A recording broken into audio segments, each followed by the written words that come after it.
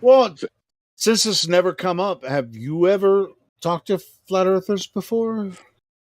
I've been in this chat. I've been like dabbling in, but I've never actually in person ever met one.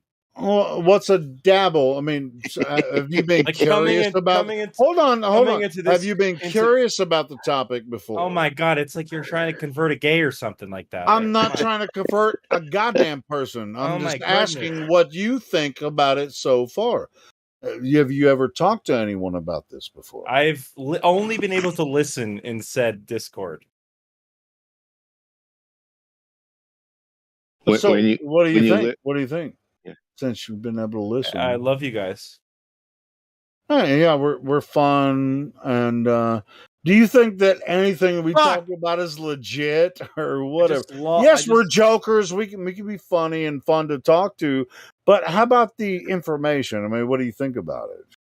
I think a lot of people in here are. Well, no, I'm not doing that.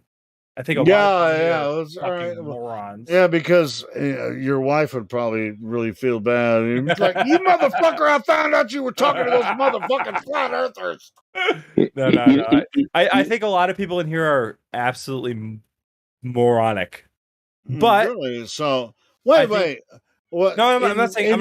In which way? I mean, moron means you're just completely ignorant of everything, right? Yeah. So people say, do you think that everybody here is talking about flat Earth is completely moronic? No, I said. All right, well then let's start over.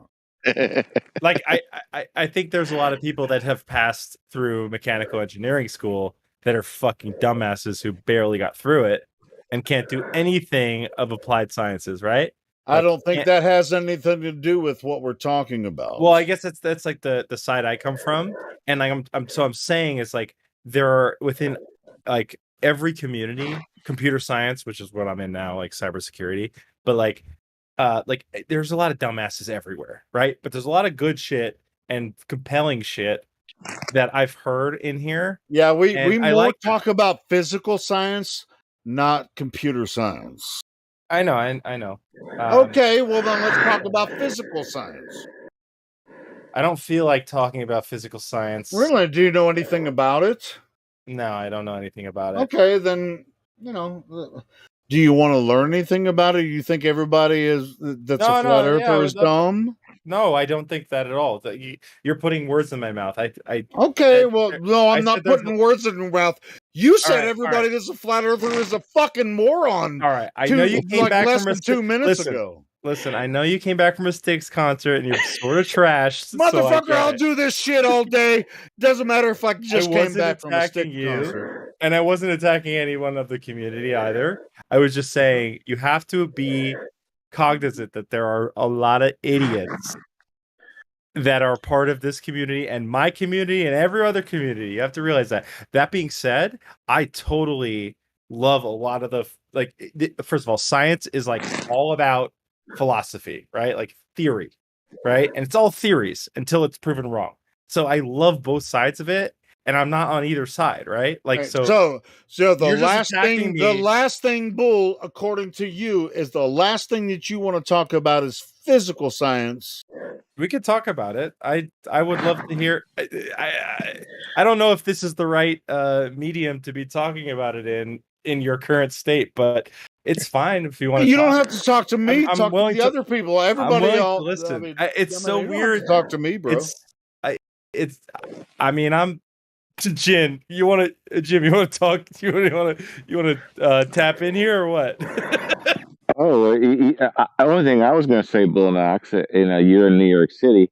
Have you ever, with your physical eyes, with your vision, empirical evidence, have you ever seen curvature of the Earth with your own eyes?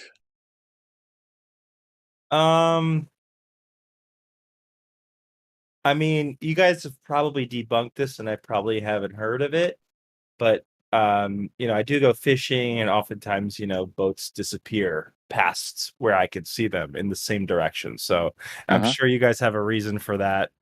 So I'd be curious to hear that, but that's probably the only physical experience, that I've ever, other than in like scientific, like microscopic levels of like when I was doing like wind turbine testing, and we did vibration analysis, as well as like we did laser analysis to determine like the harmonic frequencies of the structure that we were developing. Other than that, which is a very short amount of it was maybe about 10 feet within a wind tunnel rather, with a laser pointing at our structure, we were able to like detect curvature of the laser, like deflection, so on and so forth. But in the physical eye, the only thing I could say is, when I was, fishing 60 miles off, and there's another boat way far out, and it just disappears straight. So you probably have an answer for that. Are you about 6 foot? Are you about your accurate description of natural science? Thank you so much. Are you about 6 foot tall? Yeah, 6 foot. Yeah. If you happen to be, just as an example, if you happen to be on a shoreline and you're 6 feet tall. Oh yeah, I do. Oh, sorry. Yeah, if you're on the shoreline and you're 6 foot tall, the Earth curve calculator, which is what NASA uses, and all the people who believe we live on a spinning, watery, curvy, bendy ball, a globe, they'll calculate that the geometric horizon, or the horizon, will be out there 3 miles, and that's when boats will start going over the horizon or going over the curve. And so, what happens there?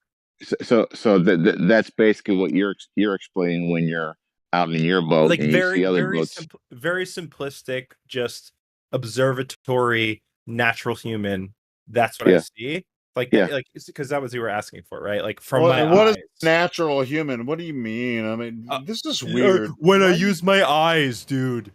Okay, natural human. No, I mean, no, you're just using terms that nobody ever uses. You're just saying shit. I mean, you're being incredibly condescending, so I'm going to be condescending back. Okay, fine, but you're just absolutely trash. You were talking to someone else. You were talking to someone else, and you're still using these bullshit terms like human this and that.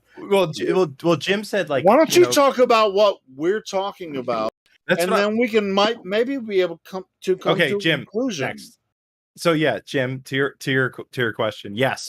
The only thing that I said was from the sailboat analogy, or like whatever. Yeah. So if you happen to take that, if you stand up and you have a 6 feet observation height above the water in your sailboat, then NASA and everybody who believes that we live on a spinning, watery, bendy, curvy ball. So what happens? They will say that it's going over the curve. What happens is, your eye can only go a certain distance. You can only see a certain distance. And because of law of perspective and vanishing point, as that boat moves away from you that you think goes over the curve, it's just moving out of your sight. And if you have why does the sail start lowering then? Yeah, it's wait. I have an answer. Yeah, go ahead. The sail doesn't lower. It just gets smaller. Hold on. It does get smaller, and the boat does as well as it moves away from you. Yep. All right, check this out. And I always ask this, and it may be offensive to you. Do you think the horizon is the curvature of the Earth? Nope. All right, so Bull, the horizon is not the curvature of the Earth? Nope. Okay, cool. So what is the horizon? I don't know. We have to start there before you even start to describe what you might or might not see if you're standing on the shore of Earth, and what I don't know. boat is doing. I honestly don't know. Wow, God damn. I would have assumed it's curved. Unless I'm just gonna get banned for saying anything. Nobody's gonna ban you, bro. No, this is why I asked this simple question. You said I don't know. That's the best answer you could have given.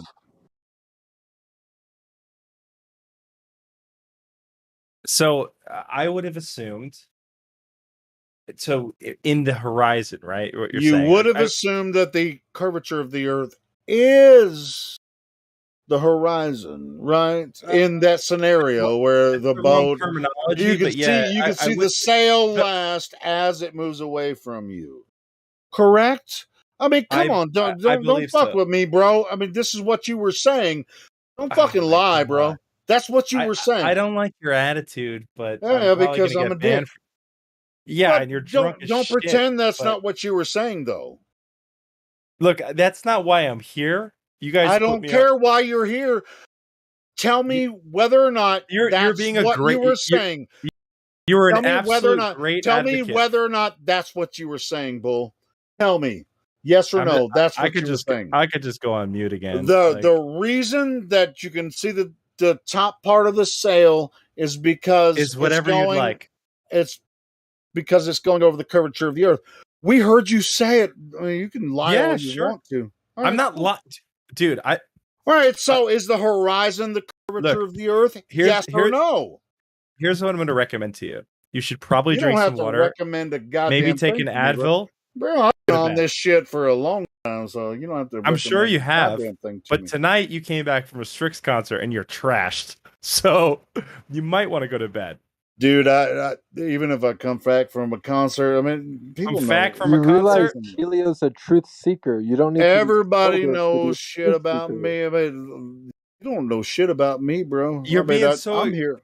Look, either you want to. Dude, I'm asking you a yes or no freaking question. Why are you trying to freaking throw in there?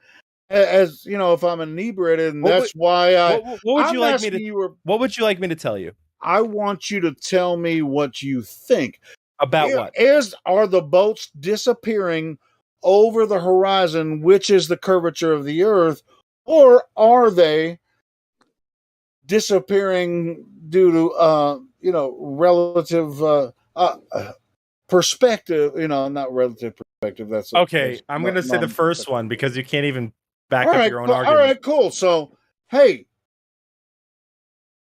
everyone. He said the first one.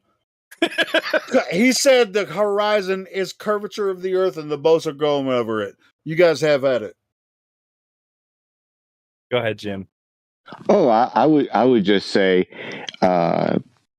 we've been taught, Bill Nye and all those people have been teaching us that it's the curvature of the earth and the boat is disappearing over the horizon. The only problem with that is that you're never taught law of perspective and vanishing point, which every painter who has ever started, day one of being a painter is taught about law of perspective and vanishing point from day one. Basically, the boat is. I'm curious on what it is. Yeah, your eyes can only see so far. Relative perspective or something around those. Yeah, lines? law of perspective and vanishing point. Your eyes can only see so far, and you can no longer see the boat because it's gone out of your view of sight. That your eyes can do. But makes sense. What great technology we have today? You can take a Nikon 900 or a Nikon 1000. The 900 has enhance what you can actually see. Is what you're saying. It actually has an 86 magnification on the P900, and you can use that. Something that you couldn't see with your eyes. Then we have like the advanced technology of like a certain lens, and then boom, there it is again, right? Actually, the hull, the everything in the boat, and you can even see the water on the other side of the boat, which is interesting. That's an argument for flat Earth. That's pretty awesome. Yes, because as long as we have more technology to see even farther, we can continuously prove that flat Earth still exists. Because we see the water in front of the boat, we still see the hull, but we don't see it with our eyes. No, right? Exactly. That's the type of logic that I like to hear, rather than screaming at me, Helio, and telling me one or the other. Like, fuck you. Commentating on the moderation or other people, right? Bro, I was That's just not necessary. pointing out. That's not necessary. Helio, I'm dealing with this. Yeah, go ahead. So, that's not necessary, right? People are people. People have different approaches. You may or may not like one's approach. This is not the forum to complain about somebody's approach. So the logic states that you have been told you live on a globe with the radius of 3959, right? With that what radius, does that mean? What is 3959? The amount of miles, which is the proclaimed radius of the globe Earth, from the center to the outside of the globe. Okay. So with that radius, we can calculate where the horizon must be on a certain observer height. So at an observer height at 1 feet, foot, yeah, or 1 foot or 10 feet, yeah, we can figure it out, right? 1 foot observer height, the horizon must be at 1.225 miles. That's just geometry, right? Without like clouds or any obstructions, so on and so forth. Yeah, makes sense. Right. When you're looking at a large lake, over a large lake, yeah, and you're lying on your belly on the beach. Mathematically speaking, period, end of story. Correct. So this horizon, right, which is in which the globe says is the geometric edge, which boats and buildings should get blocked by, is at 1.225 miles when you're lying on your belly looking over the water. So we have observations at 1 foot where we see the horizon almost 10 times further than the globe's geometric limitations. Do we have an image we can show? Sure. Yeah. Now I'm going to post it. Hell yeah. Are you following the live stream voice text? I'm in it. I'm in it now. Yeah. I want to it's like, you know what I mean? Like when someone has like these images and their thoughts in their head, it makes so much sense to explain it. But then if there's like an image everyone else can see, for example, like even not just me, but like everyone else in the chat. I know. Like you are not the first one coming here asking for the evidence, right? So yes, I'm not even just for me, it's just for other people who are like maybe not like all on mute and stuff. This will be helpful for them too. Yes. Right. Like I'm in tech sales at this point. Like I got out of software engineering. That's all. The money's right? in sales. So, right. But everyone loves images. Everybody knows this argument already, right? You're the first one apparently to hear it. Wait, is There's tech probably sales better than software engineering? Yeah, definitely. Yeah. Oh, I'm going into software engineering. Should I change that? No, it's good. What's your stack? Like what's your prefer? I mean, what are you looking to do in software engineering? It's like very vague. What is it? Like React. Wait, I can't hear. Can anyone else hear? I could hear you just fine. Sasha, it was like it's like no, two tech wizards are talking and it's unlistenable. You do realize Bullnox. Yeah. Sasha, add me and we could talk offline. It's fine. Hey, Bullnox, when you're claiming that boats go over the curve, you do understand that you're also claiming a geometric horizon at that point, right? Agreed. Yes. Okay. Focus. So I've posted the Black Swan argument, right? Where is that? Where is it? Flat Buddha? Flat Earth Buddha? Yeah. Yeah. So do you see those two oil rigs? You see them? Yeah. That makes sense, in my opinion. Right. So this observation has been done. Can you focus and not interrupt me because I'm sorry. I'm just like getting a bit annoyed now, right?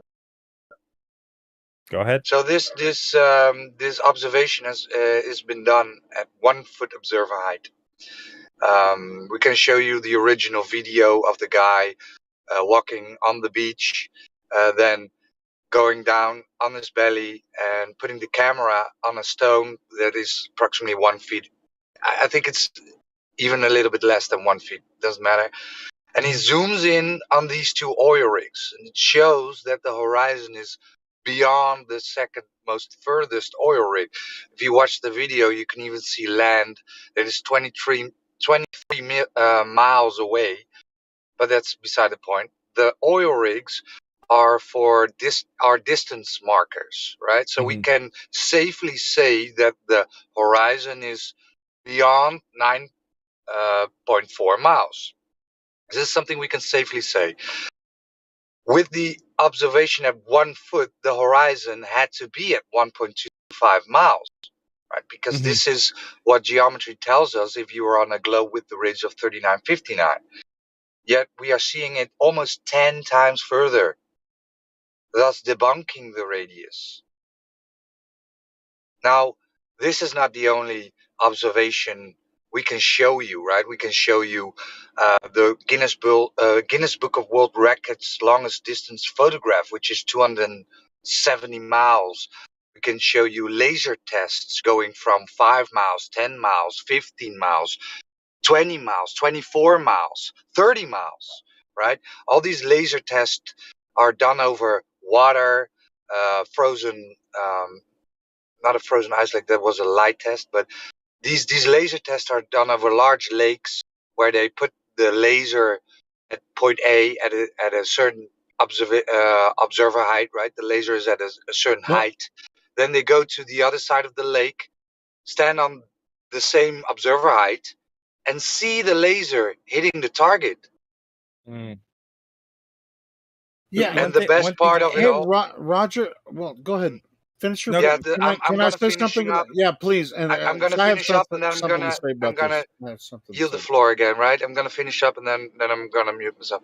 So the best part of it all, Bulk, is that you can do this yourself, right? You can actually go to a beach or a large lake and validate this.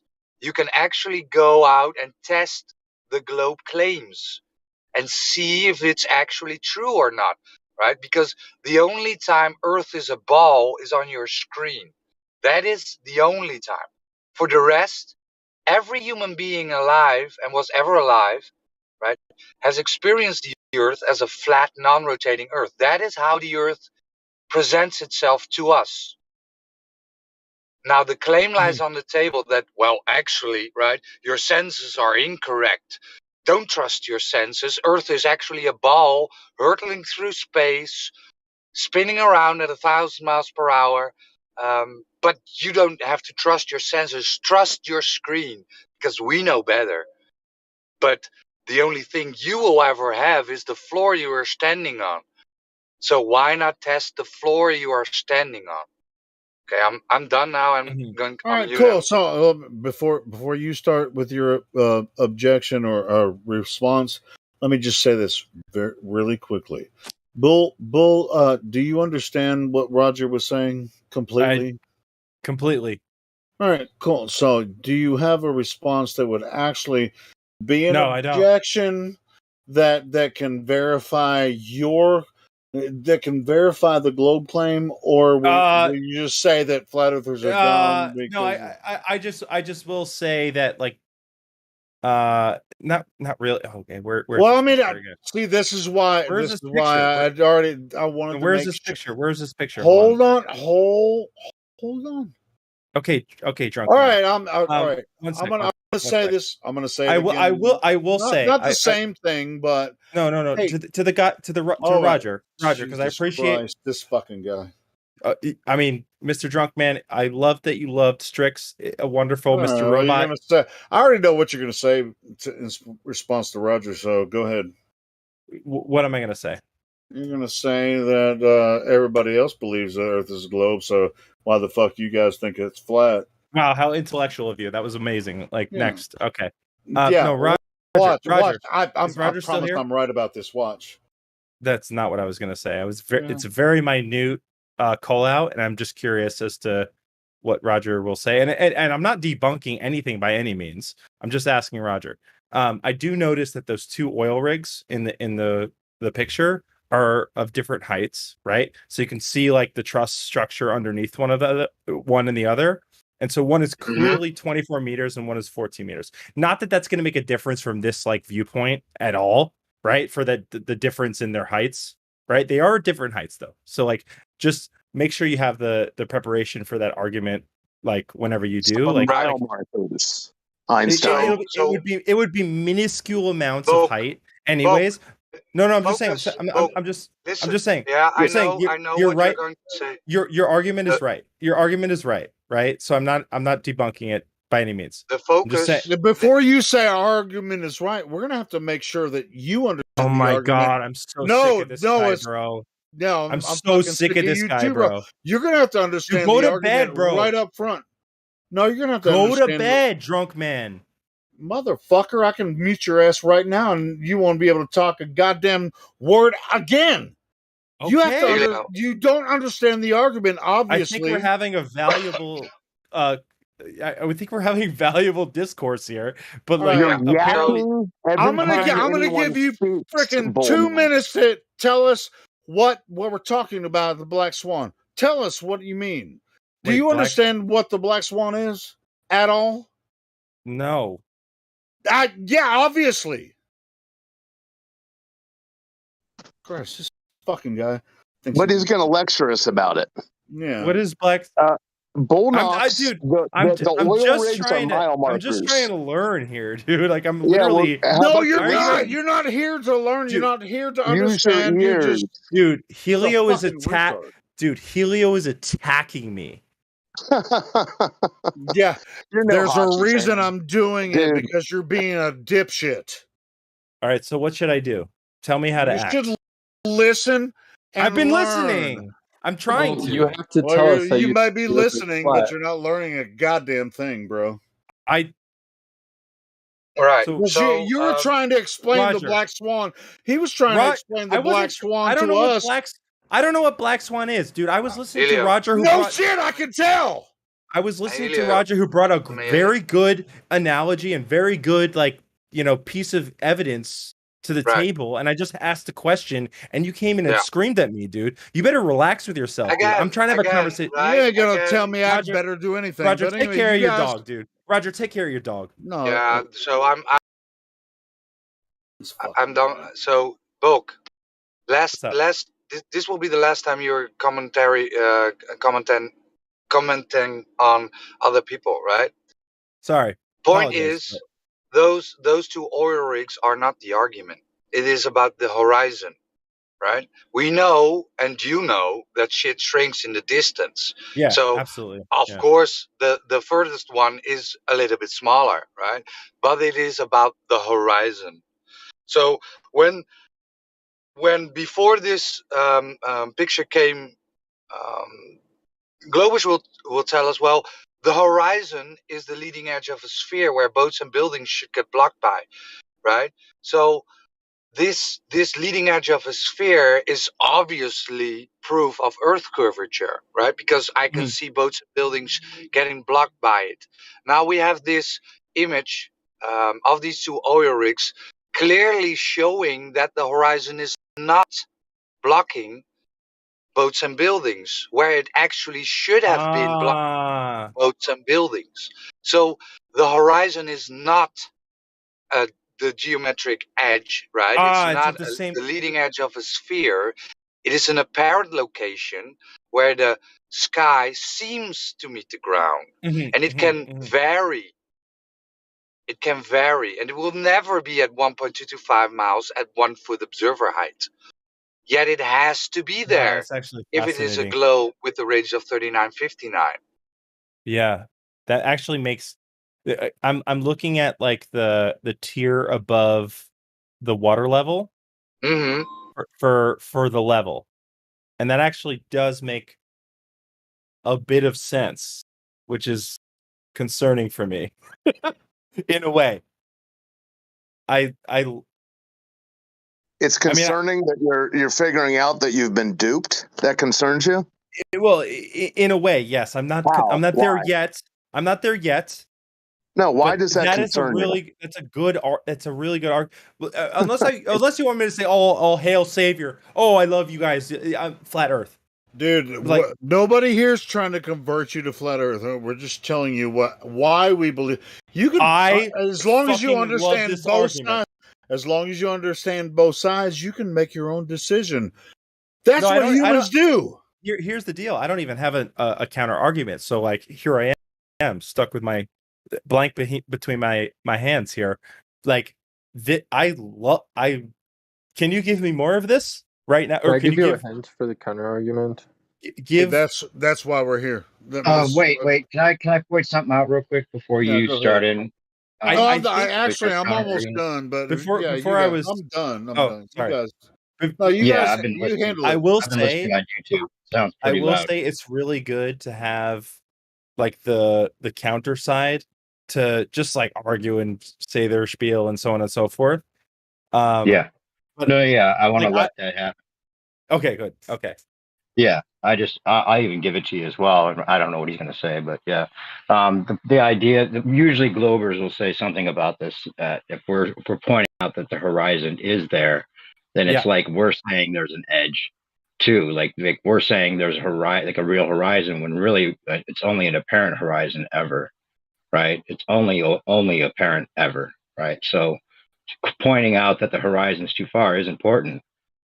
They'll claim refraction for anything, no matter how far the refraction observation in terms is. Okay. Yeah, looming up. Can you elaborate on that? The light will be bending up, right? For a glober, it's important that the light actually bends down to bring the image up. When one of the arguments that's interesting on our side or on the flat Earth side, Northern Rebellion posted a different picture, by the way. There's lots more. Yeah, it shows. Hold on, I haven't seen this one. It's a side by side. Someone who stared at this picture way longer than I have. Explain what's going on between A and B. What's going on between A and B? Of Northern Rebellion 3.0. What I want to say real quick. Oh, sorry. I just want to make a point. I want to make a point about this being called the Black Swan. Oh, my bad. Because it's called the Black Swan, but it kind of gives a new person that's never seen it the idea that this is like the one exception to the rule of all white swans, being like that we see globe proof every time we take a picture. And then this is the one example that we don't see it, but that's not true. That's not the reason it's called Black Swan. It's because you only need one black swan to prove that not all swans are white. That's the reason it's called that, right? But every picture you ever take is a stationary plane, and there's lots of refraction, even right. That makes showing sense. That it's not about this is the exception to the rule. You can go out and do your own observations and see that you see too far. Even Globers will agree that we see too far, even though they claim refraction, right? But the interesting thing on our side that isn't brought up a lot is that light will bend up if there is a less dense medium, right? And it could be argued that because it's next to water, anytime you're looking over water, especially at that height, you might assume that the light would bend up instead of down. And you need the light to bend up or bend down to bring the image up. And you need, it's like the opposite, the way the light would work, right, for refraction. But if there's evaporation going on at the water always, which we know is happening, it would make a layer of less dense air right there at the water, which wouldn't make the light bend down. It would make it bend up. So, and that seems to be what might be going on in general, but any kind of observation isn't proof of anything. There's so many proofs that we're not on a spinning ball. In fact, there should be thousands and there should be millions that we are on a spinning ball, and there's none. Doesn't that concern you whatsoever? A little bit, yeah. I mean, there's a lot of unanswered questions that like I honestly don't even have the questions to formulate, but like I'm curious for people that are more expert in this field to kind of guide me in the way of like answering them. Like it's as easy as this. I could just say it's as easy as, do you feel like you're spinning? Wait, which field? I'm curious. Which field? Helio's spinning right now, dude. After that Styx concert, dude. I didn't say field. Did you go to Styx concert? He said, "I want more people to talk about." What are you talking about? The flat Earth field or the globe Earth field? Which field are you talking about? We don't feel any fields. Nobody feels any fields. Okay. No, are you talking about me saying field? Fuck the Styx concert, dude. I'm the same fucking guy that. No, I'm just saying. Was here all the time before I went to Styx tonight. Was that question to all of us or just me? This is dumb. No, this guy said, "I just want to talk to people that are familiar with the field." I'm trying to have like a little bit of a calm discussion with him about my perspective real quick. All right. You start I like but I'm curious about which he's field being he's reasonable. talking about. Field of He's study. being reasonable. There's no reason to yell at him right now, please. Yeah, please. Like I'm like I've had great conversations with the people in here, so like I'm just trying to. He's not like he's not being a dick. I don't think. Anyway, so yeah, I'm not. There's no experts. There's no experts necessarily, except for that. If you look into it, like this is science. The whole idea of science is theory, right?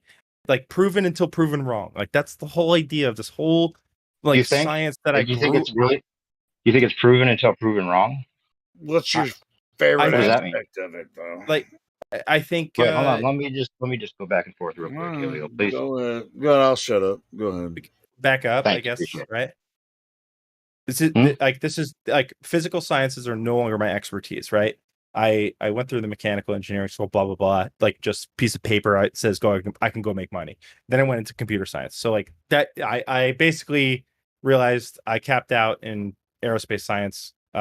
Doing literally, you probably hear aerospace science all the time. I was literally doing almost nothing. Right, I was building gerotors for like fluid systems for a gas turbine division of I can't say what company, and we did some cool stuff. But every airplane, I'm like, what airplane are we flying? And then I'm like, oh shit, one of the patents that I have in my name, like my team has in my name is in this. Let's get the fuck off this plane, dude. like that's how confident I am in my my mechanical engineering. Oh, like you didn't trust what your patent was actually supposed to do? Well, it was fine, but like the fact that like I was a part of a 6-member team that like developed something that's in some military planes and helicopters in their lubrication system. You didn't have a lot of confidence in it, is what you're saying. Well, I don't have a lot of confidence in myself, so yeah, absolutely. But that. I know but you were kind of skating by, huh? That's what you're saying. It's a joke. But like, okay. But yeah, it's kind of like they're just taking the money and not really doing much. I basically the only reason I got out of mechanical engineering is because my name is not on that patent. There was 6 people that did the research and development for that material that went into that part, and I got no credit. Right, so I just dipped out and went straight into tech.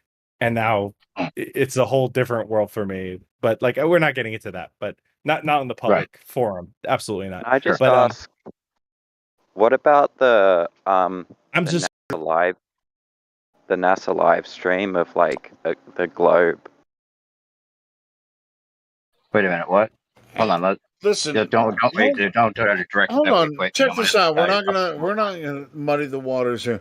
So the reason that you're talking to us about Flat Earth tonight, listen, we've all been through different paths of education and everything. There's no reason. Hey, no, there's no reason. There's no reason. I didn't mean to. I didn't mean to do anything. We want you to be you're here. always attacking me, dude. I know what you're. I already see you're loading up your gun right now. You're already talking over me before I even said. Wait, Helio, didn't you just tell me that you were going to give me a little bit, like without yelling over me, please?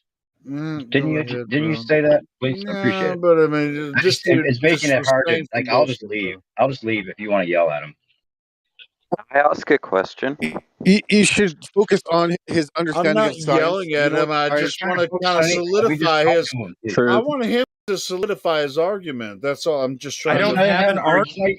He's not trying to argue. He's just. I don't have an argument. He is actually. Hey, Helio, you're like all amped and ready to jump on somebody. It's not making it pleasant right now. Please.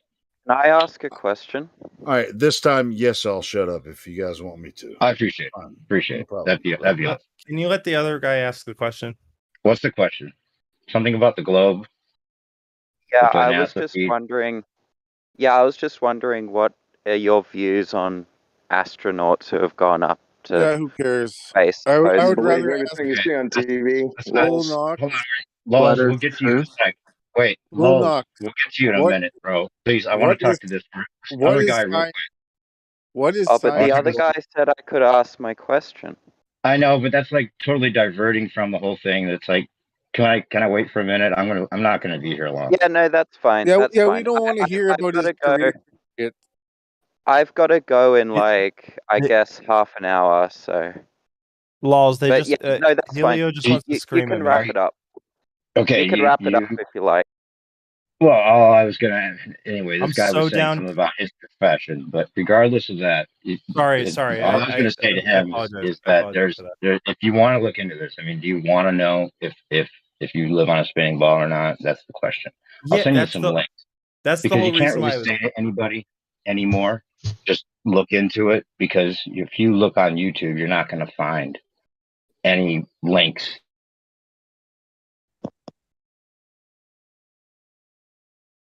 Is that for me or is that for the other for LOLs? So just to be clear, are you saying that the astronauts who have gone into space and said that the Earth is a globe are lying? Yes, they're lying, 100%. How are they lying? It's a TV show, lols. How are they lying? Why would you trust government? That's pretty stupid.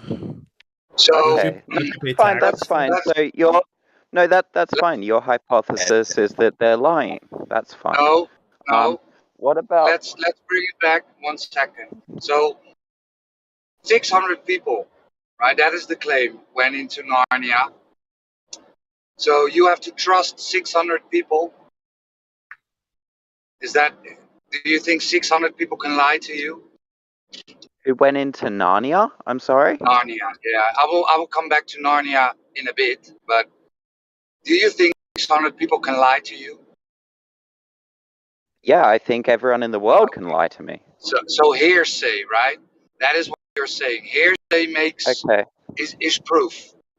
Hearsay is proof. I didn't say anything. I didn't say anything. All I asked, look, I'm not trying to attack. Look, all I asked was.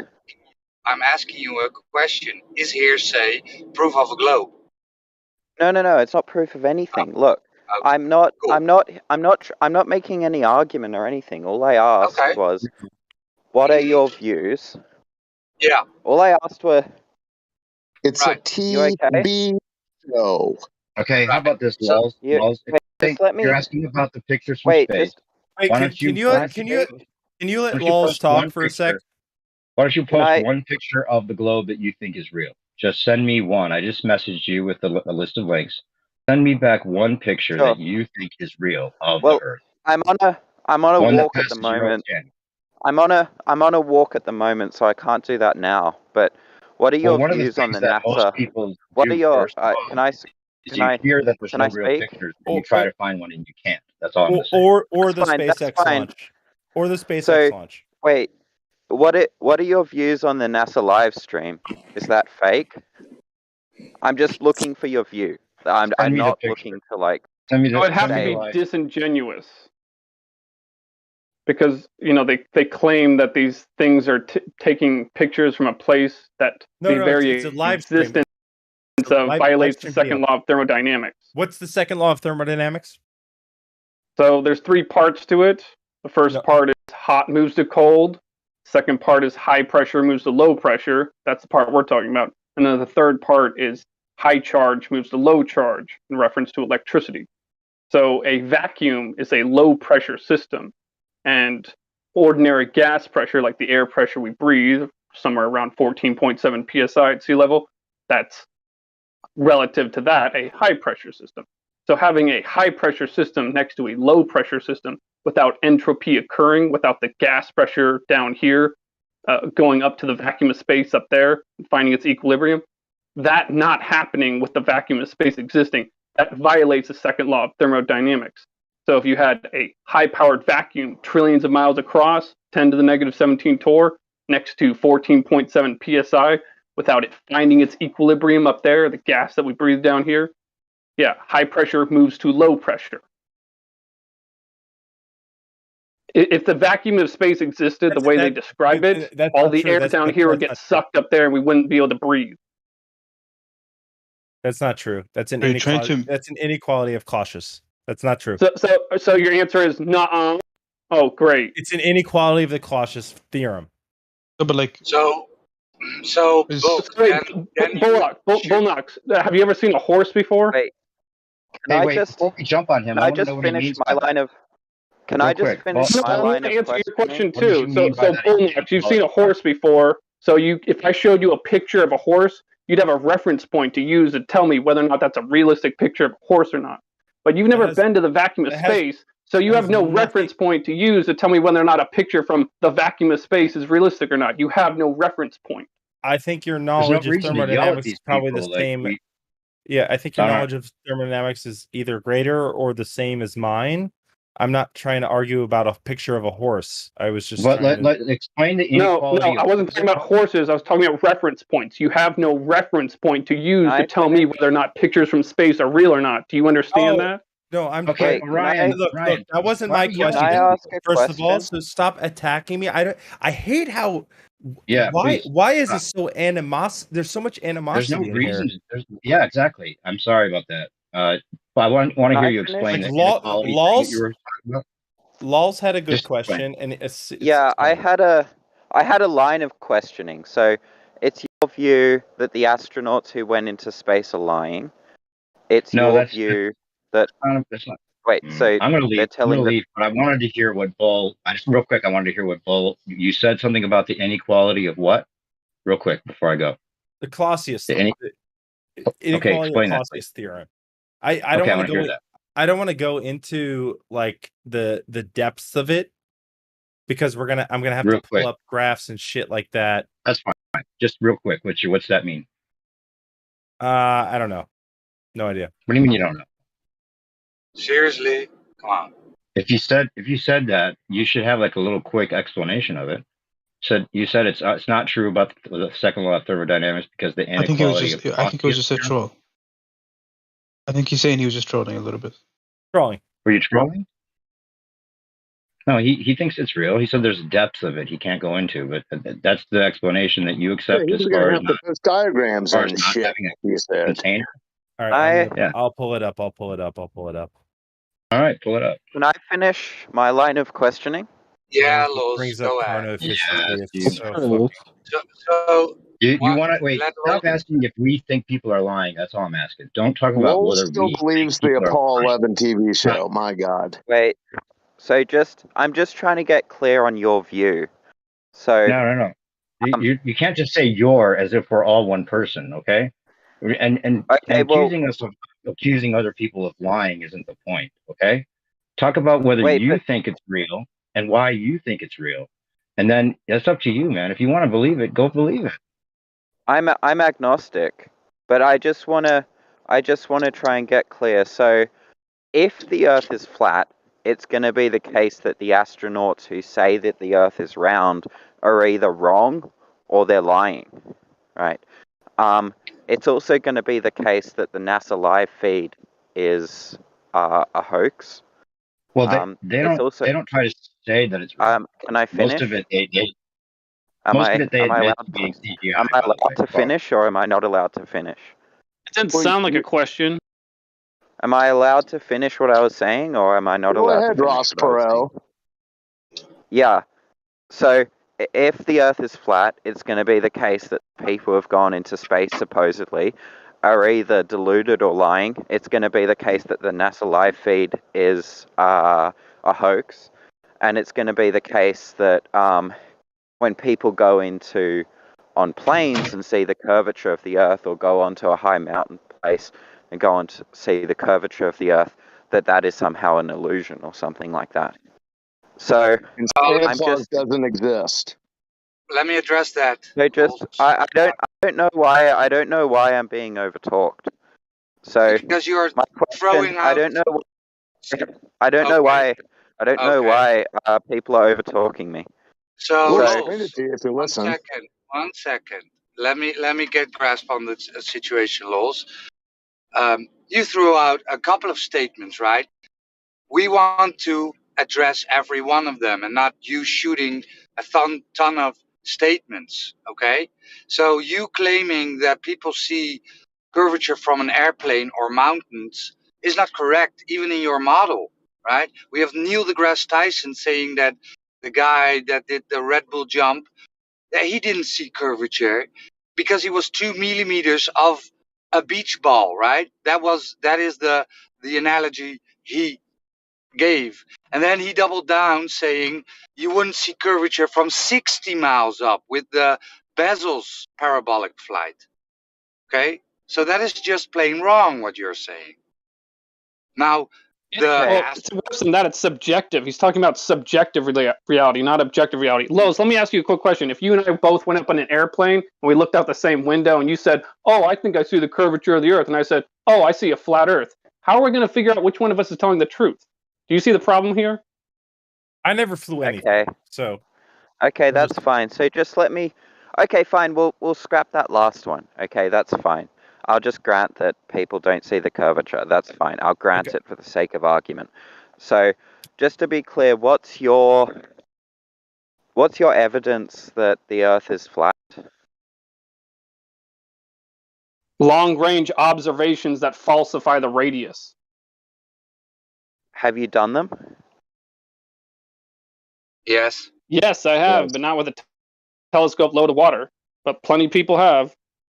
Wait, although keep in mind, Lowe's, hold on a second. I need to point out to you, Lowe's, that our base axiom, Lowe's, can you hear me? Plenty of other people have done them, but you haven't done them. So trusting other people. No, I have, just not over bodies of water. Because I don't exactly live in a place where there are bodies of water to do that with. But I have done it with mountains. So you're trusting information from others? No, I have falsified the radius with mountains. Can you hear what I'm saying, or are you retarded? Do you know what a mountain is? Mountains might have like abnormalities. Like you have to do it over water. No, I'm talking about the base of the mountain, not the top of the mountain. I'm talking about observing the base of a mountain from 100 miles away. Yes, I have done that. All of Earth could have abnormalities. There's anomalies in the level and topography of the Earth. So yeah, that's why bodies of water are ideal. I'm not in denial about this. So, So you're trusting other people.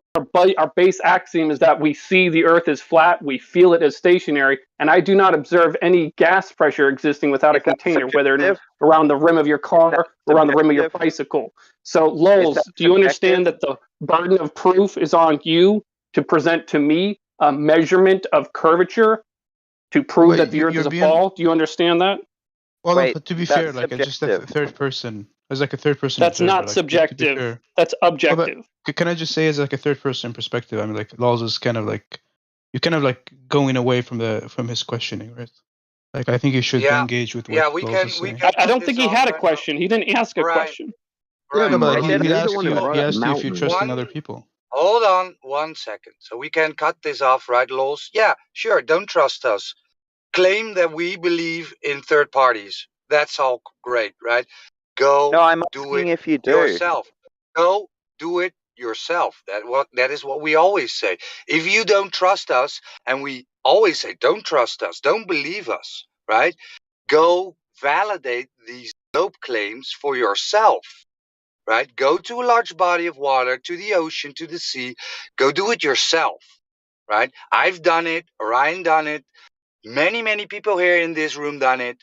Right? So if you say, well, you trust third people, well, fine. Right? Fine. Go do it yourself. Hey, Lols, I got a quick question to ask you, Lols. When people go to space and they tell you that they went to space, is that first-hand information or is that second-hand information to you? I don't know what. Have you ever been to the vacuum of space, Lols? No, I haven't been to the vacuum of space. It's different. Lols okay, so that would be second-hand information. Now, what I'm telling you you can do is you can go and make observations, and those observations are first-hand, first-hand information, not second-hand information. So do you see the difference between the two? Yeah, I mean, I have done an experiment on the water, and it seemed to confirm a globe Earth. But then you must have been doing the wrong thing, because you wouldn't have needed to do an experiment. Experiments have to do with science. We're talking about geometry. Oh wait, I don't understand. Tell us about it. You said, but you said that if it's geometry, then presumably it's an a priori conclusion. I don't know what you just said. Well, a priori is an argument that you can establish some sort of truth without any empirical justification. Like empirical would be observation and sort of like science and stuff like that. That would be empirical. But I guess like mathematical truths would be a priori because you don't need any observation to come to What do you mean, like negative apples? Like if I got so negative Lowell's apples? math doesn't always reflect reality. Do you understand that? Can you hand me a negative apple? Well, you owe me an apple. I'm not convinced, Matt, that that's true. Wait, yeah, okay, so can you possess negative apples in your hand? He just said negative stuff isn't okay. He just said that stuff that's demonstrable and falsifiable, don't worry about that. That's empirical. Leave that stuff alone. Let's go to like numbers, which is like arbitrary and random. I never said that. I never said that. So don't you think we should take a first-hand observation, right, and try to get a measurement? Look, I never said any of that. Okay, maybe I misunderstood what you were trying to say. Should we take first-hand observations? All I'm saying, should you take first-hand observations? Yeah, I think it's at least in part evidence. Yeah. In part. Should we take first-hand observations over second-hand stories? What part would not be evidence if we took a first-hand observation with our senses and useful tools to enhance our senses? When you say first-hand observation, are you talking about like first person, like you are experiencing something? Okay, I'm talking about like primary knowledge, something that you've experienced. What's primary knowledge? Like you ever had a glass of chocolate milk? You know what? You know what I'm talking about. Okay. Yeah, I mean, I think that could be wrong. Have you ever had kiwi cheese milk? Right, you haven't had a first-hand experience with that one, right? I'm a vegan, so I don't eat cheese. I'm sorry, I said cheese. Okay. What? But do you get what I'm saying? You have first-hand primary knowledge of chocolate milk once in your life, right? Maybe we can. Yeah, I have had it, but maybe we can get back to the point. Okay. I'm just asking. We're taking measurements, first-hand primary knowledge measurements, and we're not telling you to trust us. We're telling you to go outside and take first-hand primary measurements so you can have experience and knowledge of the curvature rather than a belief. But I haven't done that. If you haven't measured it yet. But I haven't done that. So what should I do? Should I just remain agnostic? Wait a second. So you told us you said you did do something. Yeah, you still that said you did experiment. I have 5 minutes ago. You said you measured the curvature of the Earth. Tell us about it. Tell us about your quote-unquote experiment. Okay, wait. I'll cut in. He said he's done experiments around water to prove that. We heard what he said. Let him speak for himself. Let him tell us about this experiment that he claimed to have done that confirmed the globe. Please. Yeah. So, I have done one experiment, which is I went to the beach because I live near water, and I looked at a big sailboat drift off into the horizon, and it disappeared from bottom up, which is something you'd expect to see. Hypothesis that the Earth is a globe, but something you would not expect to see on the hypothesis that would also happen on a flat surface. Oh, Roger. In reality. Roger just... Can we get like a clear... Lols, you correctly named yourself. Wait, can we just get clear on one thing? Like Orion and Lols, assuming that like Lols hasn't done like an experiment that is adequate. I mean, maybe he has, you know. Before we do that, what can I just say? Like the Orion, would we conclude that Orion has not like first-hand experience that the Earth is flat, and he had to like trust other people? I do have first-hand experience that the Earth is flat. Oh, but you said you didn't do any experiments of water. I said I didn't make observations over water. I've done it over land, falsifying the radius. Yeah, but like keep in mind, our base axiom. Hold on, right there, buddy. Hold on, right there. Our base axiom is that we observe the Earth is flat and we feel it is stationary. Do you have any evidence to the contrary? What would that be like our axiom? What? Murphy's Law. What would that be an You're axiom? really talking out of school here, pal. We were talking Why about would that be our Lowell's- axiom? What? Bro. Yeah. Because that's our base axiom. That's what we start out That's with just what we know. We see the Earth is flat and we feel it as stationary. Do you feel the Earth moving right now, Murphy? It's kind of confusing because I asked you why it's an axiom and you said it's because it's our base axiom. It's just repeating the claim. Yeah, he was coming to that. Focus, right? He asked you, do you feel the Earth moving? That's not. Look, I'm asking for Murphy, a reason. But look, The reason it's will confusing, right? Do you know what a base axiom is, Murphy? It's like a thing. I guess it's like a thing you don't have any justification for, and you just take on faith. Like, is that the idea? No, it's actually kind of the opposite of that. A base axiom is what you know to begin with.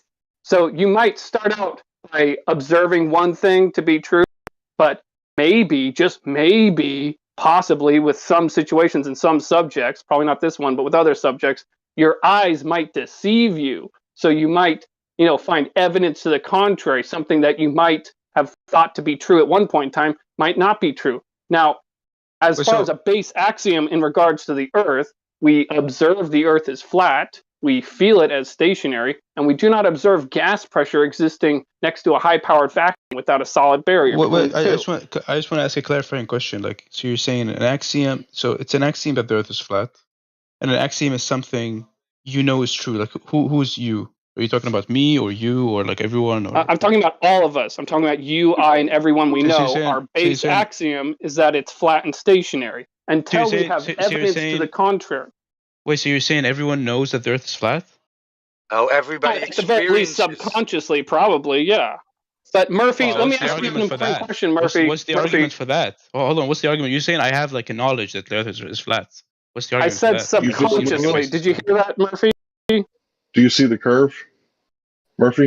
Yeah. Do you see the curve, Murphy? But why are you guys asking me questions? Look, he just made a claim. No, listen. No, it's not a claim, Murphy. That's an observation, not a claim. Murphy, let's go into the 3 points. Spinning? Do you feel the Earth spinning? Do you see curvature? Are you having trouble breathing, sir? No, Do you not having experience any of those things? The oxygen might not get into his brain. Pay attention like your breathing plan, then. Do you feel yourself spinning? No. But wait, do you see curvature right now? No. Wait, did you see any this week? I saw curvature on. I did like an experiment on like the. I did an experiment on the ocean. Why are you guys so obsessed with that word? Okay. Why can't you understand that experiments have to do with science and this is geometry we're talking about? Yeah, it's an observation. It's an observation. Okay. But wait, Murphy, let's make this conversation more productive. Do you know of any time in the past of when anyone? Yeah, hold on. More productive. There's like a small problem. There's a small problem. So you said no. There's no small problem. Let me just point it out.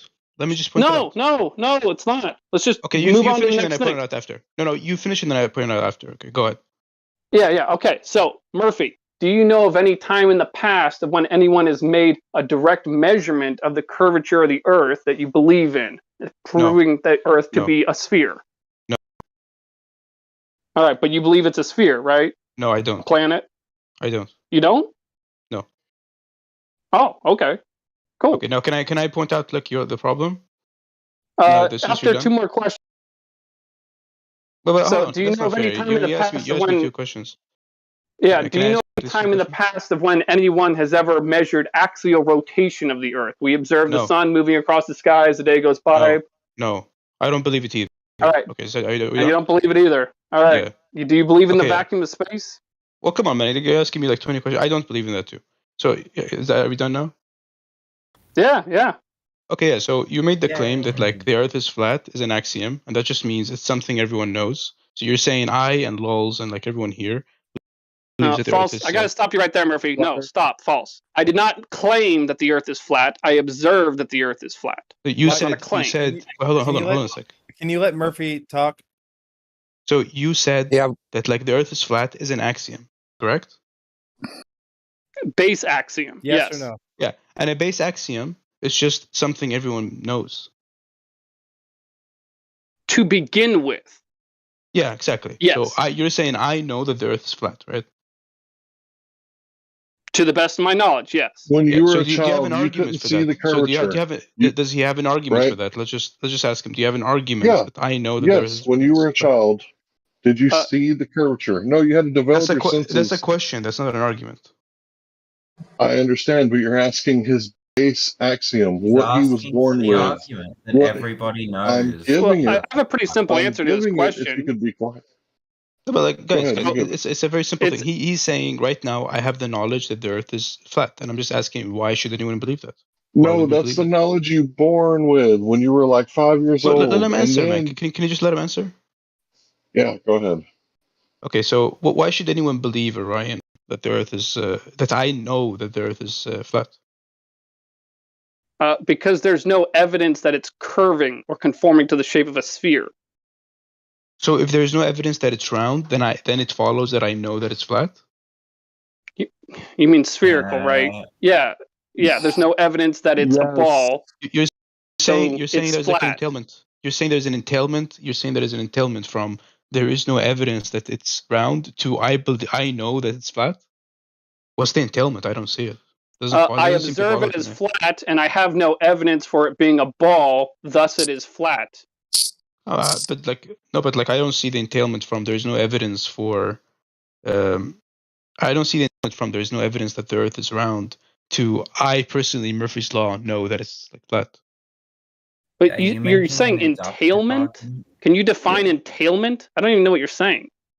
Yeah, it's like some kind of thing that like. You understand like the idea of like following. So some statement follows from another statement. Like for example, if I say, I don't know, Murphy's a bachelor, it just follows that Murphy's like unmarried, right? Like that kind of thing. Yeah, I get that. I just didn't understand what you said before that. Well, so you're saying he's asking for the argument, right? So what you need, right, is if you're trying to justify the claim that Socrates is mortal, right, you might say all men are mortal, Socrates is a man, therefore Socrates is mortal, right? He's asking you for the inference. Right. So I can boil this down. Everybody ever alive experienced the Earth as flat and non-rotating. That is the base axiom. That is your starting point, right? It's self-evident. But like the issue is like you guys agree that on the globe Earth model, you wouldn't see the rotation. You wouldn't see a curvature. No. That's not what we say at all. That's not what we say at all. No, I'm saying. Okay, listen to what we say. Listen to our argument. If there's curvature, we should be able to go find it because you guys said boats go over it. So we've been looking for it. We can't find it. But your base axiom, when you were born and you're brought into this world and your senses develop, what you don't sense is curvature or motion or a vacuum without a container. Like I'm saying. So it's like what you're born with.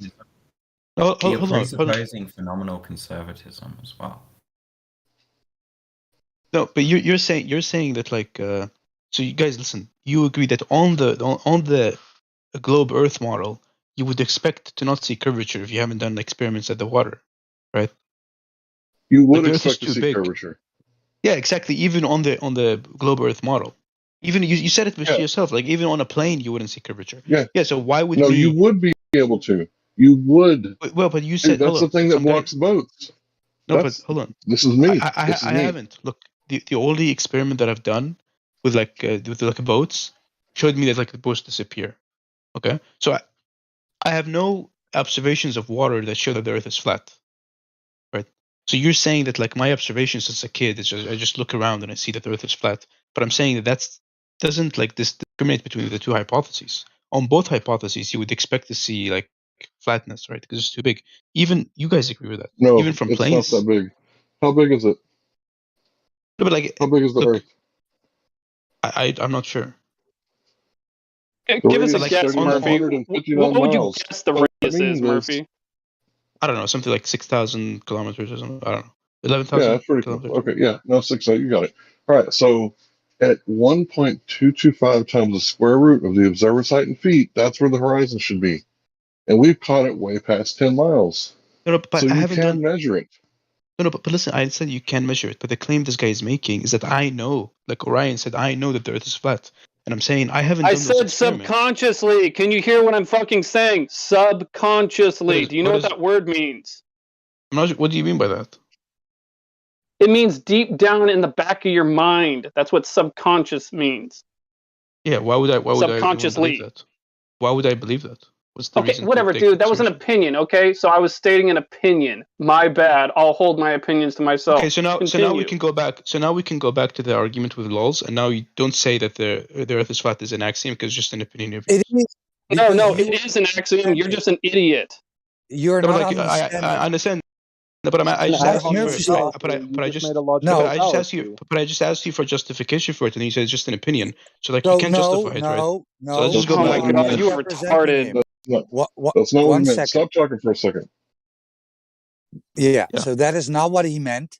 He meant. So I'm not talking for myself, right? So the base axiom is 1 second. I wasn't finished yet. 1 second. The base axiom is that everybody ever alive experiences the Earth as flat and non-rotating. That is the starting point.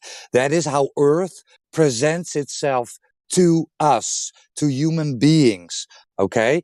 Then Orion said, well, maybe everybody knows this subconsciously in the back of their mind, right? It doesn't mean that they know it, right? Because the starting point will be Earth presents itself as flat and non-rotating. Okay, then comes the claim the Earth is actually a ball with a radius of 3959 and spins around on its axis at 1,000 miles per hour. And then we ask, how can you validate that claim? How can it be measured that the Earth is actually a ball and actually spinning, right, in an infinite vacuum?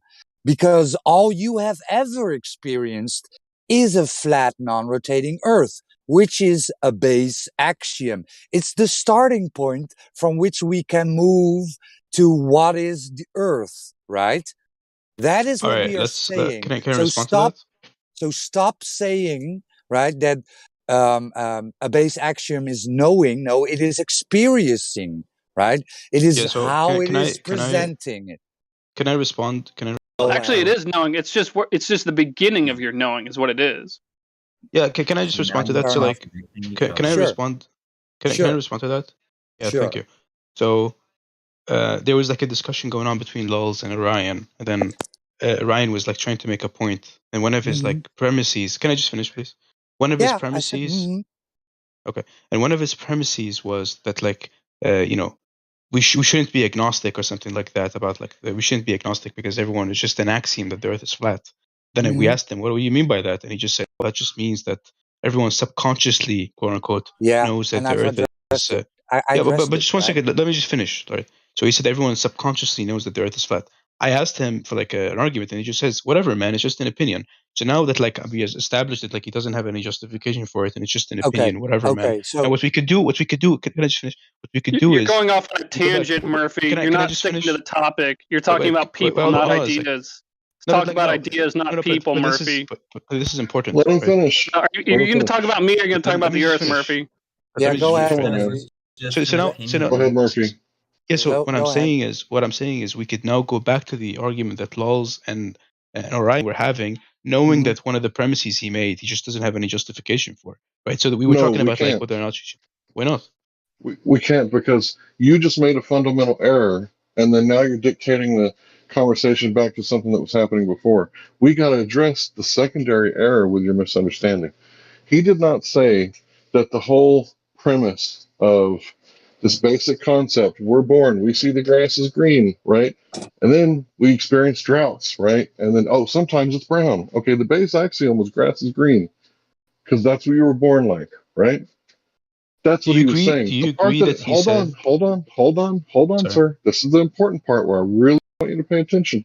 The part where he says you subconsciously know it is the part that was his opinion. Okay? So he's not saying the whole concept, right, is an opinion, just the part that you may know it subconsciously. That's what he said, okay, I'll give you that. Maybe you don't know it subconsciously. But the premise is grass is green. We're not worried about falling off the edges. We're not worried about experiencing vacuums way up there or dirt way up there, because all dirt is on the water, right? That's where we find dirt. So new worlds, right? Like the old world, new world, right? With the Americas, right? And the old world being like China and Siberia and, Alaska and all that, right? Mm-hmm. Okay.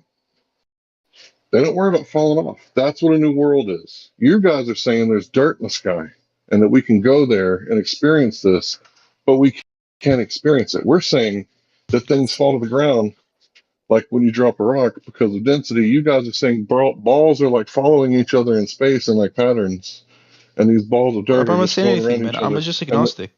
I'm just agnostic about the shape of the Earth. So I don't know why you're telling me this. I have to leave in 5 minutes. I just wanted to say one thing really quickly. It seems like all your arguments presuppose phenomenal conservatism, which is the idea that the way the world appears to be is the way the world actually is. No, I don't see any reason why I should accept that. No, Los. No, you haven't listened, right? So we told you Earth presents itself as flat and non-rotating. That is the starting point. Listen to me. Starting point. Now, there is a claim on the table that says Earth is not flat as it presents itself. I never said that. Listen. I'm agnostic. Okay.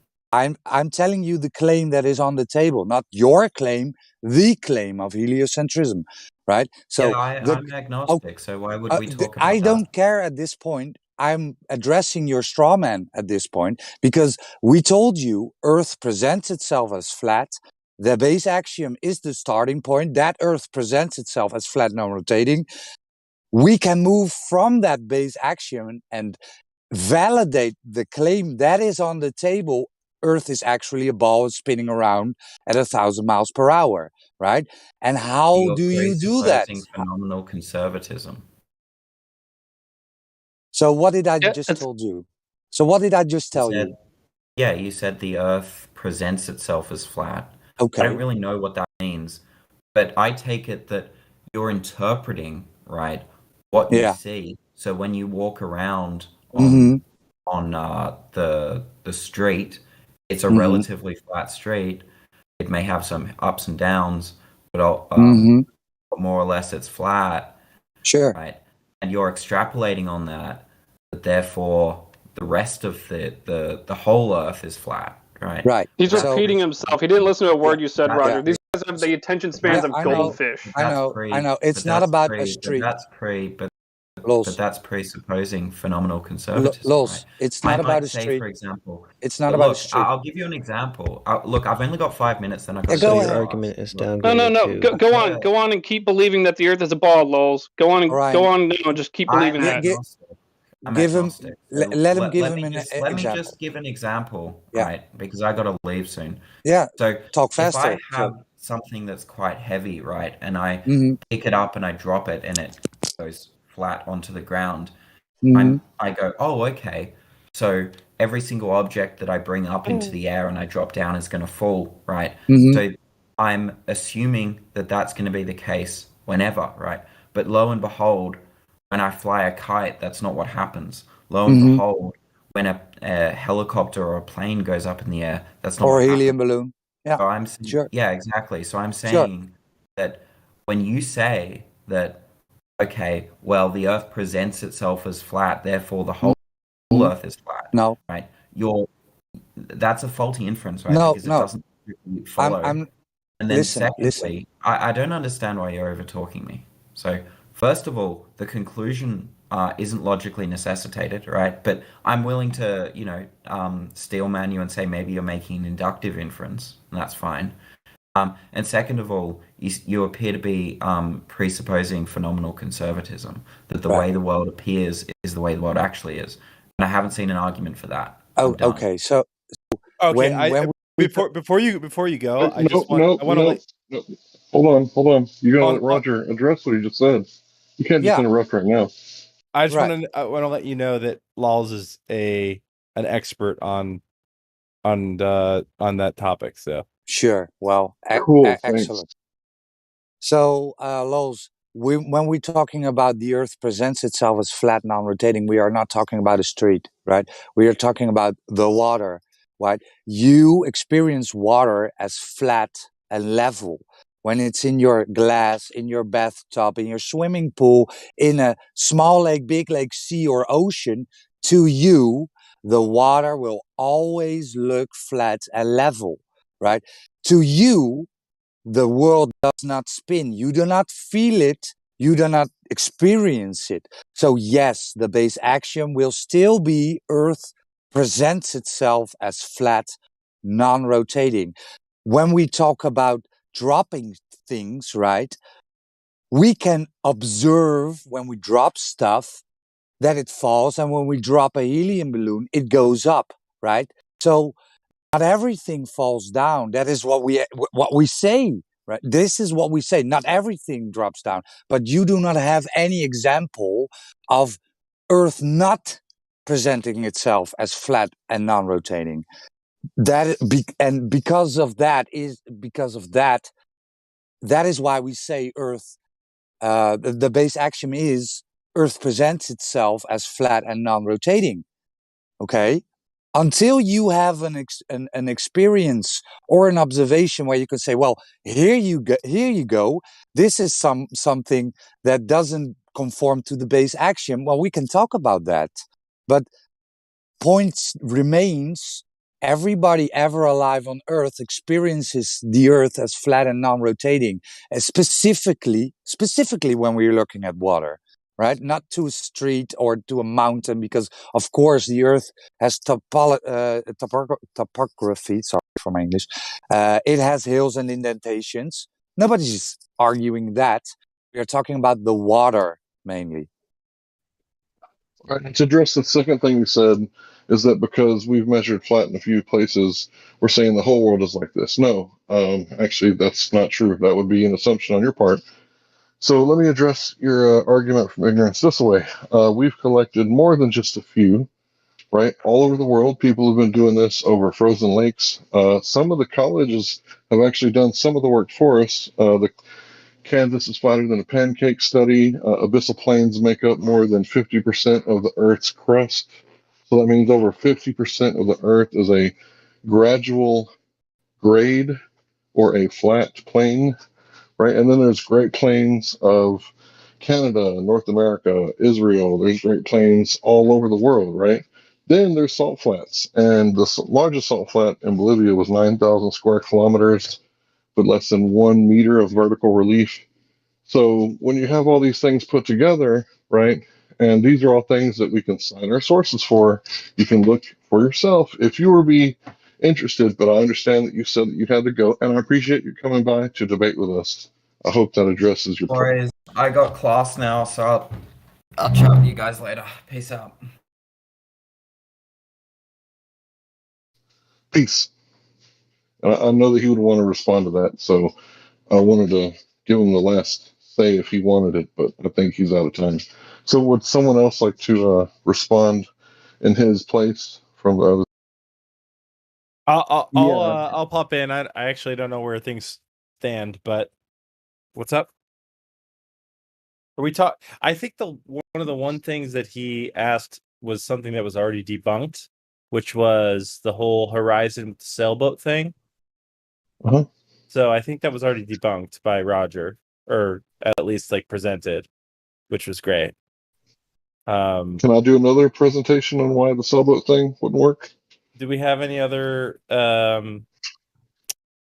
anti, or I guess Globers rather? Do we have any Globers that want to come off chat? I guess we can't really ask them, right? We kind of just like a Russian roulette this one. Well, I identify as a Glober. Okay, so explain your theory. I mean, my theory is basically that the Earth is a globe. It's fair. Let's go over that then. Can everybody see the live stream voice text? Yo, add me. Sasha. The live stream voice text, Sasha, can you see it? Yes, sir. Okay, so let's say that this time lapse of Skunk Bay, which is something that anybody can look up, preferably one with grids or lines, so that you can see what's going on. This is what you guys call atmospheric refraction, right? Wait, am I the only Glober in here right now? I don't know. You can call a friend for help if you like. I'm just talking about basic stuff like refraction. Wait, you guys can you hear love me? to talk about refraction, right? Well, I think you guys should talk to Bullnox because he probably knows more about Where's it Kit? than ever. No, I don't know anything, dude. You should talk to Sasha, bro.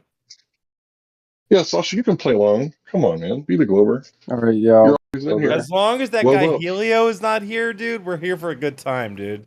That guy needs Okay. to enjoy his Styx concert, dude. Relax. Cool. Yeah, for sure. For a second, Larry, so- I'm not gonna gas you, but for a second I thought you were him with a voice emulator, but then you were speaking way too clearly. I was like, all right, it's not I Helio. appreciate that. Yeah, I appreciate that. Yeah, you always want to double check when you have some of those. But yeah, let's go over this. Can you, sir, Steve, the live stream voice text? I was hoping you and maybe if you had an audience could take a look at the gift that I posted, because you kind of have to be looking at it to understand what I'm talking about. Because whenever we say that we see too far, this is the Glober response. This is like 101 how to be a Glober. Say the word atmospheric refraction, or you can just keep it simple and say refraction, and that's a one-word dismissal for any flat earther. And if they ask you any questions, change the subject vigorously and rapidly. So let's go over refraction. What are we looking at right now?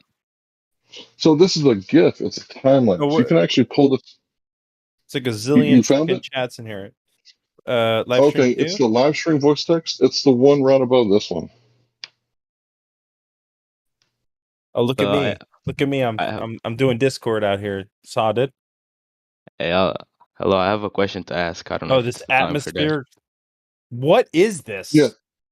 So, hold on to your question. Let me go over this, and I'll go over. Okay, this is Skunk Bay time lapse. If you would like to get a just looks better, like After Effects like 9.0 right here. What the hell is going on here? well, I'm trying to tell you. If you want to pull it up on YouTube, it's called Skunk Bay time lapse, and get the one that has a grid on it. If you would like a clearer. Wait, can you stream it for? Can you stream it for the fam out here? Just stream it. No, I can't. But anybody can pull up Skunk Bay time lapse on YouTube if they got a phone. Are you on your phone right now or on the computer? Yeah, I'm on the phone. Oh, you can't do it? Oh, you're on the phone? Well, streaming's disabled in this room. Yeah, we don't stream. But anyway, anybody can look that up. Yeah, just take like 3 seconds to turn on the phone and Skunk Bay time lapse. So what I'm going to go over is what's going on here. And you said you wanted to listen. This is where the argument hinges. This is the Super Bowl argument. Like this is the big, where everything is continging on, is the stuff that they're calling refraction. We call it turbulence, right? Because there is not different media in the atmosphere, which is a contradiction in terms. Gases have no apparent shapes. So what we're paying attention to is the lines on this picture or GIF where it says atmospheric refraction. Can you see the bottom line?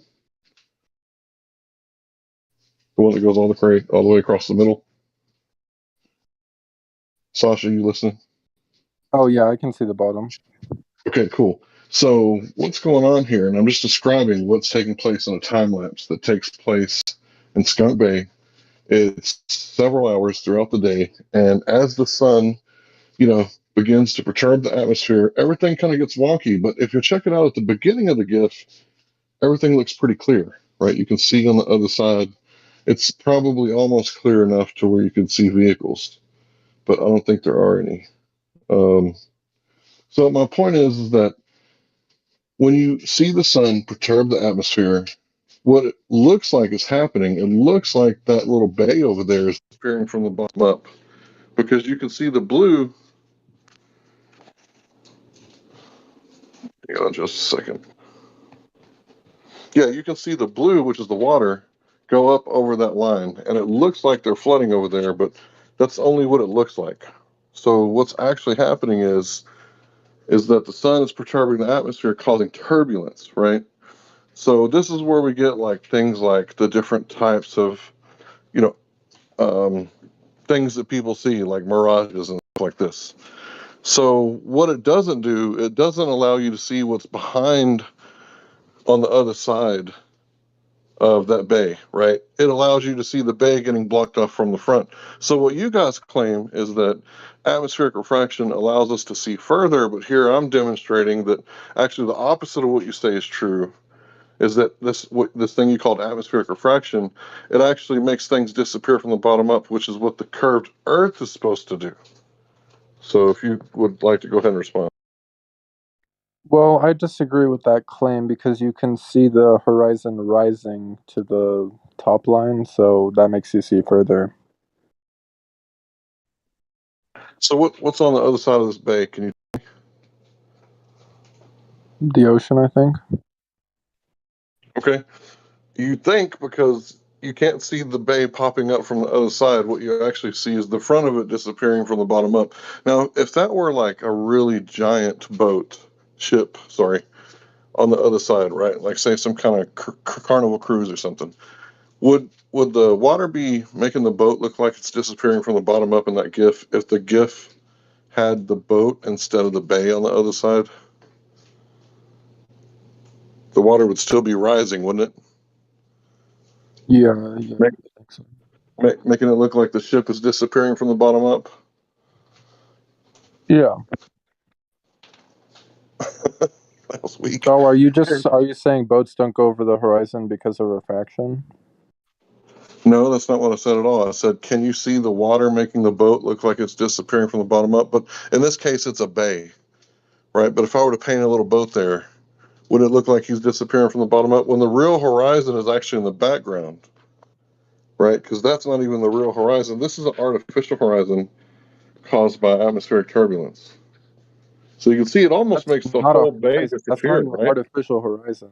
A horizon is where you can't see the Earth anymore. It's like the edge. Okay, well, it's the apparent location where the sky meets the water or the Earth, right?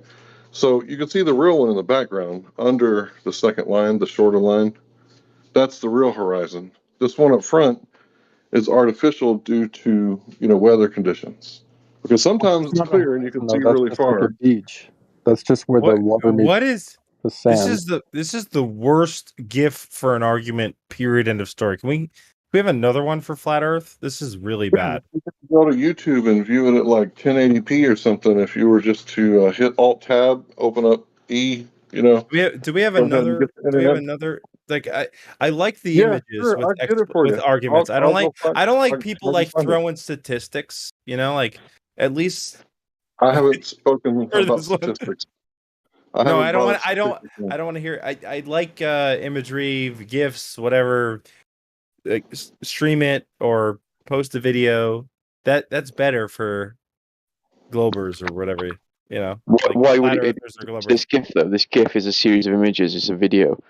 What's the difference, dude? It's too many. I guess those images are taken over like what 6 hours apart. Like it's just not fluid enough. Yeah, it's a rerun. No, this one might be better. The latest one might be better for anyone. Yeah, this one's better. Looks like we have a grid here. I went and pulled it up. I should have, cited my source, but should I stream, or we're not allowed to stream in here, or should I stream this for people? They used to stream it for CGI. That's why you don't like it. What's that? Should I stream this? You used to 4K CGI NASA cartoons. That's why you're not interested in anything lower quality, I guess. No, I was looking at a GIF from Larry. Go ahead and post that. It's not the original GIF that I was showing. The original GIF that I was showing probably shows it better. You're probably going to have to grab the slider of the video where the time stamp is and slide it left and right. Sped up? This is sped up? Yeah. Okay, I got you. Yeah. So grab that little time lapse button, that changes it from like 1 minute to 60 minutes and slide it back and forth, and maybe you'll get to see the effect that I'm seeing because. All right, never mind. My bad. It's okay. Just listen. This thing called atmospheric refraction that these guys always talk about, it's actually kind of rare and kind of hard to see, and it, sometimes it happens, sometimes it doesn't. Right, so sometimes it's clear, like I'm sure you heard on the weather, like it's a clear day. Well, that's how Guinness Book of World Records have taken a photograph of Mount Monhu like 273 miles away. Because it was a clear day, they could see 273 miles, and that mountain should have been under a mile of curvature. If it wasn't a clear day, like a little bit of fog, maybe some rain, and think about it, 273 miles, like that's almost 300 miles. How many storms can fit in a 300-mile stretch of land? So it was clear all the way, and he saw it and got the shot. And he wasn't even a flat earther. He was just a guy trying to do long-distance photography. So this is stuff that you can look up. This is Guinness Book of World Records. I think he's been beat by someone recently. But, yeah.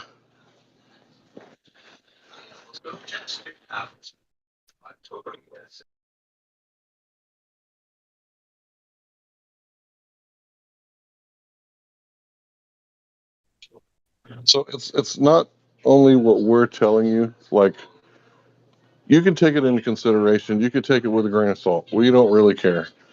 The whole thing is to go outside and do it for yourself, because these arguments, they're not meant to convince you that the earth is flat. That would be stupid, right? We're talking about flat earth, right? The dumbest people on the planet, right?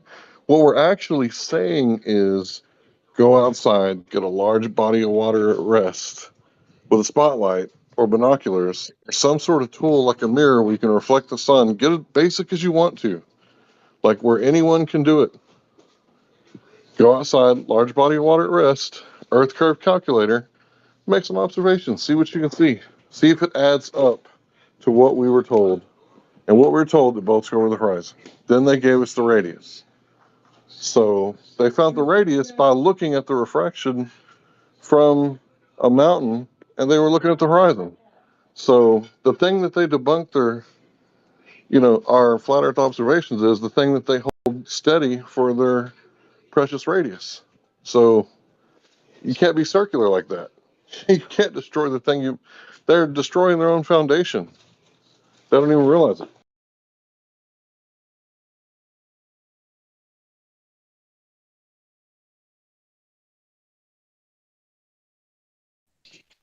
By the way, that was when a Al-Biruni. glober says refraction, they automatically debunk Al-Biruni. Who's Al-Biruni? Al-Biruni's the guy that gave us the radius. He was the guy who measured the size of the Earth by a Greek guy or something. I believe he was Muslim, if I'm not mistaken. But yeah, this Al-Biruni guy, he's got a crater on the moon. He's pretty well known. I mean, this isn't no secret. But so Al-Biruni, have we went to the moon? I haven't. Have you? I don't know, but like, have we went to the moon? Are you saying there's like dirt in the sky that we can walk on, like Mario Brothers? I don't know, bro. I've never done that. Let me get a mushroom real quick. Let's do it. I'm with you. Let's go find out. We'll go to the woods together. We'll go to the loony bin together, bro. But he's got a crater. He's got a crater on the moon. I want a crater on the moon. Come on. Right? Hey, I'll sell you some real estate real cheap. Hit me with them DMs. Get some lunar real estate. Oh yeah, son. Yeah, I got you a bullshit NFT, dude. Lunar real estate. The Hidden is gonna stack up. Son, I got a one bedroom in the NFT in the metaverse, dude. I got one bedroom, dude. $1 million. It's all about that Venetian real estate. You got nothing to lose but the paperwork. That's the paper cost, bro. That's the whole cost. As long as there's 6 door columns, that's it. We're good to go. I'm telling you, there's dirt in space. But literally, you can go right now on the internet and buy lunar real estate. I can't sell it to you because it's illegal for me to do it, but they can. But seriously, you could go buy You couldn't even sell it if you tried, bro. Yeah, for real, I can't. It's illegal. It's international law. You can't sell lunar real estate. Only they can. Here's the deal. I got some prime dirt right outside my lot. I'll sell you it for $1. You can live next to me. Dude, you can actually on my property. I'll give it to you for $1. You can live on my property. How about that? I've got a subprime loan I can give you. No, I'm good. I don't want no loans. Triple B's? Triple B's? Go, send me. Triple B, bro. Send me, baby. All right, so for me, it's like one of those things to where like you can buy like a square meter of land in Scotland, and they'll call you like some royal name or something. Yeah, that's a thing. That's a thing. That's a thing. You can call yourself a king in Scotland. My friend is actually a king in Germany in like a small town, and like as long as no one can shoot this wooden bird, like he has to go back every year, and if someone beats him at shooting this wooden bird, then he's like they're the king of the town. But like for like 9 years straight, he's been popping this fucking wooden bird, dude. Ever since college, everybody else dude. using the Coriolis effect. Ever since college. Oh, come on, bro. Coriolis doesn't. Okay, I don't even know where that stands in this community, but it's short enough that Coriolis does not matter whether or not you believe it in or not. So, I would say you might want to double check because Neil deGrasse Tyson watched a football game. Somebody kicked a field goal, and he said that the Coriolis effect was the determining factor of whether they lost because it was so close that it hit the pole. So you believe in the Coriolis effect? Just not Earth-based Coriolis effect, but Neil deGrasse Tyson does because whatever. He was tweeting about a football game. All right. Well, the point is of this story is it's 20 feet, so it doesn't really matter. Like, okay, yeah, it probably doesn't matter then. It doesn't matter whether How can or they not you shoot 20 feet away? I could with a shotgun. I could get a bird. Maybe it's like 40. No, it's a pistol, but okay, I got you. Maybe it's 40 feet, 60 feet. Coriolis does not matter at that point. Like, all right, so here's it's another a bunch thing. Of drunk Germans with fucking lederhosens on and a fucking Das Boot in their hand. Like, it doesn't matter, dude. Maybe not a Das Boot. They probably hold it true with the whatever the mugs are with the tops on them. Can't remember the name of them. So here's another thing. Here's another thing globe earthers love to say, right? Who cares? So they love to say that you can't prove things, right? And what they mean by that is that science doesn't prove things. So they say that it's never going to be proven. It's all going to be theoretical, right? And that's kind of one of the things that we understand to be true. Like science is always going to change. It's not like a religion where Muhammad is always going to be the prophet and Jesus the Christ, and the Jews come from a guy named Judah, right? That's never going to change, right? But science always changes. You get new information, you change the new information, integrate it into the new theories, and if it does away with some theories, then you get some new theories, right? Or new experiments, right? Better experiments. So the thing is that they're saying they can't know anything, and they don't like the scientific method. They call it quantum eraser's scientific method, like he invented it. In fact, actually, I think it was invented a long time before QE was ever born, because this is something that's fundamental, right? Cause and effect. We all know about the laws of cause and effect. If you see water boiling and you go, hey, I got a hypothesis, maybe the heat's causing that water to boil, right? And then you go check it out, like you add heat to it and it boils, you take away the heat, stops boiling, like you proved it with the scientific method that heat causes water to boil. Now, science has never settled, so at any time somebody could say, hey, I got an experiment, low gas pressure also causes heat to boil, water to boil at low heat.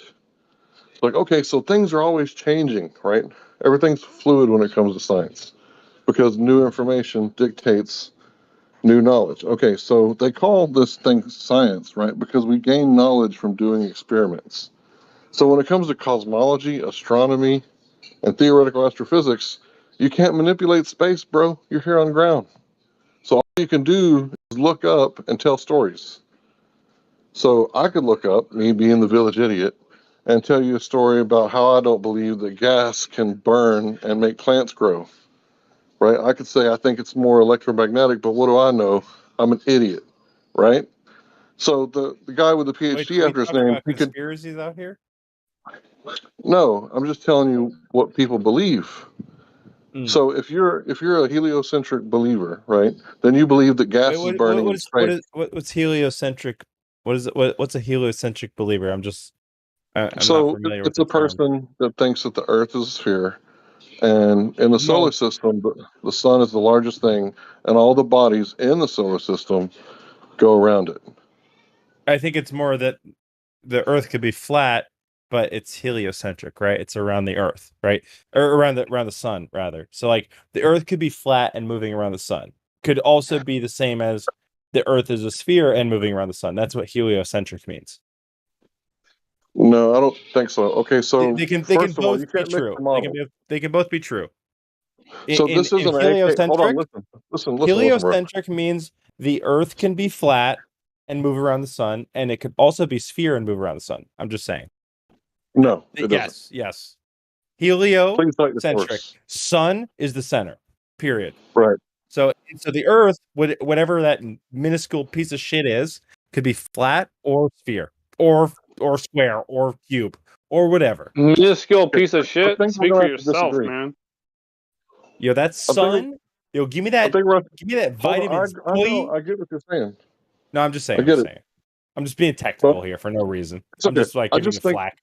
It's okay. I just want to agree with you. It's not an AK-47 where you could take parts off of another and put it in and go bang, right? You can't mix the models, right? Because it wouldn't make any sense. The gravity would squash the flat Earth into a little ball if it were real, but we have a different understanding of gravity, right? So when you mix the models, it makes us look like idiots, because if you think that that's what we think is going on, and we should probably lead with this, we don't think the Earth is flying through space. It's not moving.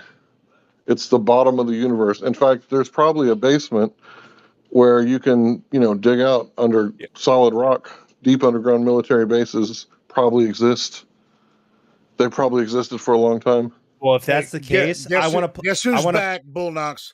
Helio, what's up, baby? Guess who's back? Me. Let's go, baby. No, they cannot mean the same thing. You can't just say heliocentrism and listen. All I'm saying is, no. I heard what you said. God damn it! I heard. I'm trying to play poker in that deep room. You're just playing. You don't have a good poker face, bro. Though that's what I'm saying. Oh my God! I don't want to talk to Helio again if he's going to attack me. That's why I came back in, because you don't want to talk to me. There's a new person in here called Joel's. Joel's, do you believe that the Earth is a spinning ball in the vacuum of space? I want to talk to Bull. Give me freaking 5 minutes with Joel's. Because finally, Joel's. All right, Joel's has been trying to talk for forever. The reason that the difference. Shut the hell up! I love you. No. I'm not going to shut the fuck up. I'll shut everybody fucking else up. Go ahead, shut the fuck up again. If you tell me to shut up, I'm going to shut everybody else up. Go ahead. All right. Helio, I think we have someone new to talk to, so somebody's been waiting to ask a question. No, this idiot's going to fucking keep talking. And, dude, I'm not talking. No, he'll be quiet. I'm having I'm just saying. Joel hey, remember that guy that was asking a question? Yeah, we're going to let him talk. Yeah, it's me. Someone asked me if I believe in that the Earth is a ball spinning in outer space. Personally, I do, but I'm not here to argue whether or not it is. I'm here just to get information on both of the sides and their arguments. Sure, and the reason I wanted to come in, you're going to get one side. Something. No, I was going to.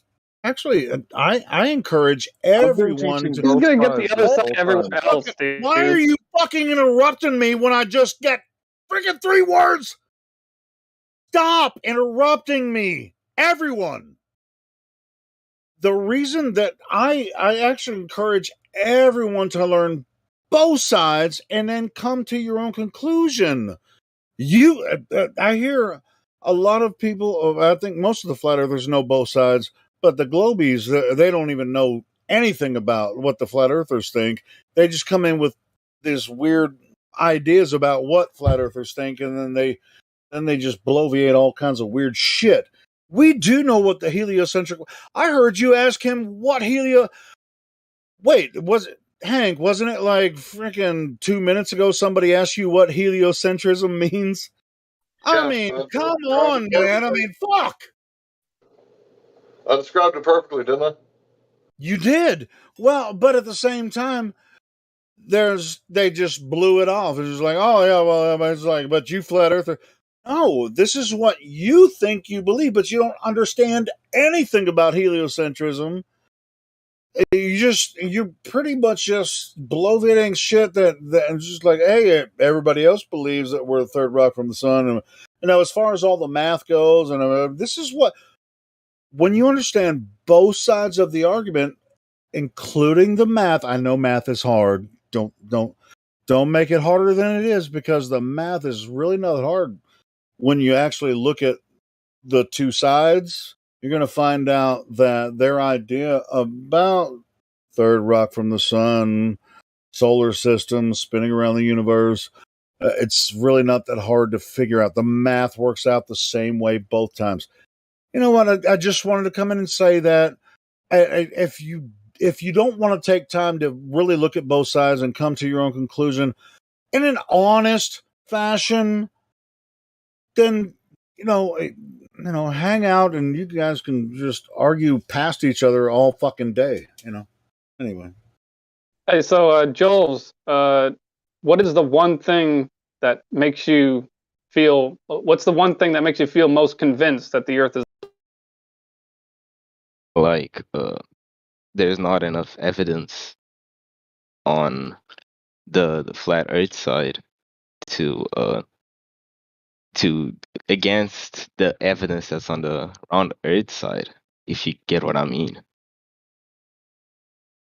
Well, from a point of view of what we're used to, what we're used to hearing and seeing on the TV and in school, I can to a certain degree understand what you're saying. But I mean, that doesn't really answer my question. Like, what makes you believe that the Earth is a ball, though? Is it stuff you see on TV or something somewhere else? I just feel like what has been told to us makes sense, and there's no reason to lie about it. I just don't see the point as to why multiple governments and agencies all across the world would just unify to lie to us about something that it just doesn't make any sense to me as to why they'd lie about this. I don't know. But you do admit that doesn't necessarily mean they didn't lie, right? I do. I'd say they could be lying. I mean, why does anyone do anything, right? But still, I just don't see why they would. Well, here, I'm going to ask you 3 questions. It's finding the answers to these 3 questions or not finding the answers to these 3 questions that will help you know for sure whether you're on a spinning ball in the vacuum of space or not. So do you know of any time that anyone's ever measured the curvature of the Earth directly and the method of how they did that? Where and when? I'm sorry, can you ask that again? I was distracted. Do you know of any time in the past when anyone's measured the curvature of the Earth directly, like an arc segment of the curvature of the Earth? No, I don't think so, no. It's all right. Do you know of any time that anyone's ever proven it to be spinning, measured axial rotation of the Earth? I don't think so as well. I'm very uneducated about the topic. That's why I'm here. Yeah, that's all right. It's a good place to learn. So, do you know of any time that anyone's ever demonstrated gas pressure without a container due to gravity? Like, take, for instance, the 36 pounds per square inch around the rim of a car without the tire due to gravity. Do you know of anyone ever doing that? No, I don't. All right. Good to know.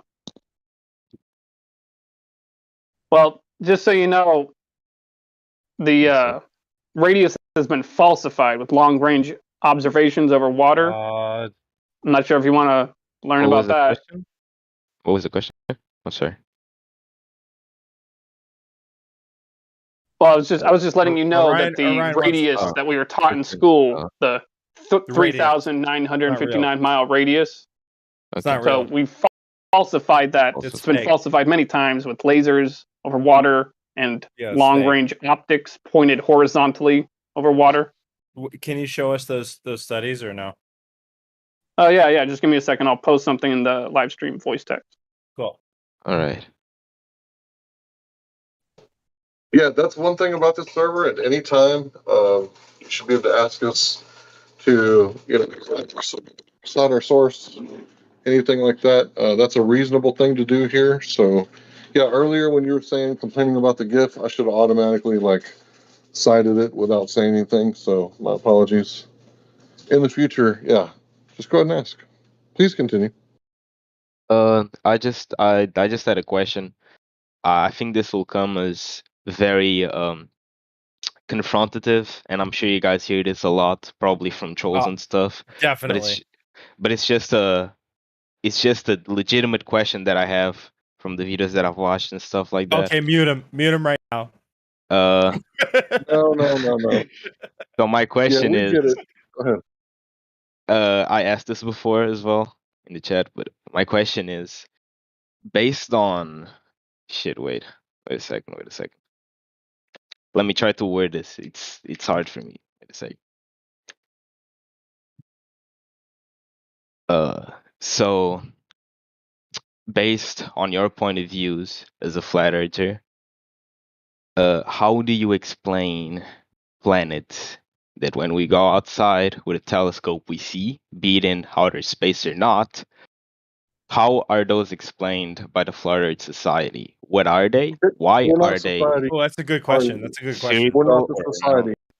It is a good question. Oh, I'm sorry. Yes. No, it's a good question. Someone with okay, a legitimate, someone with a legitimate answer. I'll go ahead and moderate. I'll go ahead and moderate. You got it. You got this one on the bench this time, bro. Okay, so yeah. I apologize for calling you the society. I read that. It's okay. I'm sorry. It's okay. Yeah, we're not them. They're not us. They put out stupid stuff on purpose to make us look bad. We think that they are angry. Okay, no. The question is like, hold on, bro. Be quiet. I'm stop talking. bashing whatever they are. Bro, are you going to tell me how to run the Discord? I love you, but like, rank. I love you. I outrank you, bro. So sorry. You're going to have to be quiet for a second. I'm Please just trying to. Okay, no worries. But also, can I don't like the rank flex. I don't like that. Can I just add something? Moderate. There's 3,000 people here. Do you mind if we have a conversation that's coherent? Was trying to. Yeah. Okay. Go ahead. So Go ahead. I just want to hear what the guy has to say and answer his question. Then I'm going to pass the mic. Then everybody else gets a chance because I'll be super quick. We're hyper empiricists here. So if we can't tell you what it is from primary knowledge, like we'll tell you those lights in the sky that are called planets, we don't know what they are. The difference is the heliocentric model tells us that they're balls of gas in a vacuum. But when we say, how do you have a lump of gas in a vacuum? Because if you suck all the air out, right, and then you introduce a ball of gas like a balloon, it's going to fill the whole container and the balloon's going to pop because of the pressure that is there because of the absence of material. It's going to cause a vacuum. And anytime there's a vacuum, nature abhors a vacuum. And it doesn't like balls either. Show me balls in nature, right? What they're telling you that there's balls of dirt in the sky and balls of gas, and these balls of gas are held together by gravity. We're just saying they're lights in the sky. That's a cool story, but the only thing we know is they're lights in the sky. I would like to let another Glover, I'm sorry, for the answer. Pass. Yeah. So it's not really that we're just saying that they're lights in the sky. It's just that they are unverified lights in the sky until you can validate any claim as of what they are. So lots of people can make claims as far as what the stars are, what the planets are, what the sun is, what the moon is. Lots of people can make claims about what they are. I claim the moon is made out of cheese, but that would be equally valid as what they claim it is too, because there's no evidence, proving it what they say the moon is to be what it is, and there's no evidence that it's made out of cheese either. So they're just unverified lights in the sky until you can prove what they are. So basically, yeah, and you can't do it with spectroscopy. You can only do that in isolated laboratory settings. You have to isolate something in order to use spectroscopy to figure out what it is. And I don't think anybody has any way to isolate the sun, moon, or stars or planet. So you're talking about flat Earth, right? Because I'm asking based on what the flat earthers think is what are those things based on what you guys think? Your guess is as good as mine. Like I wondered myself all the time what they are, but I have no idea. There's no explanation yet? Oh, here's the thing. The scientist has to wonder about some things because science can't answer everything. If we could science the shit out of the stars and take like biopsies and say, hey, this sun, even though it was really hot, we got a biopsy and we found out this is the molecular makeup of the sun, right? Just like cancer doctors do, right? They take a biopsy. Until they get the biopsy, they don't know, right? Could be cancerous, could be benign, right? But you don't know till you get the biopsy.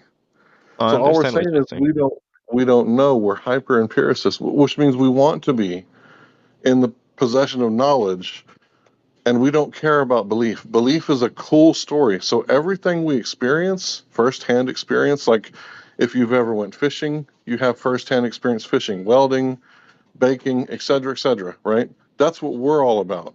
If you want to hear somebody, tell a story about a really big fish they caught, that's imagination. You didn't experience that. So everything else outside of your experience is imagination. Yeah, I understand. No, I get it.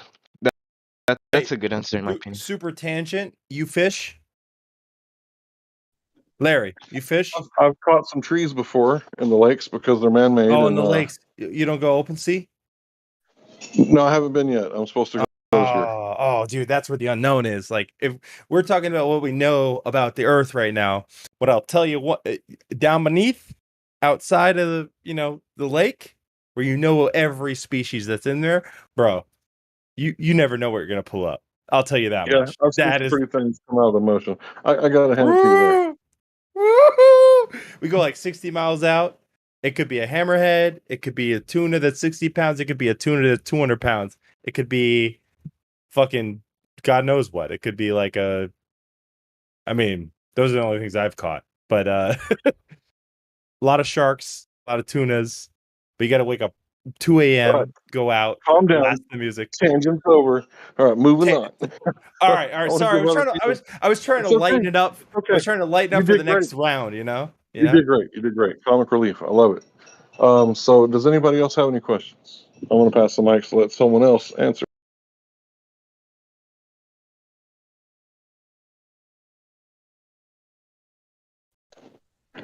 Okay, since nobody's got any questions, so we're talking about the known and the unknown, right? So if I claim that I have 10 toes, you don't know it, you fly out to Dallas, I pick you up, you get some gloves on, and you do like an eye-hand examination, not just with your eyes, because what if my children are like really, high-tech engineers and the prosthetics that one child creates is only perfected by the art that my Hollywood artist other child can create to make it look real with hair and everything, scars that you can't tell just by looking, right? So you would have to like feel my feet, touch my toes, feel the blood, feel the warmth, feel the tendons.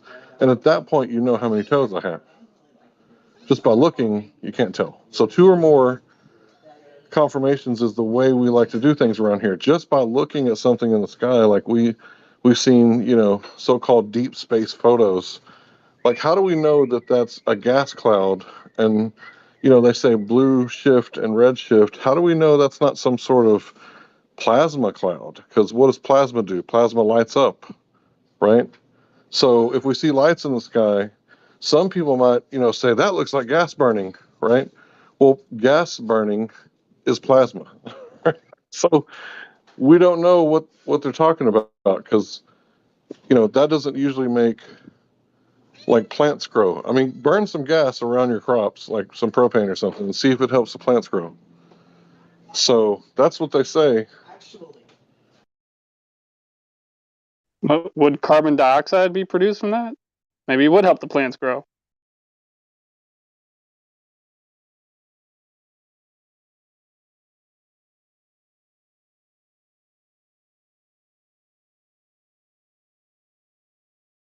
Probably more suitable in a greenhouse and without the burning.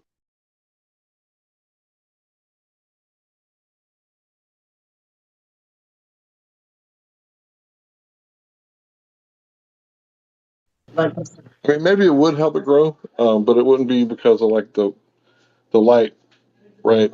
So basically what I'm saying is we don't know what the sun is, right? They tell us it's a lump of gas in a vacuum, hydrogen and helium, and something about fusion. So how would you verify that?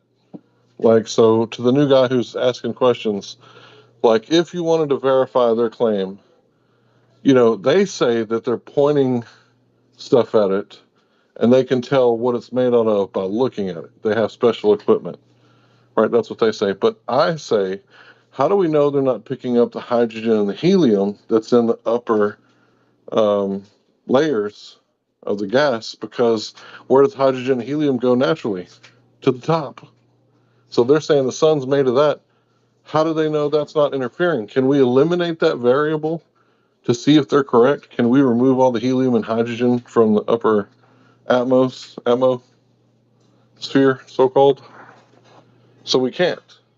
So you can't do science in space. Like, they say that the moon's gravity is causing the tides. Can we stop the moon's gravity long enough to see if the tides stop? No. So what if I had a theory that maybe, just maybe, there's, a lot of magnetic rocks on the dark side of the moon, and that's what actually makes the tides go. How do I prove it? Well, I can't. Both are equally as scientific. Not at all scientific. So you've heard one a million times since you were 5 years old, and you heard this new one, and you're going to have bias, like everybody else, like I have bias. It's called anchor bias, the first thing you came across. So it's what you're going to go with, right? It's what you think you've experienced because you've seen it on TV. The thing is, the TV is the greatest weapon ever invented because it makes you have experiences that you can't experience otherwise. So imagine if I could take it back, 600 years ago to the Native Americans. I would have them believe in whatever I wanted them to believe. And the thing is, humans haven't changed that much in 600 years. So they believe what they see, right? And only educated people know that, what they see on TV isn't necessarily real. So you've seen 1,000 space movies. Have you ever seen a man walk on dirt in the sky? You ever seen him land on dirt in the sky? You ever experienced anything like the globe picture that when I say Earth, you picture the blue marble floating in space? You've never experienced any of that because our base axiom is dirt between our toes. Where's the edge? I don't know, somewhere way over there. Does it look like it's curving?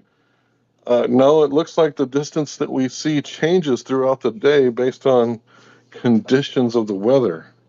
It has nothing to do with a edge of the Earth because of geometry, because a hard curve, like a pregnant lady's belly, she can't see her toenails because the curve, the geometric shape of her stomach won't allow it. And no matter how much she's in the steam room or refraction's going on, she's not going to be able to see her toes because they're on the other side of her belly.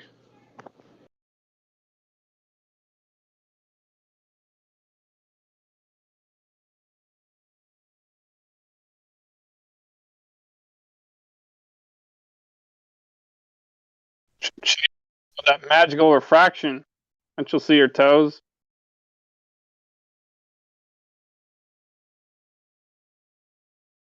Not if she's carrying my son. So, the thing about refraction is it's a word that actually happens, right? Refraction actually happens when you look at a fish below the water, but the amount of density between the water and the gas above it that we're breathing in and out of our lungs is a huge difference. So when that happens, light will change direction and things will appear to be where they're not actually at, just like the sun, moon, and stars. When we're looking up through the different layers, but see, we're looking across one layer, the bottom layer, when we make these observations. And we think that, this is the best way to do it so far. If anybody has a different idea, like some people use lasers, some people use mirrors to reflect the light, some people use spotlights, some people like to use high-tech and expensive cameras, or the cheaper folks might use a telescope or a secondary object for their phone or something. But yeah, you can do it for next to no money. You need to go to the ocean and get some vitamin D anyway.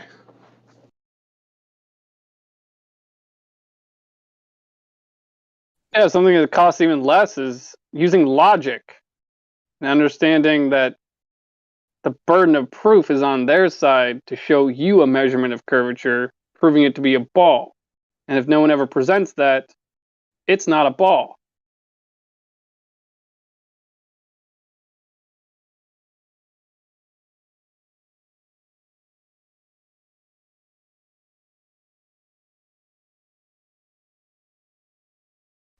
I mean, they can say whatever they want to say, but it's like, how do you verify it? Like, if they say the Earth is a sphere, then we should be able to verify it. I went out to the ocean myself and was not capable of seeing the 66 feet of curvature that I should have saw given the exact location, height, elevation that I was looking at 10 miles away. I didn't see it. So I tried several times.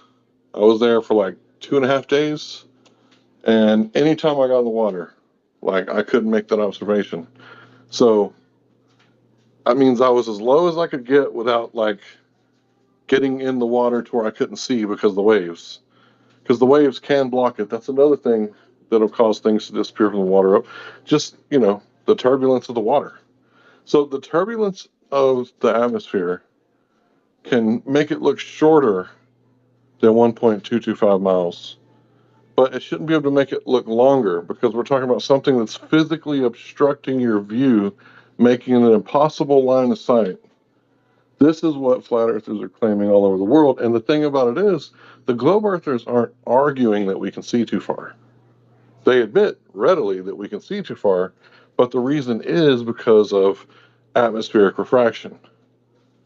So that's where we're disagreeing at. This is the crux of the argument for anybody who wanted to know, like, what's been going on for the past 7 years? Why are flat earthers and globe earthers debating? Shouldn't the globe earthers have already shut it down like 7 years ago? And why are these flat earthers, making these arguments?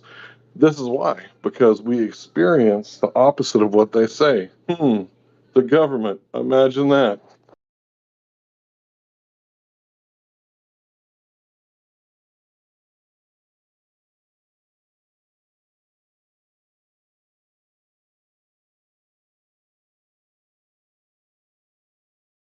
Flat Earth truth.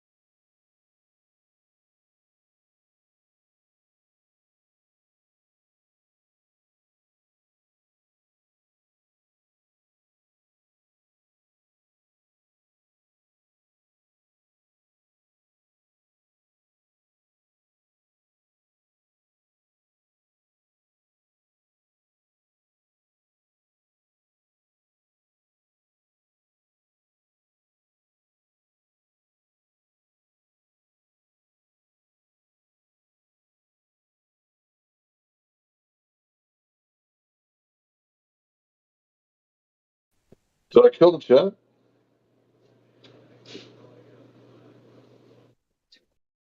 It's just late.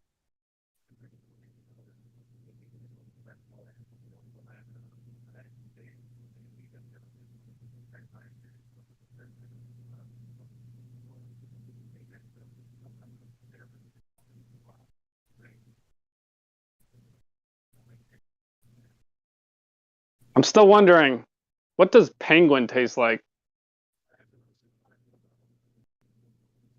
I mean, we know global warming isn't going to kill those things. Chocolate. Penguins are chocolate bar in Britain. Do you have them there?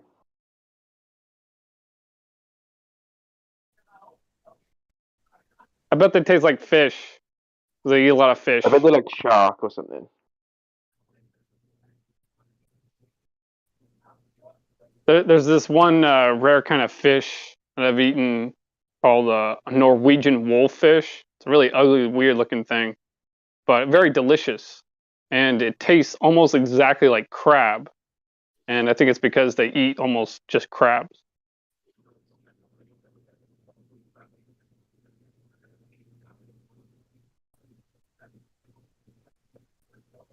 Yeah, there's certain animals that are only allowed to eat certain food. Like I think there's a fish, or there's a pig that's only fed like walnuts and truffles or something like that. And the meat is like outrageously expensive for like rich people. Yeah, I've actually heard of that, and that they cure the meat for an entire year. Except, I heard it as herbs and hazelnuts. But I'm sure there's plenty of people doing plenty of things like that.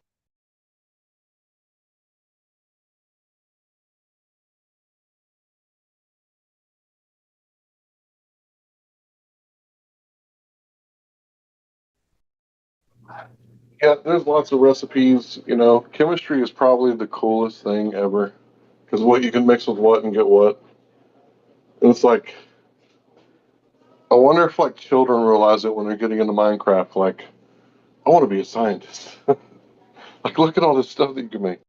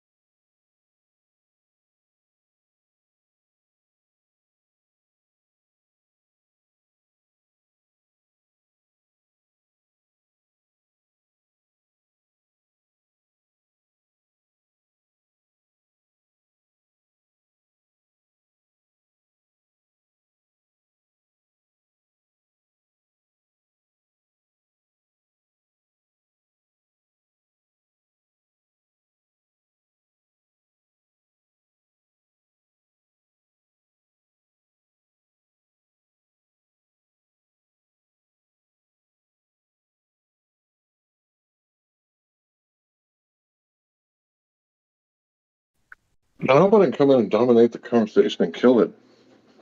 Sorry, guys.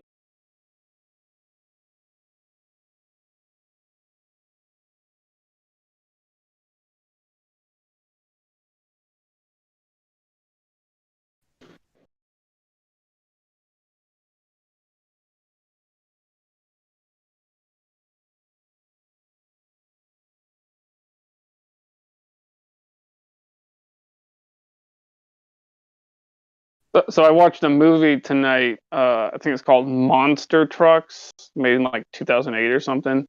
And about halfway through the movie, I just thought to myself, because it's a movie about like creatures and some odd adventure and something more like a kids movie sort of, but like kind of interesting enough that I was continued to watch it. Thomas Lennon was in it, who's an actor I really like, so I kind of kept watching it because of him. But anyway, as I was like halfway through the movie, I was just thinking to myself, wow, that's amazing. I haven't seen a single globe, like not even in the intro, just because it's Paramount, not Universal Studios, And like I was just thinking to myself, because these monsters, they come from down under from an oil well, like they're drilling for oil in the Midwest of the United States, and they drill down, they find some underwater ocean next to the oil, and they find some monsters crawling up from it and everything. But it's like no vacuum of space here, and no like shots of the spinning ball from CGI 1, CGI 2 or whatever, it's like kind of refreshing. Well, they were just kind of normies and made a movie and told a story without propagandizing the fuck out of your children, huh? I mean, the monsters are fictional. The ecosystem below, there's no evidence of that in real life. But at least I didn't have to like show any spinning ball in the beginning or end or in the middle, or no alien spaceships or whatever.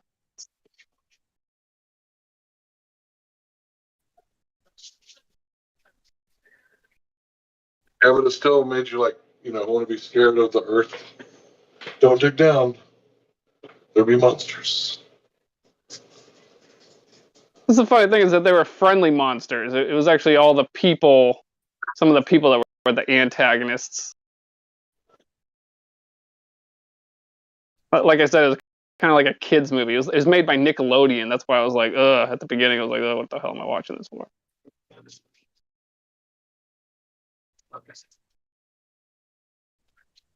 That's the whole life. Not the whole life. Yeah. Done life.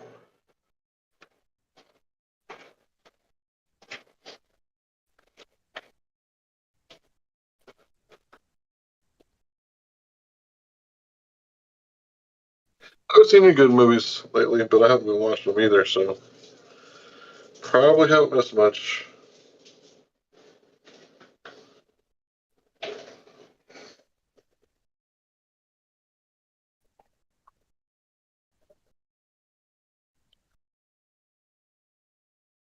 Only thing I watch is like fights, and usually, I might get a chance to squeeze in like a 15, 25-minute fight here and there. so I don't watch much TV. I've been looking at, what's going on, because every time we know there's events, and then it's not real important what actually happened during the event. It's important on how much emotions that they can use to put us in states of emergency. So, in case you guys were wondering what's going on with that, they're contemplating red flag laws, but I don't think that they're going to pass. But if they did, what is the difference between them taking your stuff and taking your body? Like, okay, that guy down the street, he said he was gonna, do something crazy, right? It's like, okay, I get it. Like, that needs to be investigated. But, like, I don't know. That's one of those things to where, is that really a line that you would want to cross?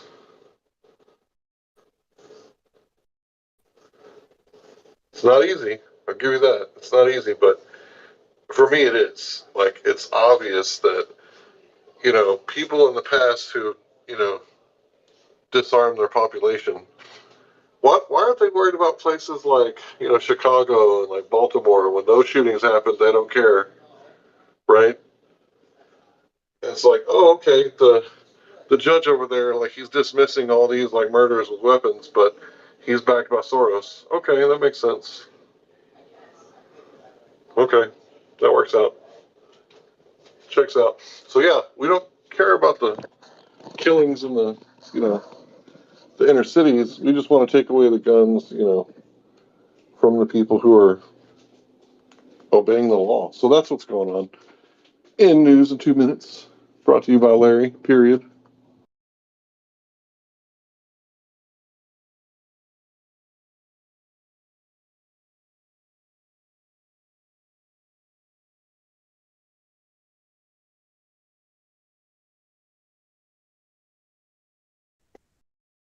If it's just Larry, why are you saying the period?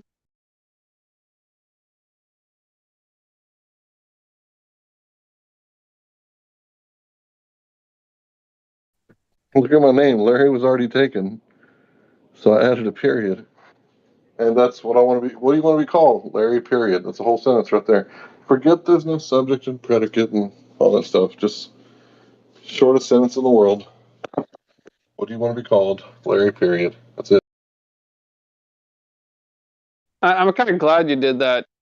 Like, I mean, my middle name is Orion, so I go by that. But I mean, otherwise, I would go by Charles, my first name. And I kind of wish, like, I think it'd be cool if, like, one day in the future, if everyone did that, they just went by their first name or their middle name or their last name, whichever one sounds best, whatever.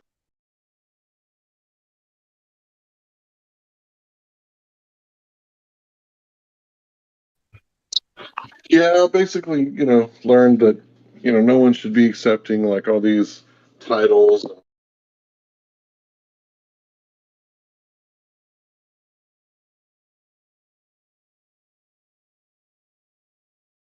Sorry about that. I basically figured out that we're not supposed to accept like, all these lovely titles and stuff like that. People want to give us like, oh, you're a good person. You're a Republican. You have Alzheimer's. You have dementia. It's like, fuck your bullshit. You people are a bunch of label machines. So, I mean, if anybody were to ask, like, what are you? It's like, I'm just a man. Like, what else could I be? Just a man. But, aren't you like in this box or that box? Like, don't you like fit in these boxes? It's like, no, I got, big feet and a big head and a big body, and I don't usually fit in, most clothing that's one size fits all. I'm not going to fit in your one size fits all box neither.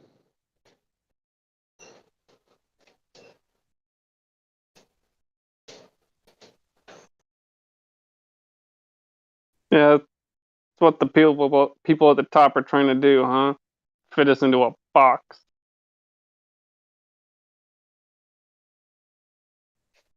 Yeah, and like the German guy was saying earlier, like as soon as they get you in the box, they can say the word Nazi after it, right? So, it's kind of like what we do sometimes. I guess,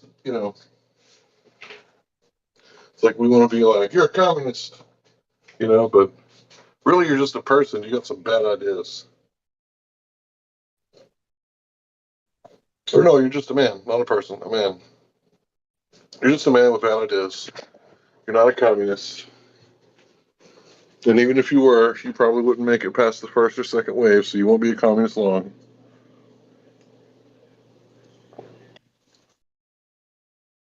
So I don't remember which one of the founding fathers of this country, the United States, said it, but one of them had a famous quote of saying something along the lines of,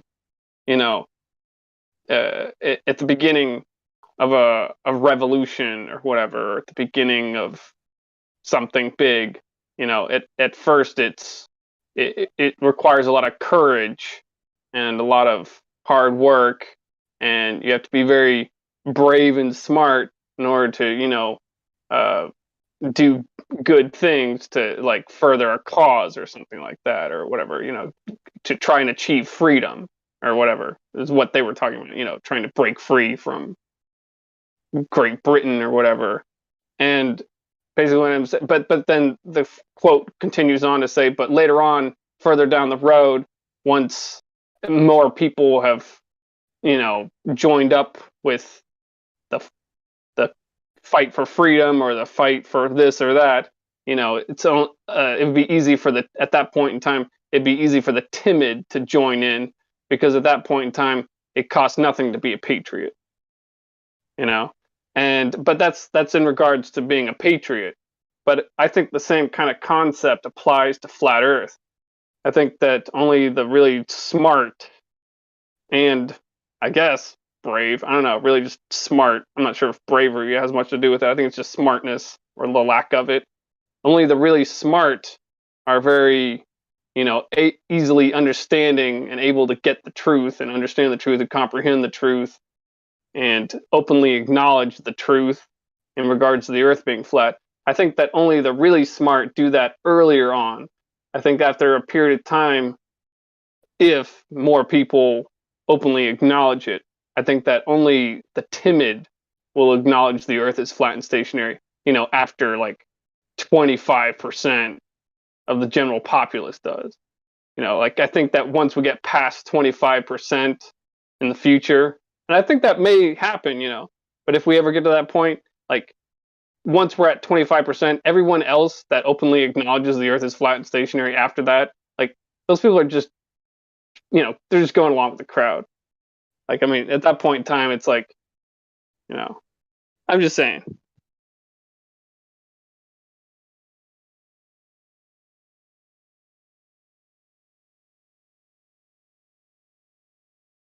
But then you might have the diehard Globers out there that, just be like, kind of in their own camp, just being like, oh yeah, the Earth's a ball, the Earth's a ball. Like, doesn't matter if most people say it's flat, the Earth is still a ball to me or whatever, They'll probably still exist. I had a guy come in here the other night, and he automatically started, spouting the mystery school religion. Spheres are perfect shape. And I was like, show me a sphere in nature. It's like, how are they perfect? Everybody knows that circles can't be perfect. There's no perfect circle, and you got to have a perfect circle to have a perfect sphere. You ever try to make a perfect sphere? Yeah, that's Percent. Percent is just one of those guys that just plainly has a stick up his ass. Like, I mean, he's a flat earther, but he's just a perfect example that, you can still be a flat earther and a fucking idiot, He's not even the most stupid one. Like, he's actually, like, one of the smarter of the stupid. Like, if you want a famous example of a stupid-ass flat earther, there's a guy called Russian Vids on YouTube. Such a coward, he doesn't even show his, like, real face or his real name or anything like that. And, he just talks mad shit about so many other people and likes to just present so many things as fact when he's just a conspiracy theory. Nut job. Let's not hate on flat earthers. That's not going to get us nowhere. We got your opinion. That guy's different though. Like, he's a legitimate idiot. Like, I mean, I'm gonna say yeah, it's cool that he acknowledges the Earth is flat and everything, but I mean, he'll literally point at any woman, any fucking woman, and say, "Oh, that's a man, that's a dude." And if you don't believe me, then you're an idiot. Okay, I'll watch Russian vids and 6 years. So I don't know. You may be right, but yeah, we try not to talk about other flat earthers here. I mean, if you want to like take it down below, sure, go ahead, knock yourself out. But yeah, some people have put in like a lot of really good work, and they don't deserve to be disparaged because not everybody is doing the same thing. Now, I understand that you are someone who's put in a lot of good work. Can you imagine if someone was like, "Oh, that guy will run. You know, he's lazy. He doesn't go out there and like put work in. He doesn't, hit them streets. He's afraid to speak up." You'd be pissed. So maybe you're wrong and ignorant about the other flat earthers. Maybe you're right, but it's neither here nor there. I'm just talking about the specific subject of making extraordinary claims and not presenting extraordinary evidence. I mean, let's be honest, that doesn't help. Agreed. Yeah, if that's what he's doing, then maybe he needs to change up his tactics, try something a little different, a little more concrete. But, I don't know. I have no primary knowledge of that. So moving on back to the Coriolis effect, or whatever the next subject is.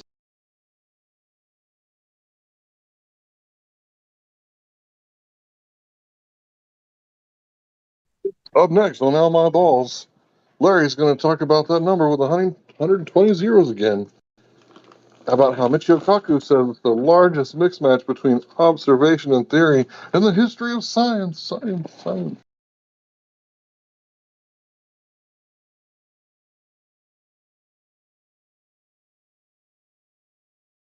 Could you repeat that, please, mate? What? What'd you say? Could you repeat that, please, mate? I joined a little bit late, and I'd like to hear it again. Oh, you're cutting out. I couldn't hear you. I'd like to hear what you said before. Sorry, I joined a little bit late.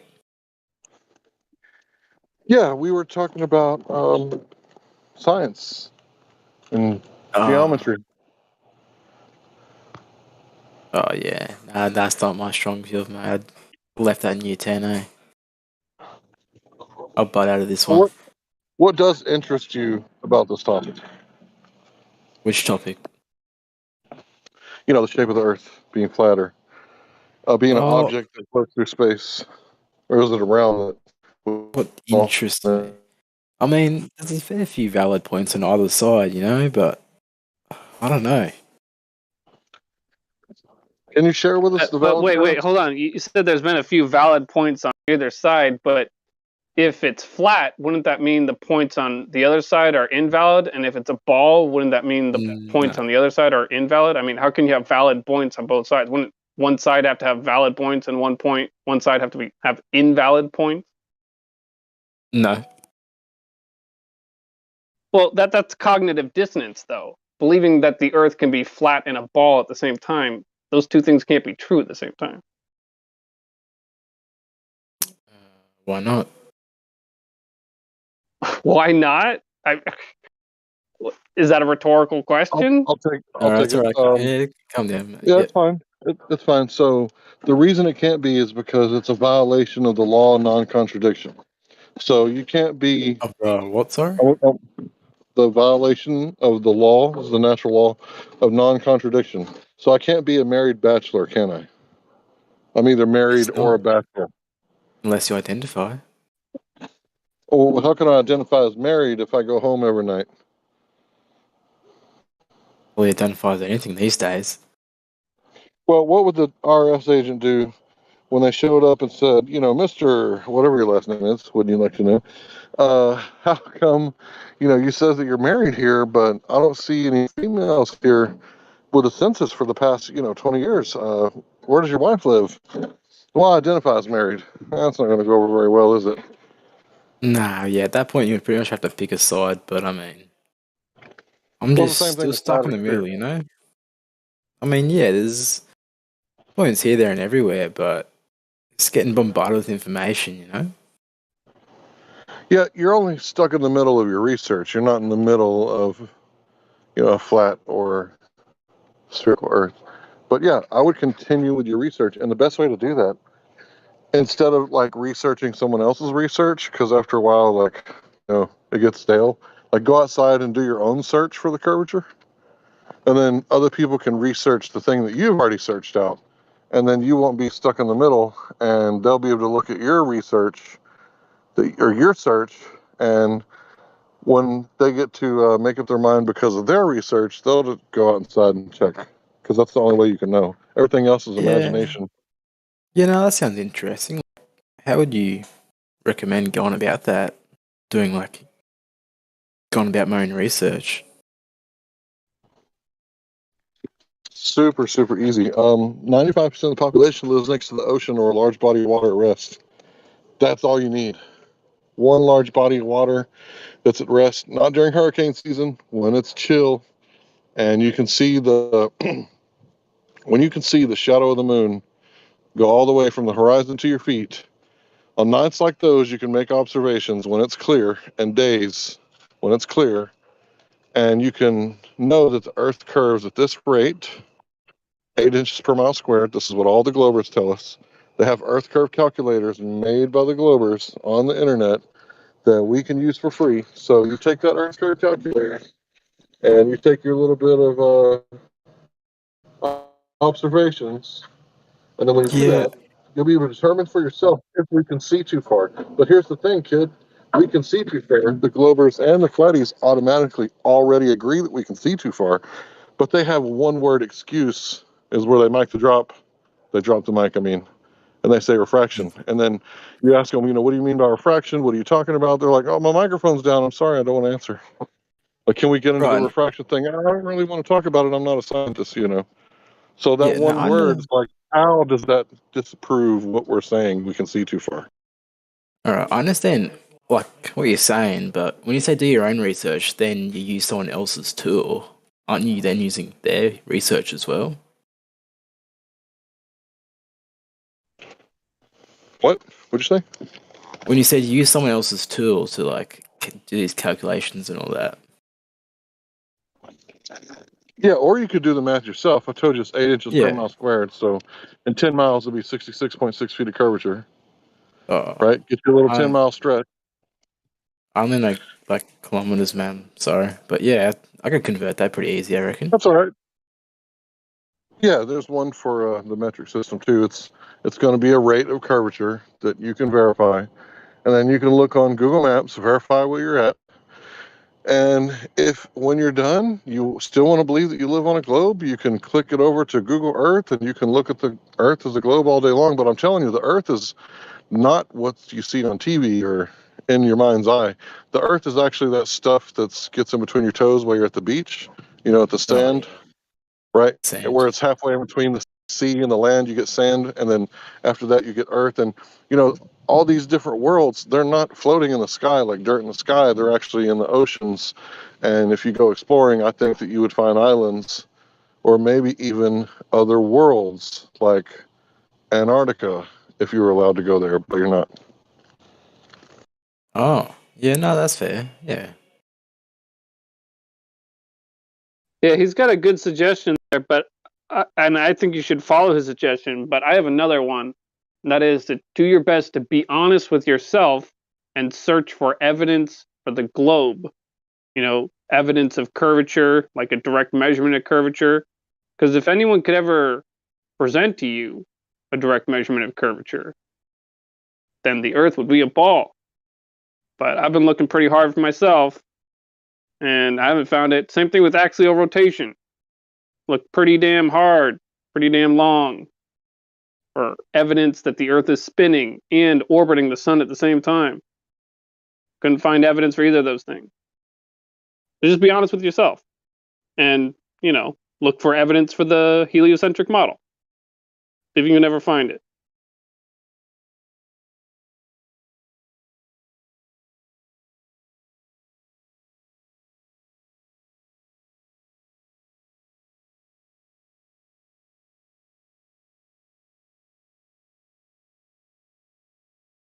Oh, and by the way, I'm not inherently against the idea of being on a spinning ball in the vacuum of space. I just don't want to blindly believe it. So if you ever do find that evidence, bring it to me, because I'd want to know.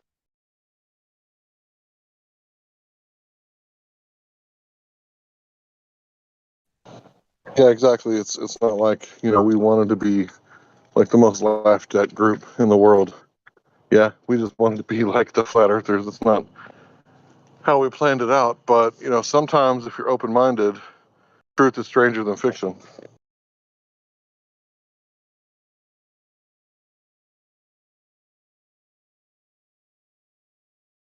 That's the funny thing about this, though, is that is truth stranger than fiction? Because it seems to me the fiction is the heliocentric model, and I mean, like the Earth being a ball spinning in the vacuum of space, falling around the sun, and the sun's falling around a black hole in the center of the galaxy. I mean, truth is stranger than fiction. I don't know. I mean, in this particular case, I'd say fiction is actually stranger than truth.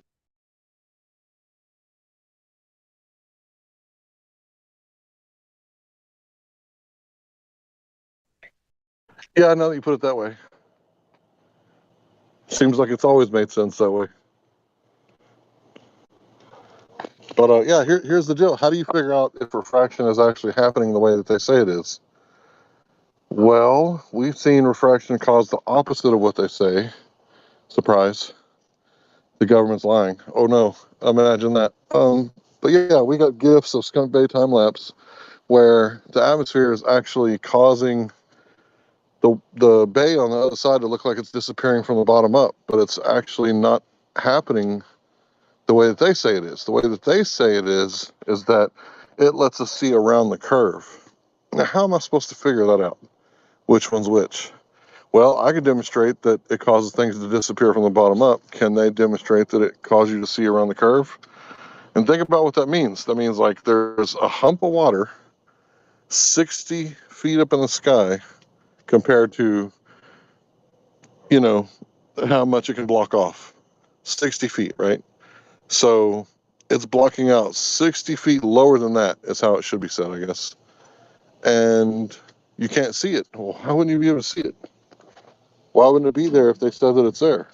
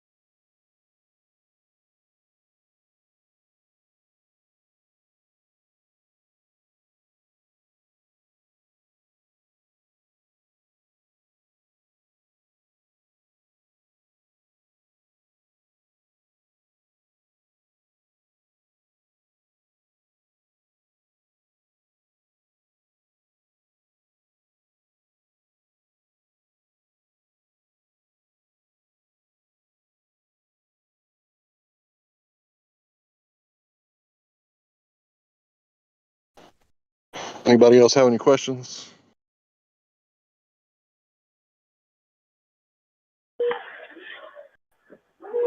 Someone was asking questions. Earlier there was. I was gonna see if anybody else had any questions. How you doing, bro? Pretty good, man. Hope all is well with you. Glad to hear it, man. Learning every day.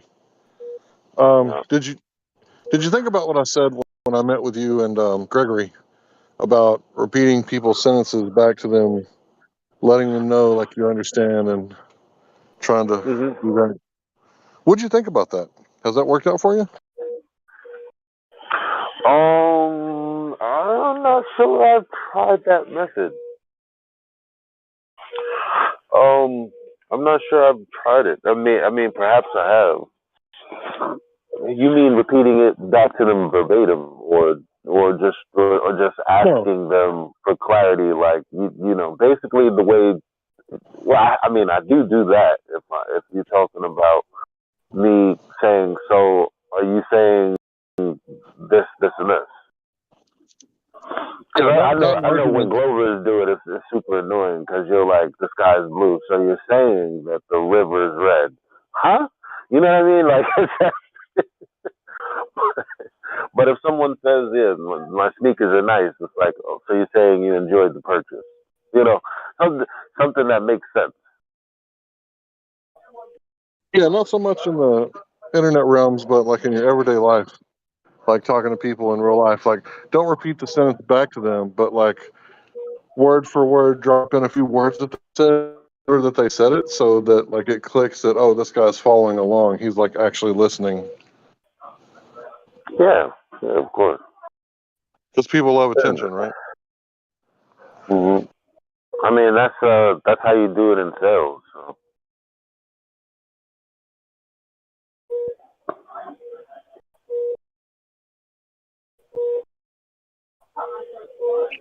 So it's 7 o'clock for you. You're up early, bro. No, 6. I've been to hospital. I haven't been asleep. Oh, you're in the hospital. Yeah, for absolutely nothing. Apparently, I'm so upset. Dang, I said to myself, you know, I'm not going to the hospital. I'm fine. I'm not going to the hospital. My friend said, "Oh, you gotta go to the hospital. You gotta make sure you go to. You don't want it to be like me. You know, just waited to see if something was wrong. Now I might have to get a stent in my heart. Blah blah blah blah blah." So I said, "All right, no, I'm gonna go to the hospital because I had this pain in my I now want to call it my spleen area, you know. Oh man. But I had CAT scans, I had everything. They checked my kidneys. Apparently, there's nothing wrong. Okay, so why am I feeling the way I'm feeling? Am I laying wrong? Is that what it is? Did I like, you know, pinch a nerve on my side? Like, why is how I'm feeling?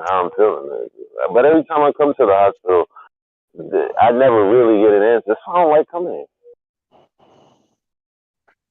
Dude, my brother's had like this problem that he's had like over and over again, where it's like, okay, what am I gonna do? I have an abscess. Am I gonna like go digging around and try to get it out myself, or am I gonna go to like the co-op and get like some horse medicine, you know, for some antibiotics, or am I gonna go to the hospital and let them charge me like an outrageous amount to basically not fix the problem? So he's been back like 7 times for the same thing. And it's like, why would you keep going to the same mechanic? I'm like, dude, go to like a big city or something. Yeah, right. Yeah, I mean, you know, for me, like I went from, you know, just different emergency rooms to, you know, getting my primary doctor, because it's annoying to set up an appointment. I'm not sick then. I've gotten over it, you know what I mean? But it's fine, you know, primary care physician multiple times, annoying him to death. Nothing's wrong, Mr. Freeman. Go home. You know, it's annoying after that. It's like, okay, so something's wrong, but nothing is wrong. All right, whatever. Yeah, that's frustrating as hell. Yeah, you know I'm sending good vibes your way, bro. Thank you, man. Yeah, I'm fine. Turns out having a couple of aches, I guess. Nothing too serious. Just came because my friend said I should go. Total waste of time. Got to do a moving job in a couple of hours that I didn't get sleep for. So.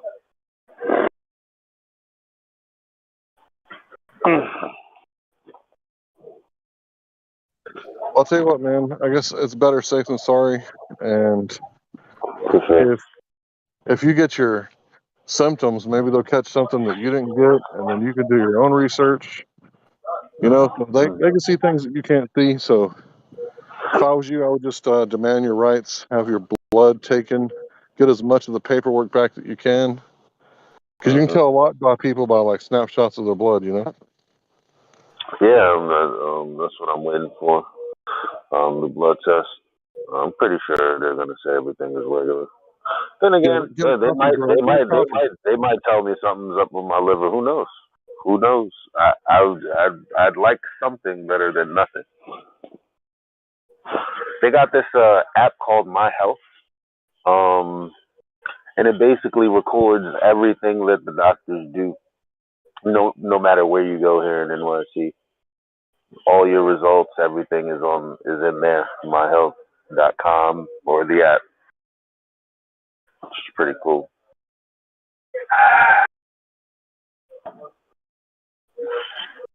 Yeah, maybe they'll get it all worked out for you. You never know. They might actually, do something. Mm-hmm. It's not like they haven't done it before, you know. They've done good in the past. Yeah. Sometimes, right? Mm-hmm. For sure. All right, man. I'm gonna take a nap or something. I don't know. All right, keep your chin up.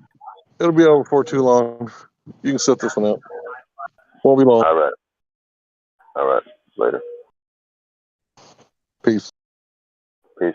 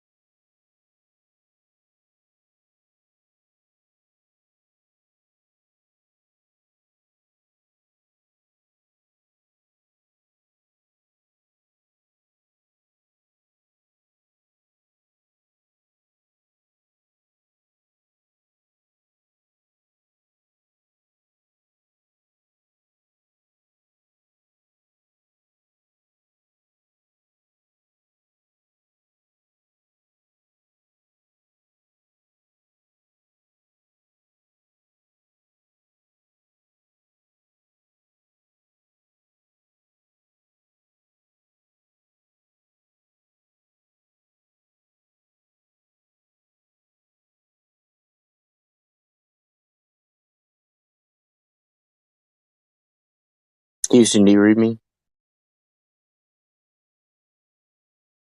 Loud and clear. Clayton, how'd you cross your name out? I got one strike from Discord. I got two more strikes left. I got one strike from Discord. That's how they crossed your name out, though? Yeah. Like, put a line through it. No way. No, your name has a line through it. No, it doesn't. Yeah, it does. Blink 3 times if it... Is it still there? Yes. Yeah, there's a line through your name, dude. It looks really cool, though. It does. Yeah, it looks like a chemtrail. No, I used this one site that let me put like certain characters into Discord. Okay. They got lines through my name. Platter Days, I just watched the video that you posted on your channel. It's pretty cool. It's weird, huh? Mm-hmm. What are your conclusions? Huh? What are your conclusions? I just think it's weird that they use the word sentient being, dude. Yeah, that's just like, what do you think about that? That's the weirdest part of the whole video. And then did Yeah, you see yeah, how yeah. the guy was dressed? No. The guy's dressed weird, dude. Like, he's in like this weird, like theatrical tuxedo. There's a picture of him in the beginning who was that standing guy? with his phone in the dark. That was Yeah, I weird noticed too. It's like if they really had suspended that dude for saying that, they wouldn't put that on the news. So the whole thing's a PI stunt.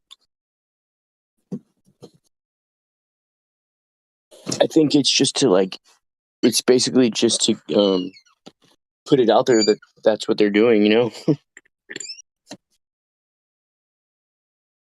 For what intentions? Just to put it out there. Like, have you ever heard of like lesser magic? Or like what they call like gray magic? No, I haven't heard of gray magic. Where they put stuff, like lesser magic is like where they put stuff out there for the public to see, and the way they rationalize it, if you're too stupid to not see it, then you don't deserve to know about it. That's the way they think, you know.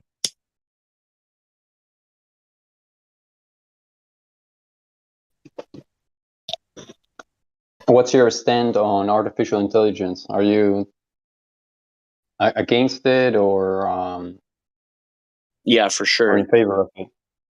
For sure? No, I'm not in favor of it. I don't like it at all. I'm in favor of it. I'm not against it. Yeah. No. I don't think artificial intelligence can like reach to a level where you know, I don't imagine, like, for example, artificial intelligence being able to feel happiness. You know, it's just like another tool we can use in our favor, to like a tool, you know, just like a tool. But the whole thing about sentient beings, like you were mentioning before, is just like, in my opinion, it's unachievable. But Hold on real quick. Where was it at? On top of all the stuff on the side. It's still good. No, it's not. All right, well, throw it away then. Sorry about that. That's okay. Yeah, I don't know. I don't think of it as a tool like that. I think of it as like what they call, like, they literally say like the demon in the machine. I think it's just a way that that demons can manifest and stuff. Really? Yeah, that's what I believe. I mean, I don't have any way to prove that, so it's just a belief. Mm-hmm.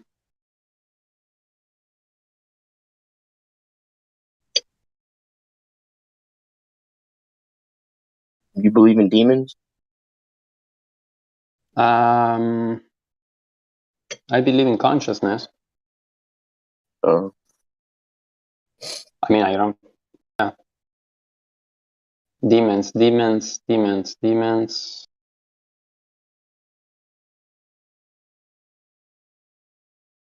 Mm. Mm.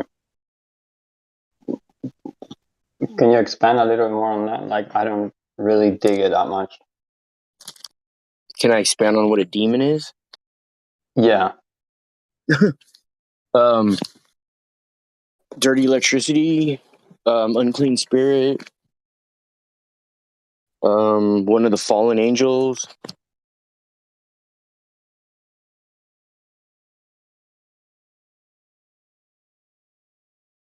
Does that help? So it's like a type of being, no? It's like it's a being, no? Obviously. Well, what do you mean when being? Do you mean physical? No, I mean that it exists. Like I mean like for example, like a volitional being, like a being that is able to choose, not like an animal. Like animals are kind of like a volitional being that is able to like, that is free and that is able to choose. What's that? Like shape-shifting, you mean?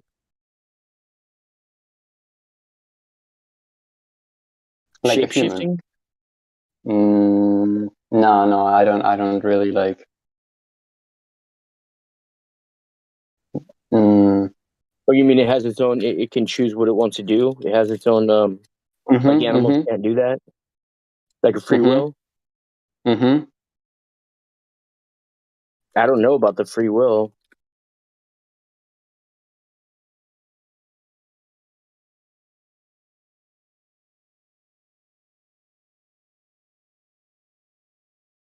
That I don't know about.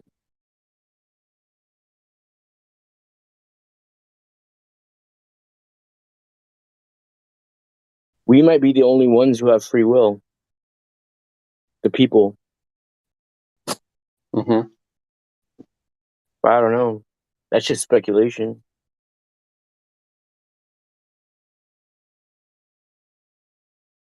For example, I do believe in magic. You could believe in what? Like, I do believe in magic, like in white magic, black magic. Oh, like MAGA, right? What's MAGA? MAGA, MAGA. What is that? What's MAGA? I'm not aware of that. Make America Great Again. Okay. MAGA, you know, magic. Yeah. Yeah. What does magic have to do with that? Oh, that's what MAGA is.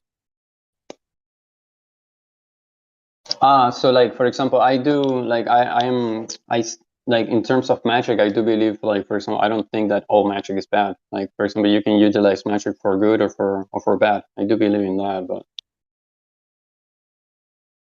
like rituals, so when you call magic that's good a miracle? Yeah, exactly. Like healing, Yeah. Yeah. So I think it's the intent, right? And the result. It's all about the intention, yeah. Yeah. But then I think the other one should be labeled something else besides magic. Because words are very important, So I think if it's good, it should be called a miracle. Oh, okay.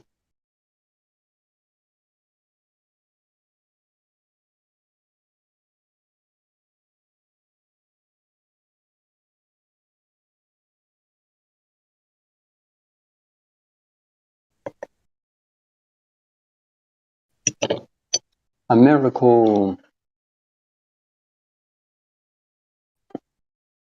A miracle sounds like, a miracle sounds like something that you cannot prove how it's been done, but you can see it, kind of. And what, you think magic isn't like that? Magic in the sense of like rituals, like once again, I shouldn't be talking about this. I don't have any but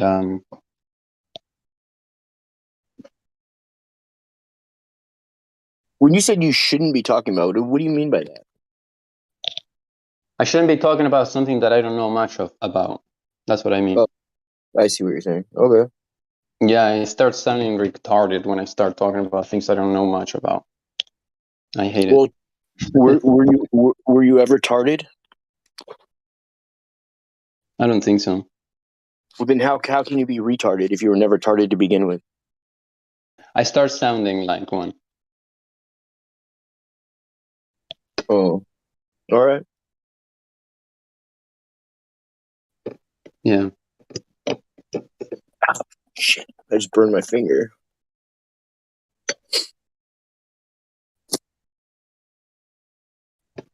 You okay? I swear I can't smoke enough blunts, bro. I've been smoking now like 6 or 7 a day. Smoking 7 what? Blunts.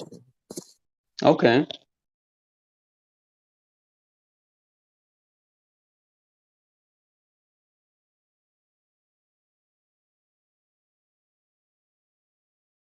Are you okay with 7 blunts or what? Is that enough? Is that enough? Man. The part that sucks is having to get the seeds in the stem out. Like having to I hate that part. That's the long, horrible part of it. You know, having to get it just perfect. That shit takes forever.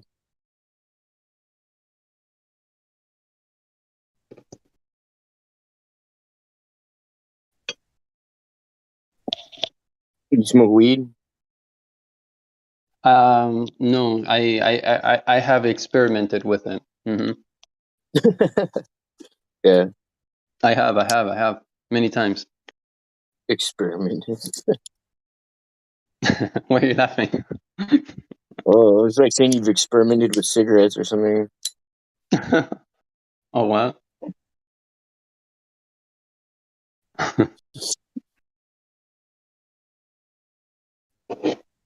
I have good experiences and bad experiences. Yeah. Where do you stay out there? What's that? Where you living out there? Where am I living? Yeah, Europe or something? You have some European accent? Exactly. Yeah, that's right. Yeah. Oh, okay. I'm in Spain, yeah. Oh, yeah? Mm-hmm. Spain. Mm-hmm. My brother lives in Spain. What? That's crazy. Yeah. My little brother. Wow, you have a little brother? Like, how old is he? So 3. Fuck, he's like. You sound. In his late, 38, I think, or 39. Dude, you sound so fucking young, bro. It's because I don't wear shoes, bro. Seriously. That not wearing shoes, in my opinion, will give you 10 years, maybe 20 years on your life. For real? I mean, that's my opinion, bro. They would never publish something like that for the public to see, though. That'd be crazy. Why would they do that? That's something that you could do for free, you know? Think about this, though. All systems on Earth are grounded. Otherwise, your TV reception would have all snow and stuff in it, or it would short circuit the place, possibly causing damage to the whole electrical system. You know what I mean? So there's no point in promoting something like that. Yeah. Let me see. Oh, I mean, it's free. How is Nike good? How would Nike or any of the other places make money off that? Not just Nike. I'm just saying that's a small example. But you know what I mean? Dude, I freaking love shoes, bro. Most people do, because you've been conditioned to be that way through mass mind hypnosis. You know what I mean? Everybody wants to rock those J's, dude. You know, think about how hard those sneakers can. You know, I mean, in the 80s, they were making people think that your sneakers were so dope that people were getting killed for sneakers. I mean, where I live, that was happening all the time. Supposedly, people were getting killed and robbed for their sneakers on the spot, dude. You know, when you think of going to jail, the first thing you think of going to jail or prison is somebody getting you for your shoes, you know? So they've embedded in people's minds a fear of losing your sneakers. You know what I mean? The sneakers can be useful, shoes can be useful at certain times, of course, right? But it's true that we use. I mean, like I use them all the time, even in my house, bro. Even in my house. Yeah. I wake up, the first thing I do is I put my shoes on, bro. Yeah. You should try not doing that. It's like an addiction almost. I swear. Especially if you have metal springs in your mattress. You got metal springs in your mattress? I don't think so. Most of them do, unless otherwise specified, and then they'd cost more money. You'd be surprised. Unless otherwise specified. You know what I mean? For instance, toothpaste doesn't all say it has fluoride in it, but unless otherwise specified, toothpaste will be more expensive, and it'll be like, it'll say something like no fluoride or non-fluoridated toothpaste. They otherwise specify it. Other than that, toothpaste, unless it's like really weird toothpaste with like a cartoon kid theme style that'll say like with fluoride, then it doesn't specify it. Just like salt doesn't specify that it's non-iodized. You know what I mean? But unless otherwise specified, this does not contain non-iodized salt. It's all double speak, bro. It's the inversion of everything. If you really want to figure something out, you'll look at a whole pattern of things and then notice one little inconsistency. And so from that inconsistency, you can create a whole other pattern of what they really mean. You know? It's not what they say so much as what they don't say. That's the key right there, you know? You rip stuff apart like that.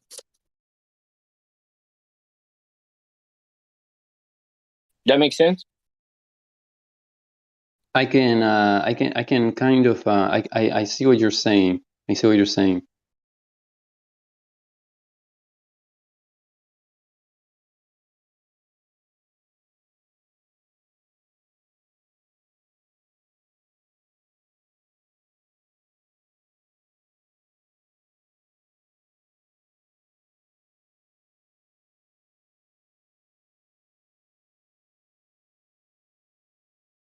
Do you live by Barcelona? I wish. I've never That's been where to my brother Barcelona. lives. Can you believe? Oh, he does? He Oh, lives in wow. Barcelona. He lives in Barcelona. You know what he does? He takes people on hikes and stuff like that, like a tour guide. Wow. Takes them like up there for a couple of days camping and all kinds of crazy stuff. That's amazing. Yeah, he knows how to live off the land, like I guess supposedly, up to a certain point, I imagine. Do you keep in touch with him? I try to. He says some disturbing things. Well, I don't know, the way he talked to me like the only ways is to communicate with most of my family or like my brothers is like through a messenger, some type of social media thing. They don't ever answer their phone or anything. Like most people though. And so like I started telling my little brother about flat earth. I was like, if anybody would understand, you would, if you know you love nature and everything. And the things he said back to me were something that made me super uncomfortable because he was talking to me like as if I was like violating him, like the way a woman would talk to a guy who's like keeps trying to get on her, you know? That's what he talked to me like. He's like, I feel like this conversation, I feel like what do you say? I feel like you're violating my space right now by the things you're saying to me, and this conversation's now non-consensual. And I'm like, dude, what the hell? Like, when you say that your brother, dog, that's some weird ass shit, dude. Do you know what I mean? That's like some, you know what I mean? Like, what the fuck? Yeah, totally. First of all, why would a guy ever talk like that, period? Like, I would never talk like that. You know what I mean? Yeah. If I'm feeling a certain type of way against somebody, I would tell them, like, you know, you're crossing a line or whatever. But I mean, I would never come from the point of like to me, that's like a woman who's like getting taken advantage of. That's just a weird stuff for a guy to talk like, you know what I mean? Like, yeah, complete defense. Like, like I'm going to sue you. It's just weird, yeah. Like, I don't know, it's just weird, dude. And I was just like, dang, that's crazy. Like, me mentioning that flat Earth to you, and like, damn, you just shut it down so fast. But I've been shut down so many times by so many people, you know? If you flat smack one new person every single day, sometimes 4 or 5 different people a day, you know what I mean? About 5, rounded off to like 500 people a year, you tell about flat Earth for the first time. Not to mention the other 15 or 2,000 people a year who are repeat customers, and they just by circumstance of them having to be in your vicinity for a certain time or certain period, continually over the week or whatever, be it neighbors or other friends or family or whatever, employees, they're just gonna hear it. You know, I'm just gonna, I don't know.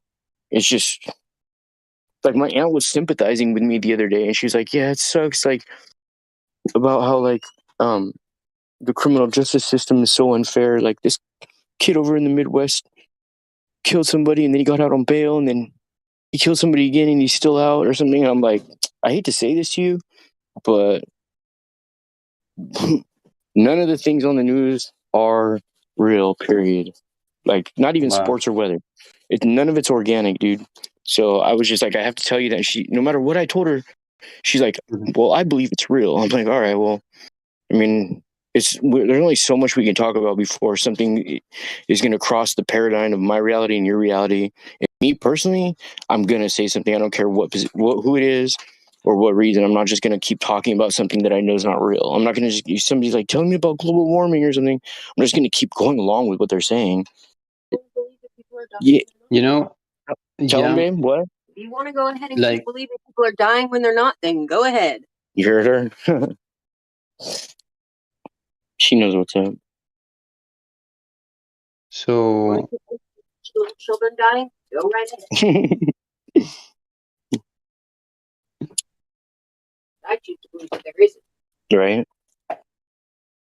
We don't believe none of that shit, though. You still believe in that shit? What? Just that shit that they show on the news? Yeah.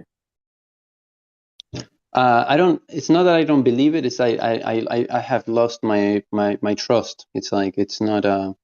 There was a time many years ago where you could like watch the news and you had certain respect for the people that did the job. You know, they were communicators and stuff.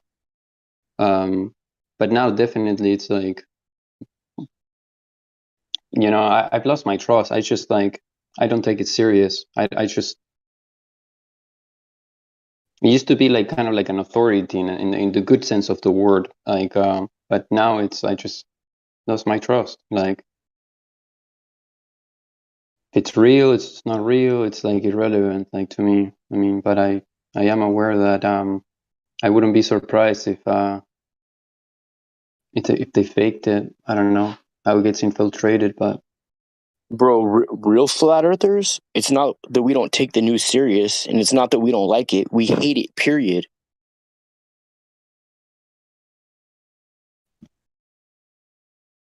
You hate it? You hate the news?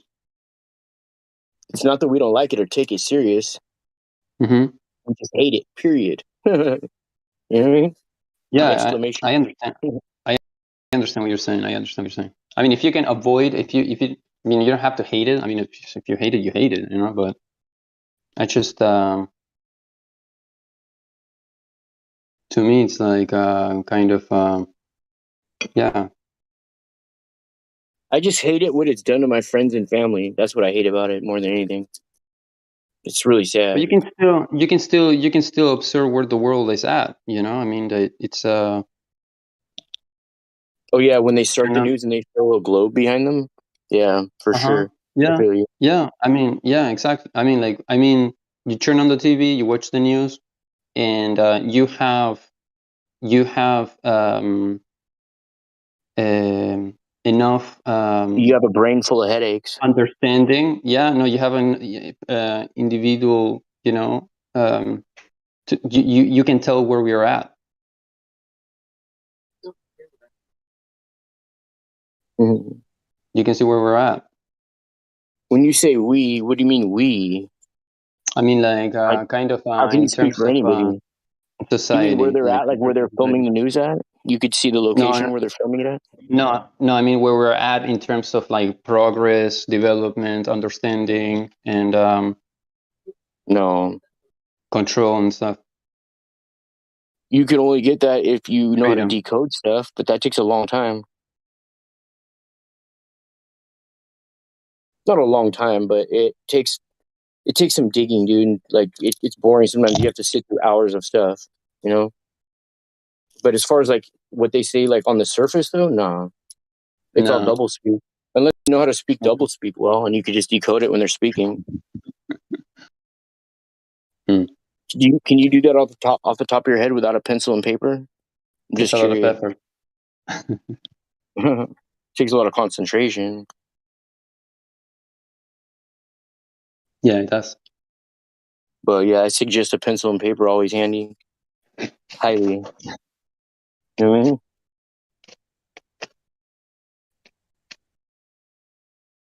Sometimes there's just too many encoded words, bro.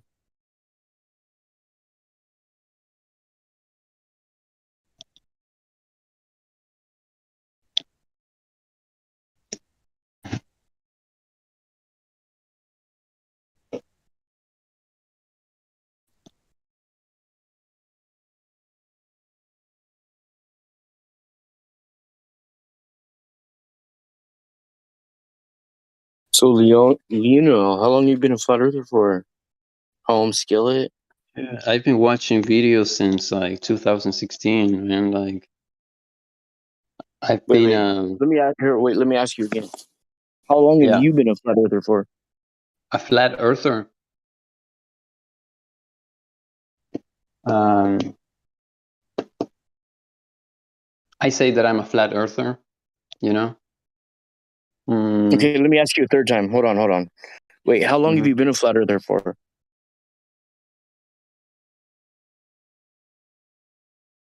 How can I know? Like, what you become a flat earther? Like now I'm a flat earther. How long have you not been a virgin for? Do you remember when you got de-virginized? Yeah. You remember the first girl, right? Maybe how old you were? Okay, Yeah. so I'm saying is how long have you been a flat earther for? I believe the earth is flat. Just as much as you know when you got de-virginized as you know when you became a flat earther. Yeah, I am I consider myself like an individual thinker. I think the earth is flat, but I don't see myself as a. Yeah, I'm a flat earther. When did I become a flat earther? I just don't. I don't think I do a good. I don't think I work enough to own that title. You know. What?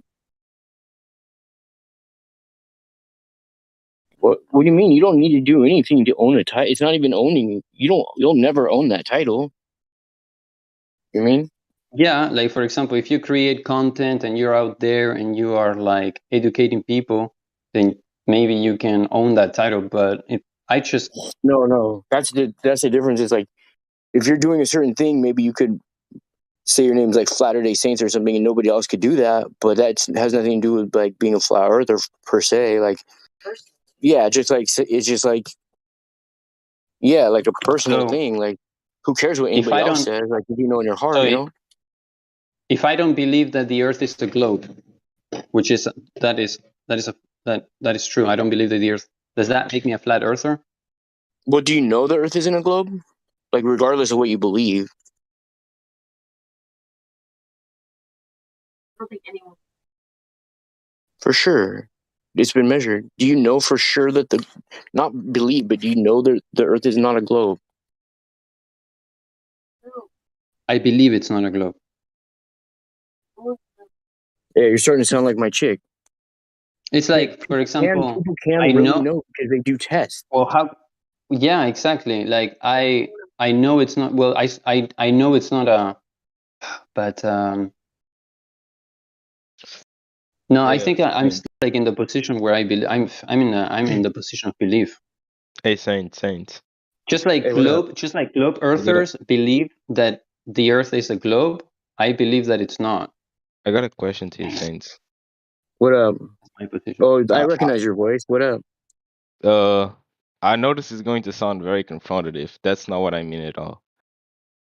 I just want to ask you, how are you like 100% sure that the Earth is not a globe? And 100%. So how do I know that the Earth is 100% not a globe? Is because water always finds its true level. Is because of what? Because of water, sea level. But you think that's enough to prove that the Earth is not a globe? Yeah, absolutely. It's more than enough. Personally, I think that the only way to prove yourself and like to say the Earth is not a globe would be to see it for yourself. Actually see it for yourself from like way up there type of shit. Okay, well, if I could just simply do measurements of what they say the measurement is, dude, I'm gonna leave the room if you keep talking, Jackie. I'm trying to talk and you keep interrupting me. The hell, man? I don't do that shit to you. I'm talking to your friends, whatever. Talking about makeup. In my opinion, dog, there can be all the proofs in the world that Sorry, before I was so rudely interrupted. You know what I mean? No, that's all right. There can be all the proofs in the world that this is this and that is that. Until you see it for yourself, I wouldn't say that I'm 100% sure. That's just me, though. I would be willing to bet my life on it, bro. Damn, dog. Don't ever do that. I already have. You already have? Yeah, if anybody's listening who wants to take me out because I'm telling a false narrative of what the shape of the world is, then feel free to. I don't think anyone would do that, but hey, bro. Well, I'm just saying, though. You know what I mean? I'm just putting it out there. Yeah. Whatever, Jackie. All I'm saying is, I think that for someone to be 100% sure that something looking on is there, and not you're gonna the way, you should see for yourself. Hey guys, sorry, I only have to join the room. What are you guys talking about? I just joined. He said that he's 100% sure that the Earth is not a globe, and I said that, in my opinion, for someone to be 100% sure, you should see it for yourself. Yeah, like that's true. Nothing is 100%, but it could be 99%. Do you wear shoes all the time, Joel? All the time, like 100% of the time. When you're not sleeping or taking a shower. Well, no, I don't wear shoes all the time. Well, I believe in the flat Earth, but it's not. It's like the theory is not 100% because we didn't actually. But I still believe in flat Earth. It could be 95%. I believe the Earth is a globe, but I wouldn't discard the flat Earth idea until I prove to myself that the Earth is a globe. So I see it from up there. Once I see it from up there, I will say 100% that the Earth is a globe. Until that shows intelligence. Well done. You have some intelligence. You know, you're open minded. Good to know that. Who's open minded? The guy who just said that, like he doesn't disbelieve that the Earth is flat, but he still doesn't believe it. You know, but he's open to it. That's cool. He's fluid, huh? Yeah. That's good, look, man. That's cool. If that's how you want to be, that's good. You can't force anybody to do anything. Like, I mean, don't force people into believing the flat Earth. Like, let them find their own path. You know, because the more you force them, the more they'll want to have an argument against you. Like, actually, just agree with them, and be nice to them. Like, you don't have to. That is very wise, bro. I'm not even gonna lie. That is very wise from you. Off of the people that be like, it's not an insult. I'm not trying to generalize either, but it's just the way I see it from the point that I stand on with all of the people that I've interacted. A lot of people that believe in flat Earth try to force that idea onto others, and I just don't like that.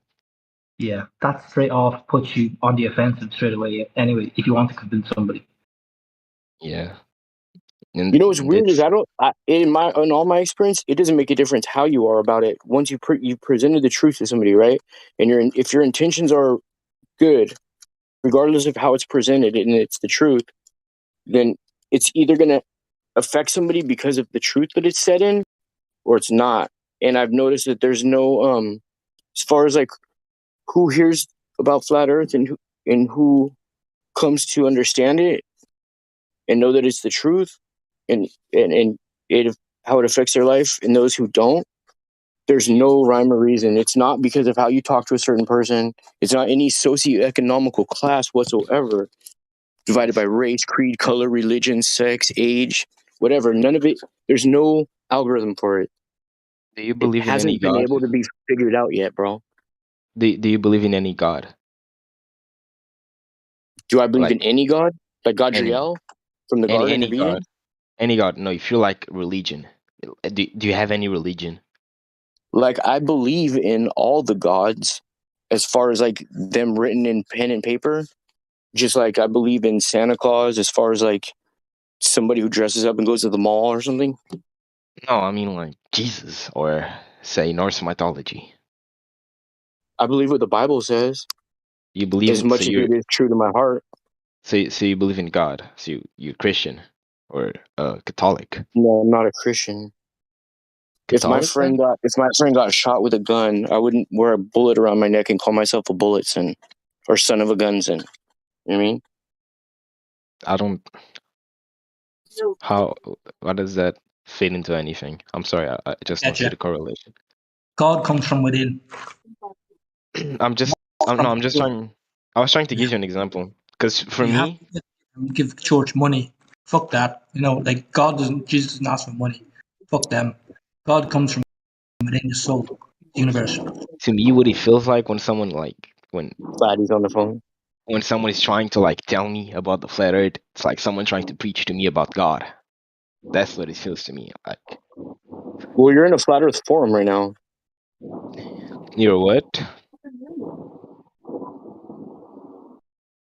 You said what? I said you're in a flat Earth forum. What do you think we're going to be talking about? Like, Oh, no. The Matrix or like Hollow Earth? No. I came here to inform myself on the topic. I'm very uneducated on the topic, and I came here to learn more about it. I want to learn both sides of the coin. It's a good place to learn it. Yeah, I came here to learn the arguments of both sides because I'm not sure the Earth is a globe, nor am I sure the Earth is flat. So I'm here to learn the side of the flat Earth.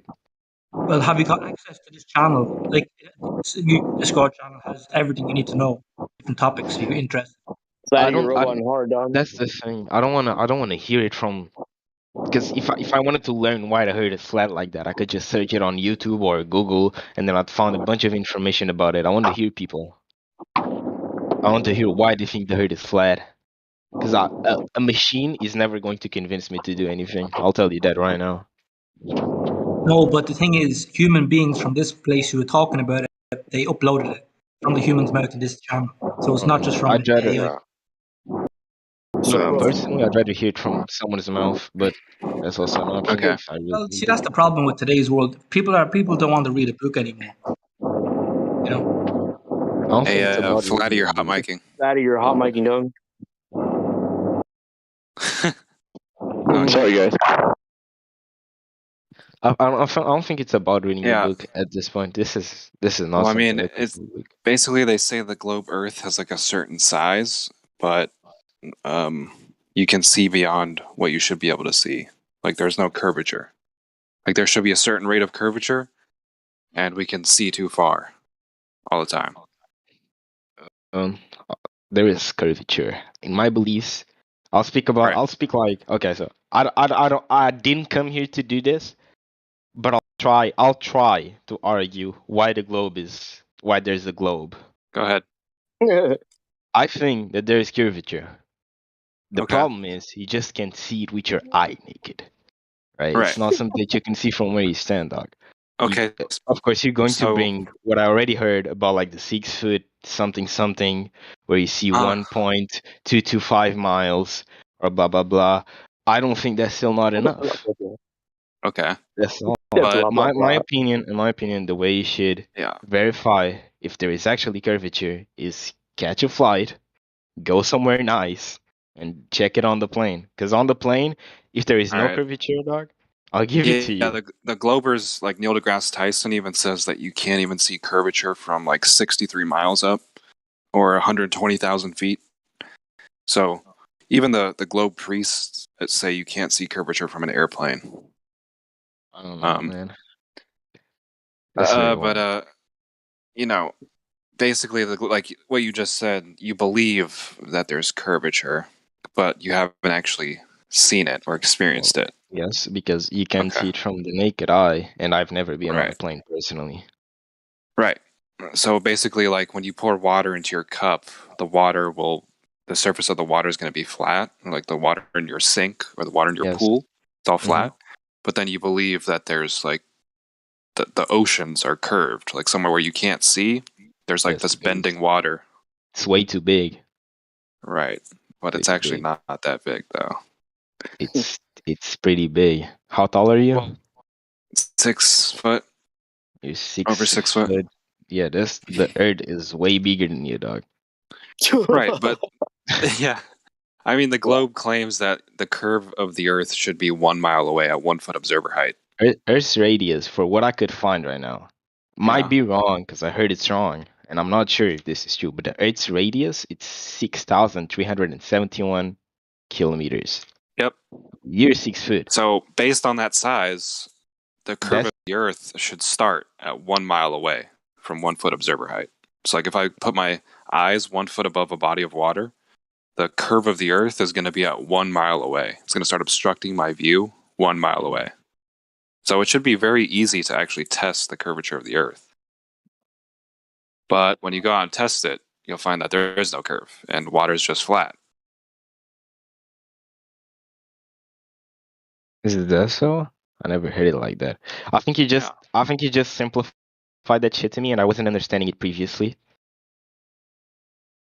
Yeah, the distance to the geometric horizon. Yeah. Go ahead.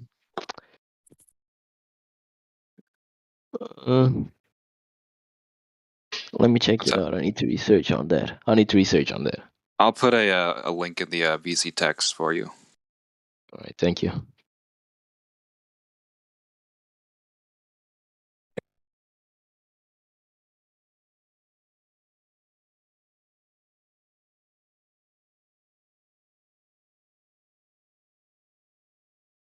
So the size of the globe Earth is basically attached to the whole rest of the claim, like gravity, the speed of rotation, like satellites orbiting the ball Earth. You need like the radius for all that stuff.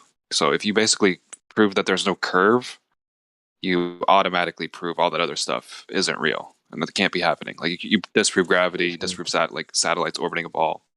All that Don't stuff. you think that it's there's probably a better explanation to that based on your eyes, other than just to believe the Earth is flat? Because I think that you're trying to see it from a naked eye, right? So it's your body, and you know there are various flaws on the eyes. Like there's a blind spot in your eye that you're born with, for example, and half of the people don't know that shit. Well, yeah, I mean, the point is basically like, well, okay, firstly, you experience flat and stationary. The globe Earth is the belief. Like there's this belief in like bending oceans. The flat Earth is just what you know. And you're right. Like we don't actually say just based on our naked eye. We actually like using equipment. The Earth measures flat, like zoom lenses, any sort of optics, like just binoculars, telescope, lasers. The Earth measures flat way beyond what it should. So like you could go to the beach with binoculars and just put the binoculars right above the water and see things way beyond what you should be able to see. Let me see the video Sasha sent.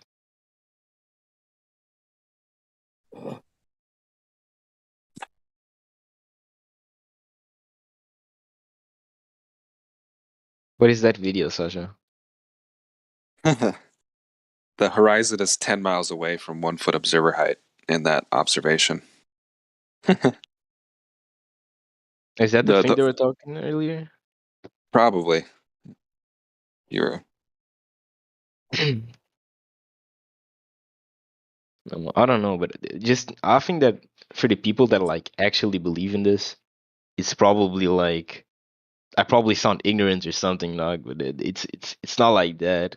I think it's you guys need to like maybe step on the other side of the line or see it from other eyes, right? Well, Because everybody for is. me, We all believe the globe, though. That's the point. Like we all were taught the globe Earth, and we all believed it.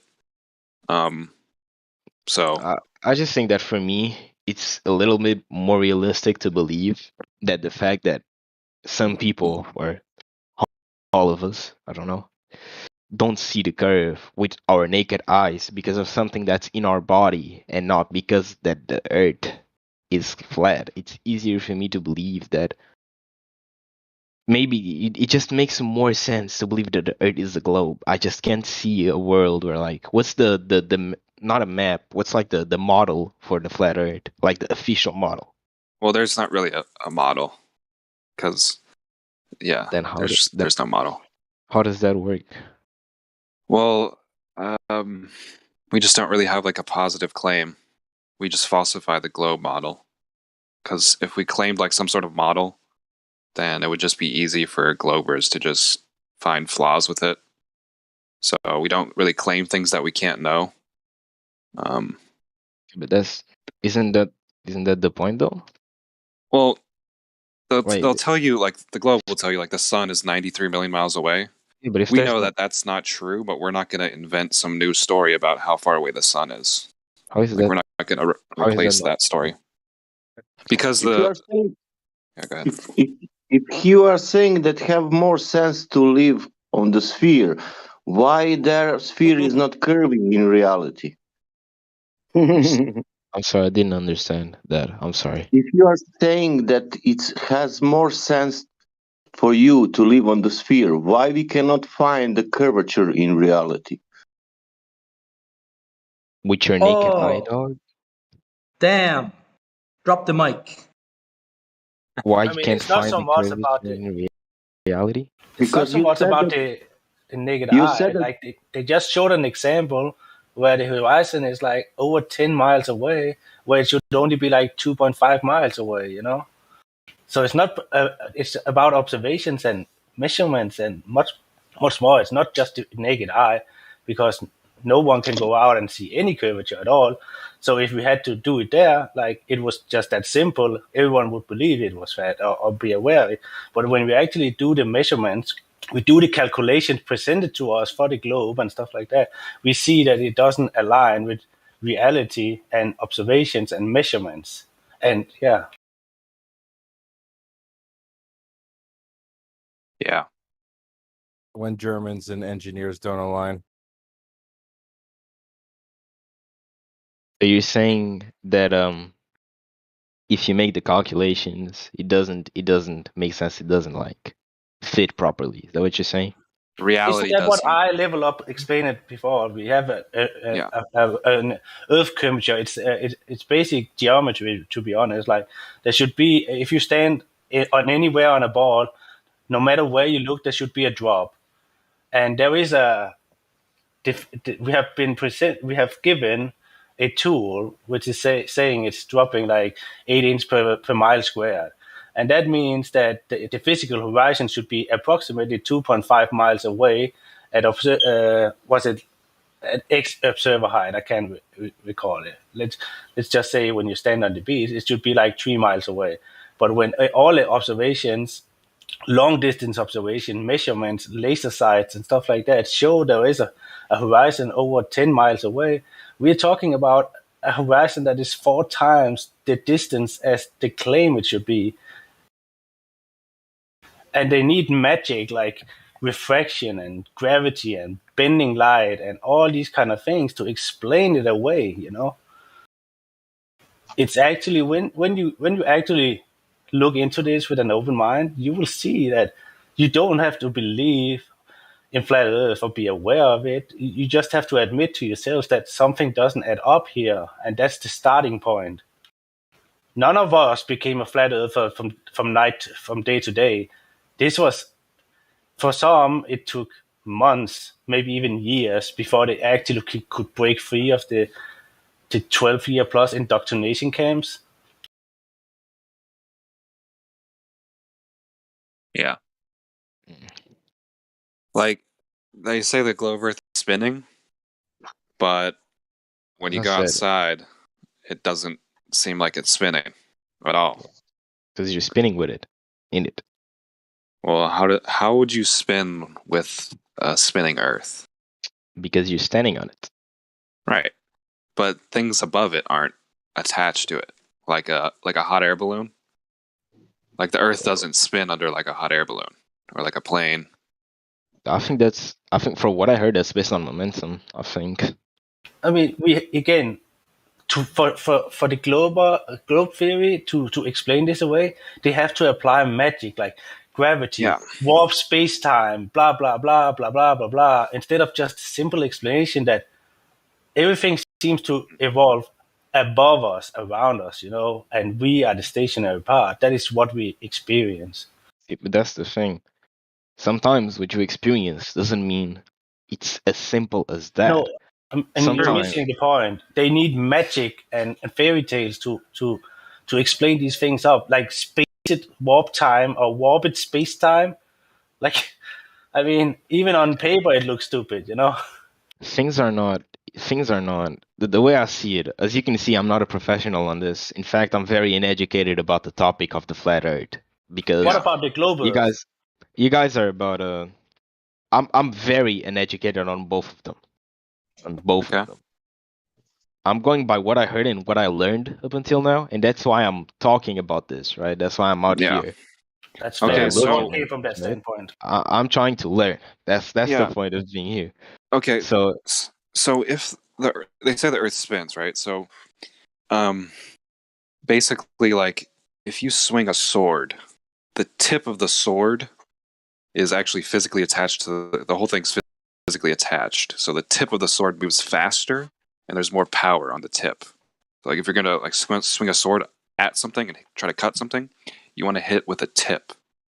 But say you have like a torch, and a torch is like emanating a lot of smoke, and a bunch of smoke is rising off the torch. If you move the torch, the tip of the smoke isn't going to move with the torch as if it was a sword, because it's not physically attached. The torch is just going to move under the smoke, right? Do you understand what I'm saying? Kind of. Like, yeah. So, like smoke coming off of a torch isn't going to move with a torch if you swung it like a sword, right? I mean, I think if you could visualize what I'm saying. Yeah, I think that's because of the gravitational field. The Earth is a big object, so obviously the gravitational field is going to be bigger. Therefore, it's going to pull things with it. Well, the whole point is not only that, but you're trying to compare a solid to a gas. Right. I'm not sure. That's the point. That's the whole point. Smoke is considered a gas. It's not, but it doesn't really matter. The whole point is basically you got what I'm saying, basically. Yeah. That's the whole point. That's what I'm saying. There's a difference between a gas and something that's physically attached. So, like, do you take the Burj Khalifa? It's like the tallest building. The top of that building should be moving faster than the bottom part. Okay. How so? Because if it's on a moving surface, if it's on a spinning globe, the tip has a higher radius. It would be like moving in a bigger circle, so the tip would be moving faster, right? But the tip is than the ground. Like the top of the building is going to be moving faster than the bottom if it's on a spinning globe, right? I don't think it's faster. The problem isn't it? Is that like proven? Well, that's the whole point. The whole point is then none of this is happening. That's the whole point. But on a spinning globe, something that's further away, but like still attached to the surface is going to be moving. Just like how if you swing a sword, the tip of the sword is going to be moving faster than the bottom part, right? I don't think it's going to be moving faster. I think it's going to be moving wider. Right. Which it's going to be moving faster because of that. Like there's going to be more. No. Wider. It may look like it's moving faster because it's traveling. Exactly. That's the whole point. It's traveling different distances. Right. But it might be moving at the same time. I think it's kind of like, like the what do you call it? Like those tracks where people that run track. It looks like the people on the far edge of the track are running more because it's wider, but in fact they're running the same distance. Type of shit. Do you understand? Yeah. I think that's like. Yeah, I think that's right. it. Right. I mean, the whole point is basically the air. This is the globe claim. The air around the Earth shouldn't be moving with the ground. The air around the Earth? Yeah, like if the Earth is rotating, the air is not going to be moving with it. But you have well, I don't know how they're called in English, but you know, there's like a gas. Shit. How do you call it? There's like gas surrounding the Earth. Like the ozone and shit type of stuff. I know it's not the ozone, but I'm giving you an example. I mean, the explanation with for the globe theory that the atmosphere is moving with the Earth. It's not actually moving with the Earth. It is just over time has taken up the speed, so it's actually just spinning as the Earth is something like that. But I feel like we are moving. If this guy is a rookie on the subject on both parts, I feel we are moving away from where you have to think too much out of the box. To be honest, like I feel like just the curvature thing, and he should apply the curve math on his own observations would be the first step, because we can talk for hours here, and he would not get two inches more into the subject at all before he actually do these. Like the first claim is there is a curve. We have some math provided by the spherical model. Maybe he should just try and apply that to pictures, his own observations and stuff like that, like that would. But that's the whole, like, I kind of see what you're saying, but I think the rotation is actually easier to know. Like, you don't have to like go to a body of water, and you don't need like any instruments really. You can just go outside, and if you know what you should be seeing, like if you understand the globe claim, all you have to do is walk outside, and you'll know that the Earth isn't actually moving. Yeah, I'm just thinking about, like, as he said himself, he has been taught all his life XX. So when you claim XXX, it's hard to imagine XX. You know what I mean? Yeah. And that's why the curvature is such a beautiful point, because it's something everyone can do, and we have been provided the exact math of the sphere, given or taken, like pear-shaped or oblate spheroid, blah blah blah. But there should always be a curve if you go to the water. So if you have a body, a mass of water, and you can do these kind of things, even like if you account for something like their magical gravity and bending light and reflection and stuff like that, the black swan is still just the best example that we have. Like 11 miles to the horizon, where the physical horizon should be 2.5 miles away. We are talking about over 4 times the distance. And if he applied that to his own real life observations and his own math, like, that would be the best point for him. I think, aren't you focusing too much on the globe, model?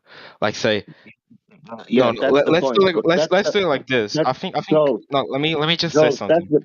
Only to tell you, that's the whole point of this server. To focus on the globe. Of course. Okay. So because of that we are here, not because of flat Earth.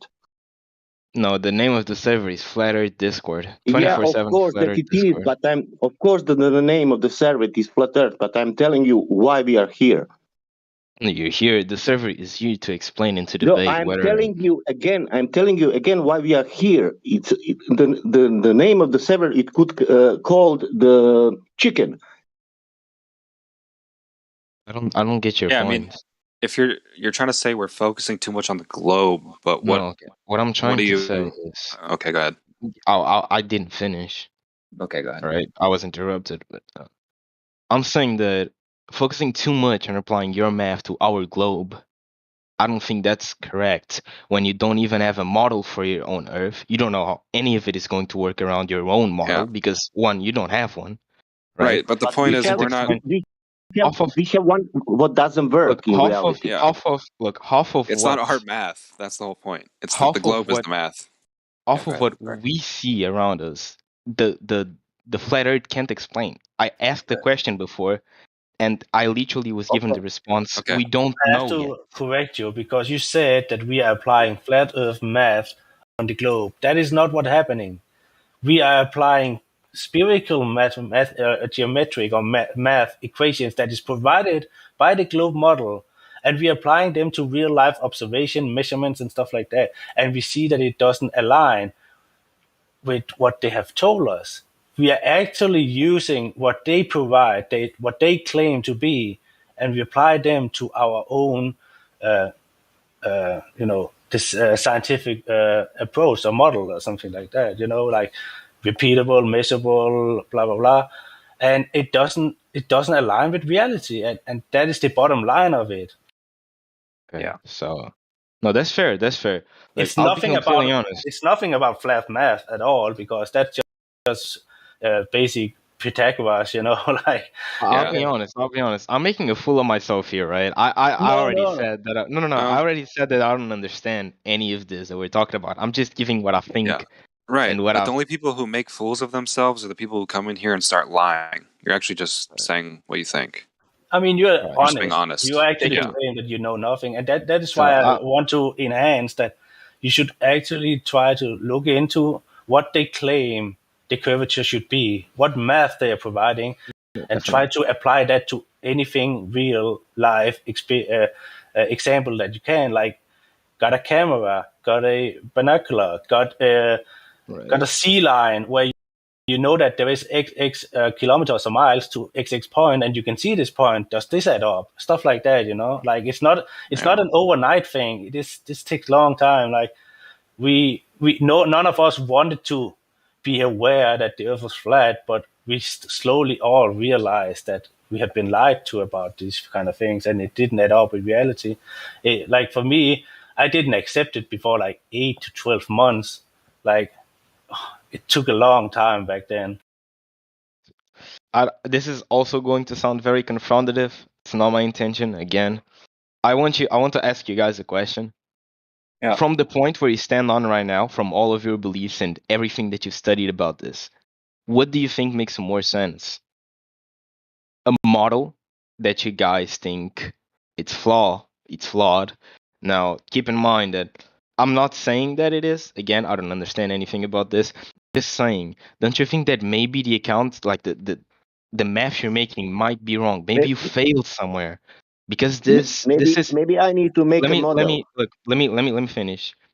Look, this has been being studied since way back then. This is not something new. There have been multiple studies, and a lot of people might have found and might have made wrong math. Listen, Joe, very important. Listen, I'm sorry because I'm interrupting you. Very important. There were studies for years. That means they have the proof in the first place. That means it's there. That means that you can look into that, and that means that somebody measured in the first place. We have that. They studied like 100 years. That means it's there for sure. Somebody measured it. Can we find it?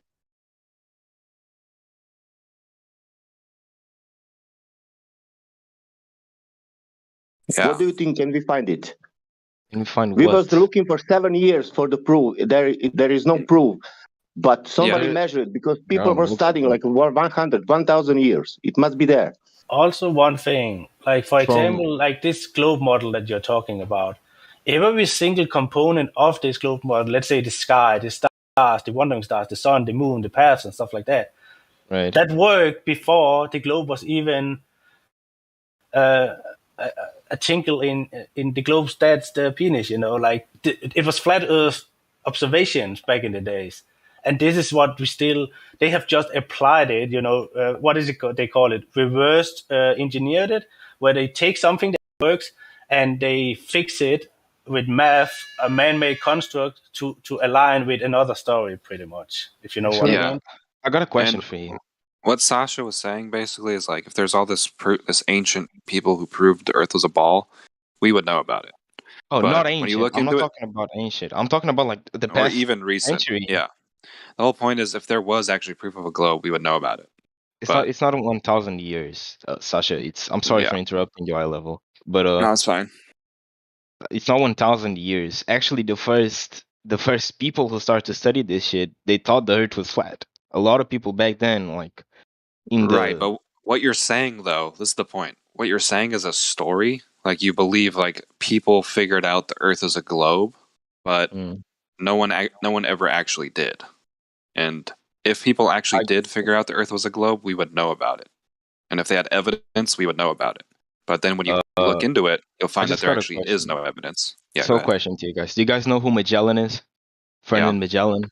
How do you explain that? So if I walk around my house, does it mean my house is a ball? Like the floor is a ball? No, but if you walk around your house straight, you're not it's that going simple. to end up. No. Yeah, if you can walk around your house, it doesn't mean the ground's a ball. Look, I mean, my point is, if the Earth is straight, you're in your room right now. Does your room have 4 corners? Yeah. If you get up right now and you go to one side, one wall of your room, right, and you pretend that's Earth, and you walk straight, you're not going to end up where you started, and that's what Magellan did. Oh, dude. Okay. I will post a picture, and this is only for visual demonstrations. But look. That is roughly what Magellan did. Let me correct myself. Okay, look here. So this is not one-to-one fact. This is just for illustrative purposes. Can you see the picture?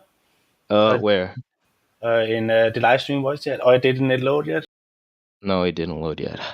Okay, it should load here. This is just for illustrative purposes. This is not one-to-one of reality. In the center, we have north. If you go anywhere else on this map, the compass will always point to north. West and south is actually a circle. You know, if everything is north, west and south, the west and east will be a circle around here. So if you circumnavigate the Earth east to west, it's actually just a line. It's actually just a circle. And if you then apply his route to this map, you can see he is not traveling in a straight line either. He is navigating through the continents and land masses and stuff like that. And it's actually just if you apply that route of his, it's actually just like east to west in theory, or actually what happens east to west, but navigating through the continents. Yeah, I think what he was trying to say was like I think he thought people can fly in like a straight line and then end up where they started, but that's actually never happened. I'm talking about circumnavigation. Ferdinand Magellan. Right. I'm talking. Well, so you just explained it. But as you see, it actually makes sense on this illustration. Yeah. The one GIF you sent is a good GIF. I still don't think that's how it happened. Because you'd notice that it's a curve. The boat would have to like turn. The only turn. I mean, if you always have your compass at west, it's not so much about turning. It's more about keeping the route. You know, like it's not something you imagine. Like, I mean, he's on a boat in the ocean. Like, are you claiming that the oceans are somehow different from every other body of water? Like the oceans are just flat. I mean, there's waves and stuff, but they're not going. It's not like bending around a ball. So in 1500 there was no GPS or anything like that. So every hour he would take his compass and his sextant and blah blah blah and locate his destination, and he would like, okay, we have gravitated a little to the south, so back on the west track, you know, pretty much. That's how it went back then. There was never a perfect, you know, like autopilot back then. You know, there was always all these kind of factors that played into the movement of the boat. You know. I'm sorry. Can you repeat that? What I'm trying to say is, back then, at Magellan's time, there was no autopilot.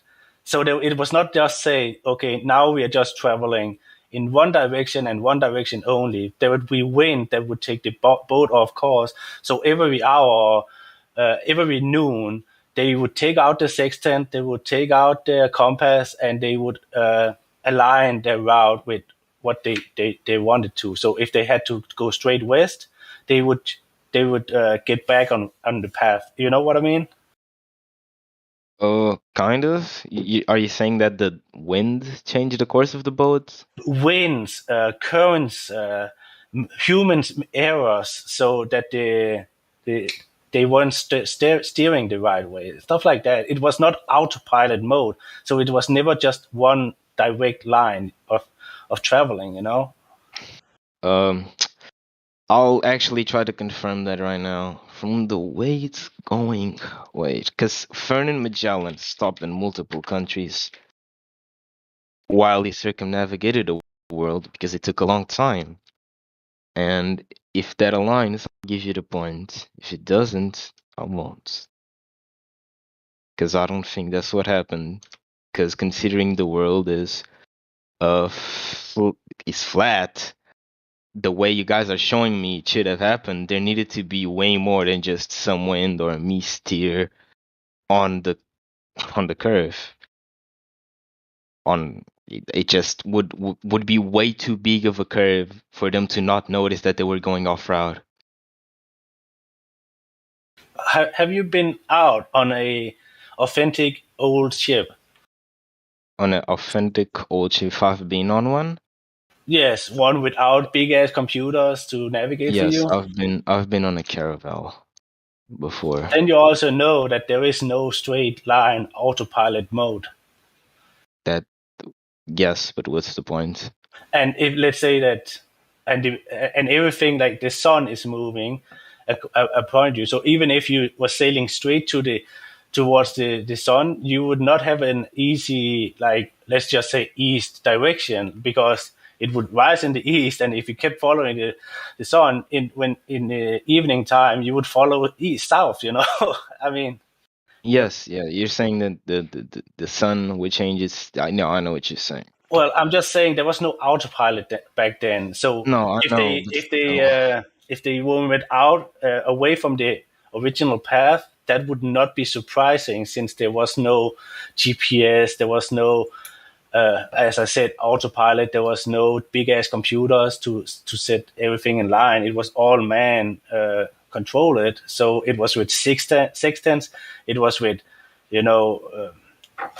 using maps and sextants, and I mean, it's really not that hard to imagine that it wasn't perfect navigating back then. But even so, even before it was a globe, they navigated the seas just by looking at the sun, the stars, and stuff like that. Using a simple compass, and yeah. I'm trying to figure out if the trajectory is it. Magellan stopped in the Philippines. He stopped in the very tip of South America, and he kept going. And he also probably stopped near India. Like this according to Google, this should be Magellan's route. If you take the illustration I put you there and put these lines in, you will see that this is actually a semi-perfect east to west navigation. It actually aligns, he's under Africa, he goes up, travels up to, like, is it Spain or something like that, back under South America. It actually fits with the illustration up here. No, you got it wrong. It was actually the other way around. He went South America, then Asia, then Africa, then back to Spain. I mean, that's not what is shown in this. Let's the picture I sent. We are starting on the left. He under South America, up to Europe, back under Africa, and over to Australia. That's not what happened. Magellan was Portuguese. He started in Portugal, which is right near Spain. He went through South America. I mean, then we just started Spain, and we go under Africa, over to South America, see Asia, and over to South America, and up to Spain again. You don't have to complicate it. It's just taking one starting point on anything on that line, because that was his route. Your geography is kind of off, but I'll give it to you. You 100% believe the story of Magellan's as well? As absolute fact? Yes, I do. I do believe, because I'm from this country. So I've been to museums. I should believe every history of Wales that's ever been written. I should believe that, should I? No, I actually believe that the story of the world is very wrongly told, because Most of the things that we know is most of Except the that things that we fantastic story about a guy traveling no, around the world. he needs to no because I've seen proof. Yes, because I've seen proof of that. I'm from his country. I've been to museums. So what proof have you seen of him sailing around the world? What do you mean? What proof have I seen? I mean, even I've if you seen- believe Have the you talked to story, him? it doesn't prove a globe. Like the water, the Have you oceans are talked flat. to him or any? Yes, okay, that's completely different.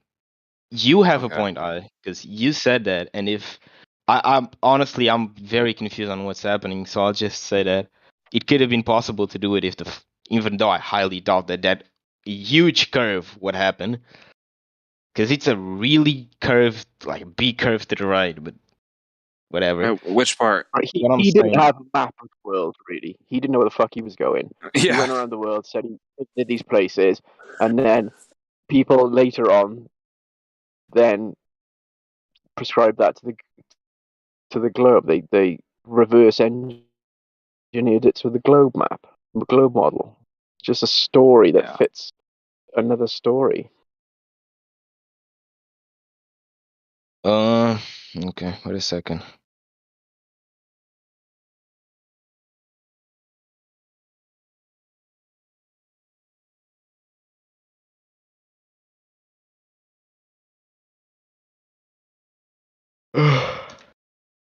You said what, Flatty? I'm sorry. They basically just assumed he's on a globe, just like everything else. When in reality, he's just on a flat Earth. I don't believe it would be possible for Magellan to do the voyage he did with a Why not? flat Earth. Well, first, because that curve is surreal. Okay. Which Even one? though the one you showed me, this one, this is surreal. I don't believe that was what happened at all. Be whatever the excuse was, Tim said How it. you circumnavigate. That's how you it's just showing how you circumnavigate. That's not like his actual trail or his path. No, I know. It's very simplified. That is an example of how he could have done it. He just went around, right, on the top. Yeah. I don't believe that's possible because considering that's a flat world, there would need to be a curve. The boat would constantly need to be curving right. And okay, well, do you see in that map though? Magellan went both left and right. Okay. He moved both left and right throughout the seas that he sailed. So you can see when he goes from the Philippines down to near Oceania and from Portugal to South America. He went both ways. He went left and right. So I don't believe that he would only go right and that it would be such whatever caused it. You can't. I mean, I'm sorry. He would go right and left on both maps. I don't believe so. But I mean, look at this. I illustrated for you. The black line is approximately his route. It's literally just a circle around North Pole. That's way too big of a curve. Magellan never did such a curve. They kept track. You don't know. No, you have the map right there. Look on this map. Well, you're looking at a different map projection. That's they all. They tracked where they went. All right. They tracked where they went. That's why you have a map today. So they had GPS back then. He's confused so much right now. How did they track? How did they know? Did they have GPS? Did they have how? You don't need GPS. Please correct me if my illustration is very wrong, guys. But I feel like I did. Your illustration is not wrong. I think you did a pretty good job. How do you?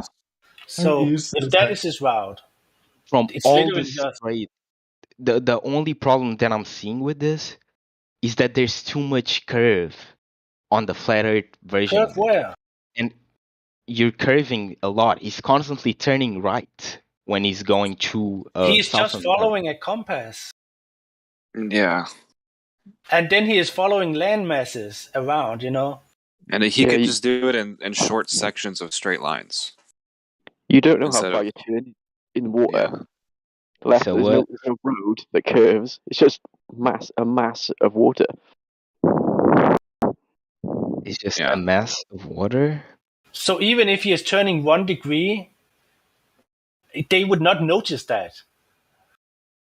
The problem is that the way you're showing it, it's not just 1 degree. There's a huge curvature on the map that you're showing me. They would surely notice that. Portuguese people and Spanish people, even the English, the British, right? Those were masters at navigation. Things Flat like Earth this. navigation, yes. No. I'm talking about, from what I learned, these were masters at globe navigation. Yeah, back in his time, it was flat Earth mathematics and skies and observations they were using. There was no established globe model back then. This was all based on the old ways of traveling or navigating. And it wouldn't work. Because the whole point of Ferdinand Magellan traveling the globe was to prove that the Earth was round. He wanted to see if it was possible to start from a point and end at the same exact point going one direction, and that's what he did. That's exactly what he did, and that's the result he got. Yes, going he one traveled direction, east or west at going, all times, pretty much. Yeah, And it doesn't prove a globe. That's what he's proving. He's proving that you can travel from one point and travel west and guiding through land masses, but stay true west and end up at the same point. That is what he was proving. It doesn't prove either, to be honest. Right. What can we not prove? It works on both. It's kind of a weird hill to die on because it doesn't really prove anything. I mean, you're just kind of you just kind of believe this guy went on this path, and then you're looking at a map projection. It's not really proof of anything. Yeah, I think we should go back to the curve because that is we can argue for hours about a lot of things, but if you don't realize that there is something up with the given proportion of this this globe, then we have no starting point.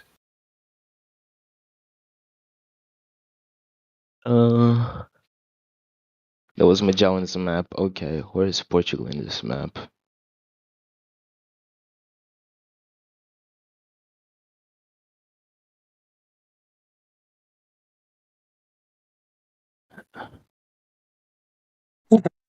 Where is Portugal in this map? I think your geography is a bit off.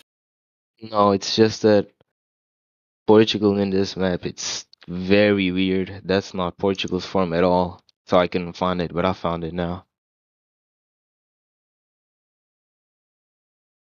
Well, that's the point, though.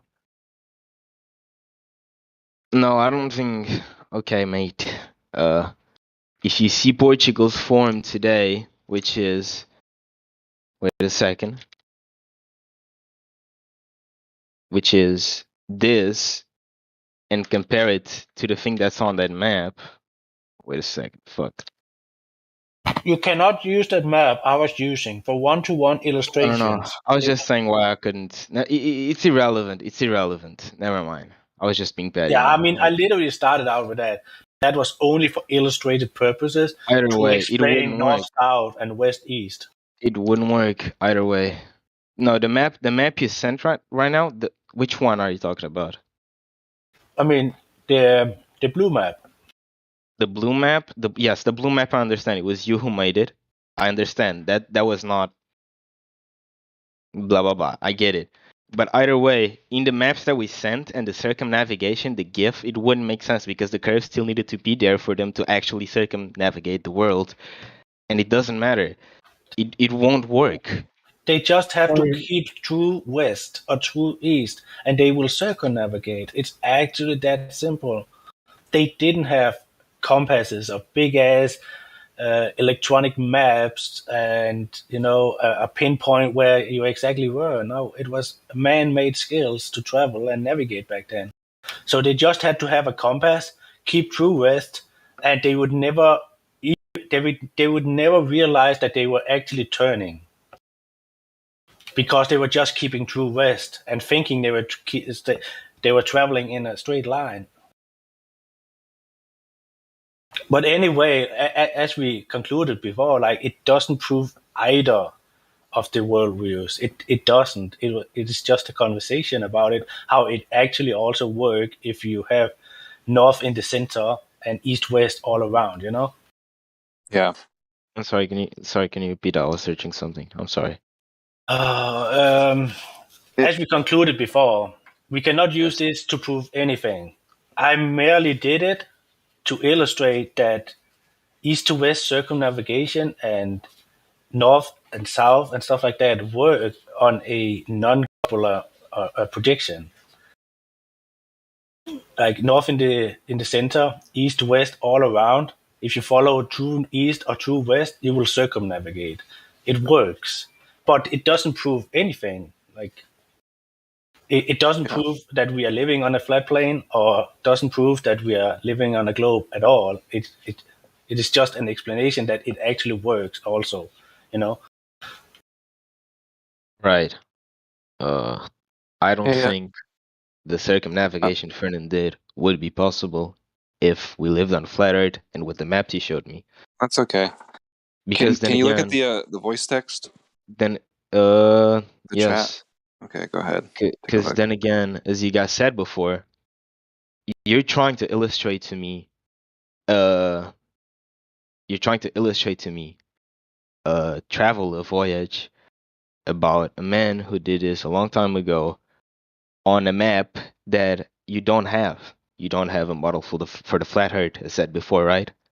Yeah, we do. See that map there that Kosho posted? That's the map that Magellan actually made. That's from his recording of landmass. Okay, so that's what you guys use as the map, as like the model for the flat Earth. That's Magellan's map. No, I'd say all maps have got a flaw. Like there could be a lot more landmass in the southeastern Pacific, and you wouldn't know about it. There's islands that exist that aren't on Google Earth because they don't want people to know about them, because they want to keep the tribal people there safe, right? Stuff like that. So that sort of stuff happens. I'm sure that's why. You can lie with maps really easily. It doesn't mean that we're being deceived on purpose or anything, but a map is not reality. The map is not reality? No. Yeah. Which one of them? The one Magellan used? No, all maps. No map is reality. Okay. Hey, It's so a representation of that GIF and image I posted. Have you seen that before? I have today. Today. Like just now. No. Like a little bit earlier. A little bit earlier. Yeah. Let me see what Coach said. Yeah. So do you see how the horizon is behind the oil rigs in that image? The horizon, you said what? Like the horizon, it's behind the oil rigs. Right. Yeah. So those oil rigs, the furthest one is 9 miles away, and the horizon is behind both of them. And based on the globe Earth geometry, the horizon is going to be at 1 mile away at 1 foot observer height. So this is from 1 foot observer height, and he zooms in, and the horizon is 10 miles away, meaning where the curve should be at 1 mile away, but it's not. Oh, you mean like, okay, yeah. So like if the Earth was a globe, the horizon would be at 1 mile away in front of both the oil rigs, and you would be able to see them, but they would be behind the horizon. Like the Earth curve would be in front of them. Do you understand? Yeah, I get what you're saying. Okay. So, yeah, that basically proves that the Earth is flat. It doesn't sound like it, bro, but you're actually really good at explaining this. Yeah. Because you're explaining it very simply. I appreciate that. Yeah. I don't actually have an explanation for that because, as stated before, I don't actually understand how that works. So I'll just leave it at that. Actually. Yeah, I mean that basically just completely annihilates the whole globe, like everything about it, pretty much. I just got a question. Yeah. How is it like that? How do they get like this? These What do you mean? numbers. The numbers. That's a good question. Yeah, so basically they say that a dude in 300 BC with sticks basically measured the Earth as a ball. Eratosthenes. I'm talking about the oil rig numbers. Oh, they just go on Google Maps and look at the distance. Okay. Yeah. Fair enough. So they're there to mark the distance, basically. All right. And you're just looking at the horizon. But yeah, this is basically falsifying like the claimed geometry that a dude with sticks supposedly measured when he actually didn't. If you look into it. But yeah.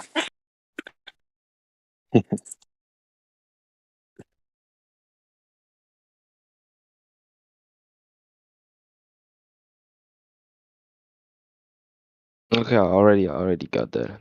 He said it. They searched it on maps. But then there's the problem, isn't it? Because I think your friend said it. Maps, not every map that on the world. He said it. Every map is not a reliable source. Yeah. Well, the thing is, all the maps are based on a flat Earth because the Earth is flat. So even if you have a map that's wrapped around a ball, it's still based on flat ground because in reality, the ground is flat. So you can take a cartoon and wrap it around a ball, but it doesn't mean the Earth is a ball. I don't think that's how that works. Because this map, for example, I'm sorry for the ping, Tim. This map is not based on, it's not based on flat Earth. That map was specifically made to be turned into a ball. That's why the dimensions are off. That's the whole point. It's actually still based on a flat Earth. It's just made to look like it's a ball, but really it's still a flat Earth because the Earth is flat. No, it's based on a round Earth. They just make it flat. They just make it flat. Yeah, how could it be based on a round Earth if the Earth is not a ball? I could say the same thing about your maps. How can this map, I'm sorry, I'm pinging you again, Tim. How can this map be based on a flat Earth if Earth is not flat? It's about what you believe. You believe the Earth is flat, so you said that map can be based on a round Earth because where? No, we know the Earth is flat from measurements and just our own experience. But it's what I was saying before. I think some people in here heard it. What? Have you ever actually seen for yourself that the Earth is flat? Have you actually like you've seen for yourself? Yeah. All you have to do is go outside. It's pretty epic. What? You said what? If you just walk outside. The horizon is flat. You've never seen a horizon. I mean, like, if you've ever gone up there, it can prove to yourself that there's actually no curvature and it's actually all flat, and you can see for miles and miles and miles from like up there. Before, right? We've all been on a plane. It's what I'm saying. Yeah, I mean, you don't really have to go to high altitude to know that the Earth is flat. All you have to do is pour water into your cup. All this calculus, everything that you're doing, you can never be sure, because what if you fail this thing? I said it before. What if you made a simple mistake in a calculus that you didn't notice, and now you think that it's this way, but it's actually right? That's a fair point. But then we repeat it, and then we repeat it again and again and again, and we get other people to look at it. We repeat it again, and at some point, there is no mistakes. Right. Yeah. And it's not even that complicated in the first place. No, I'm just saying, like, it's literally the scientific approach, repeatable, testable. Yeah. If it doesn't add up, we try again, like. Right. Okay. So instead of we going through all of this, because of course this is going to lead nowhere from what I'm saying, can someone in here give me a format of what flat Earth would look like? I'm not asking for a photo. I'm asking for someone to explain me how a flat Earth would work. Well, the map Tim linked is a good concept, like the circumnavigation GIF. I still don't know what he means with question do you have? Why don't you think it'll work? You said what? Godrich? Why would a flat Earth not work? No, I'm asking you, why would a flat Earth work? It works because it works. My question is, why do you think it won't work?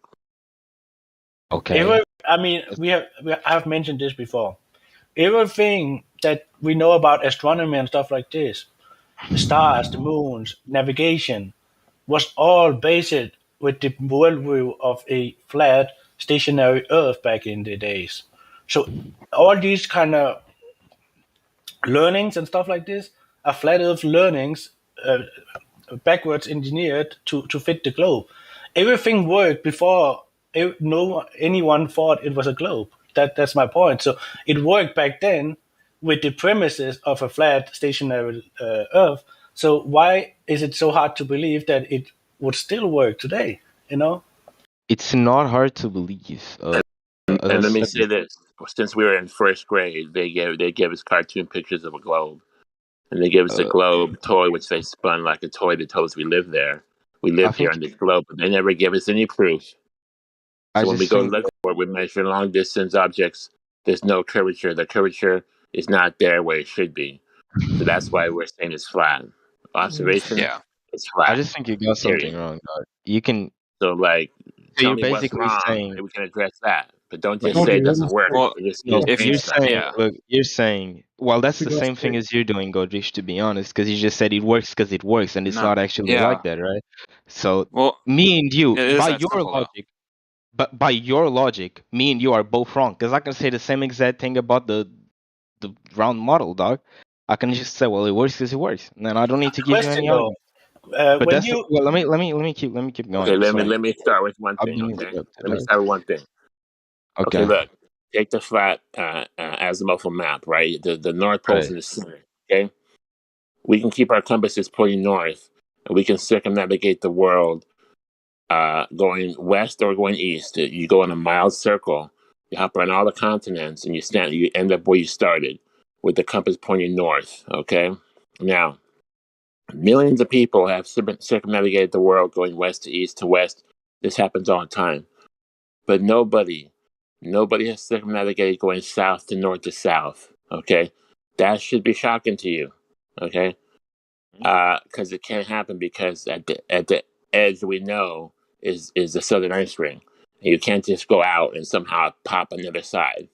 Okay? People so that's one problem. That's where the directions? You can't just go south and then pop up north and go south and north again, like you can east to west. That's the first thing. A couple people tried it, but we believe that they're frauds. But millions of people have gone west to east. Did you say north to south? I challenge you to find someone that's legit that'll go south and come up north. Yeah, there's been no north to south circumnavigation. That's correct. No, that's not how. So that's where the globe fails. That's not how I imagine it. That's definitely not how I imagine it. I actually, because you've not given me a proper model and you've not actually explained you've not actually explained to me how a flat Earth works. About your imagination. Because someone said, "Is this how you imagine flat Earth?" And I'm explaining. We don't have to give you a 100% working model.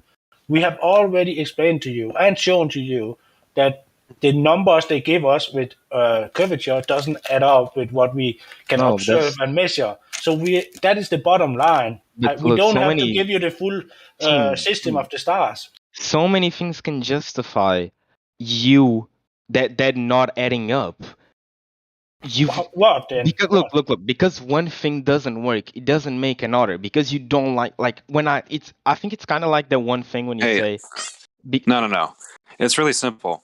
If the ground measures flat, then the Earth is flat, and it all works over a flat Earth. If you're trying to go, well, how does this work? Or how does that work? You're just thinking incorrectly. Like if the Earth just measures flat, then it's all working over a flat Earth. Pretty simple. I mean, for it to be a globe, right? There's got to be three things happening. The Earth has got to be curved. The Earth has got to be spinning, and the mass has to attract mass. You've got this gravity, spinning, and curvature. But none of those three things can be proven. I'm sorry, I was too distracted with the girl wearing the flat Earth shirt. I said, on a globe Earth. Yeah, that's a good model. That's a very good model. On globe Earth, the Earth is spinning. The Earth is attracting objects to it, so it's got gravity, and it's got a curved surface. Those three things can't be proven. Yeah, these are There's positive claims, and three the things. positive claims carry the burden of proof. You said that those things we can't prove. The Earth isn't curving. There hasn't been. Yes. You can't measure a curved surface of the Earth. You can't measure the Earth spinning, and you can't measure objects attracting to each other through an effect called gravity. What do you mean you can't measure the Earth spinning? I don't get it. Well, you would expect that if something's spinning, you'd be able to measure and show that it's spinning. Like if I was to tell you this ball is spinning on the end of my finger, this basketball, you'd be able to look at it and go, oh, look, yeah, it's definitely spinning. But you can't stand outside of the Earth. But you would think there would be some way of using a scientific contraption to be able to say, okay, this measurement here proves that the Earth is rotating. There's movement. But no, there's What about the like the? Wait, Jolvin, you asked mic check? Did I ask what?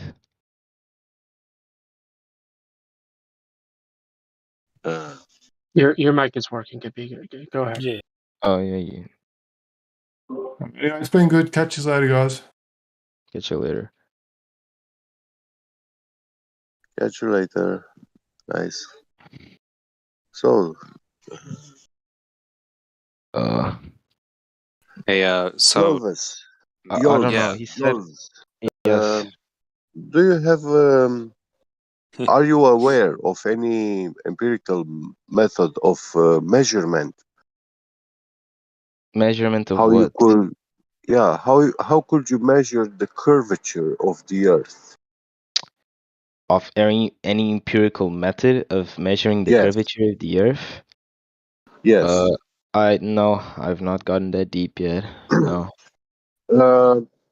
For example, you know that once you step up in your car, you have a device attached to the drive shaft, which is reading the RPM. Therefore, the car will tell you the speed you are traveling with, you are moving with. But because we are talking about rotating reference system, because rotation is not like linear motion, it's not one and the same. Let's say, okay, we have Hall sensors. Do you know what a Hall sensor is? No. Yeah, these are sensors that are used to read the speed of a spinning drive shaft and also the precise position. Right. They are used in CNC machines. Yeah. And can you show me one of these sensors that you can attach it to the Earth and tell you how fast the Earth is rotating?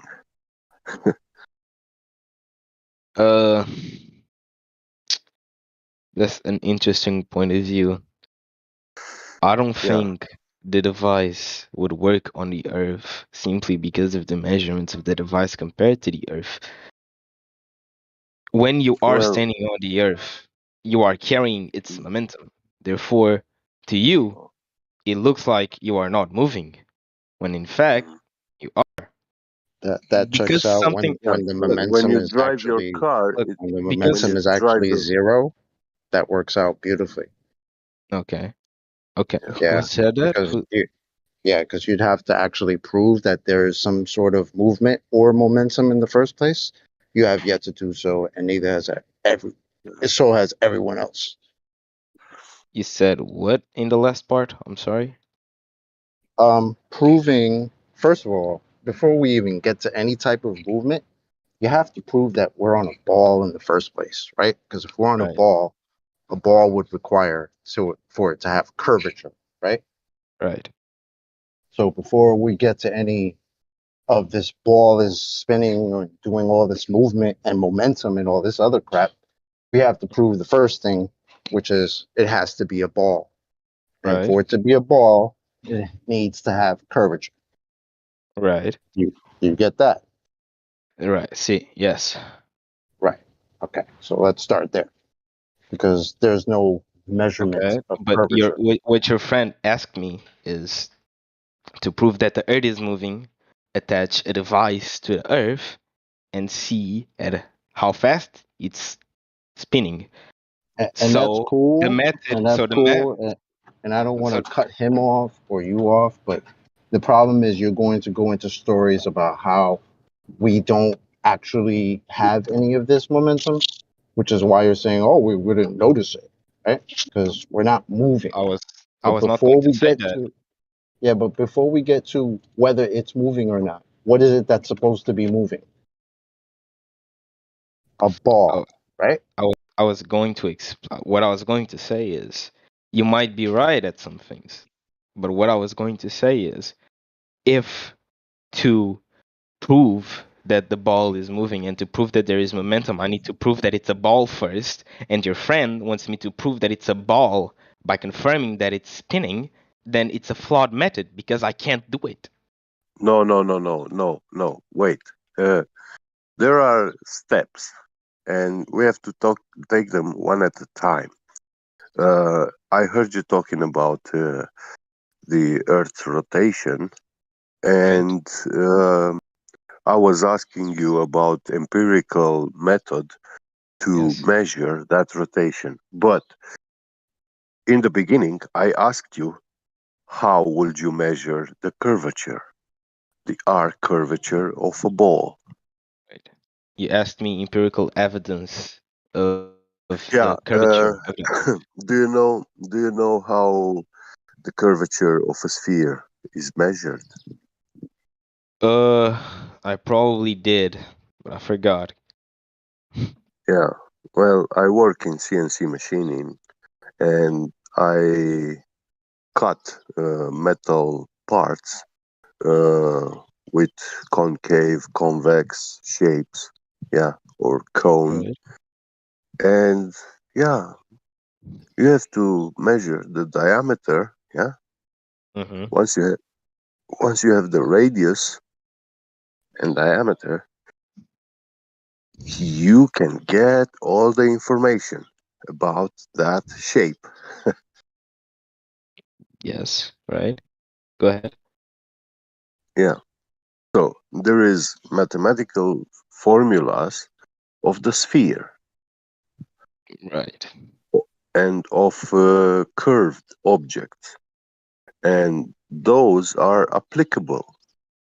But how do you apply those to the Earth? Yeah. Because you're telling me I'm standing here in my city next to the ocean. I'm looking far in on the ocean, on the horizon. Yeah. And I see a boat like 10 miles away, and it should be impossible on a ball with a radius of 3,959 miles, because the arc curvature bulge between my eyes and that ship uh, should have to be will have to be like a mountain in between us, yeah, Right. of what 66 feet or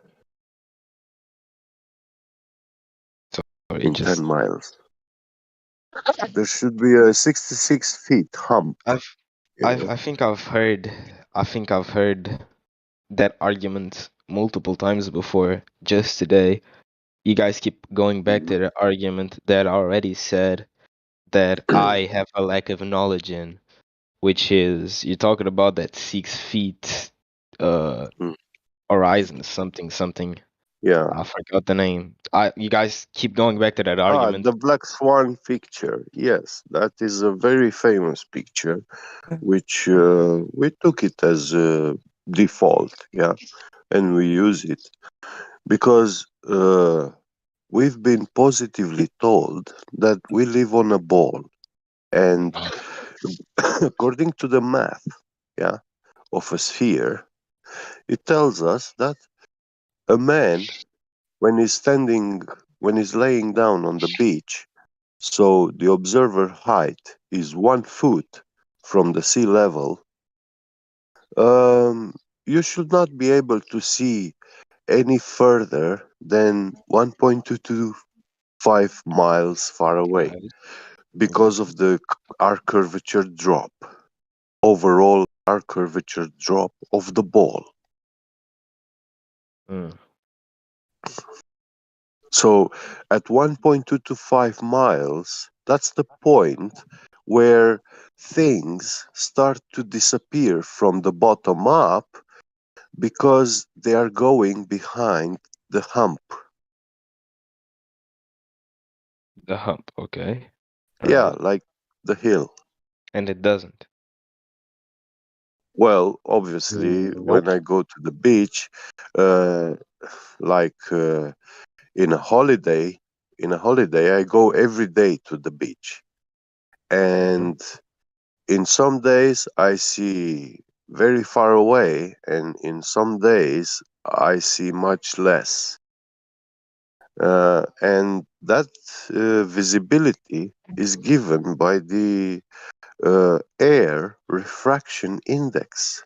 So the air dictates how far I can see, but not the curvature. Right. And in a day with a high refraction index, when your visibility is very low, well, if I take a binoculars or a telescope, I enhance my ability to see much further, because this is what these tools are doing. And something which with the naked eye, a sheep which disappears when you look it with your naked eye, when you use a telescope, you can bring it back into view. And you get the Yeah, same because results you do this you every see, day. Or do you this do it thing, often? this thing can be done by any person. I'm asking specifically you. Do you do this often? Yeah. Does anyone else here do this I often? do such observations. Okay. Because do you get the same results every day? You can see more than 1.225 miles every day. Well, I never encountered that day where I was able to see only 1.225 miles far away.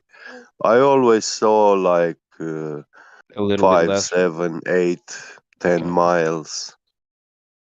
Sometimes it's less than that. Yeah. What's your point? Varies between, but Joels, what's your Yeah. point with that question? I'm just asking. Mhm.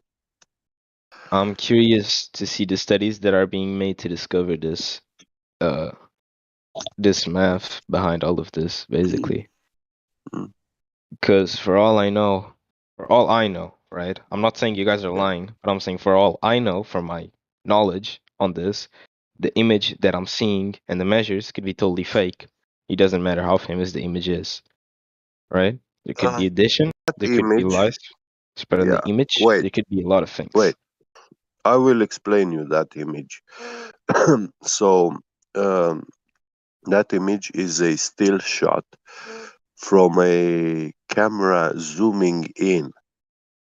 And this zoom was made with a Nikon P900 in 2000. I forgot the year when this guy made this observation. He used one of the most high-tech cameras available on the market, commercial cameras. Yeah, it has been made with a professional camera. Nikon P900 is still considered a professional camera. It has one of the highest optical zooms. So it was one of the most advanced, one of the Yes, that most doesn't that doesn't technologically advanced. change. I understand. I'm That doesn't sorry? change anything. That doesn't change anything that I said. I said that the image could be edited, and from where I'm standing, it was indeed edited because the image that you're taking is from a video, correct? Or was it a There photo and is then the a video? original video. There is the original video, and the person that took it, if you really want to, you can come in contact with that person. Wonder if Really? you have that same type of scrutiny when you see pictures of a magical spinning water ball. You have that same type Uh, of scrutiny, or do I no? have the same type of what? Scrutiny. Scrutiny. Do you have the same type of scrutiny when you look at this image and you say Well, that it's I've totally never real? actually Not when you seen see a magical spinning water ball with my own eyes, but magical scene. this Okay. picture is Have somewhere you you could actually go to. It's a beach have you been that you can there and you actually seen go it to. with your own Joe. two eyes? No, I have a I question have for you. not Then personally, okay, no, but I then have been my to a understand. beach and I've seen plenty of horizons before. All I'm asking is, do you have the same type of discernment when you say, oh, this could be fake? Do you say the same thing when you see the ball, or is that automatically real to you? No, Just trying to be no. honest, man, As I said before, because it seems like multiple you don't times. even understand what he's trying to tell you. But the first No, question is like, well, this could be fake. Well, that's okay. cute and No, all, no. but I think you got all of this wrong, dog. I don't know what you're nah, trying to nah, I don't say, got bro. nothing wrong. Let me talk. Joe. Let me talk. Let me talk. Let me talk. I said multiple times before. I feel attacked right now. I'm not gonna lie, bro. I said multiple times before that I I'm wasn't sorry. even. I'm sorry if I sound like I'm attacking you. I'm really not. All I asked No, you was a question. that's all right. That's all right. No, it's just the way you worded it.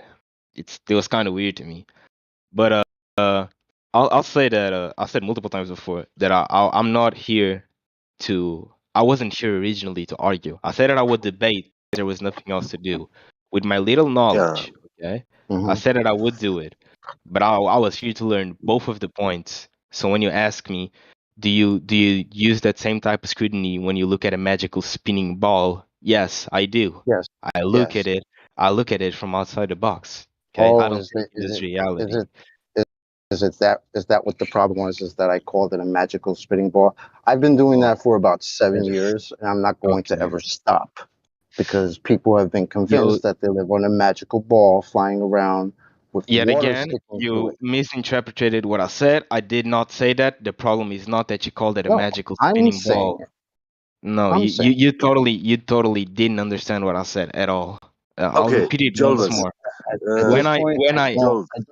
I don't really care. Listen, okay, what my man is trying to explain to you is that I the understand. horizon.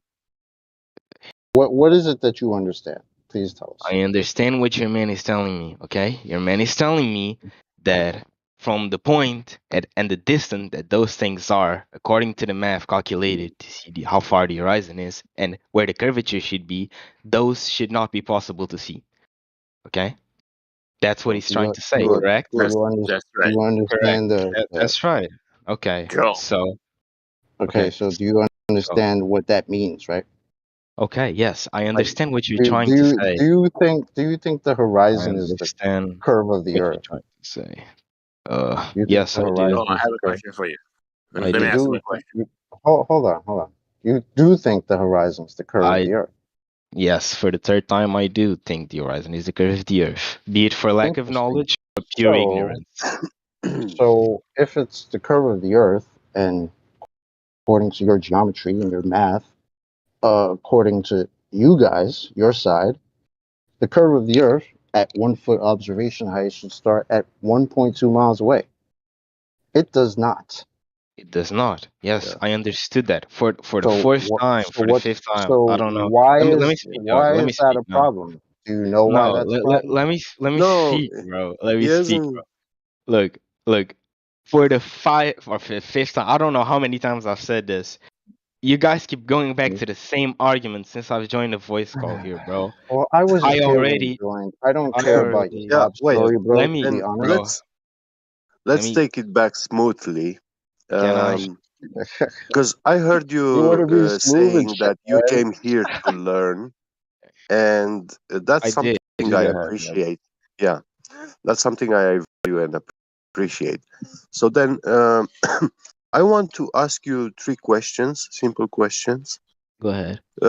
to establish your position between knowledge and belief.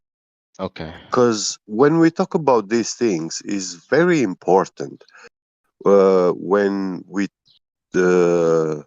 perform such discussions with people about mathematics and sciences and religions.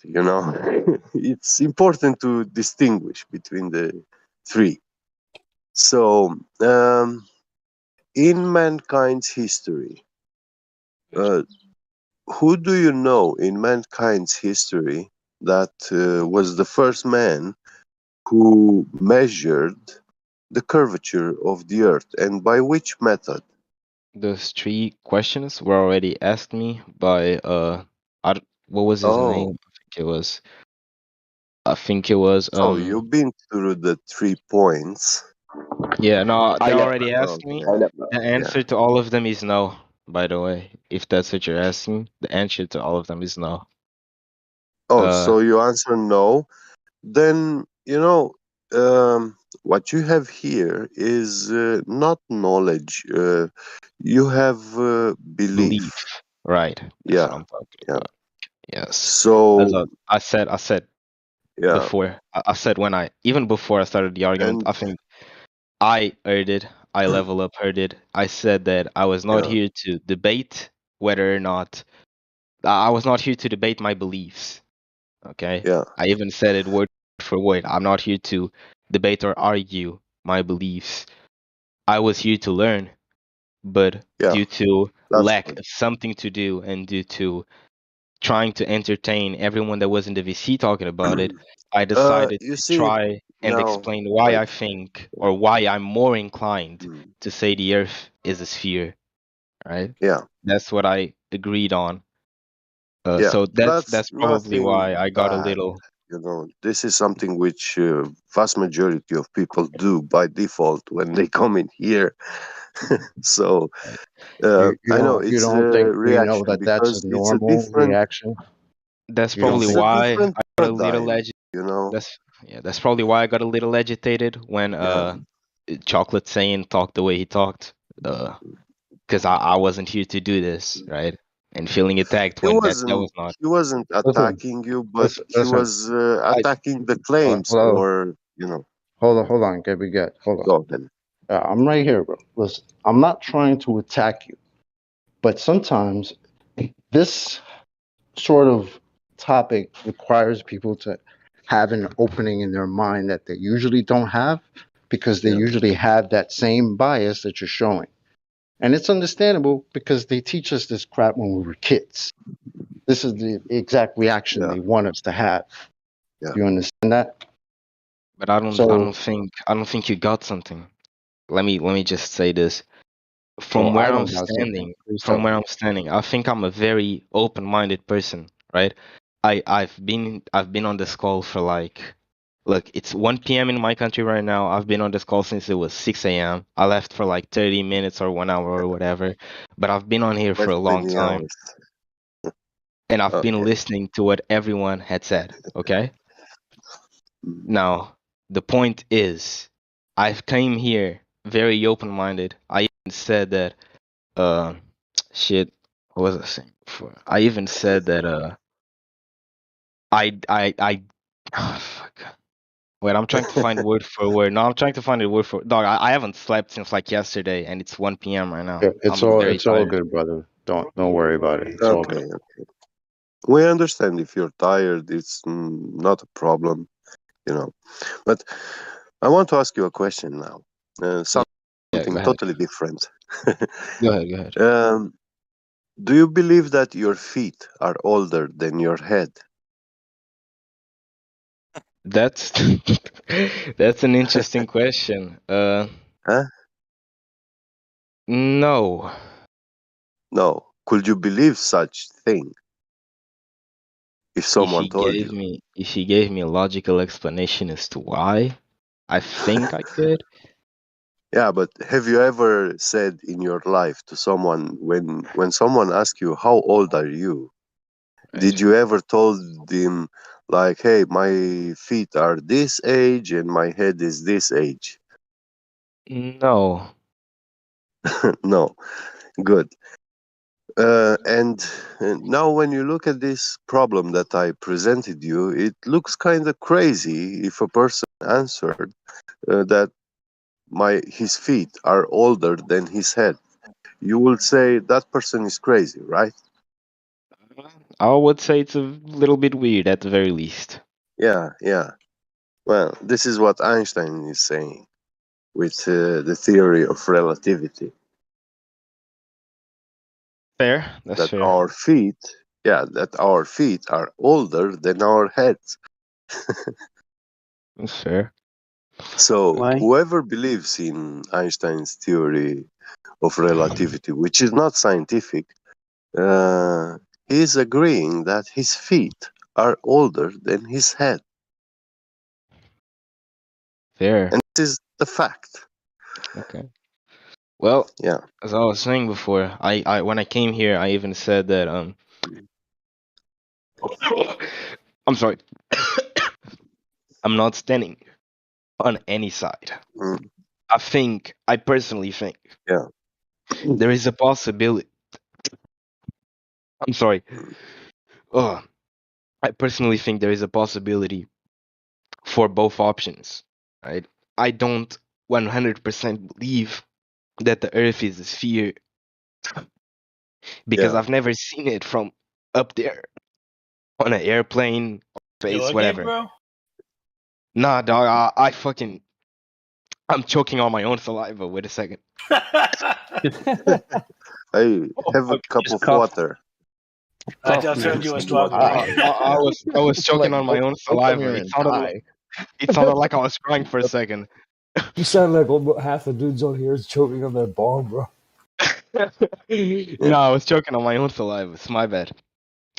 When I came here, I said that I believe there's a possibility that we live on a flat Earth because I've never seen it personally. I've never been on an airplane. I've never been to space. I've never seen the curvature of the Earth myself. Therefore, I believe there is a possibility the Earth is flat. I've came here with an open mind about this. What I was saying to Get Beget, or whatever his name is that showing me an image of a place you've never been to before, there's a possibility that that image could be manipulated to demonstrate a I thing give that you is not a that. reality, right? And that was my point. Now you can, and that is a point you use. Yeah, That is I a give point you I that. use. But you see, to do something like NASA claims is doing is impossible for you to go to build a rocket and shoot up into the sky and get so high up that you will be able to see the whole world, which to have that godly view, because when you see the whole world, that is a godly view perspective. No man Right. has ever seen that much. Never. I got a So question. when NASA is presenting you that image with the CGI ball picture of the Earth, they are posing, they are taking the position of a god. They see the whole world and they are showing it to you, and this is what it means to you in your mind. Right. Unconsciously. the funny So thing, I or got a question. subconsciously, Without seeming confoundative Sure. or whatever, what do you guys have to say about the live stream that NASA is on constantly? I'm pretty sure it's Fake. 24/7 showing the Earth. It's fake. Yeah, it's a nice studio. It's a nice studio set. You know, they are using giant fake curved like screens, and they have special cranes and cameras setups in special angles. So yeah, that can be very easily done. Live streams from space. Personally, I don't think that. I don't think that is the way you're describing it. I don't think it's possible. It could be So, fake. Joe, Again, 1 second. I can Have show you a read? GIF which demonstrates that. Can And somebody hear me? yeah, yeah, yes, we can Roger, hear you. I hear you. 1 second. I Hello. just want to add something. Have you read the descriptions from that quote unquote live stream? They will admit it isn't live. It isn't. Okay. Let me see. Go and read the descriptions of that live stream. They will admit it isn't live. Okay. Yeah. Sometimes they say it's live. Sometimes they play reruns. So it's not 24/7 live. Okay. So This will that's show. That's Yeah, something you're right. people believe. People believe Yeah, there's 24/7 live feed from the ISS, which is not true. But go ahead, yeah, Genko. My Roger. bad. Depending on the signal. To be more specific, those are a recording, and they are being broadcasted, live transmitted. So However, they're right now, transmitting supposedly, that over and over in that video in a loop, you know. So they are broadcasting it, but it's not live. So you're saying that it's a pre-recorded video that's being looped. Yeah. Can you And give me they any have a proof of this loop? channel. Listen, they have a channel, yeah, on YouTube, Right. and they are capable of playing stuff on that channel, you know. All right. And You're 100% not all right. the time there is someone there to take over and speak about something, make a show or a live show or something, you know. So then they put these recordings in a loop, yeah, they play it, and they call this a live transmission from Right. their center. Yeah. But have you seen? Okay, so now taking Yeah. consideration. I wanna add something more, right? So I hate to Yeah. go into imagination land, but we are talking about imagination land, so let's do it, right? So if I had a live stream of 24/7 of unicorns dancing in a forest, right? And I showed you, and I tapped a sticker on it, live stream unicorns. So who has the burden of proof to show you that it is actually real? Right? So you come to us and then claim, well, you have to disprove this. Disprove that NASA is not showing, or this is fake, right? Disprove this to me. But that isn't how it works, right? So if I have a live stream of 24/7 dancing unicorns in a forest, then it is up to me to prove to you that there are really 24/7 unicorns dancing in the forest. It's not up to you to disprove it. You understand that? Technically, you're right, but technically you're Right. not because look. No, I'm right. No, Because look, you have no, look. you cannot go there to validate that those images are truly from there, right? You have to believe. Correct me if I'm wrong. Correct me if I'm wrong. But the whole thing about flat Earth is that you guys don't believe in a globe, and you believe that we've been lied to, and we've been indoctrinated to believe that we live on a globe when in fact we live on a No, flat Earth. we don't believe we've been lied to. We know we have been lied to. Okay. Because the point. we went to the scientific method and to the empirical measurements. But when We you're the went one there. making the accusation, you are the one who has to prove why you're right. Well, NASA's been exposed. You can't. Everything NASA's done. No, everything NASA has done has been fake. How can you? All like everything they've ever done has just been a lie. Like the moon rocks they brought back turned out to be petrified rocks, or the moon rocks they brought back turned out to be petrified wood. It was faked. Can you source me that? Yeah, and there's clips. I don't know if you've seen it of them supposedly on the ISS astronauts where they're I've on never wires. I've Okay. never heard of that before. Yeah, there's astronauts on wires, and then they like manipulate virtual Wait, objects inside to pretend. or like outside? Yes, in the ISS, they pretend they're floating around on wires, like they would do in a movie. Jules, can I ask you a All question? the How long have you been? How long have you been looking into this topic? I'm pretty new to it. I've watched a lot of videos before. I've been trying to get into it, but it's pretty hard when it's the internet, right? Because you never know what to believe in. It's just like what that's I another. level. Sorry, That's another point. What I level saying there is if you take a little time and go and research the NASA tomfoolery, dumbfuckery, the way water behaves, motion, proof of this, that, and the other, you'll find out. You'll find out quick enough for yourself. I know you like asking a lot of questions, which is a good thing, but at some stage you have to take a personal responsibility and go research it for yourself, and try to start figuring out that water doesn't behave the way they say it does. We're not on the way it is, and there's a lot of tomfoolery going on up there in the so-called NASA space station. I've researched a fair bit on my own. Of course, a lot of things. I'm not very good at math, so that's one. Hey, yeah, but you just started. So I knew about the one argument everyone kept going back to, the one with the 6 foot and the horizon view type of stuff. I don't know the name. I knew about that before. Yes, I knew about that. I knew about the black swan too. I knew that. Yeah. Okay, so you know that like YouTube and the mainstream censors flat Earth information, right? So like that dude at the beach zooming in, they'll censor that video. They're not gonna recommend that video to anybody. They want to hide that. You know that, right? They admit that. Right. Yeah. Okay, so NASA, everything they've done is a lie, and they're hiding all the mainstream information. Like platforms are hiding what we're saying. Like a dude going to the beach and just zooming in, they're hiding that. So it's pretty obvious. Not saying it is. I'm not saying it is. Okay. I'm not saying it is. Just to make that clear, I'm not saying it is. Yeah. But when you own a platform and this might be indoctrination, this might be brainwashing, stuff like that, right?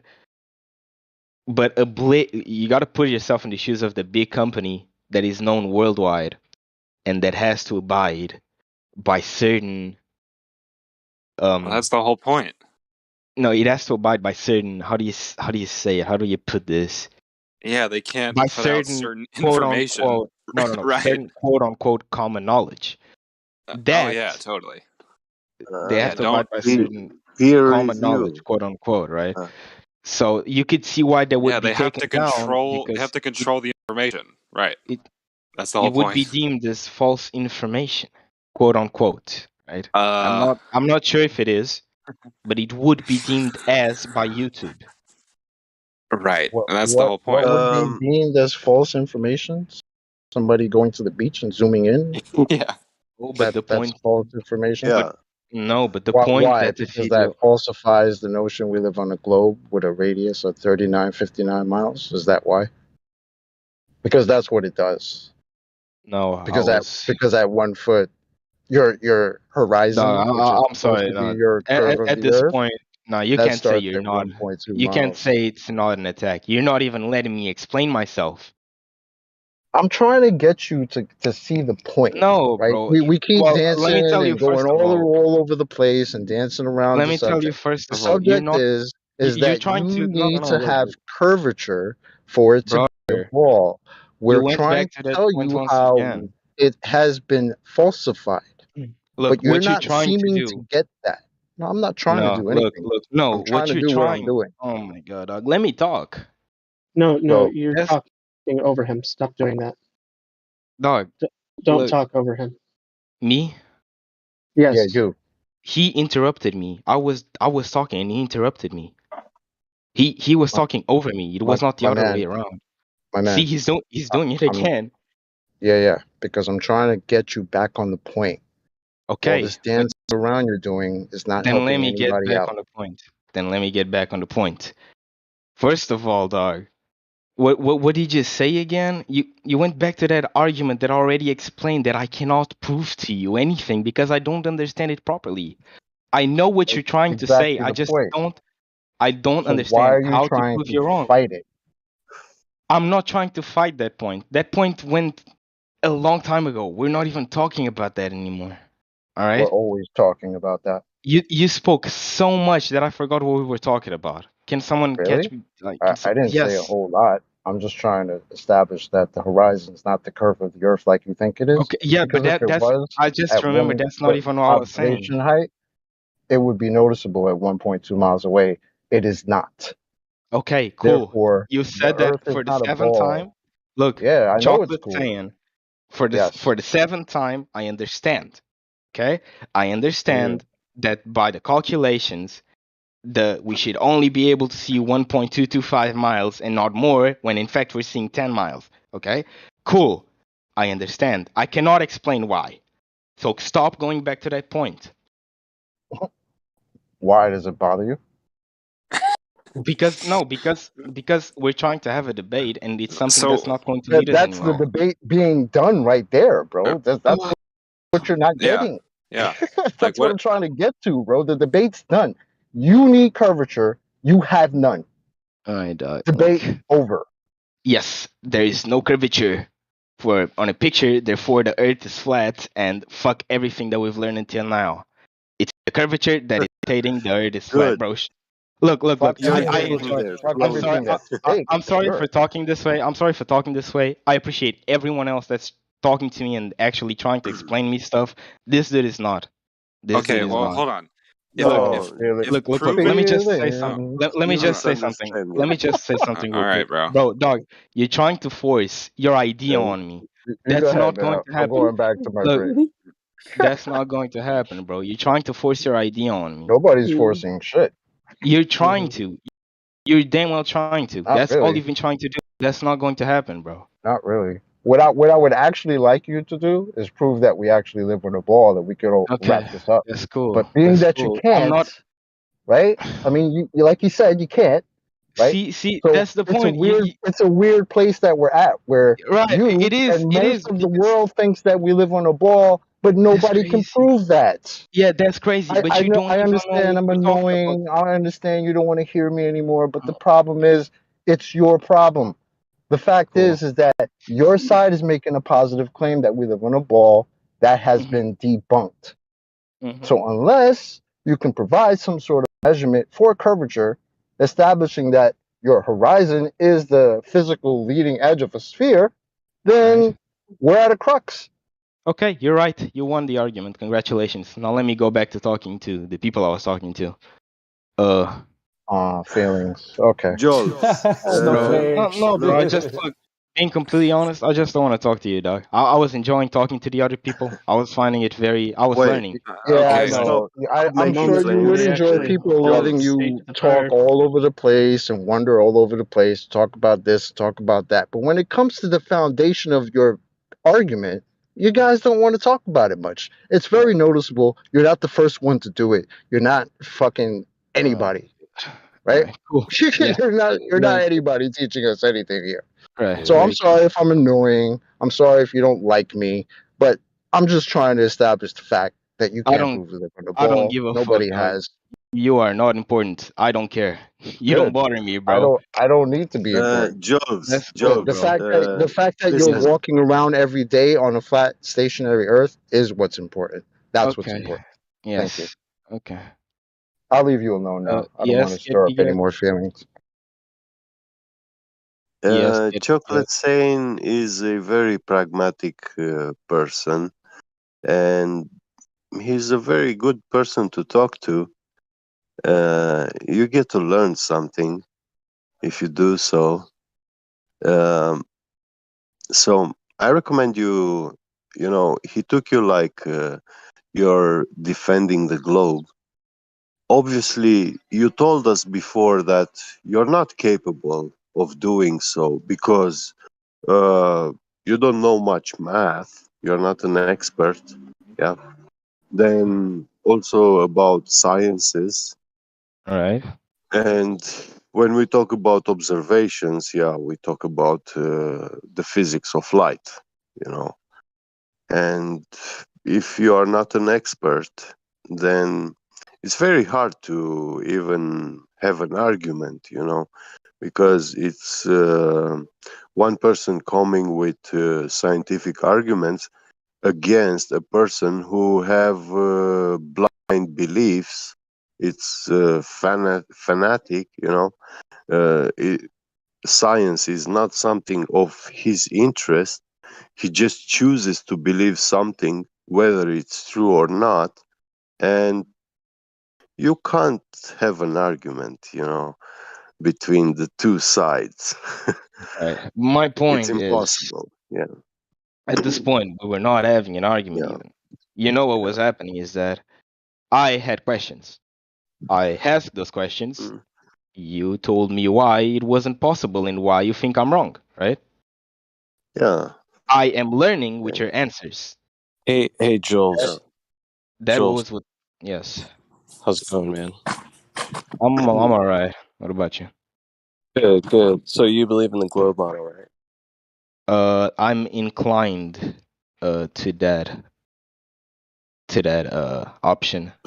That option. Yeah. All right, cool. So when I was in school, I built a globe model, and I Right. built a solar system model. Right. Started with the globe, and what we did is we blew up a balloon, and we put some paper mache around it, and we let that dry, and then we popped the balloon, and then we had our little ball, our little globe, right?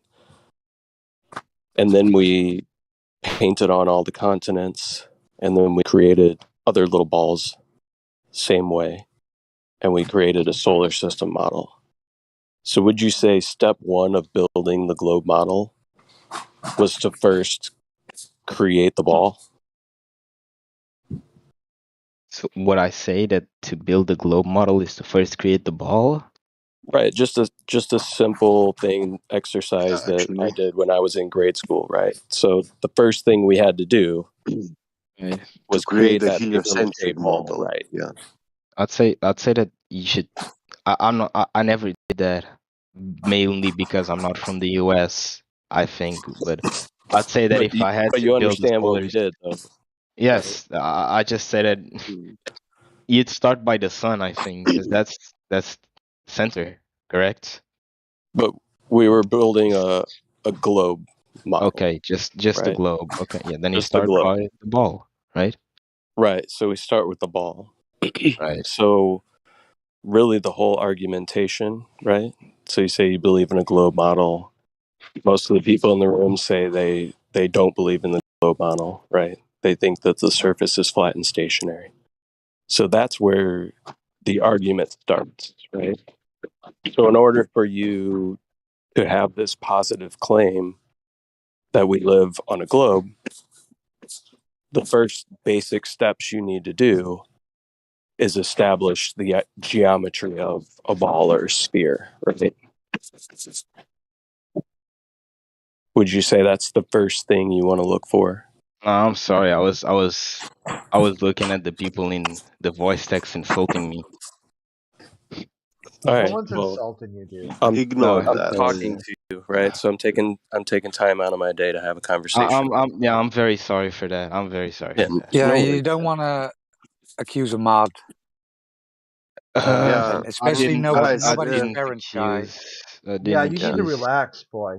I mean, Come on, man. seriously. That's childish.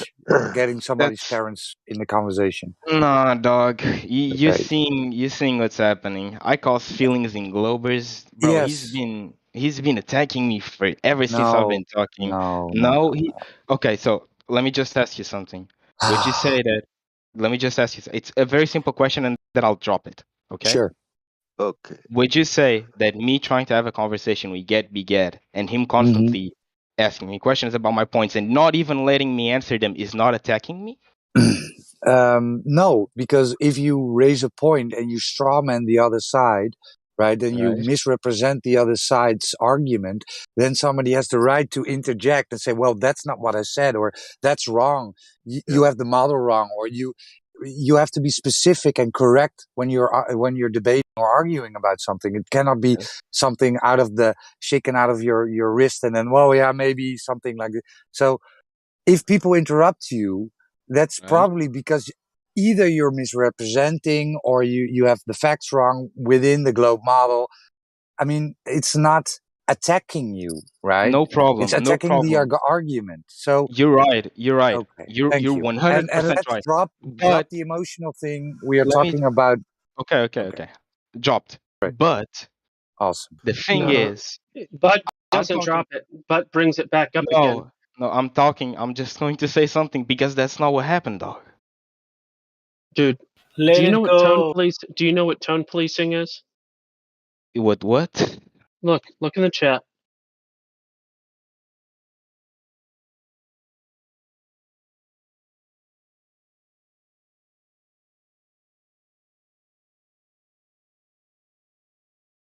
But Also have that's to no. consider That's that this No, is not but, not but. look. Do you also Not understand what? but. Hold on. Do you know what Discord is?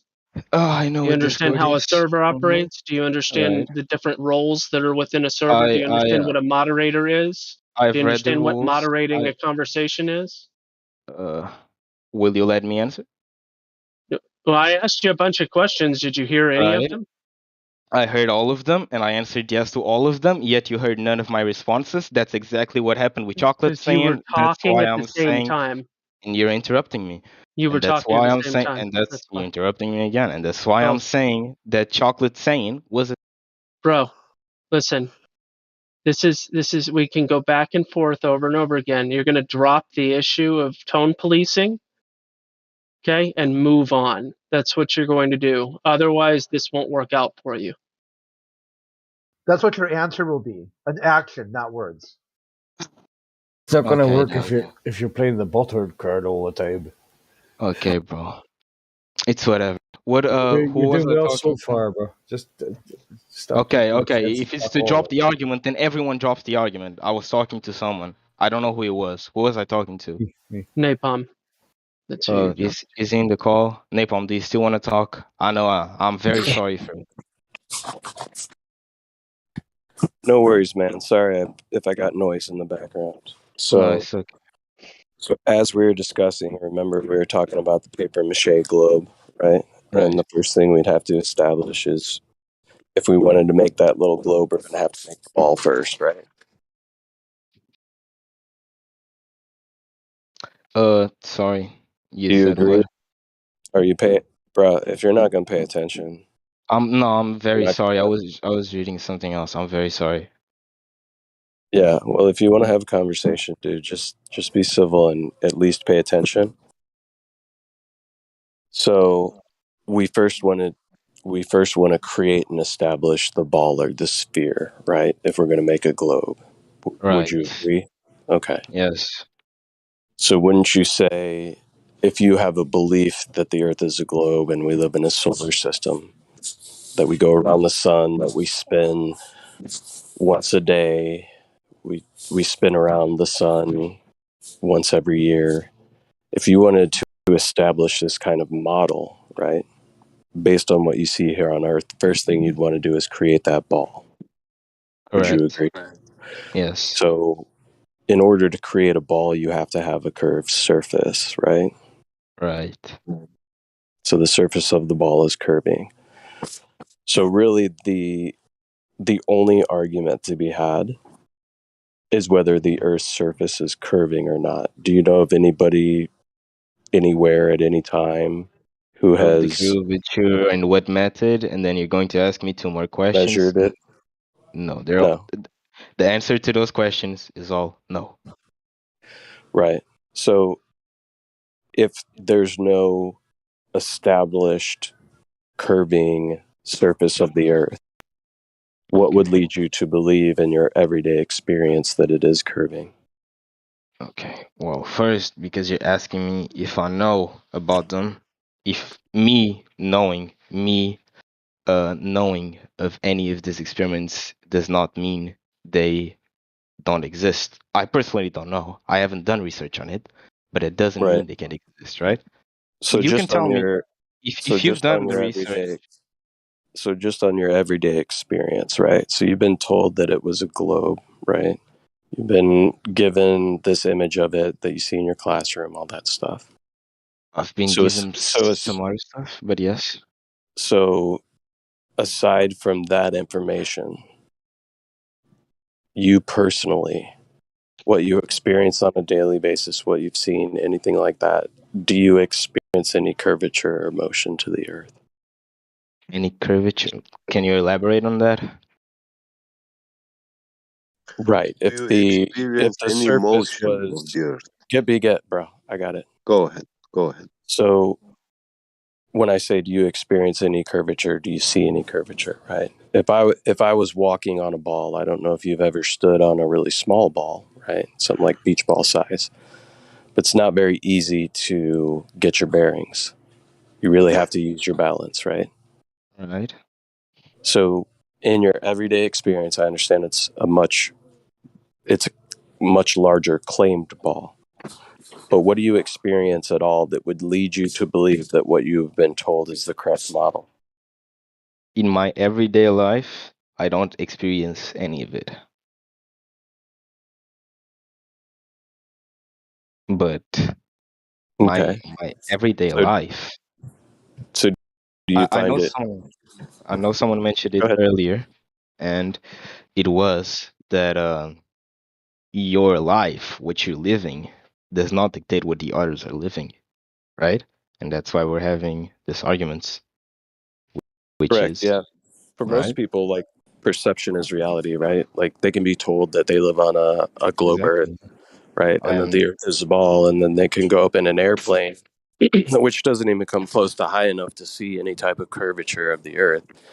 And since they have the perception that they're living on a ball, they will see in their mind's eye a curvature to the Earth that's not even there, right? So perception can become reality, and it can be a very powerful thing, right?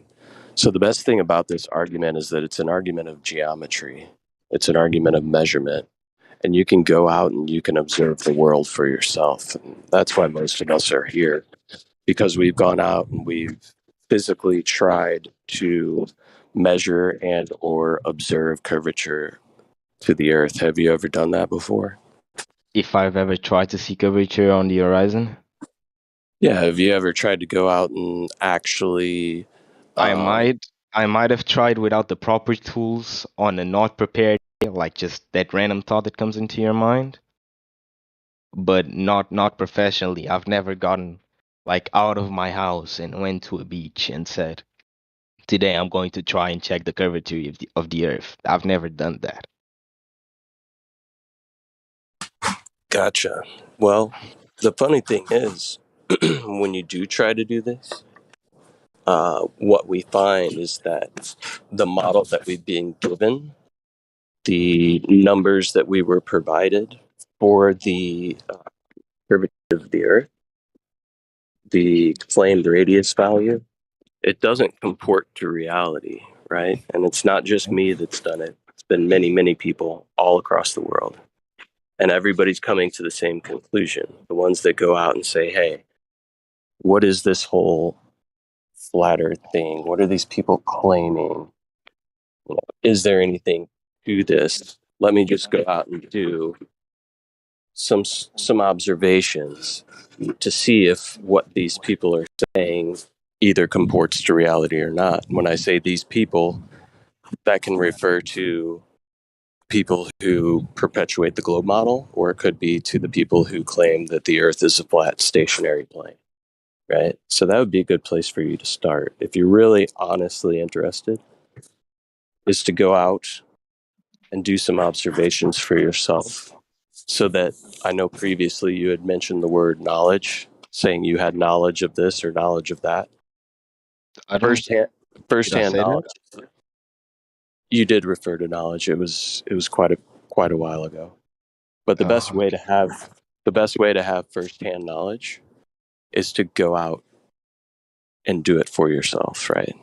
And that's the best thing about this argument, is that is easily obtainable for most everybody, is to go out and actually do some observations and see if what the globe Earth claims actually comports to reality. So if I said that, I might have not meant it in that way. I might have said that I have little knowledge of this because I don't recall me saying that I have knowledge about the topic. In fact, I said the opposite like multiple times before. I think a lot of people here heard it. All right. Well, either way, man, you're just taking that one point. No. But and you're that's trying to roll with that. no. Did you hear what I Look. said prior to? I heard what you I said. heard. I mean, I can rewind it back and No. find the spot where I you heard what you said that said. I heard based what you on said. my knowledge. Okay, and to say based on my knowledge, if I was going to say based on my knowledge, I would let you know of the observations, the multiple observations that I've done, many of them, right? And I would say based on my knowledge, right? Because I've gone out and I've observed a bridge 17 miles away at a 3-foot observer height that on some days I can see all the way down to the bottom of the pillars that hold up the bridge, which would not be possible, not even close to possible, if the Earth was a globe with a radius of 3,959 miles, right? So based on my knowledge, the Earth is a flat, stationary plane, right? Perfect. All right. That's fair. Based on your knowledge, based on your living experience, right? That's what I said. Based on my knowledge, be it little or much, based on my knowledge, No, isn't that wait. right? You can't say that.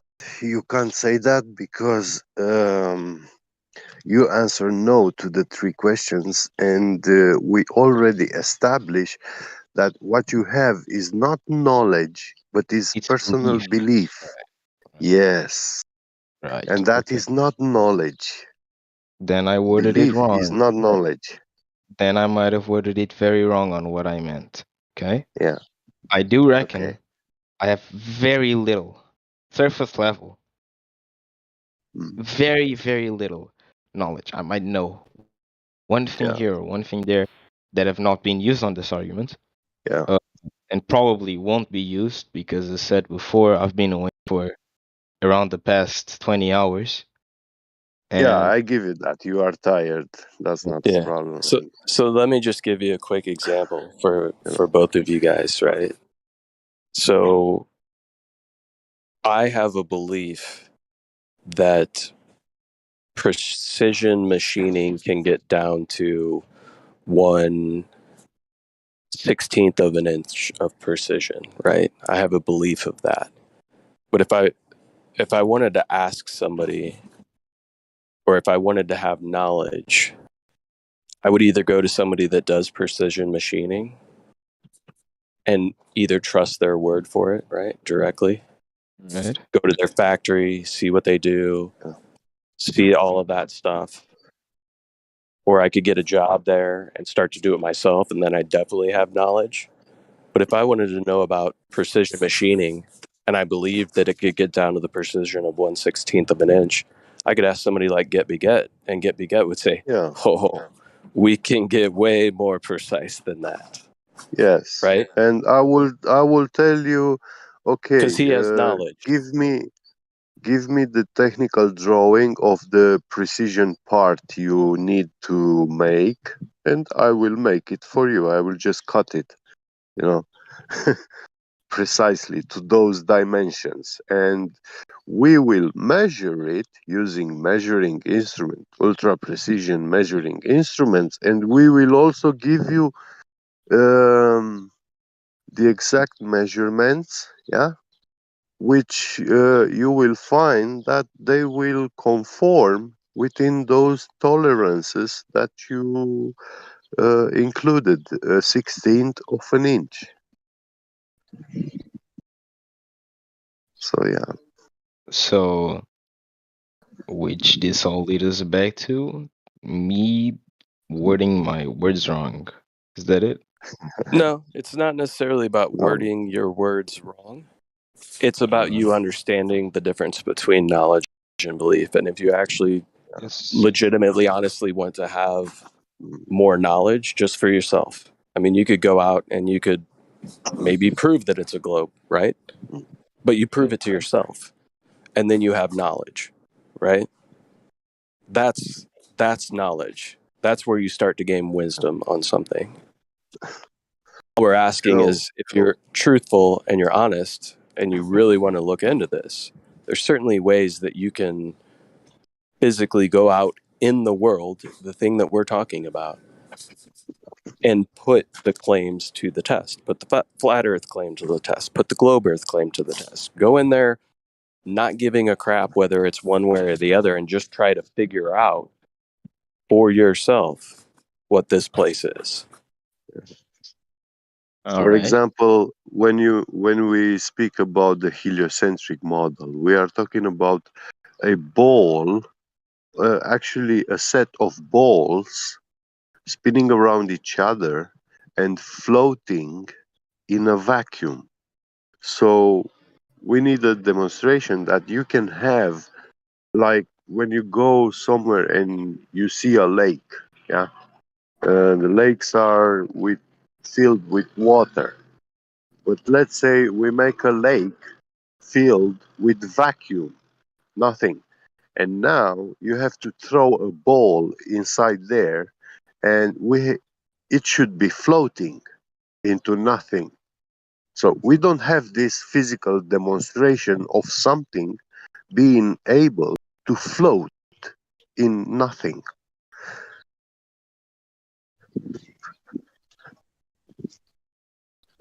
Can you try to explain it a little bit simpler? See, I don't get like where the argument leads to. Yeah, it's the positive claim that the solar system is shooting through the vacuum of space. Yeah. That's fair, I guess. Yeah. I just feel like I feel like it is personally. It is floating into nothing. There's a whole lot of claims that are built on the foundation of the Earth being a globe, right? Right. We don't. What we need to first establish is the foundation, because if the foundation is incorrect, then all of the other claims to what we see in the sky, the lights up there, all of those claims are then going to be false as well, right? If your foundation is completely incorrect. Would you agree? Somewhat. This is why, I heard you say earlier, how does the flat earth work, right? How does this work? How does it work? Right. Well, in order for it to be a globe and the model to work, we first need to establish that it's a ball, that it's curving, that the surface is convex. You talked about foundation, but if you guys don't have a model even, there's also no foundation as to why the Earth would be flat, correct? No, that's we don't incorrect, have a model. right? Because all we have is reality. Yeah, so that's incorrect, right? So we don't have a full idea of what the Earth is, right? Meaning we are restricted specifically in the South on even establishing what the whole entire map would be, right? So if we can't map out or figure out the full dimension of what we're looking at, how are we then going to begin to construct a model? We haven't even fully established the foundation. We've only gotten to step one, which is, okay, we know that the surface is an overall flat plane, right? With obviously topography, but we know that it's a flat baseline. That's our first foundational step. And we've established that. Actually, I feel like based on belief and what I think, I feel like you shouldn't, if you don't have a full model that explains how everything works and that explains certain stuff that it's necessary, right? You shouldn't be believing on something that you don't know if it works. Don't you agree? Well, you see, Here's the thing. we still We don't have belief here, and in regards to the model, the heliocentric model explains that nothing exploded and everything came into existence, and that the world has no foundation. Yeah, so it's not fixed in one point in space. Yeah. It says that it's actually moving, shooting at mind-blowing speeds and velocities, yeah, and through space uh, in some sort of a free state, yeah. Now the problem is we don't experience any of those motions, yeah. Uh, Then we also have the ancient religions, yeah, which tells us about all sort of creation versions, yeah, that the world was created and, for example, like laid down, yeah, and or you have some sort of explanations in some of these religions that there are the world is comprised by layers, yeah, and those really do not match with the heliocentric, yeah, and those models are actually much older, thousands of years older than the heliocentric model. Heliocentric model is very new uh, v- perspective view of the world. Now the problem is when we talk about foundations, well, we we don't know what the foundation of the world is, yeah. But we do know that when you need to go out there and build yourself a house, uh, you will need to build a strong foundation because you want your house to last a very long time and also to be safe, not to fall on yourself and kill you in your sleep or while you're at dinner table, you know.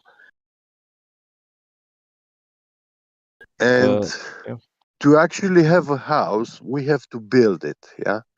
Mm-hmm. Now, to actually have this reality, they say it popped out of nothing, but we don't see houses popping out of nothing, yeah, in Right. nature.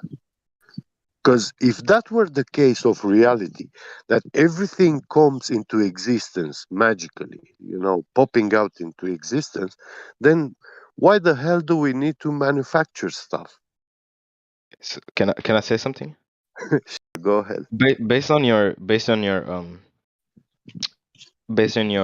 what do you call it? It's not analogy, right? It has a different Yeah, name. It's analogy. Is it the let's name? call it that way. Okay. Okay. Based on your analogy, based on what you just said about the house and Mm, everything, uh, mm. you're saying that houses don't pop out of nowhere.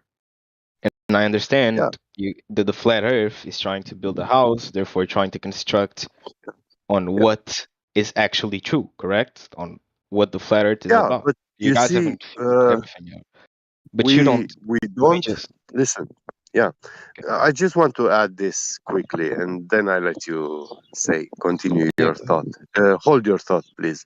So we don't deny creation. Yeah, the story of creation is very plausible, you know, and we don't deny it. If someone asks us for a proof, obviously we don't have that proof, yeah, of a creator, um, despite the fact that there really is evidence of a creator in reality. But it's being uh, systems that govern mankind have been working for thousands of years to actually deny those stories of a creator. So us is just two people who are, I'm 40, you're in your 20s maybe.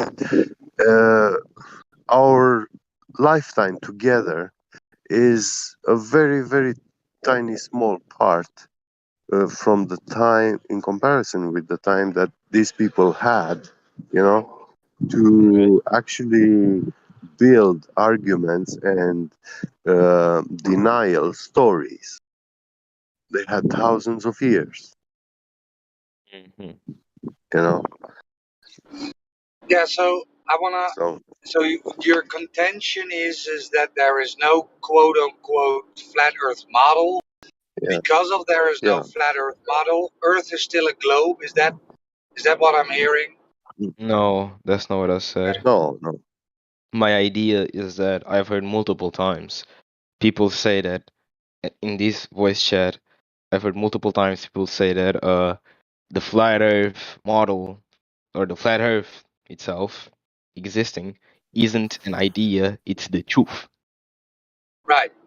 I say that using his analogy or his idea of the house. I don't know if you're going to be understanding what I mean by this. You shouldn't be living on a house you haven't finished building.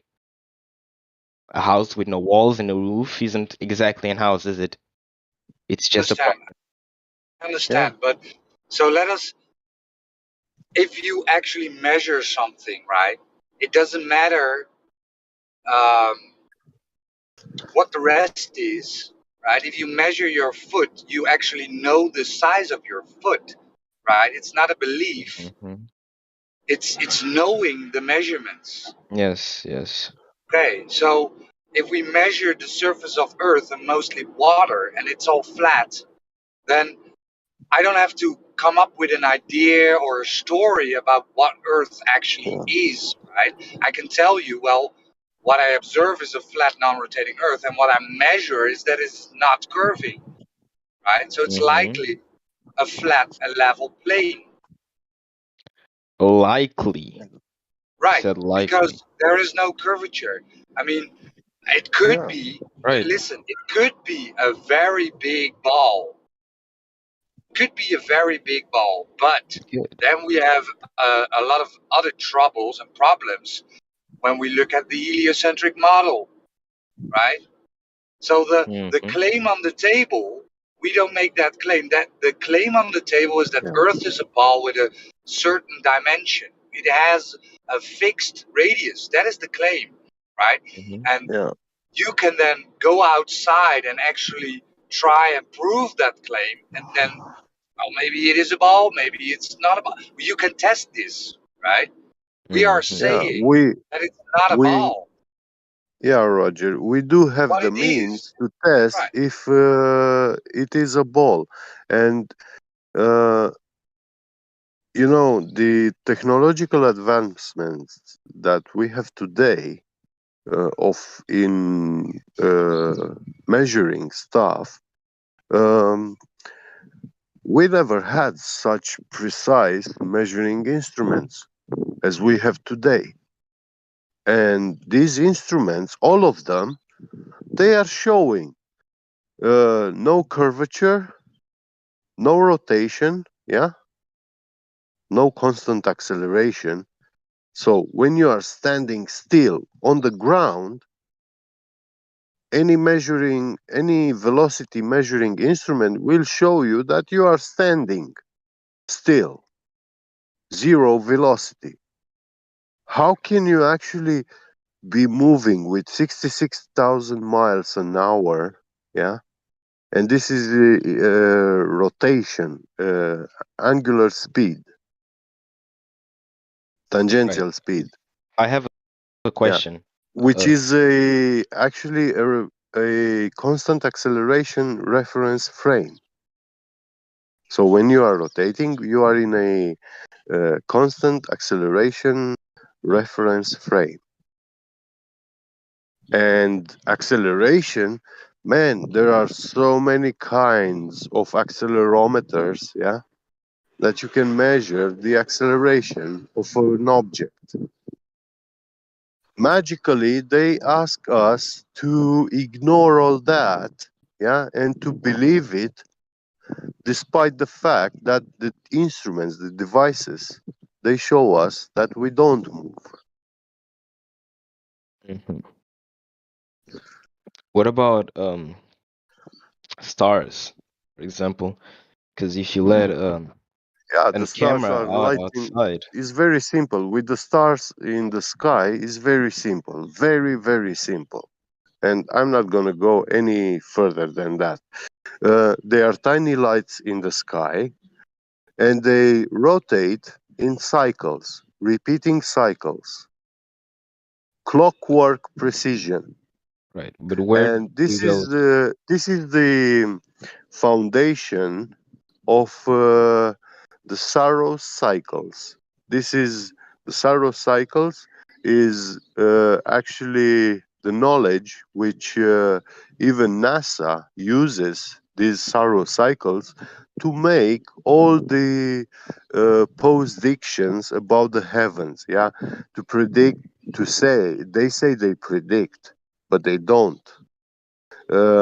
They say when a solar eclipse is going to take place, they are saying when a lunar eclipse is going to take place, and which kind of lunar eclipse.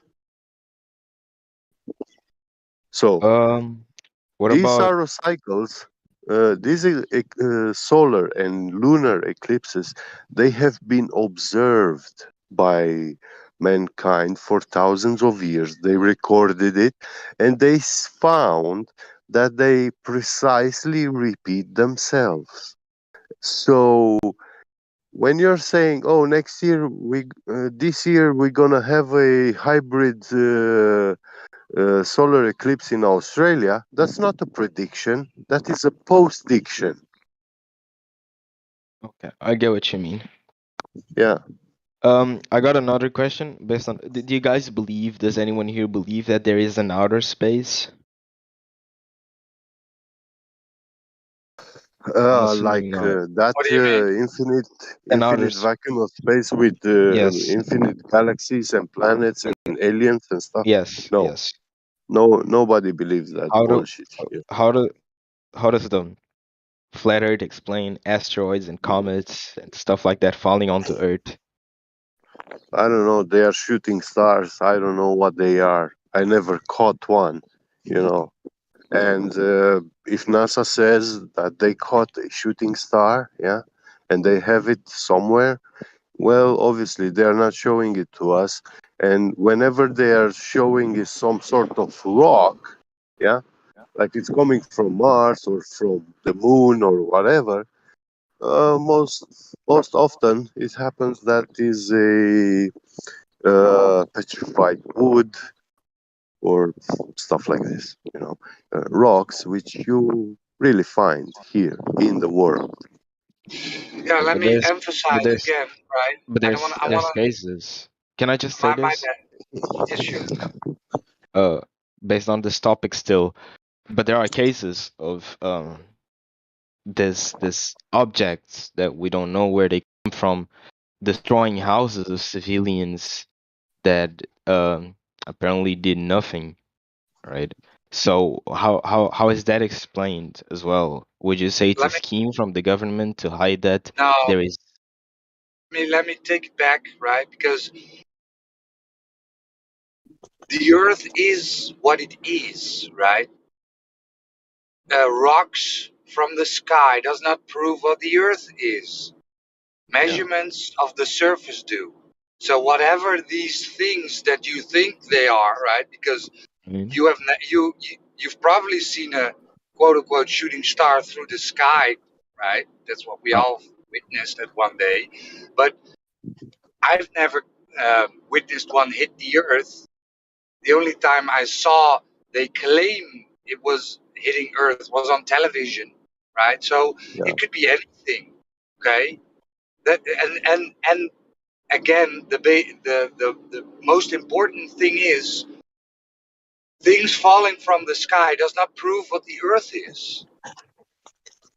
So it could be a rock, it could be whatever. It could be an electric discharge. Some people say what you see through the sky is an electric discharge, right? That's just Right. speculation. It's just speculation. I have none of this I have proof for, right?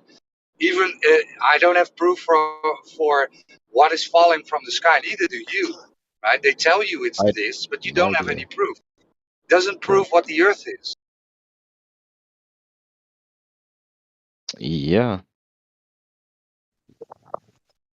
I guess so, but shit, I was going to say something. Yeah, this goes back to my point about establishing the foundation, right? You really have to establish what the surface of the earth is first. Yeah, my point is, where is that curve at? Yet again, I was going to say that, but the thing is that those things, they're not shooting stars. I assume, from what I know, I may be wrong. They're called asteroids, and they eat Earth. They hit Earth. Asteroids hit It Earth. can be They are this, called meteors because they burn in the atmosphere. right? Okay, meteors. An I asteroid forgot the would name. actually have a physical contact with the Oh, ground. okay, I'm sorry. I Yeah. used the wrong word. I didn't know. I was not educated in that term as well. So, but the fact is, there have been incidents of them eating Earth, be it by whatever it is. It has happened. That's a fact, right? We can all acknowledge that. No, No, I sorry. No. Okay. Uh, um, I I showed tell you a you what. video. I I tell you sent a what. Look, video recorded I in tell you a something that I tell you something that you 100% do not know and never heard before. okay.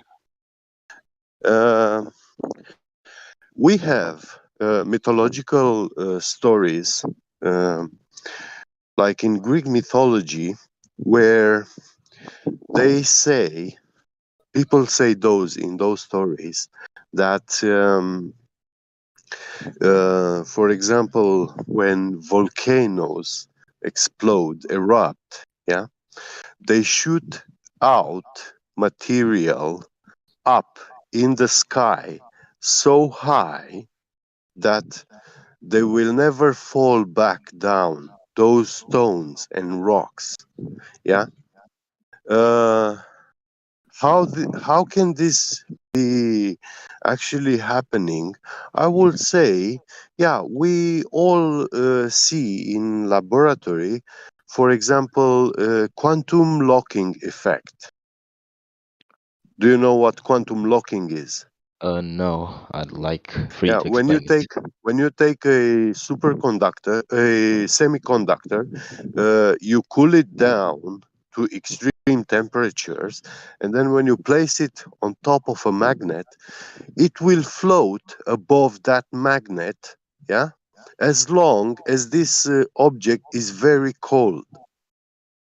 Okay. So yeah, now once it warming, it's coming warm, yeah, it will lose that quantum locking effect and it will fall on the magnet. Right. Now, the world has a gigantic magnetic field. Yeah, that's why you can use a compass pretty much everywhere in the world, except some remote places where you have in the ground some sort of uh, metals and mineral deposits which affect the magnetic field in that remote location. Right. Yeah. So I would say that those things that fall from the sky, it's material that has been shot from the ground up in the sky, and they've been there for thousands of years, quantum locked in the sky, and now they are losing that energy and stuff, and they fall back down to the ground after many, many thousands of years. And people have observed this, and they wrote, and we have knowledge about this from ancient Greek literature. People said that there were gods before who threat some men that if they do something, this god is going to take them and throw them so high in the sky that they will never come back down. They will never fall back down to earth. So we had this concept from many thousands of years. It's Okay, not. so can I answer? Yeah, sure. Go ahead. Before I answer you, I just like to say, Roger, that is not what I said. No, I know, I but just that asked is, if there I is an know, explanation for that. Okay. sure. Uh, And the point from my remark is that we, of course, we've seen this 1,000 times, right? This right. is one of the most used arguments by people that say, well, what about this? This is absolutely a meteorite or an asteroid. Well, look at this. I see something shooting through the sky, and on the TV they told me it's an asteroid, right? So that is the whole point. You see something through the sky, and then the TV tells you it's an asteroid, but how would you know, That's fair. right? I'd say that's fair. Right. That was the goal of my remark. Because people come here and then they absolutely claim, well, this has to be an asteroid. Look at that thing shooting through the sky. Yeah, well, where's the impact? Where's the thing? Well, That's the only thing we that got. that asteroid in specific that I showed you actually hit Russia.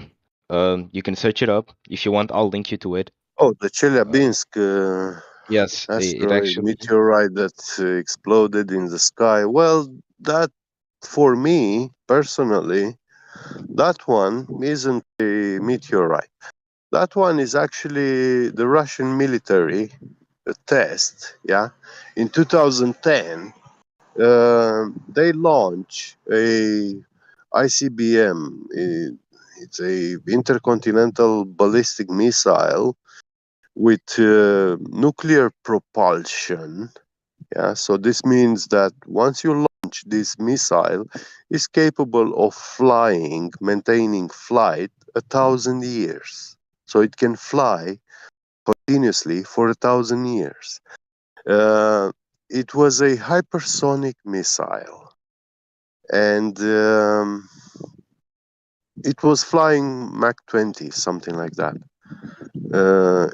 Extremely fast. And yeah, they had it flying for 2 years. It had also stealth technology, which the Russians actually told the Americans that, yeah, you will see, we launch it, but then when we activate the stealth system, it's going to disappear from all radars. So no radar technology will be capable to detect this missile or to find its location, to know where it is heading to, flying to, nothing. And that thing actually happened in 2010. And in that moment, the whole US army and NATO caught their asses in fire. Yeah. they they they went in the scare mode, in the fear mode instantly. Yeah. And now, because you have a missile which is hitting you, and you you do not know who launched it, yeah, where it came from. But wouldn't you So say? that was, well, it has stealth technology. That's what the stealth technology is for, you know. So you don't know who's attacking you. You said You said hypersonic speed. Was that hypersonic speed? Is that what Yes, you said? yes, But you yes. can clearly. Hypersonic. Wouldn't that Sorry. be? Wouldn't that be faster than what we see on the video? It is. You see, what you saw in the Chelyabinsk meteorite, yeah, exploding. Um, they were actually doing the tests, explosions at hypersonic speeds. How do they behave? How explosions behave at hypersonic speeds? Because it's one thing to put a bomb in a car and detonate it. Yeah, that's one thing. And it's a whole different level when you have a bomb flying at hypersonic speed and exploding in hypersonic flight. The behavior of the explosion changes dramatically. Right. Okay. Yeah. So it was And sped down basically. and actually, yeah, this is my personal speculation that that wasn't a nuclear detonation or anything like that.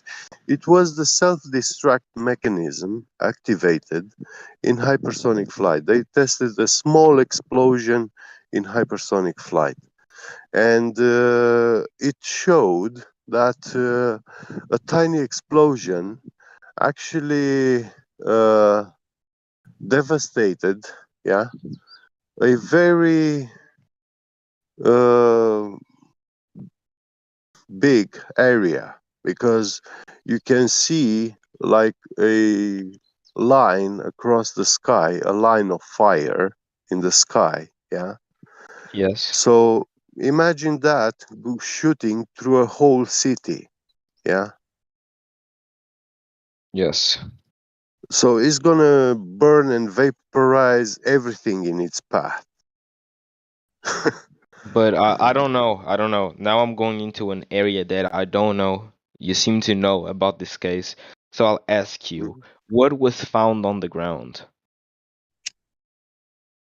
Nothing. Nothing? There was no impact with Earth They whatsoever? can claim anything, right? Yeah. They can claim anything was found on the ground. When we look at, Yeah. for example, 9/11 Pennsylvania, right? Pittsburgh, what was it? Yeah. They can do anything they want, right? Claim there was found anything or nothing, or that the plane was swallowed up by the ground, whatever, right? It's Yeah. not Right. something you can really validate. Okay. You see, at So what those they speed, tell you and what really happened, right, is What just about out of your grasp. so what about if you all of the other listen, cases of meteorites hitting Earth? all the materials except the tungsten from that missile, um, at Mach 20, if steel is exposed to the atmosphere, the air, friction, temperatures get so high that it will make the steel evaporate. So it doesn't just melt it, like turn it into liquid molten steel. It's so hot that it will evaporate. And Mach 20 is actually the speed limit where if you had tungsten flying with that speed in the air, it's very close to its melting point. Um so So what about that this case? explosion, because the tungsten was near its melting point, it's much easier to actually break it into pieces. So when that missile exploded, all the tungsten components, yeah, they just turned into dust. I sent a new case right there. It's a meteorite that crashed to a woman's. It was recent as well. It was 2021. It crashed to a woman's ceiling and laid right near her on her bed. She found it and she called the 911, desperate, uh, telling that a meteorite just hit Rome. What about that, for example? Yeah, well, I Again, told right? you They there is told you, stuff. yeah. So there's stuff falling out of the air all the Yeah, time. yeah. This case, Shit has been raining like frogs and fish, and so a rock falling from the sky. I mean, it's a shouldn't be there. story. It's a great story, right? But who knows? And again, what is falling from the sky does not prove what the Earth is, right? So we can speculate No, but like that's I the whole didn't say day that. about what it is and what it might be and what it No, might be not. I just asked But how this would fit into flat Earth and how And this then, and what do you guys think about this? If you guys well, think it's fake. well, I just told you that we have volcanoes which erupted Yes, thousands of years ago. I was going to answer that. Yeah, Can I? yeah, sure. I know you mentioned. I tried to keep this in the back of my mind because it's a topic I'm also interested in, mythology, and I've seen, I've seen in your roles that you have Viking, so I'm assuming you're from up north. Yeah, Um, I'm Romanian. my, Yeah. you're Romanian, okay. Um, uh, mythology is a bunch of stories about gods, right? I'm incorrect. Mm, I'm incorrect. that's not correct. Okay, it's an idea that there are multiple That's what gods and that's there's what they teach you in educational system. That's so what they want you to believe about what it. Yeah. what would you Greek say it is? mythology. Well, you see, the ancient Greek writers were very gifted people Okay. in the art of writing. Mm, Yeah. right, yes. So, and the way they were speaking in those times, um, and the meaning of the things that they were saying has been altered.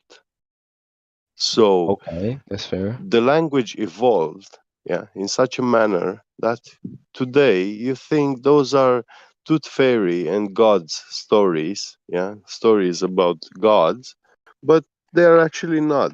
Those writings actually were actually the way people explained, yeah, how stuff works, uh, phenomena, or all sort of powers, physical and spiritual.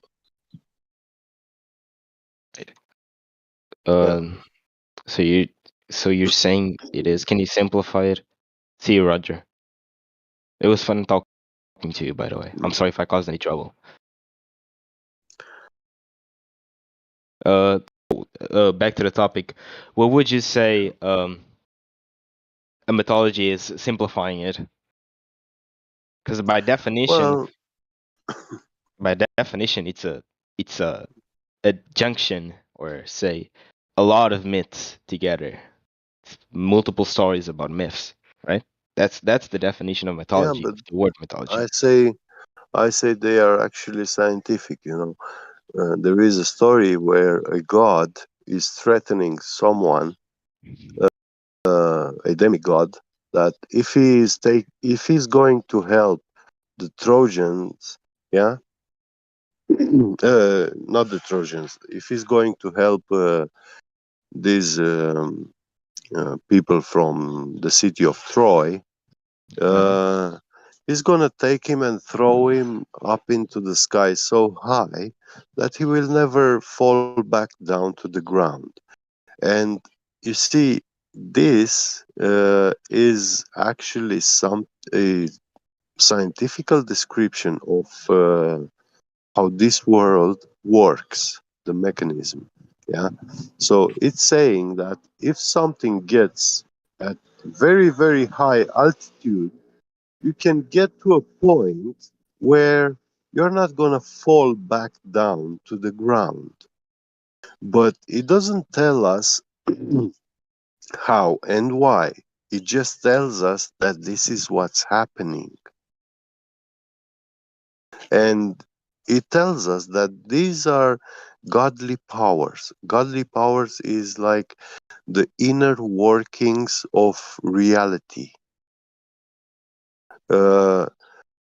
I for me, it's more plausible to believe that we live in a world construct made between two Gaussian planes, positive and negative, yeah, and magnetic field and electric field and electrostatic. And according to the charges of a particle, yeah, positive or negative, you can have forces manifesting of attraction or repulsion between the two Gaussian planes. Existence of Gaussian planes requires somehow a coordinate system or polarity, duality. They are binary constructs. So you have to have a positive, negative, a north and south to actually have a field. Yeah, I And think that the ground is the negative field. Yeah. And if something positive goes very high in the sky near the positive, yeah, it right, can get locked there. There we have quantum locking phenomena. We observe this, yeah, on YouTube, on documentaries, on and it has been discovered this phenomena recently, yeah. But actually, we find out now that we had description of quantum locking phenomena thousands of years ago in the Greek mythology. I don't So, think that but I get it what you're was saying. it was described the same phenomena, but in different wording. Yeah, and for us, that way of speaking doesn't sound scientific at all. It sounds like a nice story, but for those people, it was the way how they were explaining the world in those times. Yes, but Uh, those were really old ideas. For me, that's on the same level as sacrificing someone to a volcano because you think a dog is going to cause a catastrophe if you don't. no, I'm gonna be completely honest. that's actually the paganization of all mankind's Yes, knowledge and I'm see, giving you an example, right? yeah. I think you get what I'm trying to say. I just think that basing something that is happening, uh, uh for example, you said that based on mythology. I think this is what you said. Correct me if I'm wrong. Uh, but I think this is what you said. You said that based on mythology, there are multiple stories of gods threatening to throw people into the atmosphere. So it's possible that one volcano erupted and A shot rock, rocks up yeah, so far material that they got what did you call it? Quantum in a um, quantum locking a quantum state. locking up there, and Yeah, then they just fell when it ended and caused what we yeah, know today is meteorites eating Earth. yes, I I just personally I can't see it happening because when we step onto that, it's something that we've done a lot, in fact, but we're going into the land of speculation. yes. Um, I totally agree. I told you that this is not something that I can demonstrate, but I right, just told you that we have these ancient writings, stories, right. No, no, which no. I'm they not. explain Hey, Abigail, exactly these phenomena. what I'm not is the dismissing. original? Yeah. Hey, bro, what is your original question? You asking about meteors or something? I said that I asked what a meteor is according to people that believe in the flat Earth. How is it Well, explained? when we observe from the Earth, right, we observe the phenomena that is labeled as meteors. When they eat the So Earth, by the way. what? When they What was eat, it? when they land on the Earth. When they land on the Earth. So you're When talking they about rocks rock, falling from the sky. yes, yes, So the and thing they is, that from the sky, what we observe from down here, we observe multiple phenomena, right? right. And some people might think it's the same thing, but the rocks falling from the sky, that is something that happens. That is a phenomena that has been described. So let's call it that, right? Rock falling from the sky. Then we have something called shooting stars, right? Have you seen the light that crosses from one point of the sky to another point? It's like a Some really shiny. something called what? The shooting stars. Shooting Shooting star. stars. Oh yeah, Yeah. I've never seen one, but yes, I acknowledge them. So yeah, that's a phenomena that everybody can observe, right? That's a phenomena that nobody here is gonna deny. We can look up at the sky during the night, or even It's happening every during the night. night, Yeah. and it happens, right? Nobody's saying that doesn't happen, right? So the thing is, you gotta make a difference. There's other lights that you can see in the sky, and it's not the same. It's not the same as the shooting stars. There's multiple phenomena, and then there is this phenomena that you can see, like some sort of object falling from the sky that could be a rock. And some people go to, let's say, ice, like frozen areas, and they find pieces of rock, like rocks on top of the ice. But that is possible. What Gabby Get said, that might be a possibility, but you cannot discard that in the layers above of the place that we're standing, and in this place that we're in, there might be a phenomenon that rocks fall from the sky. That's not a big deal. But also, the phenomenon that people call um, sporadic meteors, that is Right. has different names because they call them daily showers, or there's different names for them because some of the meteors these meteor showers. Have you ever heard of that term, meteor showers? When multiple of them, yeah, I think Yeah, I yeah, heard. many of them.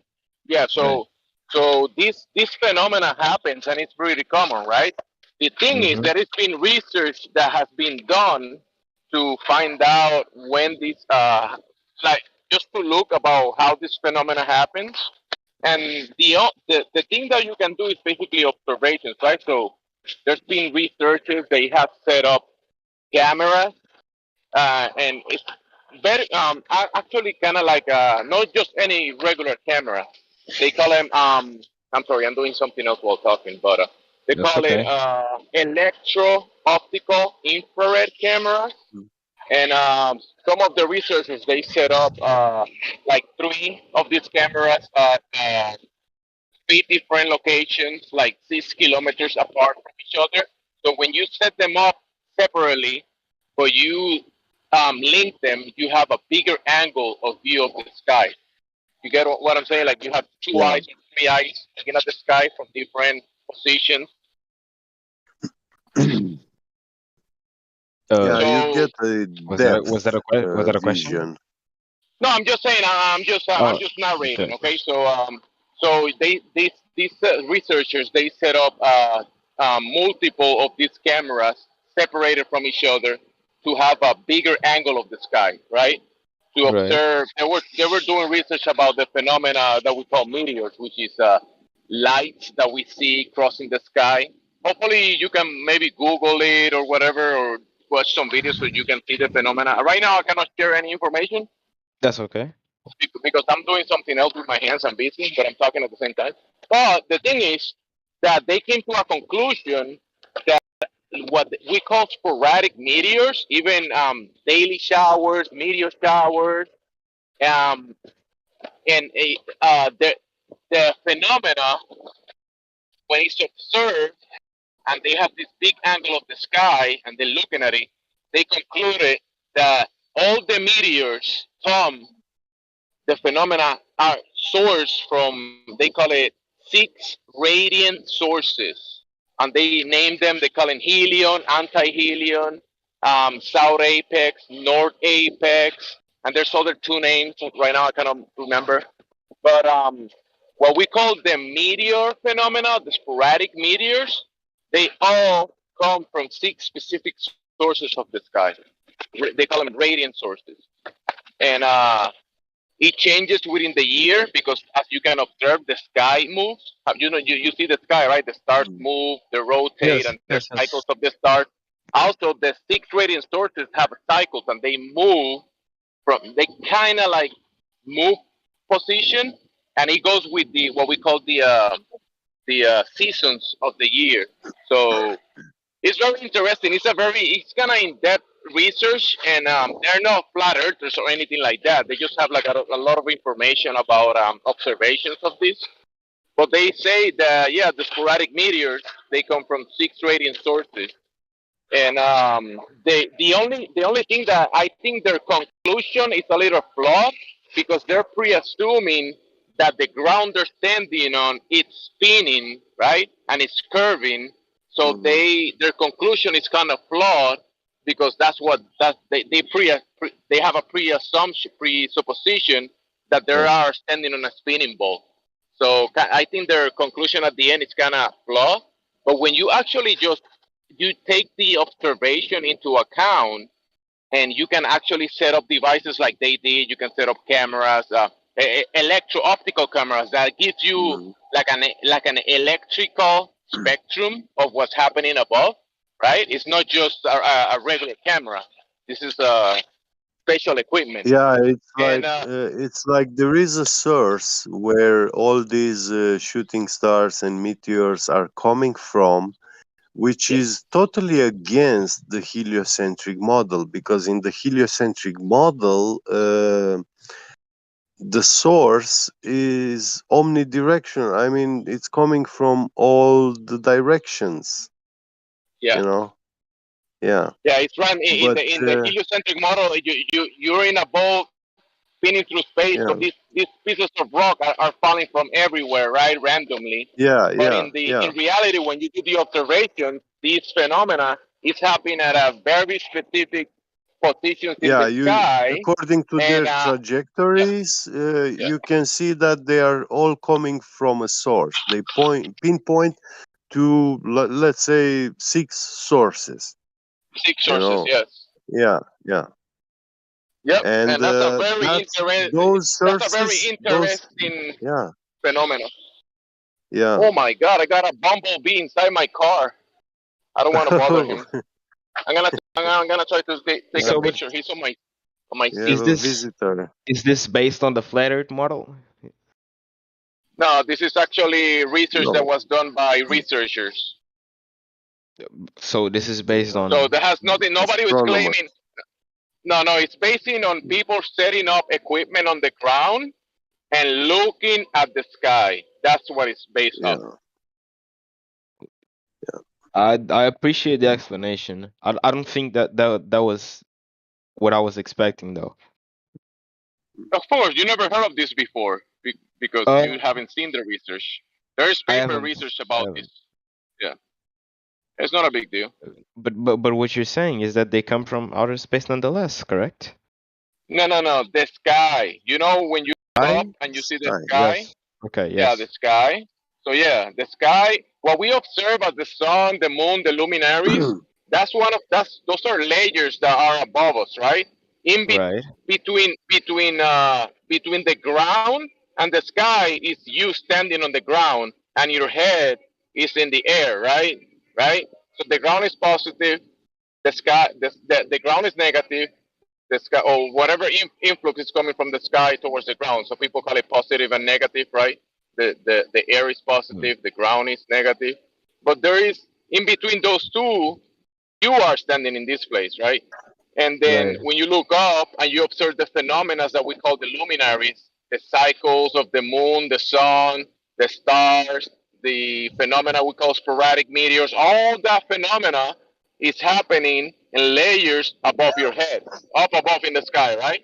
And there's multiple layers to what's above our heads. We can see what we can see from down here, but until we go up there, I don't think we can do, because I think your body will just won't be able to tolerate whatever is happening up there. You can only observe it with your eyes, and that's what we call phenomena. Like, yeah, we observe the phenomena, and we can kind of demonstrate. You can kind of emulate a little bit what is happening up there, down here on Earth, at a smaller scale. But what's happening up in the heavens, it's another scale that I don't think we can replicate. Okay, so it might just be that I'm not understanding it properly, but there are two things that I didn't catch. I don't know. I didn't hear where the rocks or whatever it is, the meteorites, the phenomena is coming from, where it's starting, where it's generating, and I don't understand. No, I think it's only that, honestly. I just don't think where it's. I So didn't. the researchers, they labeled it. They labeled the six. They labeled it 6 radiant sources. So when they look with the special equipment, the electro-optical equipment, they saw that all the meteors will come from these 6 specific points in the sky. You get that? That's pretty simple. So they looked up and they see this point, this area in the sky, and from that area, meteors come from that area, right? The phenomena we call meteors, and then they From look that at another direction. area, yeah, from that direction in the sky, and then they found another direction. The meteors come from that direction, and it was 6 in total, from which where meteors were coming from. Okay. So it's not like a random thing. Yeah, and it's also according to the seasons which you make this recording. Yeah. Yeah. It goes way deeper than what I'm telling you, because the imagery that they capture when using this equipment from above, that imagery is actually pretty amazing. But most people won't get it. But where do my question is, where do the rocks generate, or the meteorites? So listen, okay, like I'm telling you, from down here we observe the phenomena, right? We see the meteors and we see the radiant sources, the points from where the phenomena that we observe, that point, the phenomena is coming from that point. Okay. Okay, no, I understood that part. Yeah. Whatever, you understood that part. But whatever is happening above the phenomena that we observe is probably happening beyond the firmament, or we looking at the phenomena happening within the whatever we call the firmament or the layers above. So there's something happening above in the layers above that is causing the phenomena that we observe and call sporadic meteors, or the sun, the moon, the luminaries. So that's the thing. We cannot go up there and verify it, but there's layers above that things happening, and from here we observe the phenomena. But I don't think we can pass the container. Will you agree with that, Bigger? Do you think we can pass the container and check? So I don't think are these physical phenomena? Like, say, can they eat the earth and actually cause damage because they're falling, or is it something that is? The thing is that this is an issue that I pointed out before. When people say meteors, they have this imagery in their mind that is being given to them as huge rocks that are the size of countries, or the size of Texas or something like that. We're talking about pieces of rock, of mostly it's iron. Stones. Because I'm also talking about that. I'm not talking about a whole ass state comet or the meteor coming down. I'm talking about little rocks. So yes, But when rocks fall from the sky, obviously depending on the size and whatever, if they fall on your roof, yeah, they're gonna cause some damage. My They're question not gonna destroy is, the earth like. Listen, they're not gonna destroy the earth like they say in the movies. Oh, a meteor is coming; it's gonna no. extinguish the dinosaurs. My question is, where do those rocks come from according to flat earthers? Hey, How Joe, do they get to the sky? Joes, one more thing you need to maybe put in a full picture. Have you ever seen, because that's something that no one can answer me. Have you ever seen a comment falling upwards from the beginning of the horizon up? Okay, upwards from your view of looking, because when I see a shooting star, it's always something that is falling down towards to my perspective of the ground that I'm standing on. You will never see a meteoroid or anything else entering the atmosphere or whatever they think in their mind, shooting upwards from the horizon line, upwards to where you're standing. It never happened, it was never recorded, and it doesn't exist, because the Earth is not a sphere. For one, I haven't seen a shooting star or a meteor, period. Oh, okay. So I did, and they always I haven't. falling. Well, Yeah, but they're always falling downwards from your perspective. Always. If you go out at night The cases and that you I'm look, mentioning are even of those who hit residential areas, and that those rocks and such were found by civilians, as per mentioned in 2 links that I sent.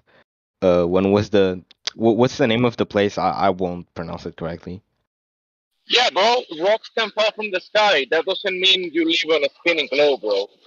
No, that's not what I'm saying. I was I'm not saying that. I'm just saying. But rocks can yes, fall from the sky, and the answer that I can tell you, we can observe the phenomena. We can set up equipment to observe it and kind of determine a few variables about the phenomena that we observe. But why it's happening and how it's specifically happening, what is the mechanism above our heads, above in the layers above, how that works, we don't know. I can tell you I don't know, because that's the reality. We don't know. Anyone that tells you how it exactly works, they probably went up there and checked it themselves. But I don't think people can do that. The thing is, I can show you a video of Sodom and Gomorrah, which is the alleged city which is written in the Bible that was destroyed by pure sulfur balls, and people just write it off as being a meteorite attack that never happened in this particular situation the way that it has happened there at that time and that date and with that city.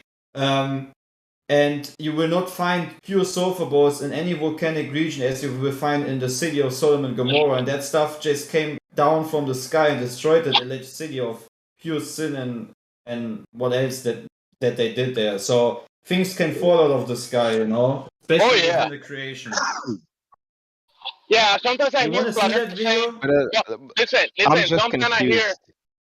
I'm just confused on I something, know. which is It's fine.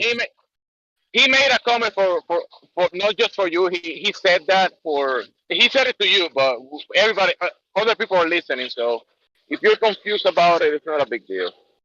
I just don't get it, because assuming, because I asked and no one said anything, but assuming everyone here doesn't believe that there is an outer space and doesn't believe it exists, these rocks need to come from somewhere. And I'm confused as to where they are generating or where they are coming from. I know Get Beget has an idea of how they can get up there. I'm not taking out well, out of information, but I have even a more wild and complicated idea. Before you say that, Get before you say that, I'm sorry. yeah. I'm sorry.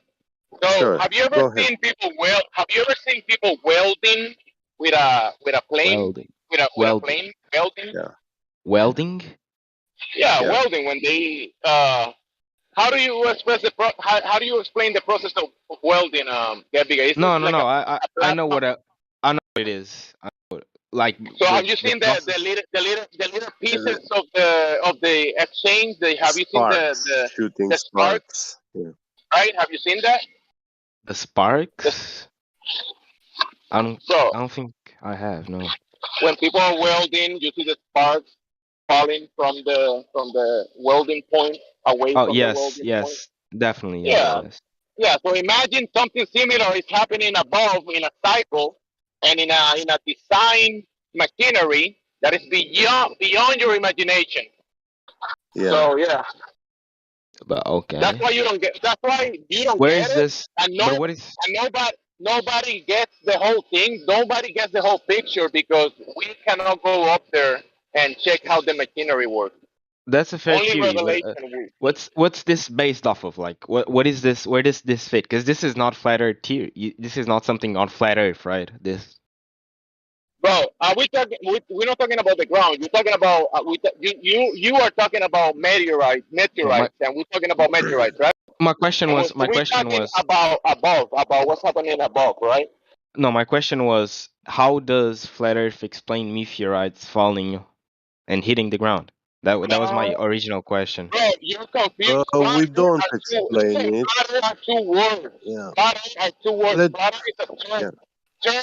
It's a term to describe the ground that you're standing on. We're not talking about the ground you're standing on. We're talking about the phenomena above your head in the heavens above. You do Yeah. get this, right? Two Jamesy. words cannot explain the universe. Yeah. Flat Earth Jamesy, cannot explain the universe. You need to go way deeper than that. No. Or way I'm not higher. saying that it explains the universe. I'm saying that there is an argument to be made that we live on a flat Earth. Yeah. Right. Jovals. And You asked the question. How do we explain the meteorites or the asteroids from the flat Earth view? You see, everything that we look in the sky and we see in the sky, except airplanes and hot air balloons, yeah. Yes. Man-made flying stuff or birds. Everything above that, beyond the blue of the sky, stars, sun, I get what you moon, mean. I get it. meteorites, yeah. Any explanation about those is wild speculation. Except, I mean, when you look at the sun, you can say, oh, it's the daily luminary, yeah? So, yeah, that's a positive claim, and it is true. But to say that the sun is a giant burning ball of gas, that is wild speculation. It is fortune telling. And it's the same with the moon. It's the luminary of the night. Yeah, it's a light source for the night, a weaker light. Hey, I want to discard the fact that there might be gases burning on the layers above and causing the spark of light that we observe, right? There might be gases burning up there, but that doesn't mean it's a whole 93 million miles away and 10 million times bigger than the Earth or something like that. Yeah. My point is not with the gases or the sparks or the what we see, right? My point is with what falls down here and we're sure came from the sky. When people pick up the rocks that fall from the sky, they're mostly iron. I think it's iron dioxide or something like that. Iron. Can anybody confirm? I think it's mostly iron, isn't it? Yeah, I mean, they claim it's meteor rocks. They have a high iron There's molten content. iron in the cores of them or something Understandable. like that. Yeah. Where does that iron dioxide? Oh, you already said from machines, right? Well, iron obviously comes from the ground. It's extracted from the ground. It comes from nowhere else. But how does this iron make its way to fall from the heavens? Yeah, exactly. From the sky. Exactly. I don't know. I don't know. Wait a minute. That will Hold on. be Can I pure bounce in here real quick, speculation. you But it's guys? not Hold on something. a second. Hold on a second. Why? How are we going to validate that any rocks fall from the sky? I don't understand this. Why are you guys saying rocks fall from the sky? How do you prove that? This is speculation. No matter what. No. There's multiple phenomena that happens from the sky, but people kind of put them together, and they think that the phenomena we call shooting stars, those are actually rocks falling from the sky. But ice and rocks falling from the sky, that's an actual phenomena that happens. But that doesn't mean it's the same thing that we call sporadic meteors. It's not. Doesn't have to necessarily be the same thing. Well, when do rocks fall from the sky? When do rocks fall from the sky? I'm not talking about. I just want to clarify. I'm not talking about shooting stars. I'm talking about actual meteors that hit Earth, and we've seen them eat Earth, be it by government, like I heard some people say, be it by it was on the Earth and then it was shot into the sky, quantum locked and fell again. Yeah. Be it whatever, right? I Yeah. just want to know, how does the flat Earth explain these No, the flat earth doesn't events? explain the heavens. We The don't. flat earth No, We does it's don't not. not It's not explain explain. the like that. heavens. Okay. That's all I wanted to know. How are they up there if there is not an outer space? That's all I want to know. I mean, Someone is asking, since when do rocks fall from the sky? I mean, there are multiple cases. I sent 2 links. One of the, I forgot the name of the place again, but it was a comet, a meteor. I'm sorry, recorded on a car, GoPro, totally unprepared, as per many others saw. And there was another case of a woman in Canada who was sleeping, and a meteor fell right through the ceiling of her house, and she found the meteor. Yes.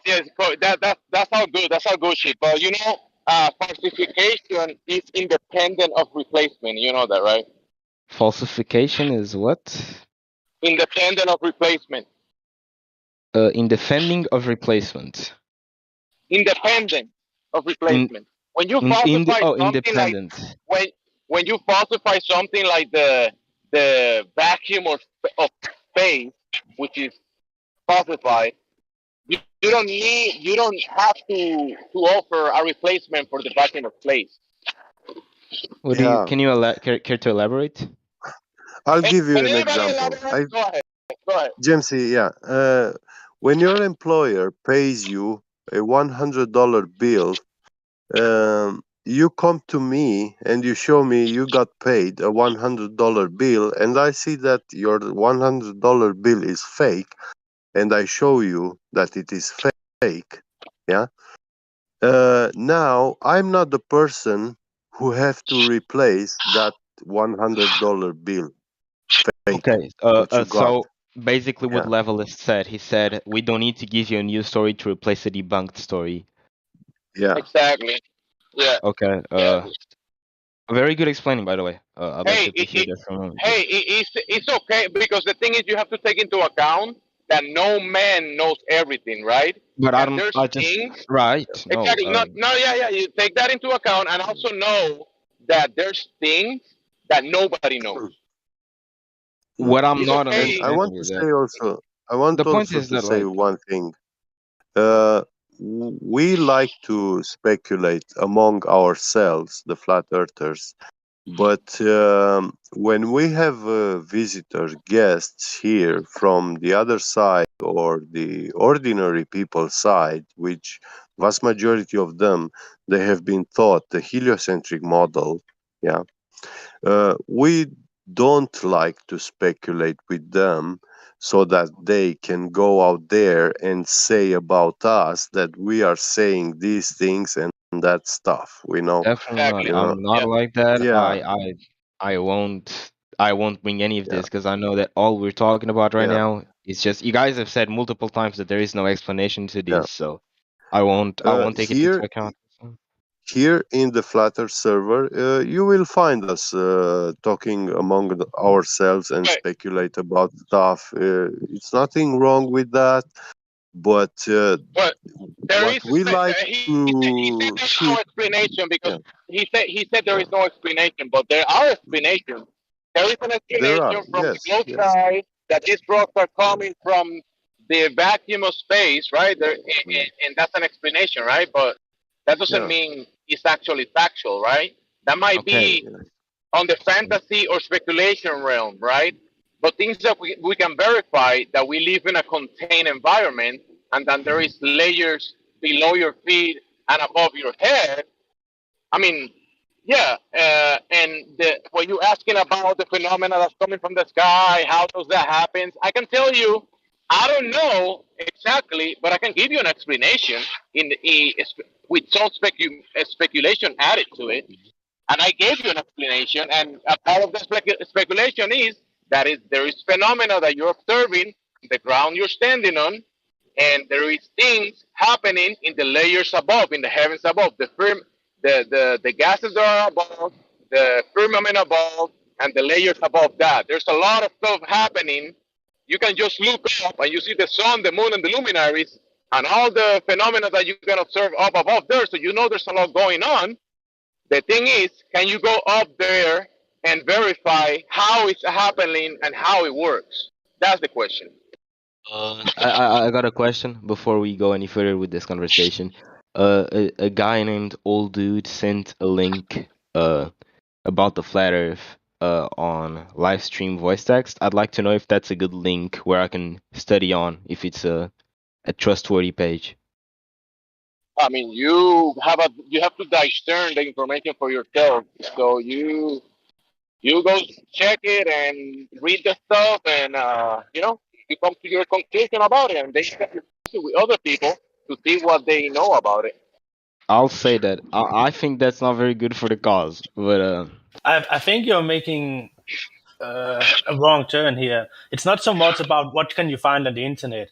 It's more about what are the claims, what are the tools to prove those claims. Can I apply them to real life observations and measurements and stuff like that?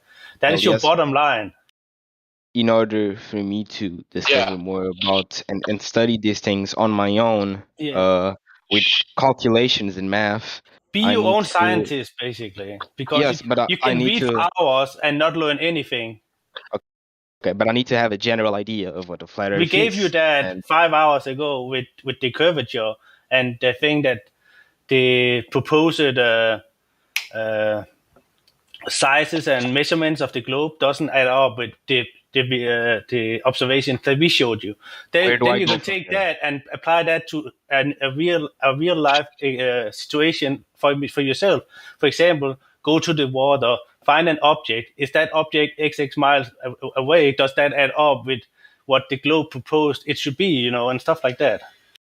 Okay, but that's just doing the same test over and over again. I want to know, where do I go from there? It's if there is no curvature. Where do you go to?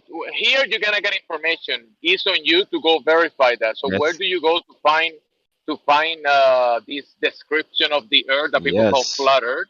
You go out there and you check it for yourself, experience it for yourself, and then you're gonna find out that you will never in your life anything you do in your life, all the things that are dependent and anything that you do practical will never ask you for a globe. Everything is going to be dependent on a flat, level, motionless, contained ecosystem, dynamic system. So there's no globe anywhere. There's no globe needed for anything, for nothing in your life. So when you ask about where is the flat Earth, you have to go out there and experience it for yourself and test it yourself. Can I? You can. But based on that, the only thing that I'm going to find out is what I already learned here. I want to know. This is not the only thing that there's about the flat Earth, right? This is not the only thing you guys got. That's when you say the other thing, what do you mean? Can you be a bit more specific? Because I mean that what I've learned up until now and what I can learn out there on my own, just trying to figure out. What have you learned? Tell me one thing that you have learned. Tell me. I have learned that the math based on the 6 foot whatever I forgot the name again. I'm sorry, I don't know the name to these things. But the field of vision, right? You were only supposed to see 1.225 miles, and in fact you can see 10, 8, whatever, based on refraction and whatnot. Things like that. I've learned that. I've learned that basic have you stuff. verified like, these things for yourself? Okay. But that's the next step. That's the next step. Yep, you have to go out there and do that.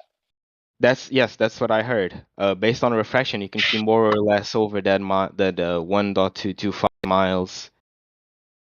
Wait, you mean that something that is obstructing makes you see more? That was Morvis. That was not my argument. I didn't say this. I know someone in here did. I don't remember who it was.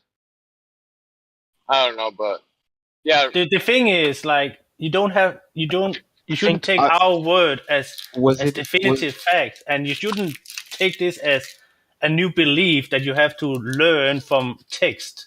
You have okay. to feel this yourself. You have to I'm sorry, experience but and actually apply these things to your own life in some sort of way, and realize when you realize that, okay, there is a curve. Okay, then you know this. If you realize that there is no curve, then you're also like, okay, what else is not up to date? Because if there is no curve, there is no globe. What else have you been lied about, for example? And there is a bottom line that you have to establish before you can actually go deeper into any subject. You can read any books, you can read 10 books, but you haven't learned anything. You have just learned to repeat what says in those books, but because you have not applied it to your own, thought processes or tests, or you know what I'm trying to say. Yes, actual uh, uh experience, Marvis, objectivity. someone was explaining to me the field of view based on the black swan image, and they said that refraction had a big impact on how far you can see. Uh, That's not refraction. Refraction is one of the variables. It's not the that's whole thing because that's what they also told me. when you There is also hold in, this. They yeah, go ahead. claim Look, Angle you of need view. to look. You need to be taught something for you to elaborate on it and discover more about it, right? You can't do it alone. You don't. You're not like unless No, you're you actually. grab the information, you review it, and then if you have questions, I mean, you go test it yourself if you're interested on it.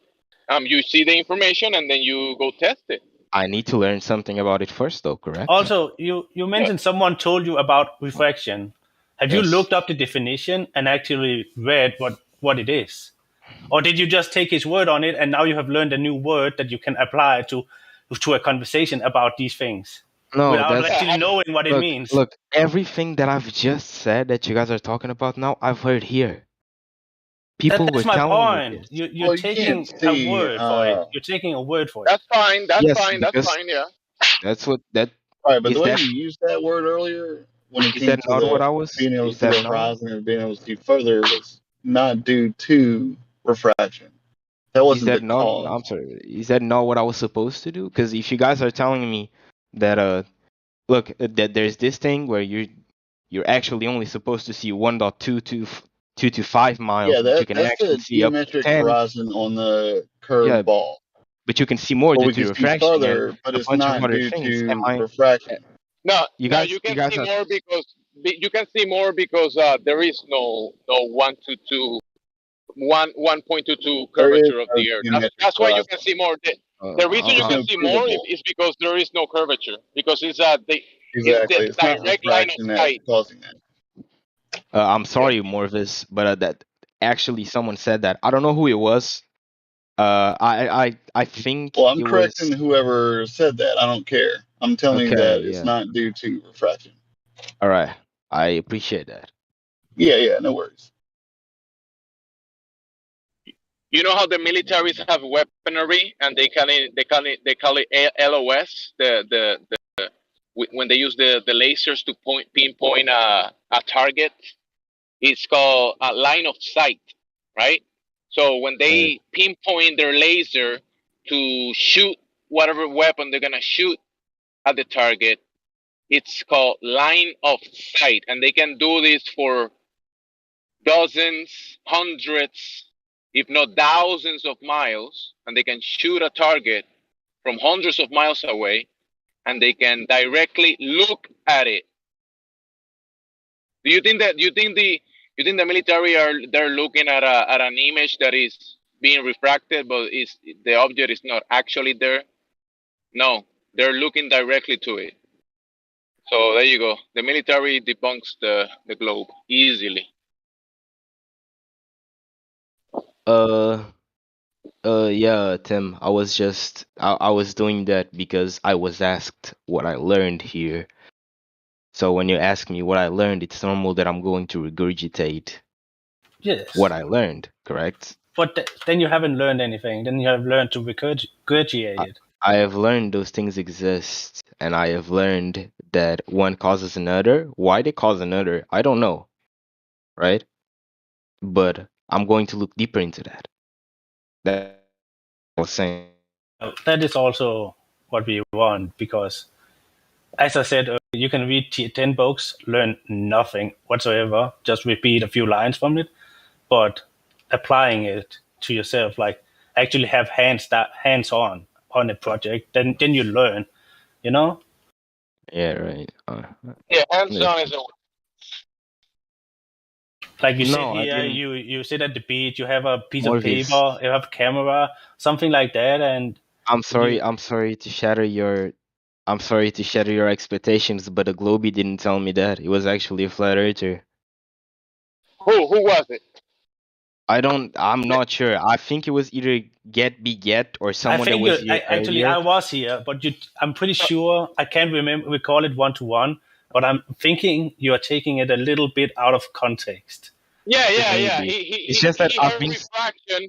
He heard refraction, and he said, "Oh, someone said refraction in here. That means globe, because someone said refraction." But no. That's not what happened. It's that someone actually told me, well, the refraction causes me to see instead of 8 miles, maybe some days I see 6, and some days I see the 10. And refraction causes you to see. Oh, come on. someone told me that. I think Tim, did you Someone hear told that you or did that I? Yeah. He was refraction talking causes. about that you go out to the same sea every single day. One day you can see 4 miles, another day you can see 10 times, and it was something about atmospheric refraction and pollution and blah blah blah. But the bottom line of that was that you could still see longer than the physical horizon, or the physical curve horizon, or whatever the globe should give you. That was the point taking from that no matter what day it is, you can always see longer. Unless it's a completely foggy day and you can only see 10 meters, but you can always see longer, and some days you can see longer than other days. That was the point in this. Yeah, one day you won't be able to. You see like 3 miles, right? Because it's too foggy, whatever, or whatever the curvature, and then you pull out the infrared equipment, and you could see hundreds of miles. So, yeah, where's the Right. curvature? In The this thing is, case, you have been here for like 6 hours now. It's been a lot of talk. I don't yes. expect you to remember it all, but that is also why we have to be careful about just keep talking, because I feel you are moving away from the bottom line, which is you have to test this curvature claim for yourself, and then you can move on from that. Okay, so after I test the curvature, what do you recommend I do? Come back in and talk about your results. As you can see, we are really open to talk, and discuss things and explain things. But 100%. But what comes after that? I come here, let's say my results was that I saw absolutely no curvature in the Earth. I mean, come here and I say, then you have to maybe look in and say, okay, what's up with this? And then you maybe have to do it again and again and look at other people's observations. And at some point, you will realize that at some point in your learning curve in the school or in the indoctrination camps, like I call it, someone has lied to you. What else have they lied about? And what else? Okay, so if it's a flat realm, how does things work? And then you can discuss it with us. You can read about it. You can you can apply more tests. You know what I mean. It's not something. Oh, now I have the answer on everything. It's a steep learning curve. Many of us, we have been in this for 8 years, 7 years, and in deeper conspiracies for like 20 years, and we still don't know the answer of everything. It's a never. You never stop learning. That's my point. Okay. Yeah. Morvis, I might have worded it wrong if I actually said that. In a sense, it's still the same thing, because you can see farther than 6 on another day because of refraction.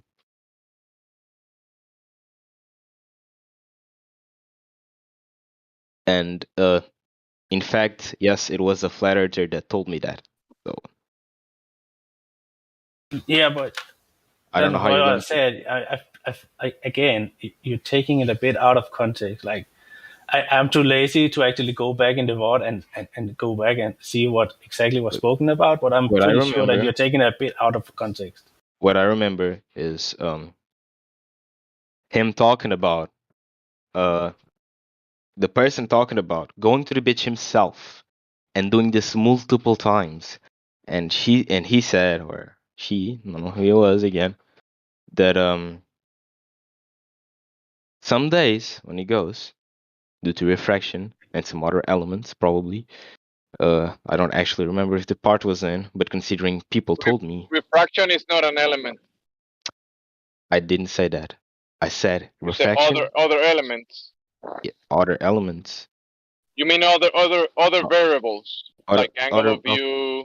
oh yes, that's better worded. As you can see, English is not my first language, therefore It's not my first language either. So there's okay, particles in the that's air, humidity.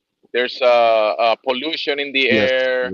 but look, but Cold, different temperatures. exactly, So when you look exactly. at when you are at 5 feet, 6 feet, and look it at a distance between you and the object that you're trying to observe, right? There is layers and layers of humidity, particles, and a lot of different things. So depending on the visibility of the day, have you ever heard the Weather Channel and they give you like a percentage of visibility? You know, it's raining today, so you can only see 10 feet in front of you, or it's misty, you cannot see 3 feet in front of you, right? Because too much mist or that kind of stuff. Yes, I've heard it. So depending on the conditions and also the distance of and the size of the object that you're trying to look at, you might be able to see it or no. There's a bunch of different variables, not just what people describe as refraction, whatever.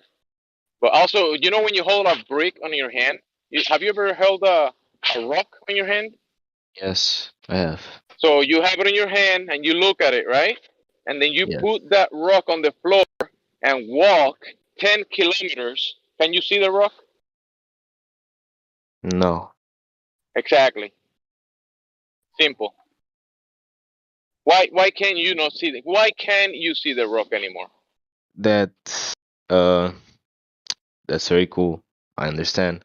But that was not my point. No globe. I No, don't know. but it's not about your point. It's about you listening to what people are telling you. It's not what you're trying to tell others. If you're here to learn, you have No, to Jamesy, listen but and I've listened. also process it. You have been listening, but you're trying to draw back into what the refraction that you don't even know what it actually means. Tell me, what is refraction? But, I don't know. I don't know what refraction is. So you're going back to something that you don't understand. So first, you will have to go check what it is, and before you can kind of argue about it because you don't know what it is. But I'm not arguing about it. I've never argued about it. What I said, and I'll repeat this for like the 10th time because you guys are saying that I Yeah, don't we get it. understand me. Someone here told you that you cannot see any further because of refraction. Thank you.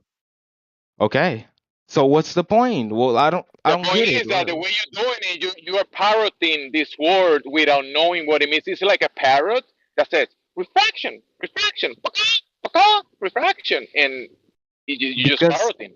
so you're telling me, hey, listen to what people are telling you, but when I repeat what people are telling me, when you ask me what I learned, you're saying that I Hey, don't understand honestly, any of I it, don't therefore it think doesn't you make any more repeated it sense? exactly how you heard it in the first place.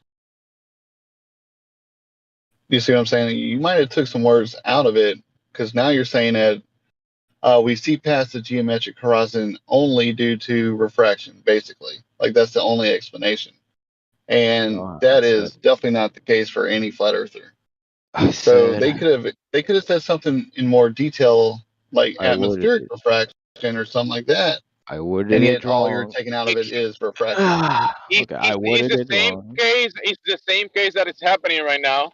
That I've been adding other variables, and he's ignoring that. He's just at the moment that No, someone was explaining refraction, you just heard that word and you just want to imagine things, but don't, you have to listen to what people are saying, and you don't know exactly what the person was telling you. You don't know the point because you're listening. You just want to repeat the refraction word, and that's it. no, man, that's not. But don't I worry about refraction. Don't worry about it. There's look, way if you other let me many speak, things. if you guys let me talk, I'll gladly try to explain myself and what I actually meant, but it doesn't seem to be Bro, the case. you've been speaking all night, all day. Yes, and most of the time I have been just Look, go being ahead and say drawn it. back because you Just say guys it, tell dude. me Go ahead. something. Look, Say it. you're Go ahead. telling me something, and then you're Say telling it. me to do the opposite. No, just No. say your Look, point. I'm gonna say something. When I joined this call, I was told to look more into the cause, not cause. You guys get what I mean, right? Into flat Earth, into all of this math and How all of this phenomenon things is that explained constitute through the eyes of exactly. a flat earther. I was Yeah. told to look more into this, right? And when I try to look more into this, and when I ask you guys do You this. got You guys tell responses. me, You got replies. yes. Every question that you've been asking, you got a reply and you got something Yes, from I every said. question. Okay, so I Have said, you not? how do I learn? How do I learn more? And then someone said, I think it was Tim. He said, well, you can start by doing the test of the Hey, curvature. I'll tell you, bro. Don't worry about that. I'll tell you. When you scroll down in this server, you're gonna find you see the server, right? You scroll down out to all the Right. channels, and you're gonna see Mm-hmm. something called additional channels or additional information channels, right? And you can go by category, different titles and different topics, and you can do some study, and that's where you can go right now and learn from there. And what look at laser tests, scientific method, water, long distance observations. Look at those for starters. And then if you have any questions or any comments about it, you can come back at us. No, Globe, do you want to Because right say now you anything, don't bro? know much about the topic. If you have questions, we can answer more questions. I'm But trying to don't learn. try Yeah. to be making claims, okay? I didn't make any claims. You guys asked me what I learned, and I just said what I learned. Yeah, you did. You learned that the Earth is not a spinning globe because Then how is claim radius, the claim then how radius, the then how claim is that a radius claim? doesn't add up when you do the observations in reality, right? And how is that a claim? How am I? No, that's not a claim. That's what you learned. Yes, but that's what you're saying. I'm making claims, but I've never made a claim. I just told you what I learned. No, you're not making claims. I'm You telling said, you but that you said I am making claims. what it was presented to. Yeah, sure. But now we're talking about what was presented to you, right? The I think it was the black swan or the observation that goes beyond the claimed radius, right, of the Earth of the Right. spinning globe. Morvis. So when someone puts the radius to the test, it's been done hundreds, if not thousands of times, if not more. Every time that the radius is put to test, it fails. So there's no radius of the ball Earth. So there is no globe Earth. There is no ball Earth. Pretty simple. I know you get Okay. that. It wasn't that long. It was like 3 hours ago or 4 hours ago, something like that. That's a long time. But that's I I don't know how I'm taking the word out of context. It's kind of confusing because It is a lot of information. You have sat here for like 7 hours today, and you said you didn't sleep. So of course, it's a lot of information to take in. I give you the benefit of doubt there, 100%. it's not exactly been It's confusing to say the very least. I've heard a lot of different opinions, some explanations to questions I asked, even had different answers. So it's kind of hard to put a finger definitely on is. that.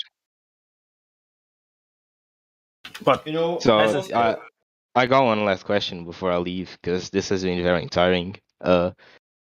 Would you guys say that this is based on a personal? Many of these um, ideas and answers are based on a personal perspective. The whole experience is based on your personal perspective, bro. The That's the what? only way you can experience it.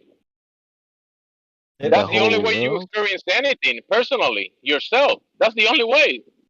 Other people can tell you their personal experience, but that's not the way you experience it. When you're making something like this, uh, Well, when you're talking about the flat Earth, it's everyone's experience. Can I quickly say something?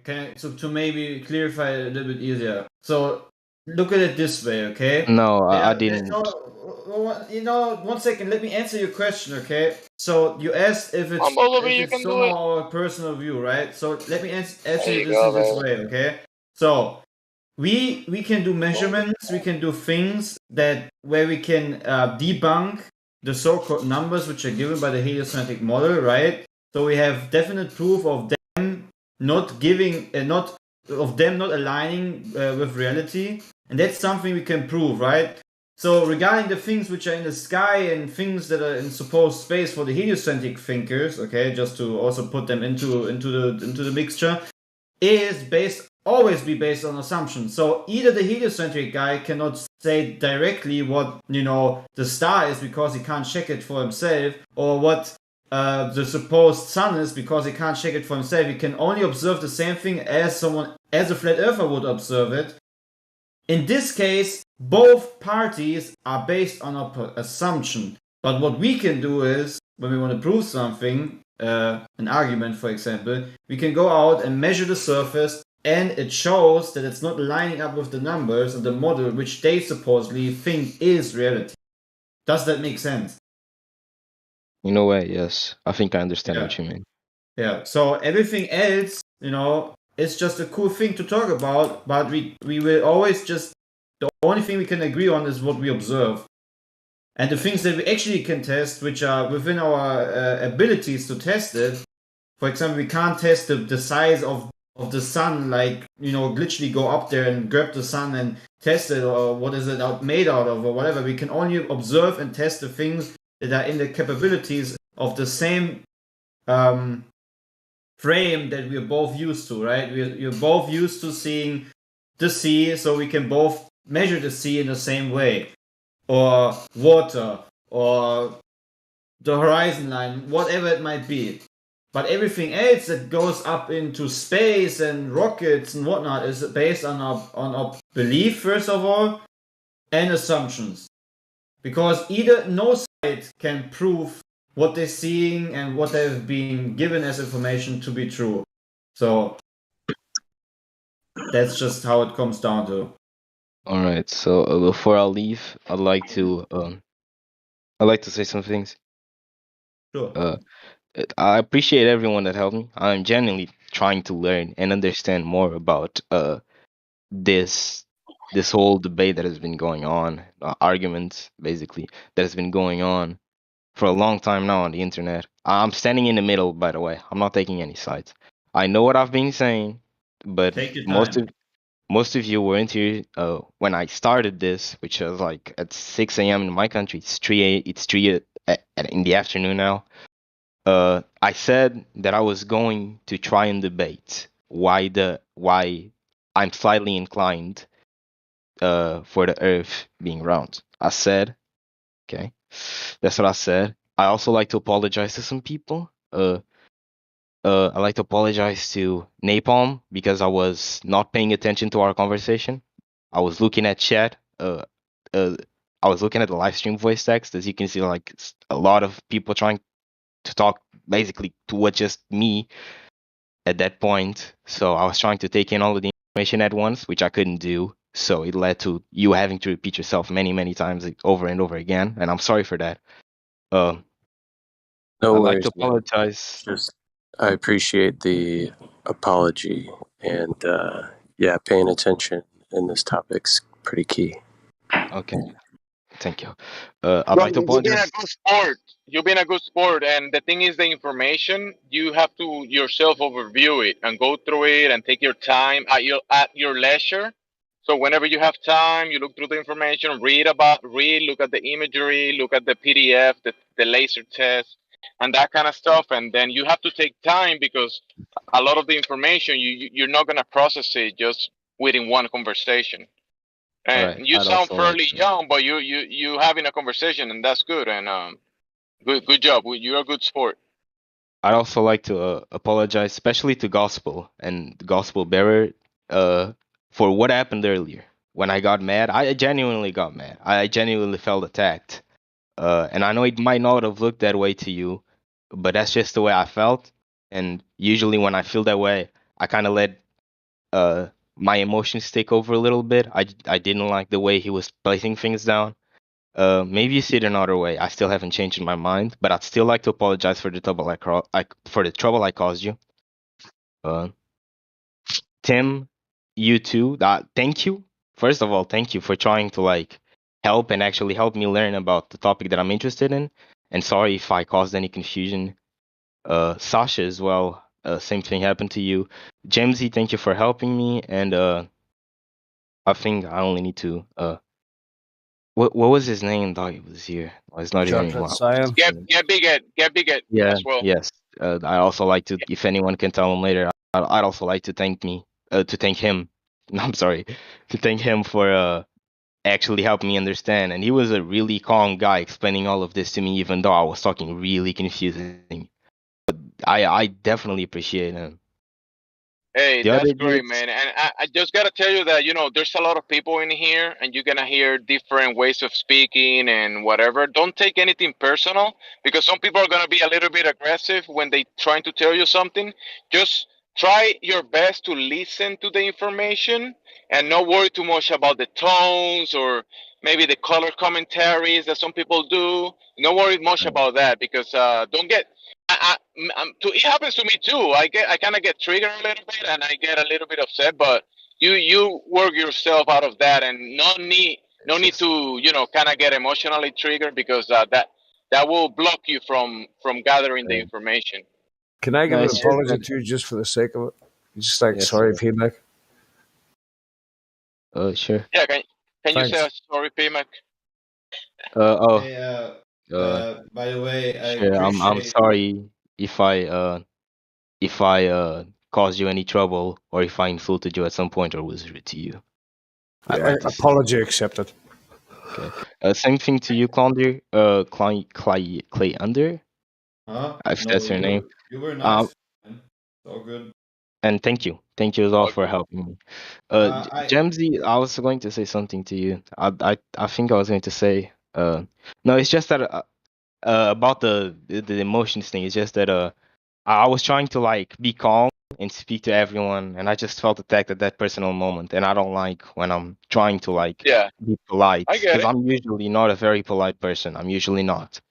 right. We and all that's do fine. that sometimes. It's just how we are as humans. Sometimes get emotions stir up sometimes, and then we need to relax, sit back. As long as we can at the end, be normal again to each other or apologize or whatnot. I really appreciate your honesty. It's very rare that people do this kind of stuff. It takes a lot of strength to actually, do what you just did. So I very highly appreciate this and say thanks for doing that. It just shows that you're very humble, and I like that Yeah, thanks. character. To anyone else, Morvis, you too. Thank you for helping me try to understand and stuff like that. Levelist as well. I don't know if he's in the call or not, but either way, thanks to everyone that I didn't mention, and I apologize if I was rude at some points. I'll be leaving the call now. All right, bro. Right. You're good, bro. Don't worry about any of that. You're good. Come back later and come All back right. with questions and bring your friends. All right. See And you bring guys. your results when you actually make some observations and stuff like that. All right. Later, man. I'm impressed that he stayed that long, to be honest. I'm very impressed by his last statement.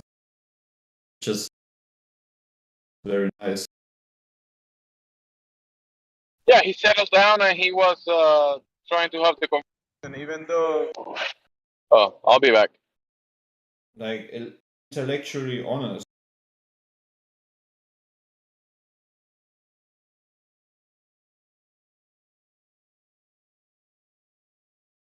Yeah, if somebody ever says they never let the emotions get the better of them, they're liars like NASA. I mean, I get my on the other Discord server. I get my emotions Why? Because he's just so good at gaslighting. So good at gaslighting. Unbelievable. So if we go on the other server, are you screaming at the top of your voice? Not like screaming at the top of my voice, but they're so blatantly ignorant that my alien temperament comes just up that I try to most of the time, keep down, but I'm working on it, right? This just shows me in which fields I need to work on my demeanor. If that makes sense. I don't think it's very at all good yet, but because I should not let myself be gaslighted so easily. But it's just can't explain it. It's just not It's that I'm mad because I know what I'm saying is true. It is just the ignorance when you talk to someone, you feel like they're not receiving anything of it. That is something that just makes me raise my voice as a trumpet, if that makes sense. I think it's called battle fatigue after 5, 6, 7 years of the same old shit. It's battle fatigue, war weariness.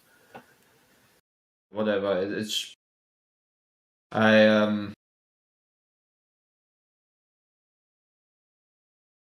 Stop losing your shit now, huh? What?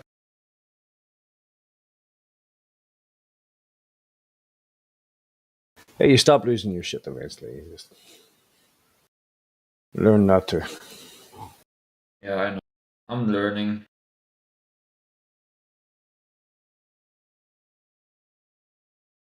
It's a process. Everything.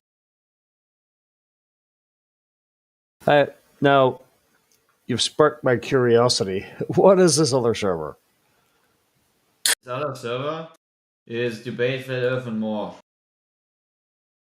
Trust me, man, you will not have fun. Oh, yeah, I know it. Yeah. Yeah, I know that. Yeah. It's a complete pain with these people. They're willingly ignorant. Yeah, if I like to hurt myself, I would go there.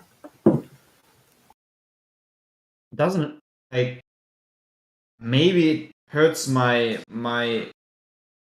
brain somehow because I cannot comprehend how people can just completely disregard certain things. And also, what they always do is they tell you that they have proof of something, then you ask for proof and they don't send you anything.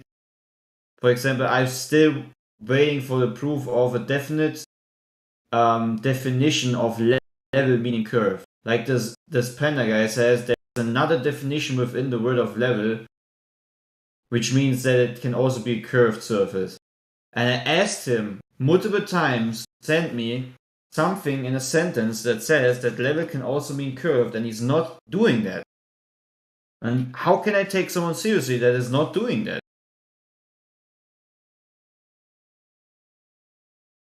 Or do you guys know what he's talking about? Maybe send it to me. I'm willing to learn, but they don't provide me anything to change my mind. At least anything that I haven't seen yet. Bro, if they give you something trying to prove the globe, it's just gonna be cartoons and diagrams and I know claims. It's just gonna pollute your brain most likely. I mean, anyways, I think we should. I should not put too much energy. They want us to stay. The one thing I learned that they proved to me is that they're willing to stay in their religion, their delusion. Yeah, there's two of them, isn't there? There's willfully and unknowingly and willfully ignorant. It's one of the two.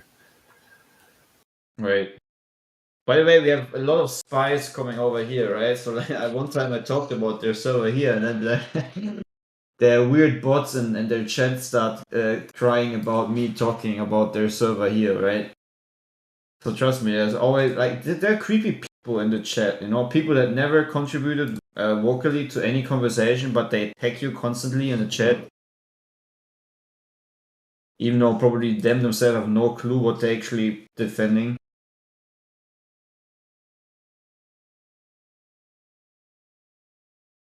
But then I also think there's a lot of people infiltrating the flat Earth movement on that other server that just tend to be flat earthers and just want to quote stupid things all the time to further justify these other people that are on there.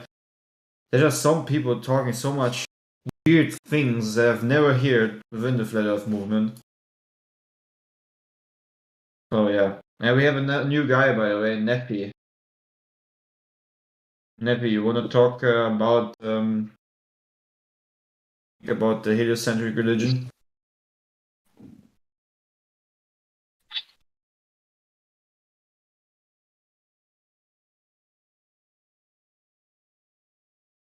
I guess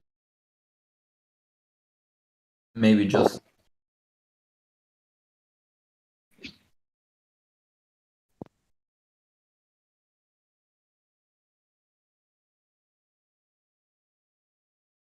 Have you guys ever talked?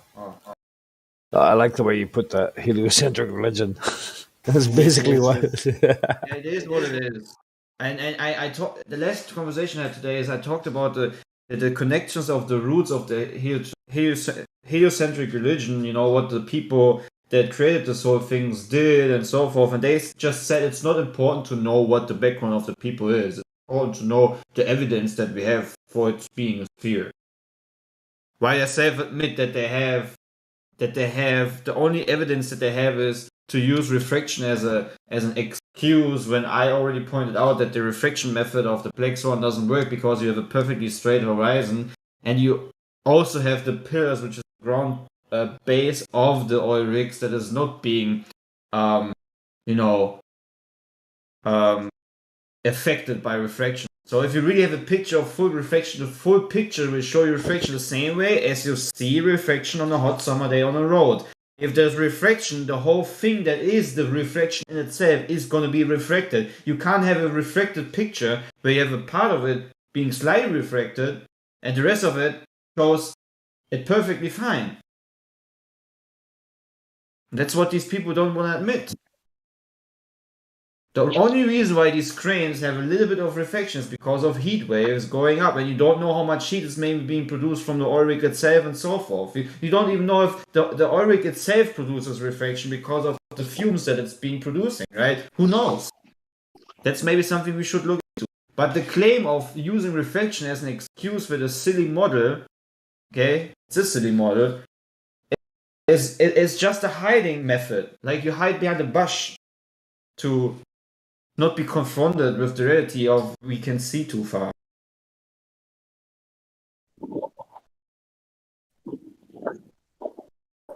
Yeah, no, it is a heliocentric religion.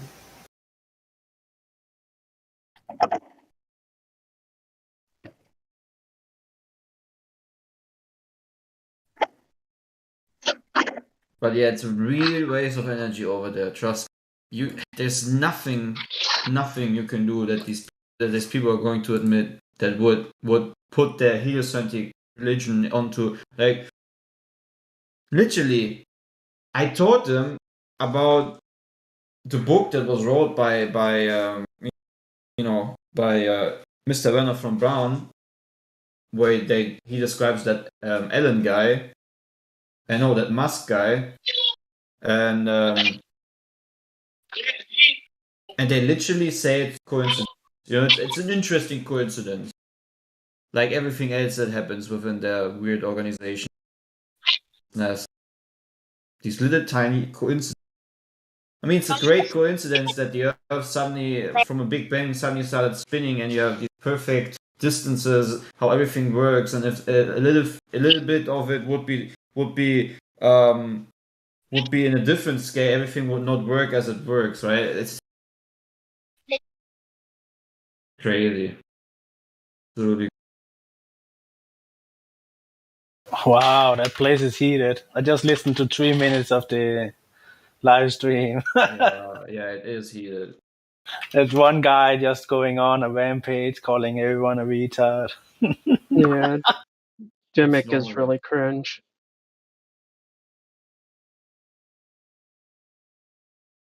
What do you call the server again? It's the link. Level is link. It's in the VC chat. Talking about Jim Panda's server, PMAC. You know it. Oh. Oh, yeah, I do. Yeah, cheers. Yeah. Yeah, no thanks. Was Jim Panda ever on this server? Yeah, he's been here before, but he usually winds up getting banned for direct lies. Just he's also aggressively vile. Pretty gross guy. He said some pretty disgusting things. No surprise, of course. Have you ever looked at their chat? Yeah. I think I'm in that server still. Let's see. I might have left it. Yeah, I did actually. I think last couple of months I've pared down all the servers I'm in to. What's the point? There's no Yeah, point in being in that server. yeah, there's absolutely no reason. I mean, speaking of cults, that's where Danny Faulkner should go. Is that server if he really wants to observe cult-like behavior? True. Who's Danny Faulkner? He's just a dude. I don't look him up too much. A Okay. Freemason that doesn't need any attention. Pretty much. And he always creeps you, and I've never heard anything from him. So as long as I'm here. Yeah, he's spoken before. He's Finished. he doesn't do that anymore for whatever reason. Because he has no argument.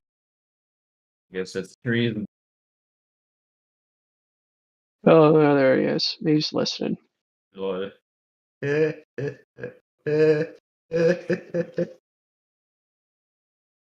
Imagine listening to Flat Earthers a whole day, but never contribute anything to prove your ridiculous belief. What a coincidence. Oh, there you go. Yeah, coincidence theory. Tell you what. Who said that? PMAC. Yeah.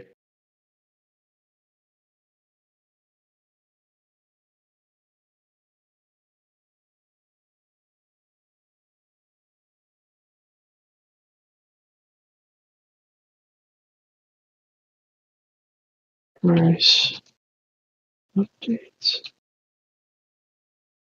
Check.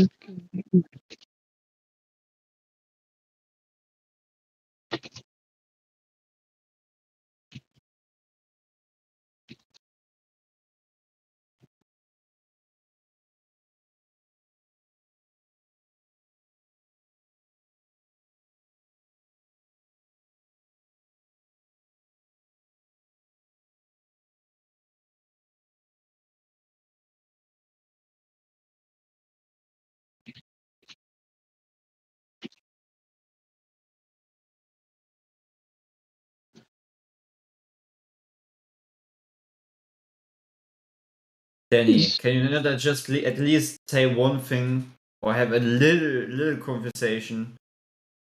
I just really want to know what you're on about with your weird Christianity mixed with alchemical witchcraft ideas such as heliocentric model. Like how does that work? How did you come to be interested in such abominations? Like how have you been get involved into it? That's just what I really want to know.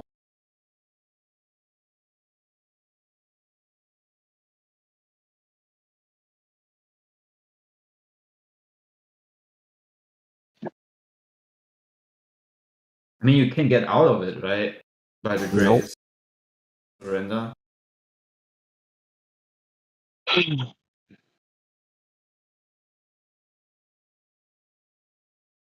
Everything is changeable.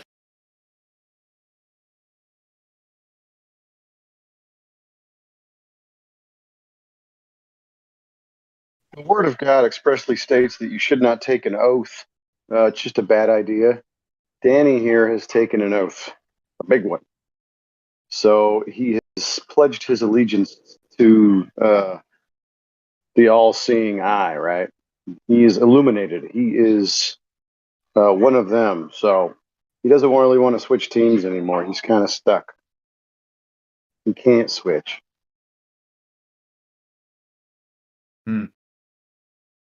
That's sad.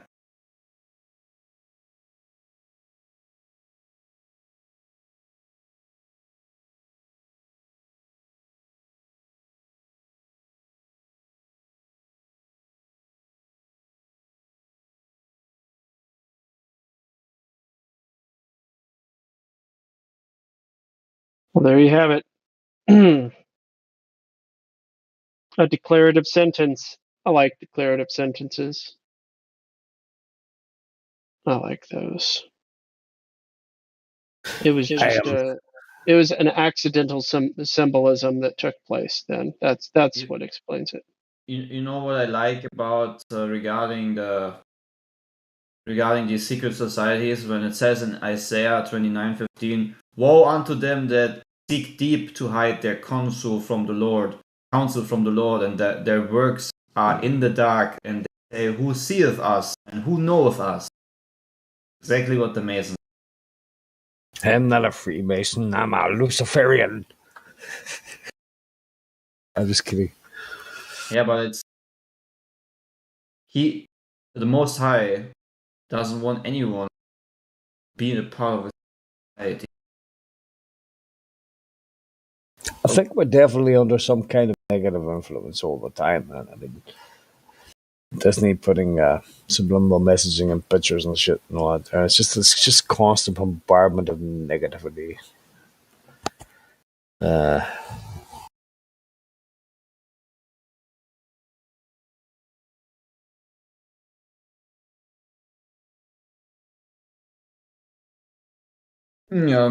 it is what it is. What it is.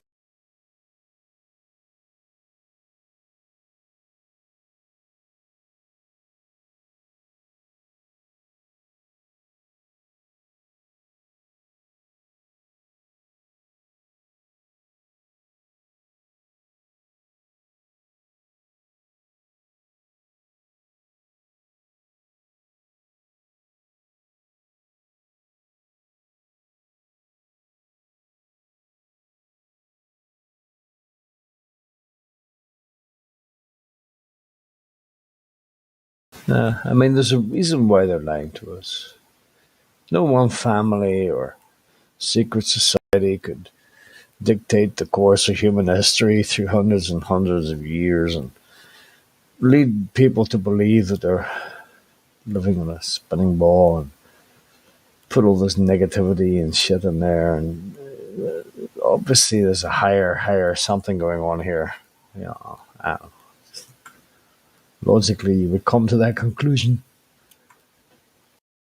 Yeah, it's everything regarding the deception that we live in.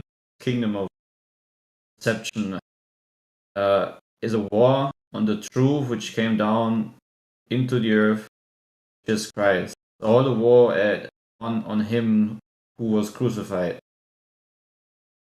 Or let's say in Genesis, all the war on the Creator by people who try to hide him from others, try to put their wicked worldview upon them in order they subconsciously follow their ideas.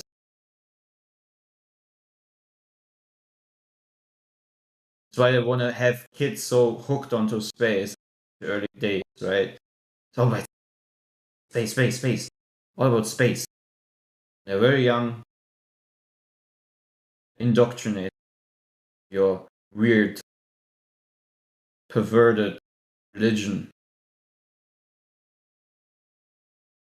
You know what's weird too? Speaking of coincidences, you started talking about Freemasonry and stuff, and Halio, which is apparently currently deafened, may be listening, to one of the live streams. Halio came into the VC as well with a profile picture of the pyramid with the all-seeing eye and all the other New Age mysticism symbolism. So I just, speaking of coincidences, that happened. They just joined I know. shortly after those comments too. I don't know how many witches, warlocks are praying against me most of the time. Pretty sure that there's a few people. But they have no power. Just send everything back directly. Just increase the already misery that they created for themselves already. But yeah, I would agree, man. We are being constantly listened by the weird people, gatekeepers,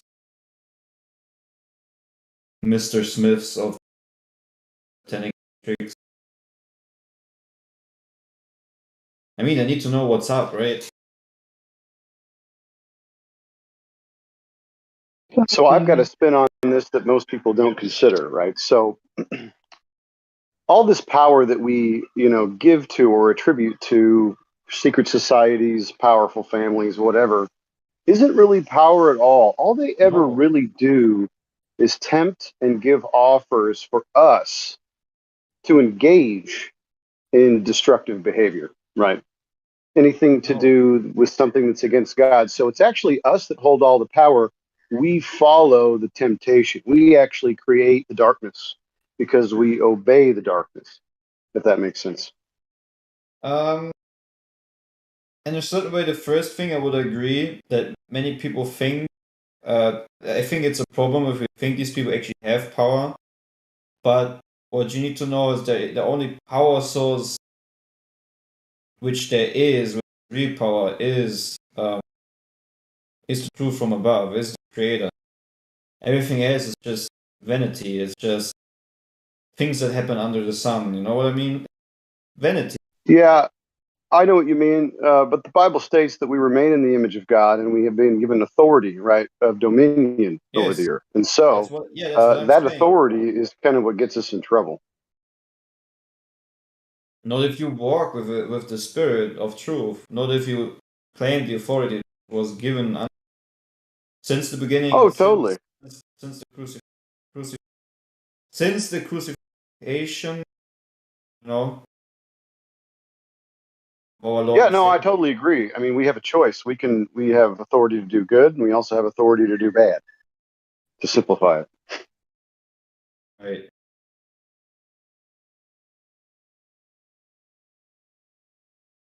I'm speaking in a collective we, as in mankind overall. Most people, though the wide path takers, choose to overall follow the darkness in this world, and that's kind of, we see the repercussions of that.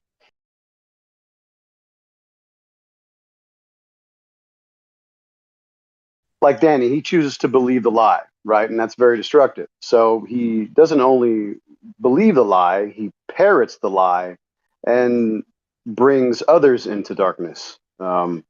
He refuses to see the truth or the light, the true light. You mean not the light of Helios? Wait, give me a Correctamundo. second.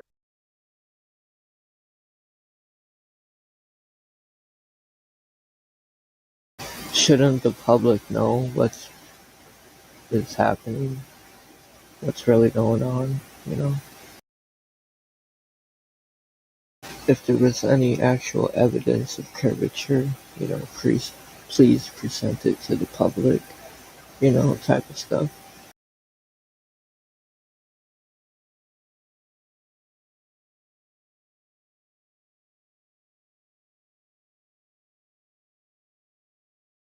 Granted.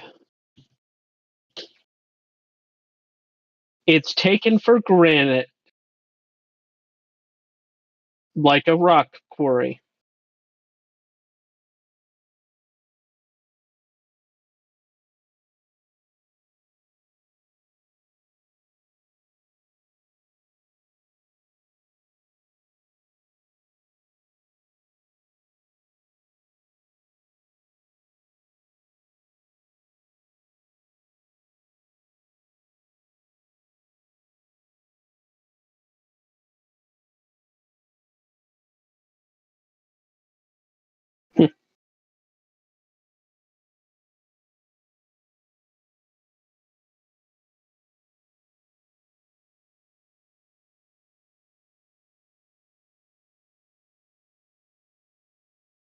There's just some people that are curious about what's going on, the way the world works. Blah blah blah blah. Why they're lying. And then there's some people just aren't. They just don't give a shit.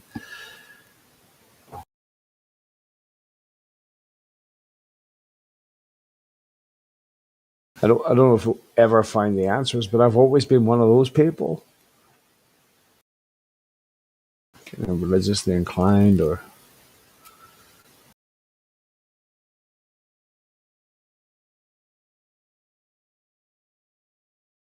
Eventually, they'll all get exposed because they're getting exposed every day. Like, oh, it's happening right now. I mean, this world is turning into a fucking shit show, bro. It's pretty much consistently going.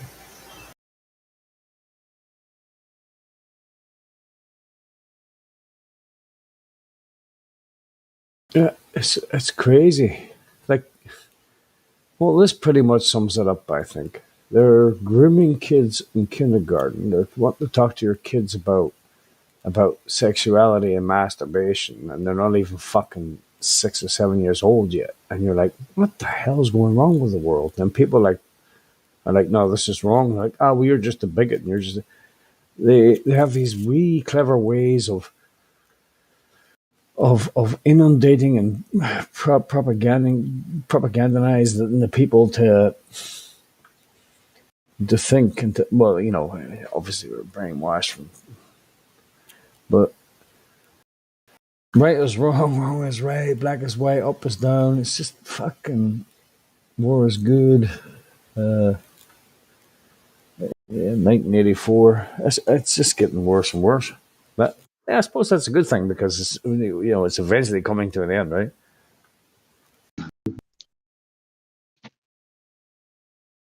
I mean, how much more of this fucking insanity can you take?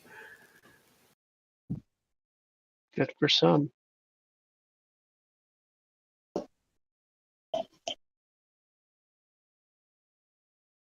What's up, guys? How are you? Hello.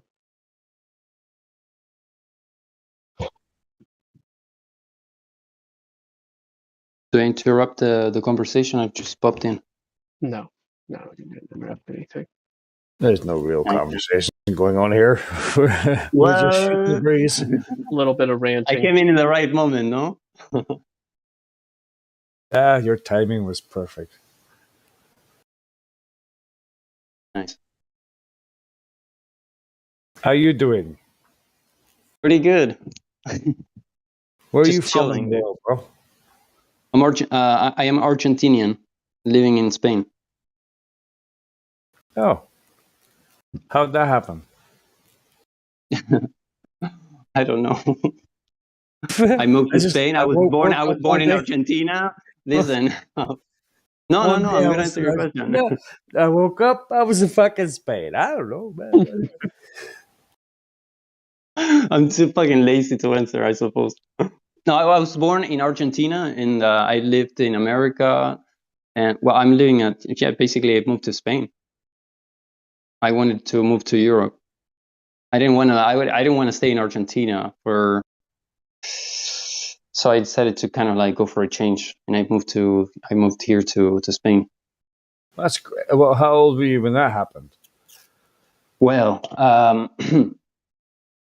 I've moved 3 times. In fact, this is my 3rd time living here in Spain. So, but the last time I moved here was like 7 years ago. 7 years ago, yeah. You got a little taste of Spain. You thought, yeah, that's for me. Dude, my intention was actually to move to England, but yeah, I loved it. But I stayed only 1 month, and I'm like, oh man, like it was too shitty. Too much rain. I did not have. I went there without a plan, dude. I just went to England. I did not have a plan, and then I realized that how am I gonna work here? I'm not even British, and my mother was living in Spain, and I moved here in Spain with her, and she's Spanish. Also, she's Argentinian and Spanish, and so I started working on my citizenship, my Spanish citizenship, and that's what I've done. So now I'm like Argentinian and Spanish, and I'm living here at the moment. No, yeah, I'm not planning to stay here forever. Like I just I like for example living in different countries. So I don't know where I'm gonna. That's what it sounds like to me. You're a bit of a gypsy, bro. Totally. 100%. That's a good way to be, man. I just pack up the caravan and fuck off to Germany and live there for 2 years. I've never been in Germany. I would love to go there. I don't know where are you at. You're in Germany? Me? Nah, I'm in Ireland. Ah. But I'm thinking of fucking off to Germany. Sounds nice.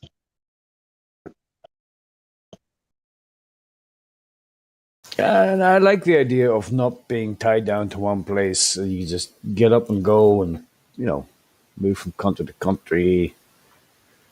I think that'd be great. Mm-hmm. It's too monotonous. It's too fucking mundane living in the same place, paying for the same postage stamp of a mortgage for a fucking house for the rest of your life. Nah, not for me, bro.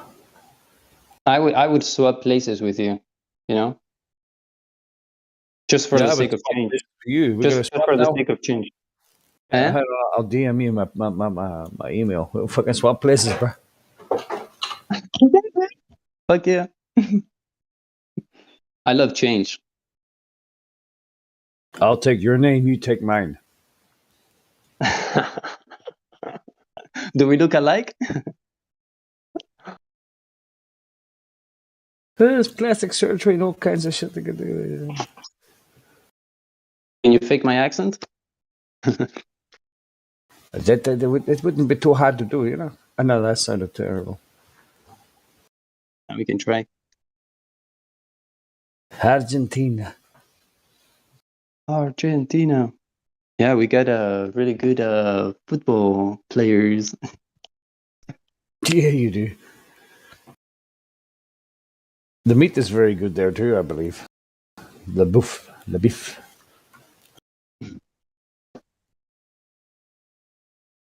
I know a guy who lived there. He worked for British Airways for 7 years. He thought it was the best, one of the best places in the world to live. Really? Yeah, Argentina. Yeah, he told me all about the food and the way of life, and he loves it. I think he'll be back there someday.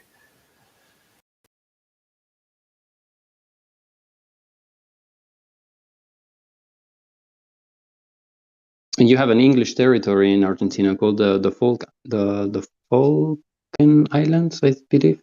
No, it's not called. It's not the fucking Falklands. It's the Maldives, bro. What are they called? The Maldives. Isn't it the Maldives? Malvinas. Las Malvinas, no? Begins with M. Yeah, but you call them the Falk Islands, correct? Falklands, yeah. Falkland. No, I don't call them that. The British call them that. I'm not British. Oh, okay. But yeah, it's an anniversary now coming up or something. I don't know, was it 30, 40 years or some shit like that? Oh, what? Oh, they do the celebration thing? Oh, fuck, man. We never hear the end of it. No. You guys are proud of, like, having colonized our territory, motherfuckers?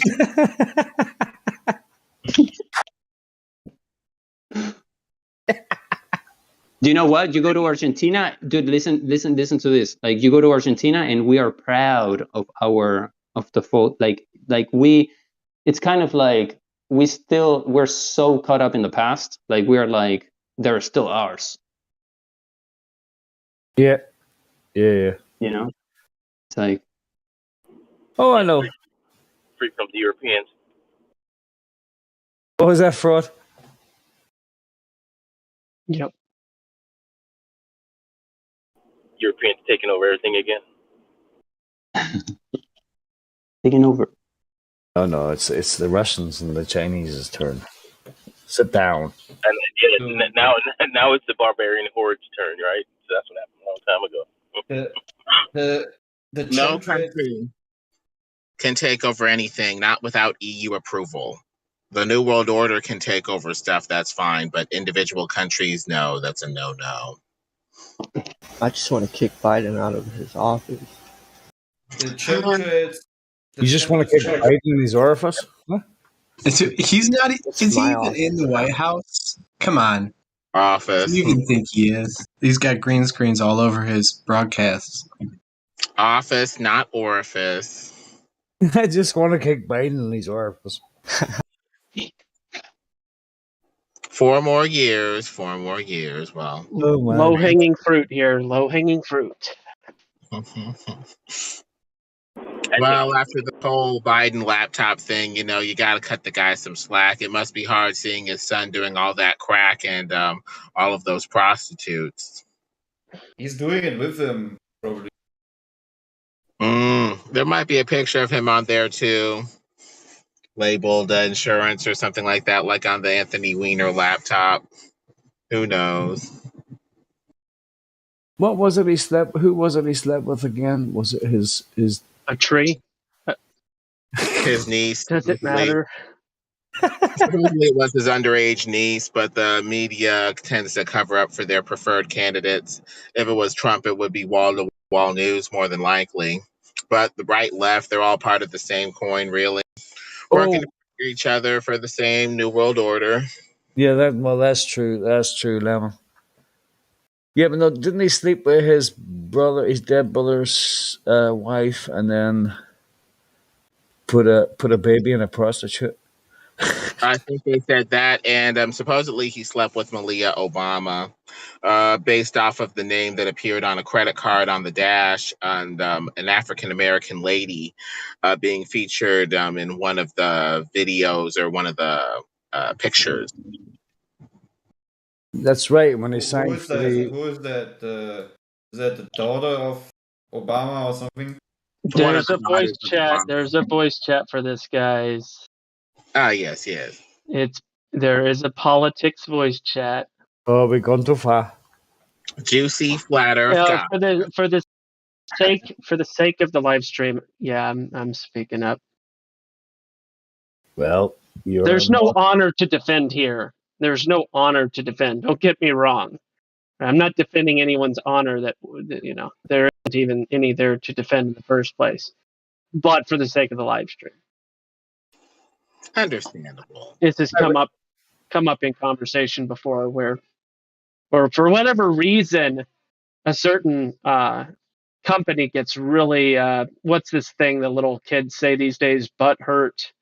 There's a certain company that really gets butt hurt on any topic that is negative in any stretch of the imagination towards any current, well, not any, but certain political figures. Certain. Okay. I respect your authority. Now, wait a minute. Are we talking about politics or are we talking about current events? Come on. That's a joke. That's a joke, by the way. Whatever it is, I know how they think. I know how they think by experience. They're bums. Those bastards. Hey, Gospel, we talked to Naffy 88. Hello, everybody.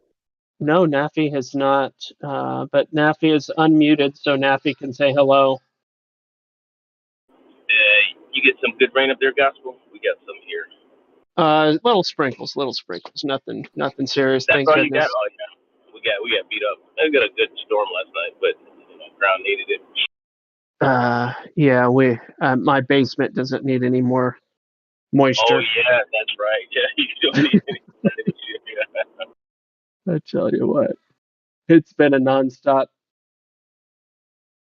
Dude, we got a couple of 90s coming up next week. Yeah, I'm not looking forward to that. I got my window open right now. It's 58 degrees. But yeah, when we hit I got to get my window unit installed. But your basement stays cool, right? Yeah, my basement never goes above 60. You go hide out in there when those 90s hit, you know? Something like that's where I'll be doing all my work. Yep. Plenty to do down there. All right, so Naffy didn't say hello. That's too bad. Can't say hello to Halio. Well, I mean, I already mentioned Halio, but they didn't say anything. They didn't unmute, so my idea that they might be listening on the YouTube or something doesn't seem to pan out. Or they're just hiding, which seems to be a popular thing for people to do. They want to be in the VC without taking advantage of this opportunity to have a conversation on a subject they probably don't know very much. Oh, well.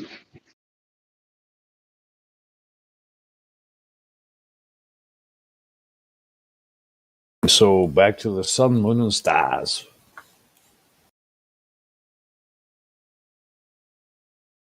No. We stay on the earth, buddy.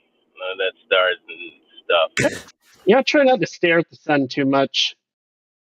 Doesn't feel very good. Sun gazing is actually really energizing. Oh, yeah, it can. Just have to do it in the afternoon when it's setting. Oh, no, dude, there was a wicked sunset last night. Did you see that, Gospel? That was pretty awesome. I don't know if you could see it where you were, Bill. Last night. Sunsets don't set. No. Just say it goes away. Yeah, colloquialisms aren't really a big deal. No, because the Bible says sunset, so I go with that, you know.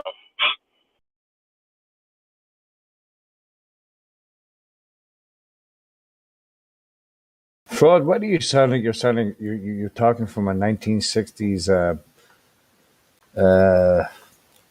What do I call them things that truckers used to use? A Coffee can? CB radio? Oh, CB radio. That's funny.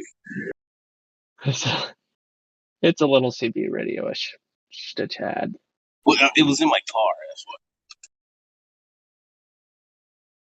Well, there you go. There's your answer, PMAC. And now I'm on my phone, so how does this sound? Similar, but deeper. The similar tinniness, but deeper in tone. Yeah, it's all good. We can still hear you, but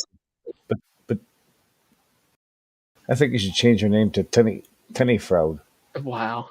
No, that is. I think that is the primary reason, though, Fraud, that that you get people going, oh, he's yelling. The people doing the tone police thing to you. I think it does have a lot to do with your mic.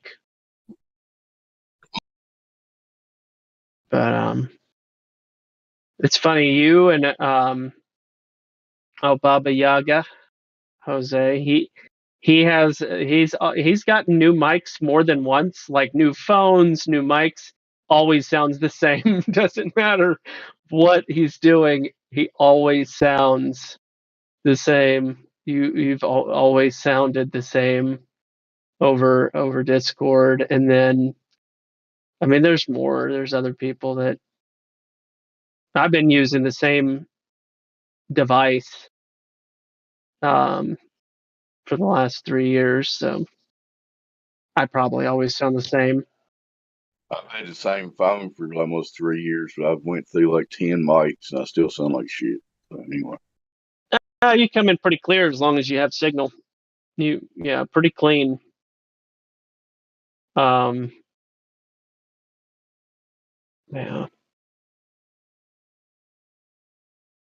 The biggest change that I ever noticed was with several years ago with Jedi. He had a mic, and a computer set up, and then he got a new computer, and it was like a different person. The way his mic changed, the sound of his voice, it was really interesting. But What? How will I ask this the other night? What happened to Jedi? People come and go off of the server for different reasons, sometimes voluntary, sometimes involuntary. And in this instance, it was a water under the bridge, involuntary, not to be. Yeah, it was an involuntary departure. Did something happen to him? Or? No, I mean stuff. Sometimes people violate server and not just server guidelines, but the TOS stuff. So Right. yeah, that's it. Oh, okay. All right. Well, go no further. I never seen that coming. Yeah. I came back, but I see our friend the astronomer is back. Maybe he's got something to add. Any direct curvature movements today? Danny 57. I happen to have asked him literally the most important question for one who proclaims, and oh well, just ignored. Shouldn't be an incriminating question that I asked. It should be a simple. Been 0 days. It's been 1 day. It's been 17 days. It's been sometime in the last year. It's been sometime in the last decade. Like it shouldn't, or it's been never. There's an answer to the question. It's not an unanswerable question. Go ahead and repeat your question. I missed it, Gospel. Ask you one more time. Yeah, I'll say it out loud, even though it'd probably ruffle a little bit of feathers. But I put it in the text chat and I said, how many days since you shared the good news of the free gift of salvation through Jesus with someone versus promoting a narrative of fairy tales regarding helio sun worship as centrism? It's a simple question, so literally everybody could answer that. Because some people would say, I never did that. Right. So I think everybody would have an answer for that. It really shouldn't be that hard of a question.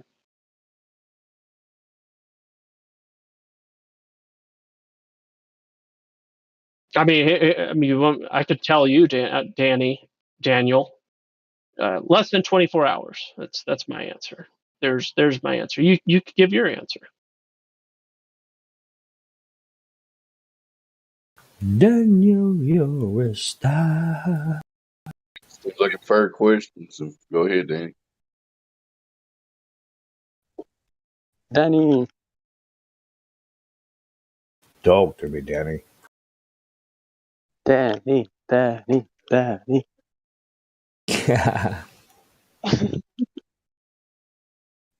Okay, moving on. He has a chance there. What else is going on, Gospel? Any new people?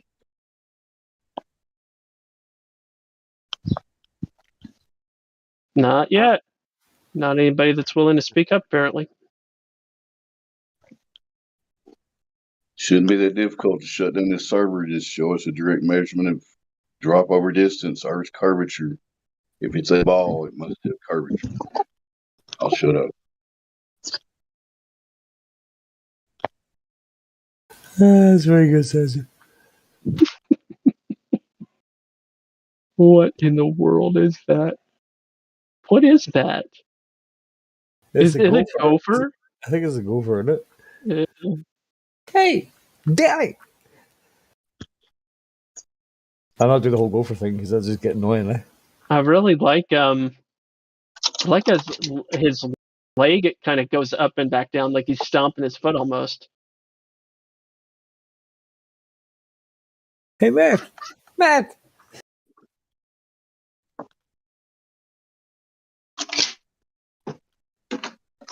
Go show! As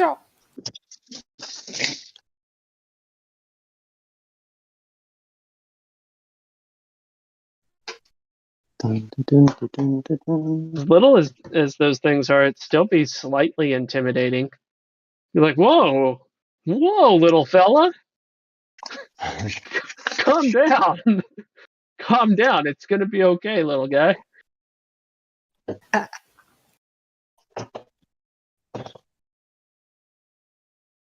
We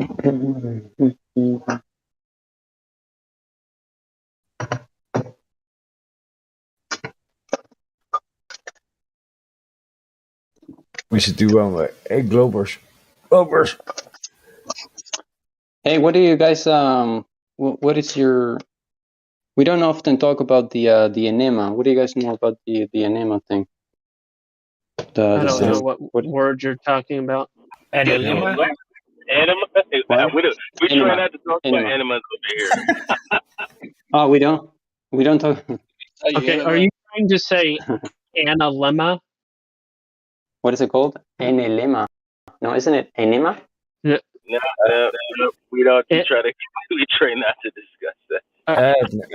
Anima because That's of a topic, no? Okay, buddy, That's not just for a different channel. spell it out in writing. Like spell it out. That's gonna be hard for me. Yeah, well look it up so that you know that you're talking about the right thing. Oh, I might say something. Wait. Yeah, you are. Yeah, dude. Holy shit. Yeah, very appropriate. Literally, holy Appropriate. shit. Sure.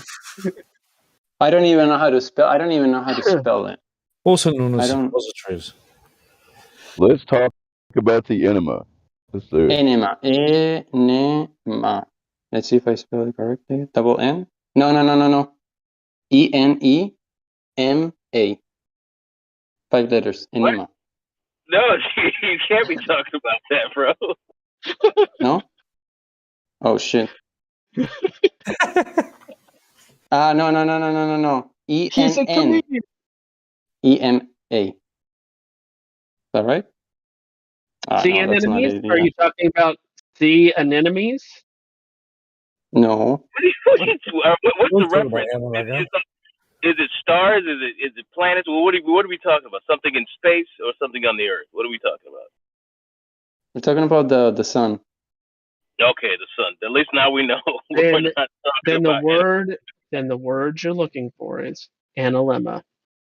Analemma, Enelema. Sun en español. You're talking about the apparent figure eight the sun makes over a year of time lapses, correct? That sounds right. Okay. Go ahead, guys. Yeah. So what's your question? No, not a specific one actually. I just wanted to how can we relate it to how can we relate it to reality? Like what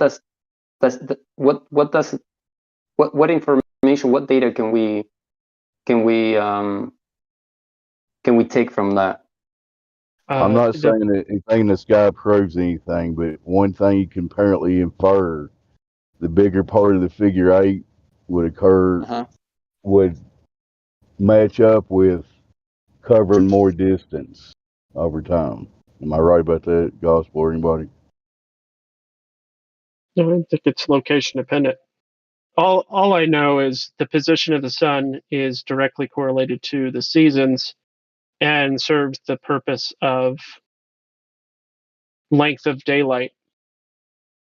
Depending on where you're at, it will be more extreme depending on where you're at.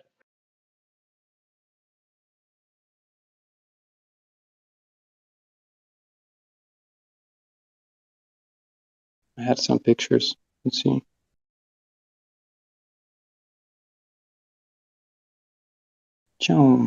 That's a We're weird discussing picture. the I just sun's posted it. enema. That's hilarious. Anyway, go ahead.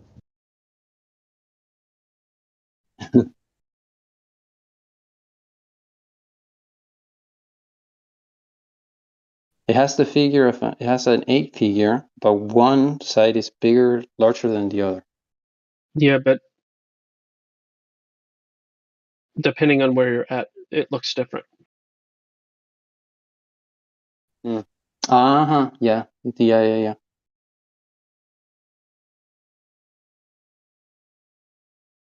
So it has to do with perspective. You say? Like what he's saying, like depending on what part of the plane you're in, that's going to appear different to you. It's not. We don't have a consistent thing that happens everywhere, right? But nevertheless, is it ever like a perfect 8? Just a curiosity. Theoretically, yes. In actuality, I've never seen it demonstrated. But yes, theoretically on the equator, it's supposed to be. Oh, it's supposed to be in the equator. Yeah, I haven't seen any perfect 8s, and I've looked at a lot of those videos, especially 2 or 3 years ago. I've seen any perfect.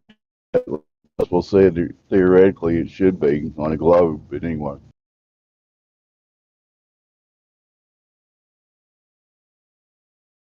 I was looking at some pictures today on Pinterest of like sun clocks, and I just find them so fascinating, kind of interesting.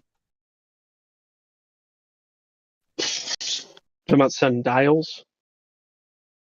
Is that what they're called? Sundials? If you're talking about like the circle with the triangle that cast a shadow? Yes or no? Like those solar suns, solar clocks that they work with the shadow from the sun, and they point to. In English, we call that a sundial. Sundial.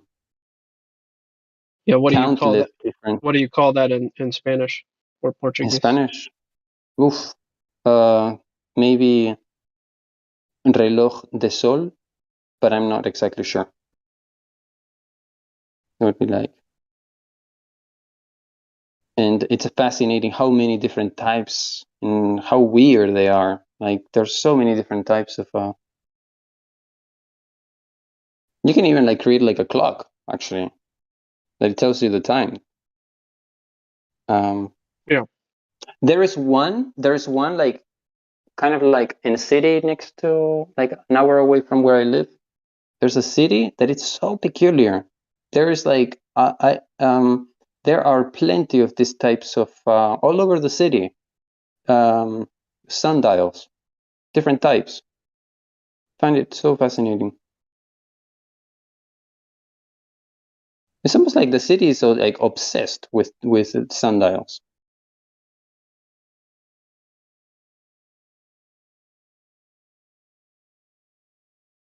I find it interesting because that's something we can observe, and it's available for everybody.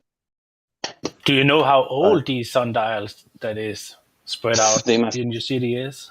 No, I mean they're fairly new. I imagine that they're using like the model or the system from old ones, but you just have to copy the design basically.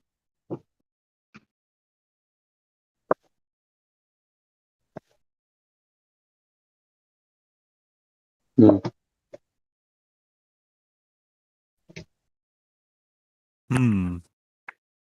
don't know. Meow, meow. Meow, meow.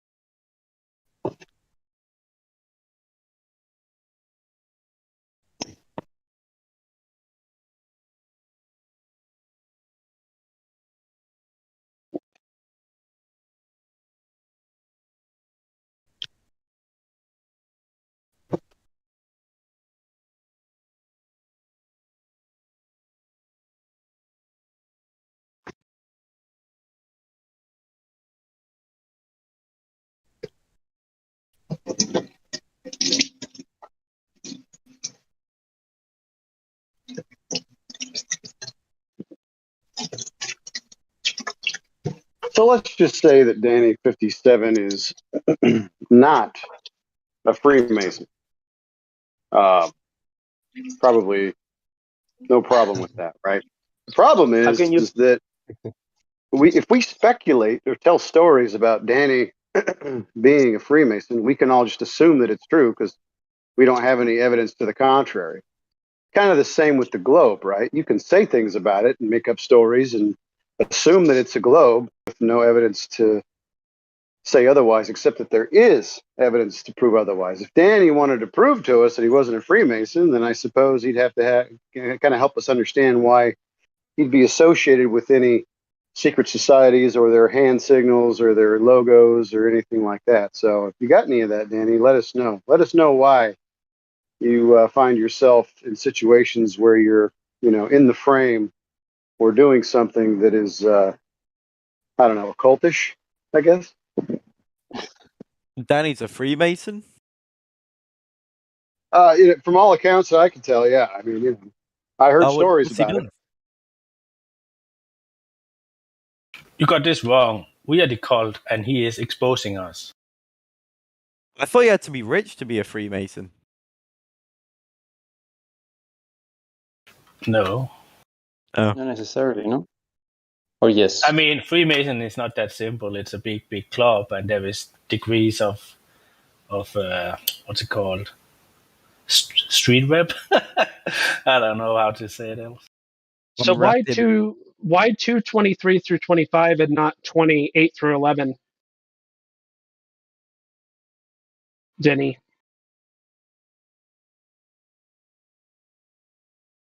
Where's Danny typing? Vinny. Oh, Vinny. Vinny. Yeah. What's up? What do you have to say about 8 through 11 versus your 23 through 25? Oh, Two Kings? That one? It's just my favorite verses. Yeah, what do you have to say about 8 through 11? I don't know any of the verses. I Okay. just know these two. Well, when you find out, let me know. All right. Wait, which ones? I'll give them a Google. Yeah, 8 through 11. Same book.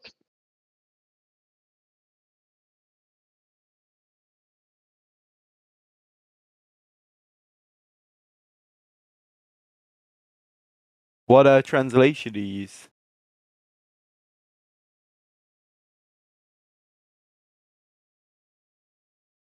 This is called pedantic. Don't be pedantic. Wait, which translation do you use? Don't be pedantic. What does that mean? Look it up. It's a good word. You use some massive words, bro. I just wondered what translation It's you only read. 3 syllables. It's not a really hard word. Just if you don't know a word, just look it up. I'll give you the definition. I do that all the time. Thank you, bro. I appreciate it.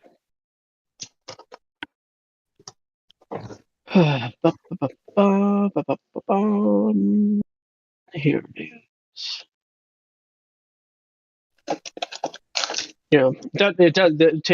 Me saying don't be pedantic is another way of saying it doesn't matter. Choose your own. It doesn't matter? No, it's not really that significant for the example. Oh no, I was just talking about in general, not just for the example. Well, if I have questions, I use, in this instance, it would be the Hebrew. But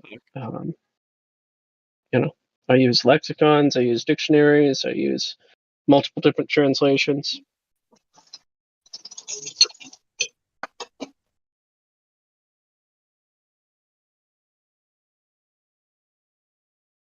So why that verse? Vinny, are you bald? No, I just like it. It's just a funny verse. Hey, Baldy. Hey, yeah, Baldy. Alrighty. Hey, 40 and 2 children. Holy shit, bruh. Yeah. Some kids get mauled by 2 bears because they called him Baldy. It's a funny verse. She bears, to be precise. She bears. Yeah.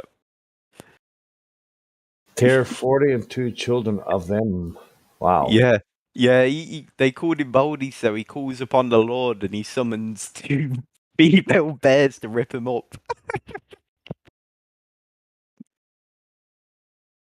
Well, that would be a gross overgeneralization of what's taking place.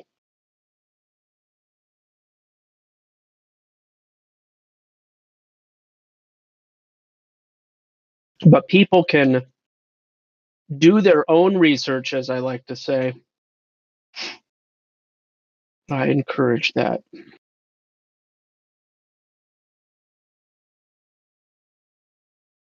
But anyway, Vinny, did you know the sun is the thing that moves and not the earth? Did you know that?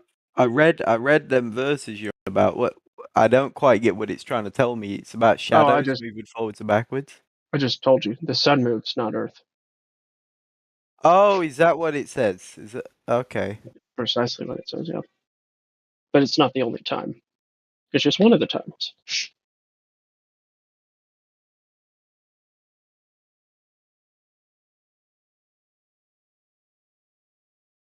Let me guess. Vinny, you a Gem Panda fanboy? Am I what? Do you know Gem Panda? Gem Panda? Yeah. Never heard of him. Right. Debate flat earth and more. Gem Panda. Let me give this a Google. No. It's a Discord thing. Oh, it's a Discord thing? Yeah, I don't know who Gem Panda is. Are you in a server called Debate Flat Earth and More? No. That's the only one I was. Wasn't there a big split like probably a year or two ago now? Something happened. Someone seized ownership or something. PMAC got the answer to his question.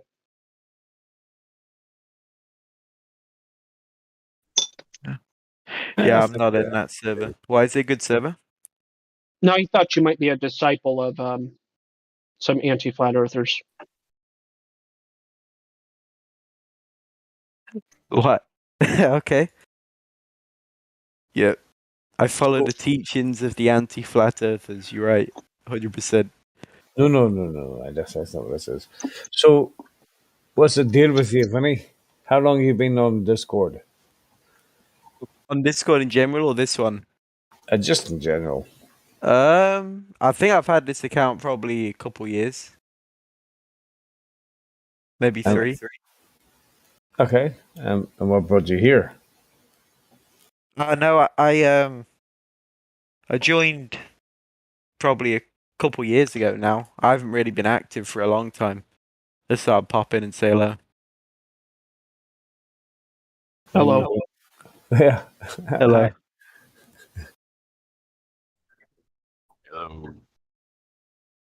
Are you curious about things? Are you trying to figure out things, or are you just having a laugh?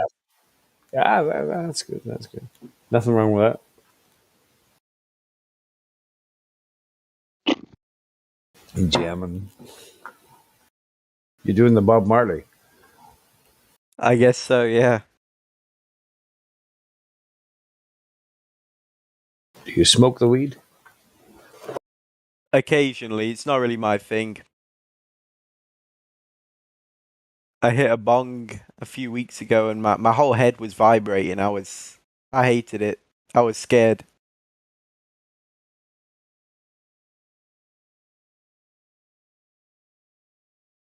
Yeah, it's not a good thing.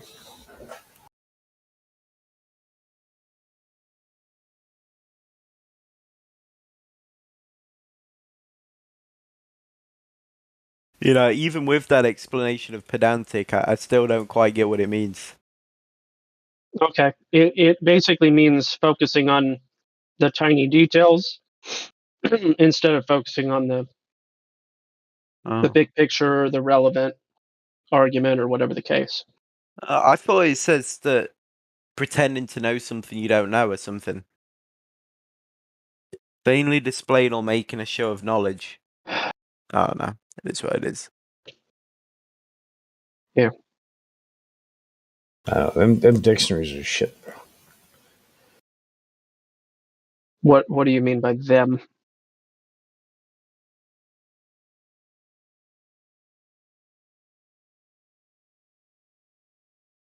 The Webster's, because it uses other big words to define the word.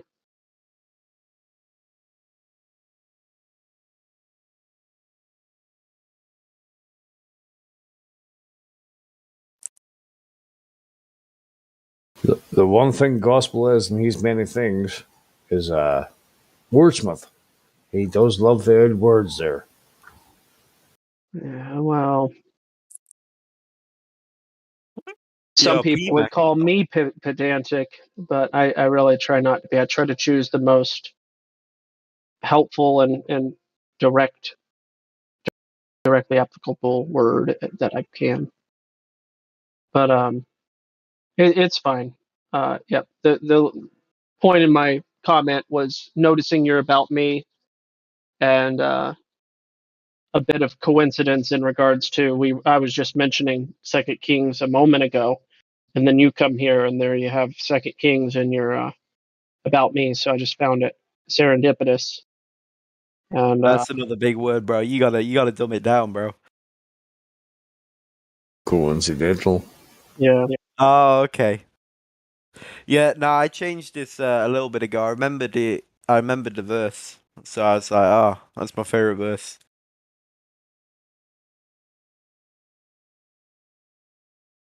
To ask you a You were question, Christian. Vinny. I had some To ask you, questions. Yeah, go ahead. what makes you think you're living on a ball? I don't know. I guess we got pictures of it from space.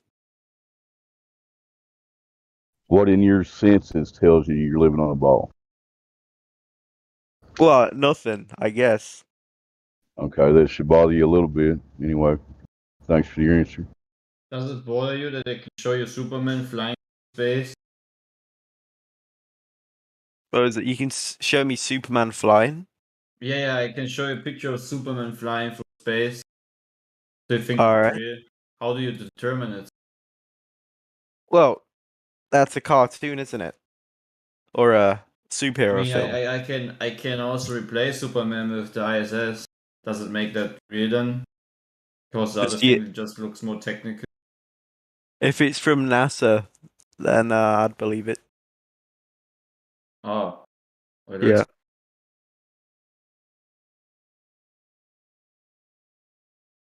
So, what is the credibility that NASA has, which makes it so believable? You know, because the United States government is very kind government and it cares about its citizens, right? Yeah, okay. Yeah. Right, yeah. Yeah. Yeah. I don't know if the United States government's ever done anything wrong, so. They even care Oh, about no, S. no, no. They even care about SS officers, like Werner von Braun. He doesn't need to stand up straight for what he did. Do you SS realize officers? there's actually a speech on the internet where Bill Clinton stands for like 10 minutes and admits that the American government took part in illegal experimentations upon the American public, in both military and civilian, and apologized for it. Wait, Bill Clinton's in the SS and he did experiments on people. Yes, yeah. No, he actually apologized that they did. It was a proof that they couldn't hold it back anymore. They actually proved it was a fact. The American government held unsanctioned, unauthorized experiments upon the American public, both military and civilian, and went, well, we're sorry about that. I'm sure it's for the greater good, right? Yeah. Who's is the question? I don't know. The lizard people that run the government. What lizard people? Those, I don't know, the reptilians. Shut up, Yeah. David. I don't know, bro. I Reason, get. like why is it that Globies always come up with reptilians? It's the same thing as Panda today said when I talked about the Freemason stuff. He just already implied reptilians, even though I've never talked about that or don't even believe that. Oh, you like the Freemasons control everything? Is that you guys? No. No. Let's address your reptilian statement. How do you like what? I was just taking the piss. I didn't mean anything by it. I was just joking around. Okay. And why? What is the outcome of that? Just a word of warning: don't generalize what you guys think. Like group us together. That's not fair. It's some kind of fallacy. Anyway.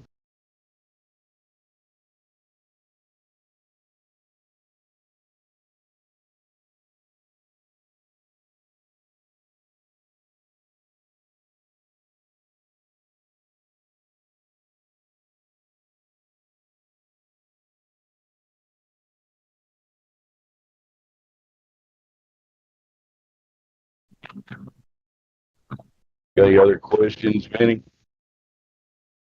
I don't think I asked any. I thought it was you asking me questions. Maybe. Okay. Do you know of any time anybody directly measured the curvature of the Earth, drop over distance? Have we ever directly measured it? I don't know, to be honest. I'd have to Google it. That's an honest answer. As far as we know, that has never been properly accomplished. So if you've got any evidence of that, please share it with us, okay? All right.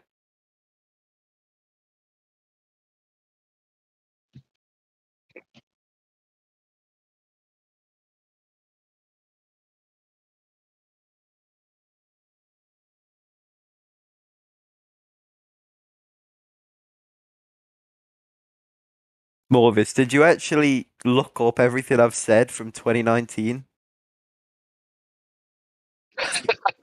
So, are you trying to find dirt on me? It's not hard. That's not really dirt, bro. Making fun of Ice-T. That's dirt, bro. I'm ended, bro. I'm getting cancelled for that.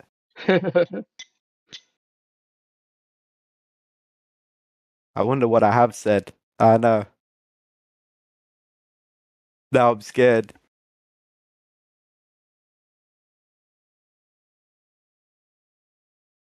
So you've been aware of this argument for years and you still think you're on a globe? Really? Yeah. That's cool, man. Enjoy your beliefs. Thank you, bro.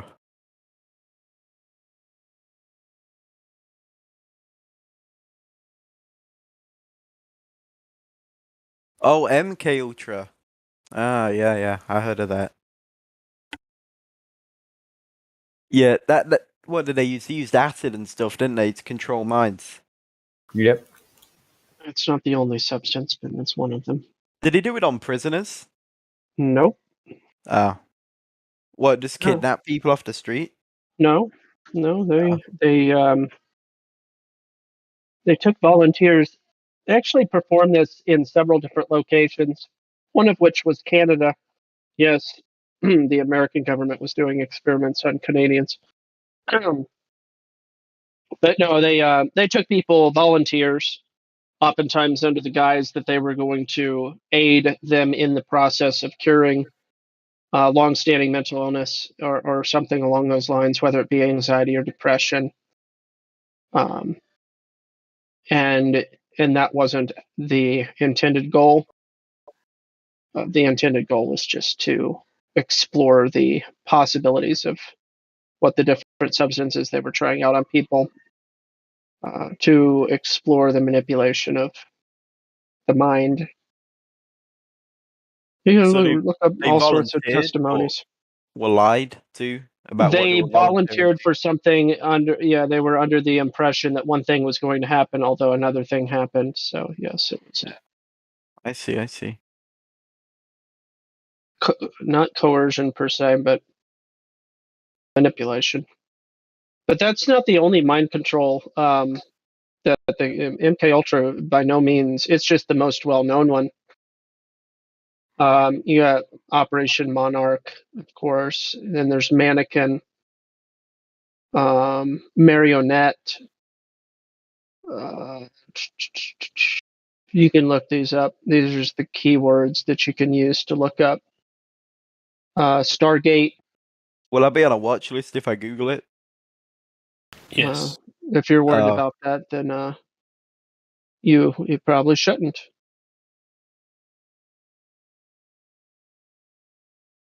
Let's see. MK Ultra had 149 sub projects. MK Ultra was kind of like a category. Okay. There was 149 sub projects underneath just MK Ultra, of which some of the other ones I was mentioning were not part of the sub projects. I mean, you had Project Artichoke. Did they have success with the experiments, or was it a failure? Well, of course they had some success. These are the sorts of things that wind up getting used in places like, Guantanamo Bay or whatever. But, so the degree of our knowledge about what's going on is limited because the Freedom of Information Act has all sorts of caveats. And according to the National Archives of the United States of America, they say that only 3% of the totality of relevant documentation that's considered valuable. So think about all of these conditions, right? Only 3% of valuable material actually gets documented. And now that there are millions and millions of pages of government documents about all sorts of different things that have taken place over the past 100 years or so. But in general, the National Archives told me that only 3% of the relevant and valuable information, which means that there's other categories of information that's either a threat to national security or not valuable history or whatever, that they do not record whatsoever. But then even the 97% of the valuable information that has historical relevance, 97% of it isn't even ever submitted for record. So That the little sounds we like do know. Israel. What? That sounds like Israel, to be honest. No, I'm referring to the United States of America. Oh, okay. You The sure National Israel didn't have something to do with it? So I know you're trying to be funny, but when you try to be funny about something like this, it just comes off as a little ostrich-like. I don't quite know what you mean by ostrich-like. Like What do they do? What do ostriches do? They jam. Means you have long legs and big feathers. Here. I'll post it in the chat. When they get scared, they hide by digging their head down into the ground. Oh, okay. I see what you're saying. Here we go. You ever heard of putting your head in the sand? That's what ostriches do, right? I gotta go eat some jacket potatoes. I'll be back. Oh yeah, of course. So you want to hear a funny? Oh, go ahead. Sorry. Well, I just wanted to follow up that anybody that was curious about what I was saying there, the reference. I'm speaking not metaphorically. I literally got an email from the National Archives. Here's his credentials right here. So this is where he told me, we estimate that approximately 3% of what is created is considered permanent and transferred to our custody. So you want to hear a funny story about Freedom of Information Act? We have that in the Netherlands. So Parliament is Parliament is required to archive all emails, SMS, WhatsApp messages. So that has to be all archived, and you can go to the government and ask for any the information. They will lack everything black, right? What's private information, but you will get the information. So our prime minister was in a pickle like 2-3 weeks ago because he still holds a Nokia, that old one, right? The 3610. Anybody familiar with the old Nokia? Yeah. So he still had that Nokia, and he claimed that he had that for SMS trafficking. So he SMS'd people highly placed officers, right, and ministers with that Nokia. And then people were like, okay, so show me those SMS text messages, right? Because we want to know what happened during the whole last 2 years and what was decided. He said, well, problem there because the Nokia can only hold 20 text messages. So what I did is when I thought that this was an important message, I send it to my highest officer, or because if the text messages are long, right, are big, then you couldn't forward it. So he then had to call his highest officer and dictate the text message from his Nokia.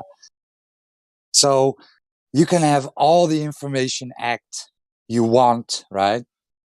But these MFers will just use a Nokia and then claim, well, yeah, the text messages, there's only 20 on it, and I decide when it's important enough. And yeah, I obeyed the law because I send it, right? I send it to my highest officer. Yeah. So it's a clown show. It's truly because he had the Nokia and he had a smartphone for emailing. Yeah. Yeah, I understand. So basically, our prime minister is a mob boss which uses a burner phone, which cannot be traced anymore.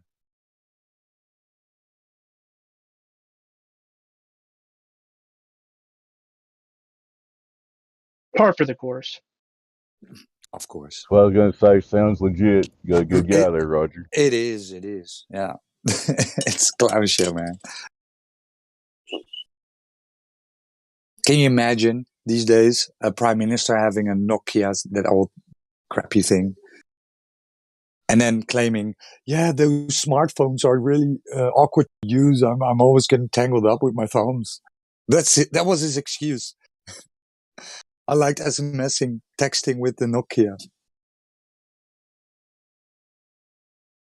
Running a country. We kind of have a similar story here in Denmark because in the early stages of the show that they wanted to kill off all our mink. Is mink the right word? Minks, yeah. They killed off the entire mink population. Exactly, in Denmark. And the people called for an investigation and blah, blah, blah. And suddenly all the text messages and stuff was lost. And they did it, though. Oh, yeah, they're all gone. I know. They did it. Sorry. Also in the Netherlands, by the way. But go on. I'm excited about this topic because I have a friend here in North Dakota that's where his family is from, and like many of his relatives owned minks. Like they were destroyed by this. Just like their livelihood, generational, like their generational knowledge, everything just completely not. That's not a rug pull. That's more like burning a house down. Yeah, he was telling me all about it. I was just like, yeah, and this just happened during a very famous time in the last couple of years. Yeah, like 2 years ago. I mean, when you but also if you look at like the health packs and stuff like that, like what's it called, reimbursements that they have gotten, like most of these mink owners, farmers, or something like that, they were all indebted, like up to their ears, but they have gotten a really good purse of money from that, or bag of money. So, but again, that doesn't justify to kill a complete, a full profession and ship it to China. But those who got affected by it, they also got paid. But that doesn't mean that all the workers that was on the payroll, their lives is destroyed completely. If you know what I mean. Yeah. Oh yeah. There's nuances, but they definitely got paid well, but that doesn't justify any of what happened.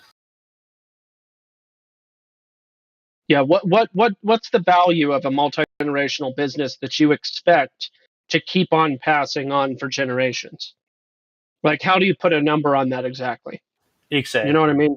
So, like, it's not only that; it's also like you said, multi-generational to get the breeds of mink to provide the best pelts that they can, because it's not just take some minks from the nature and then you have a good stock. No, this is like just like a rancher with his cows. It takes generations to get the right amount, the best breed out of him.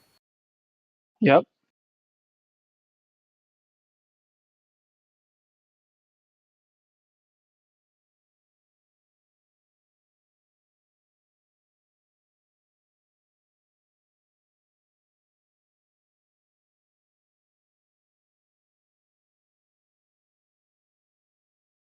Yeah, they did the same here. So they found 4 people that were so they found 4 people working there.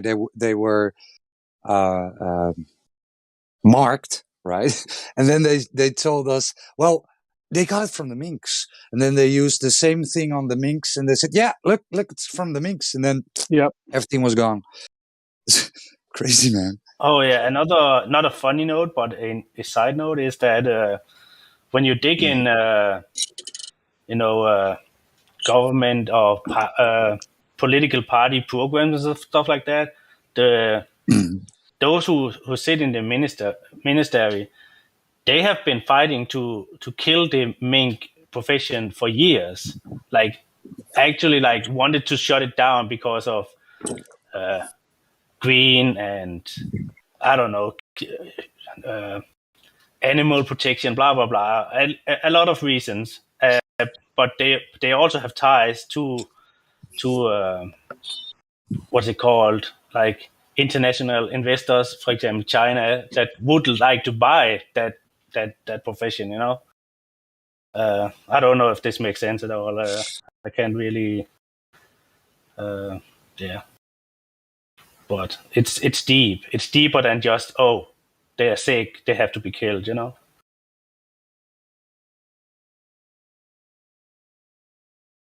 Good day, my friends. Hello, how are you? Hey, what's up? Howdy doody. I just got chat verified, and I discovered you guys on YouTube, Kiwi. Just jumping in to say hello. You guys are doing an amazing job. I appreciate the fact that I'm a supporter of what you're doing, in fact, and very much a proponent of it. And just being able to present ideas for consideration versus try to beat somebody over the head with an idea is it's a very good thing. Welcome to the service. Thank you. Nice. That's awesome.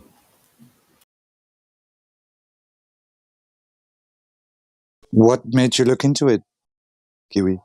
I was raised Catholic. And I'm not here for religion, boys. Let me state that right off the hop. Scripture, strictly scripture. So I was raised Catholic and understanding scripture and what the good Lord made on day 2 being the firmament.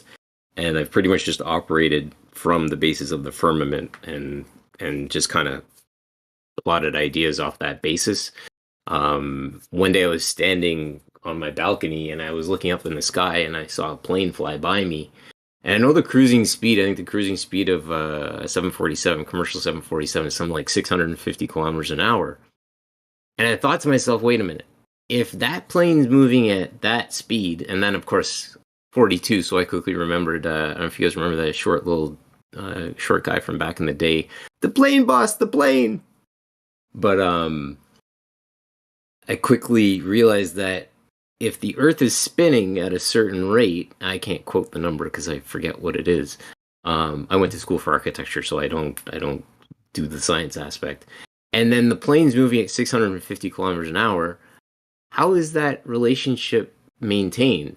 And then somebody quickly countered with an explanation, something about plane of reference or something like that. And I couldn't wrap my head around that idea of plane of reference when I'm standing on the ground watching a plane fly by me, and it seems perfectly still. Like there's not 2 moving objects in that. I can't observe 2 moving objects. I'm just observing one moving object. Does that make sense? Am I crazy? You're not crazy. All right, cool. High five. Hey, pardon Yeah, the pun, usually they would say conservation of momentum, which is a concession. Yes. We are admitting that there's That's it. no 15-degree drift. So I always thank them for the concession. Right. And that, I mean, when I'm a kid, because I used to have to fly a bit when I was a child, and I remember being on the plane and then getting off the plane, and I'm like, the plane moved, but the ground didn't. I don't understand, but okay. I appreciate that support, boys. Sure. So what interested me was architecture, and do you account for any curvature when designing buildings? No, sir. Nothing. There's Right. everything. In fact, AutoCAD, which is the #1 program I've been using AutoCAD since 1995.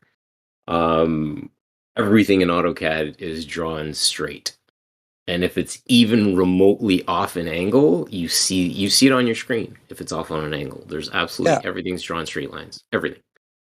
And can you get an angle measurement of a curved surface? It would be ridiculous to try to pull that. And I countered that idea, and I appreciate you asking me that, my friend, because I quickly countered that with and again, I'm not bringing this up for any kind of discussion. I'm just bringing up the idea, the Twin Towers. I'm like, how would those two towers have been built identically if they were on curves? Like if the curve is perfectly curved, then I guess that would work. But the relationship between the two buildings, either they would be built on an angle, which would be splayed outwards at an angle, kind of like a more than, less than sign, if you guys kind of get that visual, versus two straight lines going straight up, like the two buildings. And that, again, I appreciate that question. It as my grandfather would say, it befuddles me.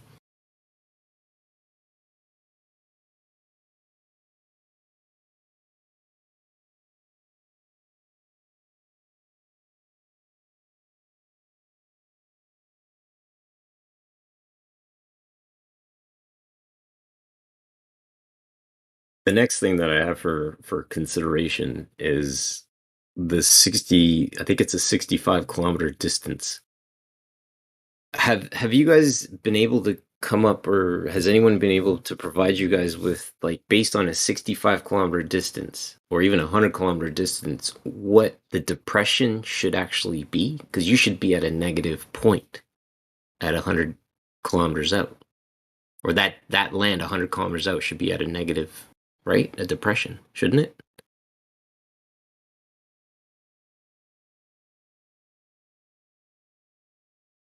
Boys, hello? What do you mean by negative depression? Like it should be falling away from you? Is that what you're talking Yes, about? sir.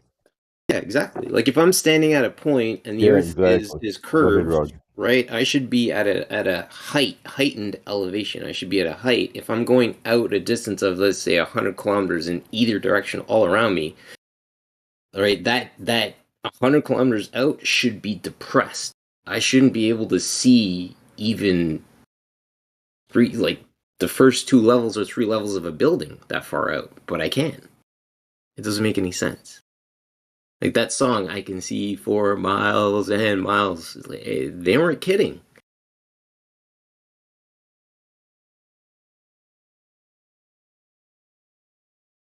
I don't know. Things that make you go, So I've posted the globe geometric calculator limitations, right? So with a radius of 3959 miles or 6,371 kilometers, 100 kilometers would be 783 meters of depression. Which is ridiculous. That's like, you said, how much? Sorry, how many meters?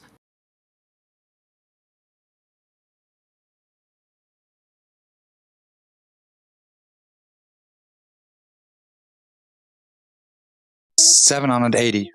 780 meters. Boys, that's over 2,000 feet of depression. It is impossible. Yes, this is the one that I used, and this drawing that you're using was AutoCAD 2016. This is the program that I used to draw my stuff. This is 100% bang on. This program doesn't mess around. You can see to the decimal points how accurate it is. How accurate it is. It's crazy. So here's the thing, gentlemen. Oh, sorry. The problem is Globers lie and say you can see around corners, so they're clearly delusional. See around what corners? Globers claim that we can see around corners. That's why we see Chicago skyline from 56 miles, because it's being lifted around the corner.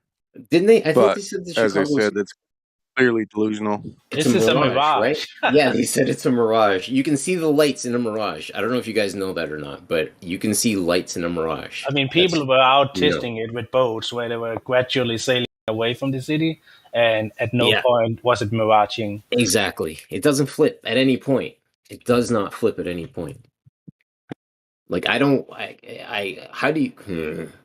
I mean, they expect that no one do any testing, and those who does testing in mainstream will be called nut jobs, tinfoil hat users, conspiracy theorists, because they know they can claim anything on the news, and no one will actually verify. You know, they love their authorities.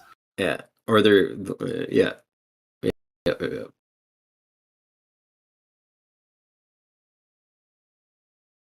So here's an idea I want to throw out for you guys for consideration. Another thing that kind of helps in this whole idea of us living in I believe we live in a closed system, and the firmament is the lid to the closed system. Asteroids. Wouldn't you just say that these things are just ignited gases? What do you think about that? We actually had a lengthy discussion about this earlier today. Oh yeah. The thing is, I think the bottom line is that whatever happens in the sky is just... I mean, we can observe them, but we cannot definitively say A or B, you know? Okay, but you can still say it with what you think, which is why I want to hear what you have to say. What do you think? Right, so some speculate those are electrical discharges going across the firmament. That's what some people say, right? It's all speculation. Electrical discharges, okay. Yeah. Like a stripe of white light, which could be, right? It's all speculation. I'm not making any claims or what. For sure. Well, that's what we're doing. We can only speculate, and I insist. I want you to go. Run with it. No, that's a difference, right? We could speculate about things we don't know, but we actually know that when you measure a thing, you know its dimensions. So when you measure Earth and you measure over large bodies of water, then that will be knowledge that Earth is not curving away from a laser, for instance. Right. So that is the whole difference, right? So with heliocentrism, you have to believe a bunch of stuff, right? They say, well, we know that there is an exoplanet there millions of light years away, and then we know it's raining diamonds there, and then we know there's a sun spinning 7 seconds a minute, 7,000 rotations a second, something like that. I don't know. I need to get the article back, but we know this, right? But that's never valid. How could you validate that? What we like to do is we want to distinguish where you can speculate about. We always preface, well, this would be speculation, and what is actually knowledge, right? So of course we can speculate what is the thing you see up in the sky, but yeah, will you be any wiser at the end? I don't think so, but sure. Well, I think here's the thing, and I got into a discussion last night with my aunt, and she's like, why does it matter? And I said, because I like to understand this stuff. I think there's a certain point where you have to respect a person's quest to understand something, or attempt to understand something so they can explain it, if they choose to. And I think that at that point, when we ask somebody, what does it make a difference to them, you're actually attacking what they are actually about, if you will. Like, if I choose to look into something, that is what I choose to look into for the betterment of my understanding of what is sitting in front of me. And I think I'm perfectly within my right of doing so. Am I not? Sure. And I love the question, why does it matter? Because it kind of, the other side kind of concedes that their arguments are hollow, right? Thank you. They don't have anything left. So why does it matter, right? Blowing Why smoke do up. you care so much? Exactly. Why do you care so much? Yeah. Well, the next answer could be, well, I care for the truth, right? And it doesn't matter where it leads you. I care for the truth. And yeah, I love the question. Why do you care so much? Okay, so yeah. let's explore that a little bit further, right? And I'll say to you again, boys, I'm not here for the religious talk. I'm not. Strictly here for scripture, okay? I realize that the Bible, just like the pictures that we see from NASA, are all quote unquote man's creation. That's what we understand it to be. However, this book of scripture has presented a lot of things for my consideration, which I would rather take as truth and gospel to me versus the pictures that I see from space. So when I look at the idea of the firmament, and he gave instruction that he created the firmament, and then he talks about in Genesis 6:14, build thee an ark, and we found this ark in Ararat, Turkey, which is 515 feet in length, 300 cubits as described in the exact same book. Why would I not validify the firmament and the idea of the firmament? This is where I start to look at people who say they're religious, and I'm like, okay, let's talk about your religion and see how far we can get with it. Because as soon as you present that blue marble idea, people jump off the wagon quicker than you can say 2 by 2.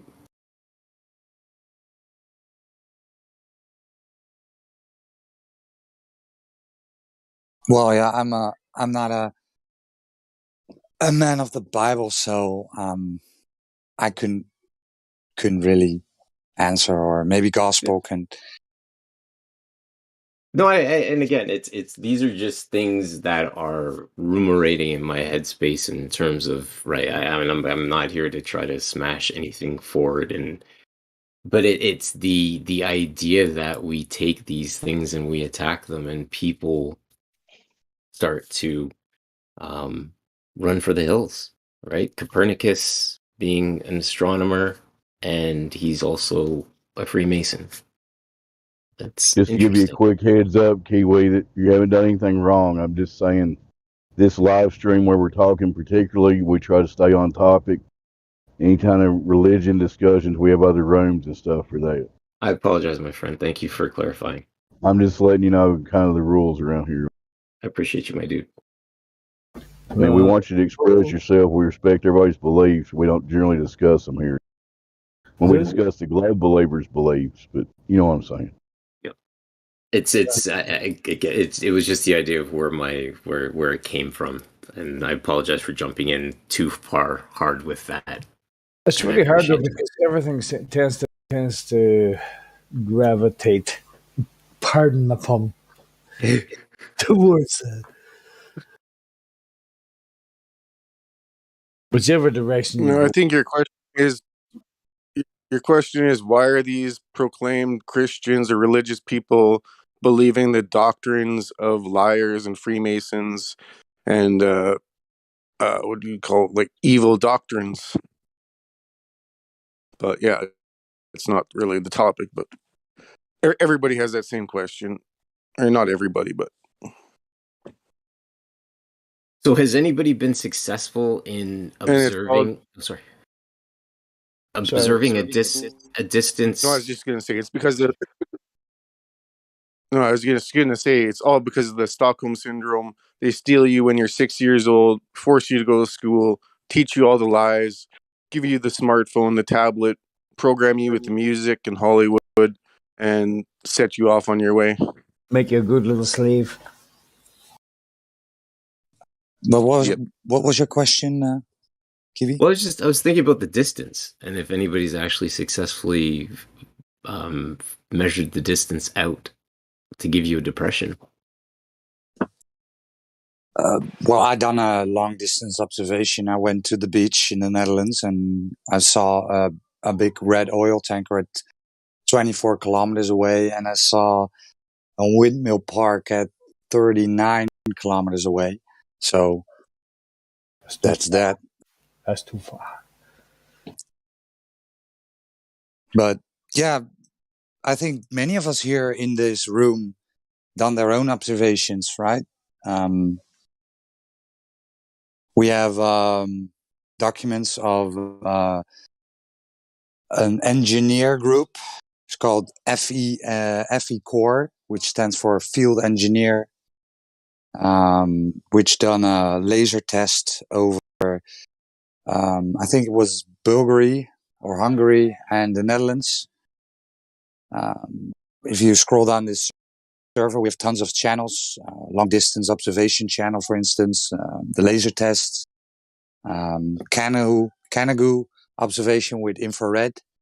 You got JT Tolan's media observation with an infrared Nikon P900. I think it's a P900. Could be a P1000, but he done some observation in an airplane using infrared.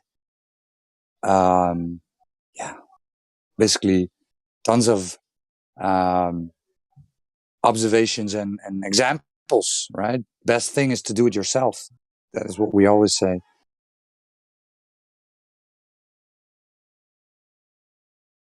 By your accent, you live in Canada, Kiwi? Is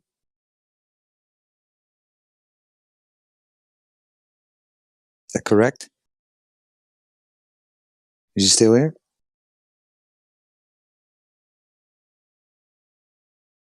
Is who here? Hello? Sorry? I think he took off.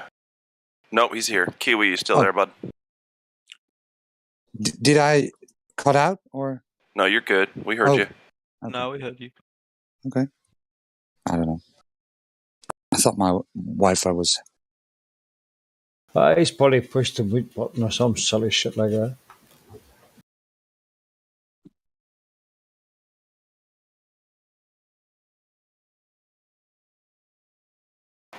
Kiwi, if you can hear us, let us know. So the government admits in countless documents that they propagate electromagnetic fields over a flat Earth. They don't ever mention. In fact, I'd like to see any government document that says it accounts for a globe Earth. Because I haven't seen one, right? We've seen all the ones talking about flat Earth. They're countless. There's too many to count. But where's the globe Earth ones? I haven't seen them.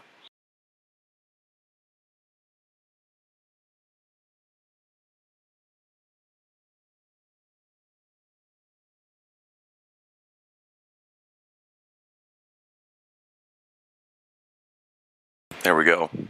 There's at least 35 right there in that video. Sasha posted at 54 after the hour. Anybody watching wants to check those out. Check the live stream voice text. 35 government documents admit flat Earth. And that's just the 35 that they found for this video. If you can find 35, I'll bet you can find 35 more at least, right? I mean, that's just... It's crazy. That mistake is in pronouncing. Because they wanted to say global, they said flat. So glad you're trying to say that when it gets down to brass tacks and lives matter, that they have to assume a flat, non-rotating Earth to make anything work. Is that what you're saying? Correct. Okay. Everything is built so that it works on the flat and stationary Earth upon which we live. That is 100% correct. Sorry, boys, I had a phone call come in. Oh, no problem, no problem. Kiwi, that is 100% bang on. There's no correction for movement. You're right.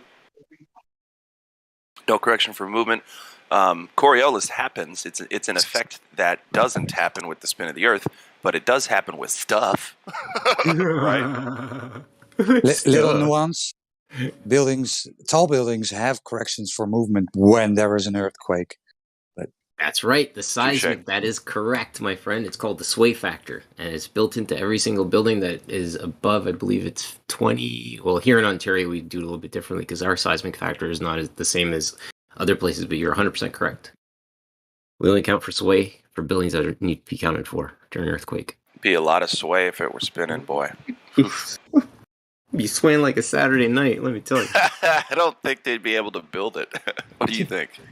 No, there's steel doesn't sway. We saw what happened on right. Oh, that day physics turned off. We'll just say massively. The physics definitely turned off. I think physics actually jumped realities. Actually, yeah, it took coffee break. I literally just picked up my cup of coffee right now as you said that. Yeah, very well. And then somebody mentioned earlier the synchronicities. I call those universal synchronicities, Christ consciousness. But sorry. Sorry about the original quote.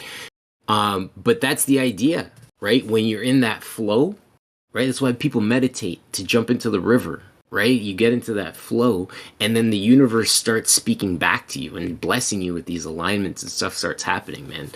It's a beautiful thing. When you catch onto the truth, you start getting blessings left, right, and center, man. It's an amazing place to be. Cool. Yeah. Roger that.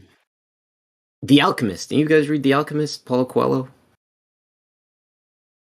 No. Short read. It's like 110 pages. Yeah, it's the idea that when you make a life-altering decision, right, or a life-changing decision, like you leave a marriage or you whatever it is, and the universe blesses you, right? You may show you some alignments or whatever, you win something or whatever, but the universe will respond back to you and speak back to you with fulfillment. I hope that makes sense. Somebody out there's probably cussing me right now, I'm sure. To be honest, bro, it kind of sounds to me like you're on acid. Does it? That's and I'll be honest with you, they weren't wrong in the 70s. They just blew their fuses, right? But I think the universe does do that on a person by person daily basis. I believe in that. There you go. Appreciate the witness on that, my guy. Thank you. So, The Alchemist is from Paulo Coelho, right? Coelho, yeah. COE. Well, you know how to spell it. Yeah, Paulo Coelho. It's like 110 pages. You get off Amazon or whatever. Shameless plug. I think I read a book of him. So, yeah, when I first took Paolo Coelho. When I first took LSD, I also started questioning my reality quite fervently. That's all I'm going to say. No, it's boys. Is that a valid? Can we talk about that? No, no, it's being live streamed on YouTube. Oh yeah, that's right. Boys, I forgot my bit. And what I meant by that was Lucy in the Sky with Diamonds. You guys get your heads out of the gutter, all right? Oh man, I love it. Yeah, the problem I have with this thingy is that it kind of goes to New Age, right? Definitely. Yeah. There's a fine line there. Or Hermes Trismegistus, you know? Where everybody's God and everybody can create, and I don't like that. And that's the thing. And that is such an interesting point that you bring up, because it really brings the idea forward of how conscious we are of our egos. And the idea of like, are you willing to push that envelope versus, anyways, I'm getting off topic. Sorry. I stopped talking. You like kiwis? It's actually my first and last name combined. Nothing to do with me being from New Zealand or anything like that. Oh, okay. No, it's just my first name and last name combined. And when I shaved my head in high school, everybody's like, "Hey, you look like a Kiwi." I'm like, "Hey, I'll take it." Especially when chicks walk up to you and want to rub your head. Nothing wrong with that. Hey, so you're a flat earther then, Mr. Kiwi? Sure, I What? Sorry, what was it? I said, "Sir, I am." Yes, I am. Cool. Is this your first time to the server? Yes, it is. And what brought you in? Literally, I was on YouTube, searched Flat Earth, saw you guys pop up, and I'm like, hey, a 24/7 stream on just chatting about Flat Earth sounds interesting. So I hopped in, got verified, and here I am.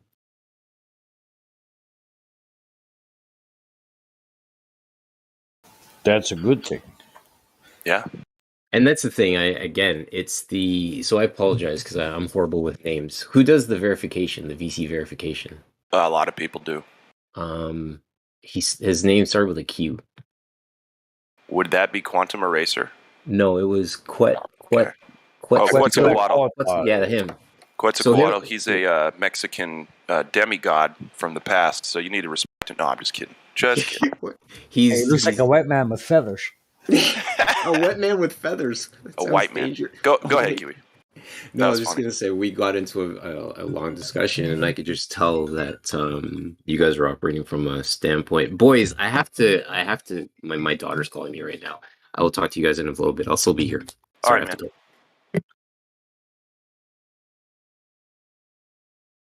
We're here 24/7. That's weird to get a Kiwi from Canada. We expect those from Australia. From New Zealand, but yeah, he. New Zealand, that's right. I was trying to guess his first and last name. He said it's his first and last initials, I think, put together.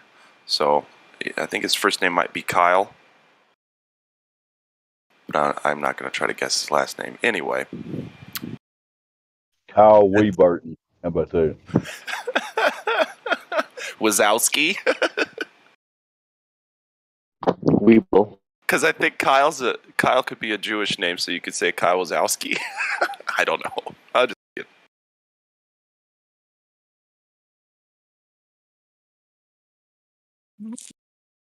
So is this another day of not asking the Globers for measurements? You want to ask them to get off their ass and go measure the Earth? I agree with you, Globe. Yeah. How long of a tape measure do I need? Tape measure. Well, here's the deal. You don't need a tape measure because it'd be too big, right? You wouldn't be able to handle that. But what you can do is you can go from A to B yourself. So get like a distance, preferably over level water. That'd be the best way to do it, because then you don't have to worry about dips and valleys and shit like that in the earth. So you go to a lake. You go from one point of the lake to the other point. Now this isn't just to talk about earth curvature or whatever. This is just to take a direct measurement over distance that's going to be longer than a tape measure can do. Okay, so you go from point A to point B. You set a point at point A, then you swim right over to point B. You've now traveled the distance that is going to measure from A to B, and you could use a laser to measure that, right? And that's that. Then you've physically measured something. You don't have to swim it, by the way, but if you want to, you can. That's the beauty about measuring the Earth like that. It's a direct physical measurement that you can play around with. You can swim the distance if you want. You can do whatever you want. So. And I would throw in, do at least 8 to 10 miles. That way you got like a 60-some foot drop that you clearly demonstrate. Right. Correct. And you don't have to swim 8 to 10 miles. The point is... I was going to say, I'll drown. Well, listen, the point is, you can if you want, because it's physical reality right there in between point A and point B. You don't have to assume anything because you've measured one shadow and then you're going to say something's 93 million fucking miles away, okay? You don't have to take those leaps. And then what do I do once I've measured it? Well, compare it against the globe math and see how much drop you should be experiencing or witnessing. Drop over distance, i.e. curvature, and then notice that shit ain't there. You can see way too far. You can travel way too far and see, I'm going to go to point B 8 miles away. I can still see point A. Wow. Let's see what the globe math has to say about that. Holy shit. I can see at least 10 times further than I should be able to. Wow, let's measure even further. Let's see how far we can both measure and observe.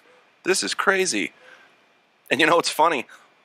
There's the only guy that I know of that's doing infrared photography and videography is J. Tolan Media. They were posting earlier some stuff from him, and we can keep going on that. But anyway, he can see for hundreds Okay, hundreds of miles at minimum from observation points at the top of mountains and hills, and then especially in a jetliner. I'm not sure if it's commercial or not, but let's say bare minimum he's up 25,000 feet, 30,000 feet.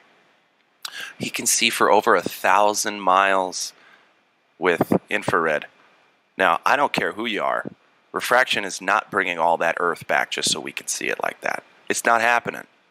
Thousands of miles? Get out of here. It's flat as far as the eye can see. And as far as equipment can see at this point, right? It's crazy.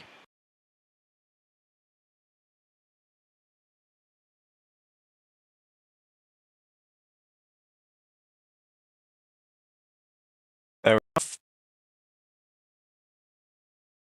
Huh? I said fair enough. Okay. But don't take my word for it. That's the worst thing you can do is take someone's word for this stuff, in my opinion. It has to be that you go out and you test it yourself. If you don't get a measurement yourself, at least once over a flat water, right? Frozen water works great too.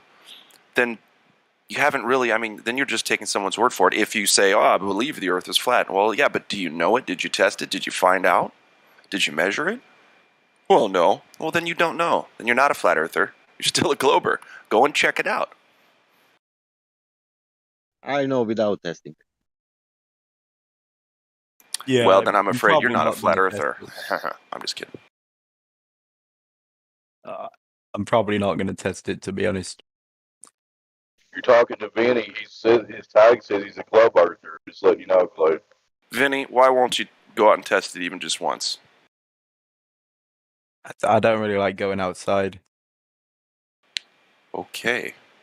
Well, that's honesty, I guess. Yeah, he's being honest. Well, Is that true, or are you just messing around?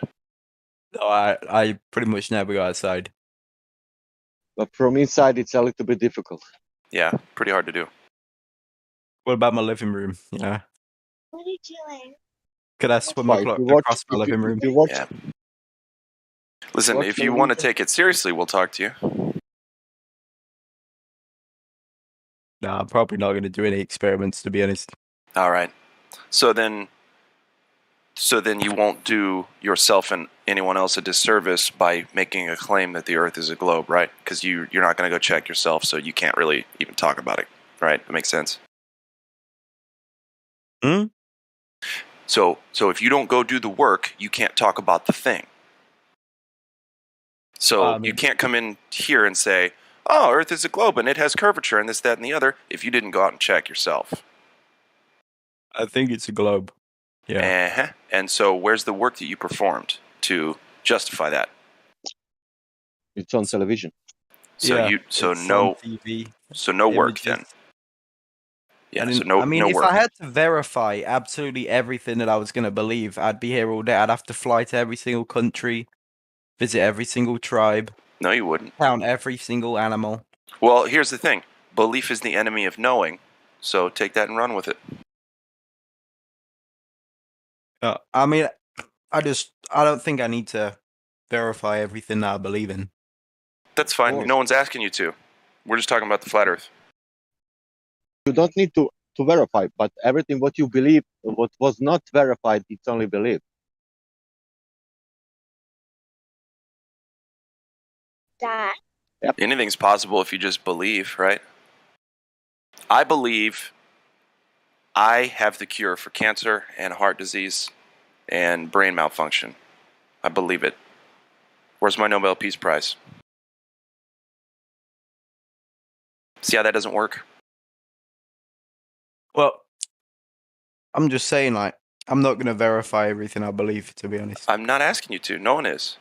If you're going to defend the globe in front of a bunch of flat earthers, the least you could do is have performed one experiment, measurement, or test so that you can back up your claims. I haven't defended anything. Oh, okay. So is the Earth a globe? I just said what I believe, personally, Is the Earth a globe? Yes. Yeah. See? So are you defending the globe model? No, I don't care if you believe it or not. Doesn't That's a really yes or no affect me. question. Do you defend the globe model? I want to believe. I don't even know the Vinny, globe model, so. Well, Vinny, that's honest. I That's want to good. believe. I know he I wants want to to believe believe too. that. I know, Sasha. He wants to believe too. I But we're want to going to try believe to that cure it's that. globe. You believe, Sean, you believe that it's flat Earth. I want to believe that it's globe. Well, here's the deal. I can prove that it measures flat against the globe math. You can't prove Yeah, but that because it's a you're globe. flat earther, I want to believe that it's globe.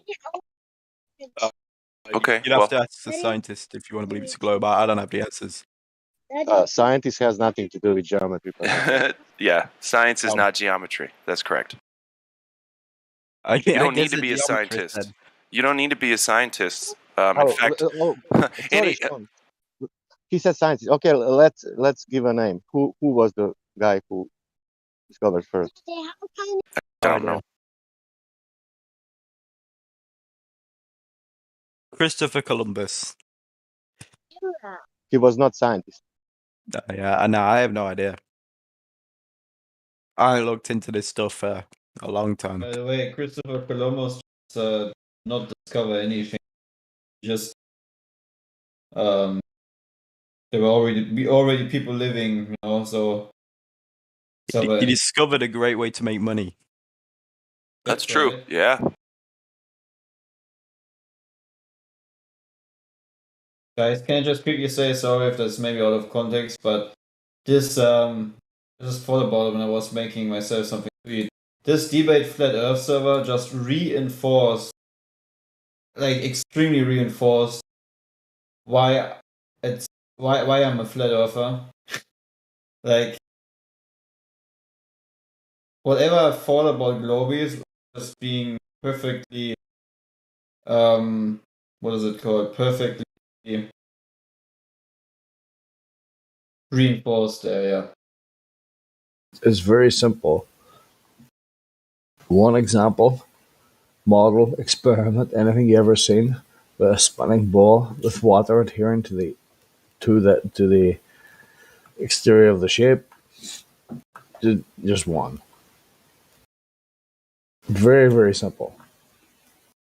Yeah, we need water to stick to the exterior of a shape. Any shape. Square, triangle, ball, doesn't matter. While it's spinning at incredible speeds. Right, while it's spinning around. I guess I would say gravity, but I don't want to go down that rabbit hole. I've been bullied too many times about that. So okay, so well, this isn't your first rodeo. That's No, actually not. good. That's good. So what's your opinion on the concept of gravity? I mean, you can't really prove that mass attracts mass. I don't think there's an experiment that can prove it, but kind of makes sense to me. It makes sense, but you can't prove it? Yeah. I mean, you can't, can you? You just can't. Because there's no way to do it. So how does it make sense? Well, just because you can't prove it doesn't mean it's not true. Well, that's crazy speak, man. If you can't No. prove something, I don't think that's how it works. it's crazy speak. There's a lot of stuff you can't definitively prove with science, though, that people believe. But Well, that's then it what doesn't science exist. is about. Yeah. Science is proving something. I got a good one. Here. Hey, does love exist? I don't know. I guess. Really? Can you show me a box of love? Yeah, or is let love me just go a to your mum's concept that we house all real agree quick. on? Nah, I It's don't know. emotion. Bro. That's not science. Emotions aren't science, bro. Probably not. You probably can't. You can't scientifically prove love, I guess. Exactly. So you can't scientifically prove gravity because both love and gravity are just concepts. Yep. Well, we know there's a force, don't we? And then people No, we decided don't. to. No, we don't. Well, yeah. We don't know anything. What are you talking about? What force? Well, we know that there's some kind of force because it's factored into nearly every equation, isn't it? Oh, and did you write those equations? Did you You perform all the stuff to get to that equation? There is no. I just know that gravity's used in a lot of equations, at least. So I think we know that a force exists. We just don't know what caused it. We can't prove No, it doesn't exist, and gravity is not a force. What equation? Yeah. Let me find it. It's just a What comes fancy first? equation, What comes first? mathematical The calculus. equation, or the force? Which comes first?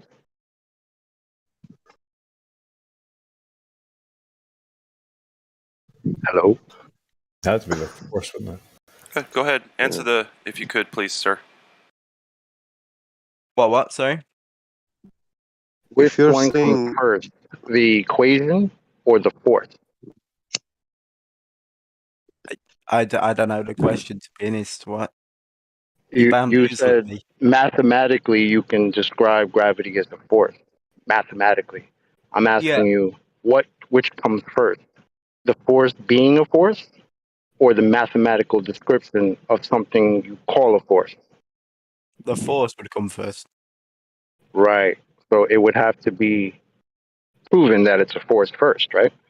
You can't do some math and then say, well, because I did this math, therefore force, right? You would have to show the force first and then have the math to describe the force.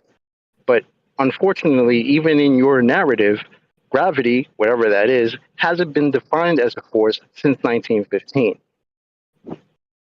Yeah. Electricity is a Which is force. a slight Magnetism problem is a because force. which is a slight problem because if it was a force, it would just be a force, right? And they wouldn't have to change the description of what they call the force, right? Does that make sense? I guess. Cool. So, if you believe in gravity, then do you believe in anti-gravity too? What was anti-gravity? If you The believe opposite? in gravity, does that mean you believe in anti-gravity too? I don't know what anti-gravity is. I don't think you have to believe in it. Oh. I don't know. Which way does gravity make things go? Well, Pulls into the center, they say. doesn't gravity need anti-gravity to demonstrate its existence, actually? Hey, real quick, get Chocolate asked the question first, technically. Go ahead, Chocolate. I'm sorry, man. I didn't want to cut in on you. Oh, no, you're good, man. Okay. Go ahead. Go ahead.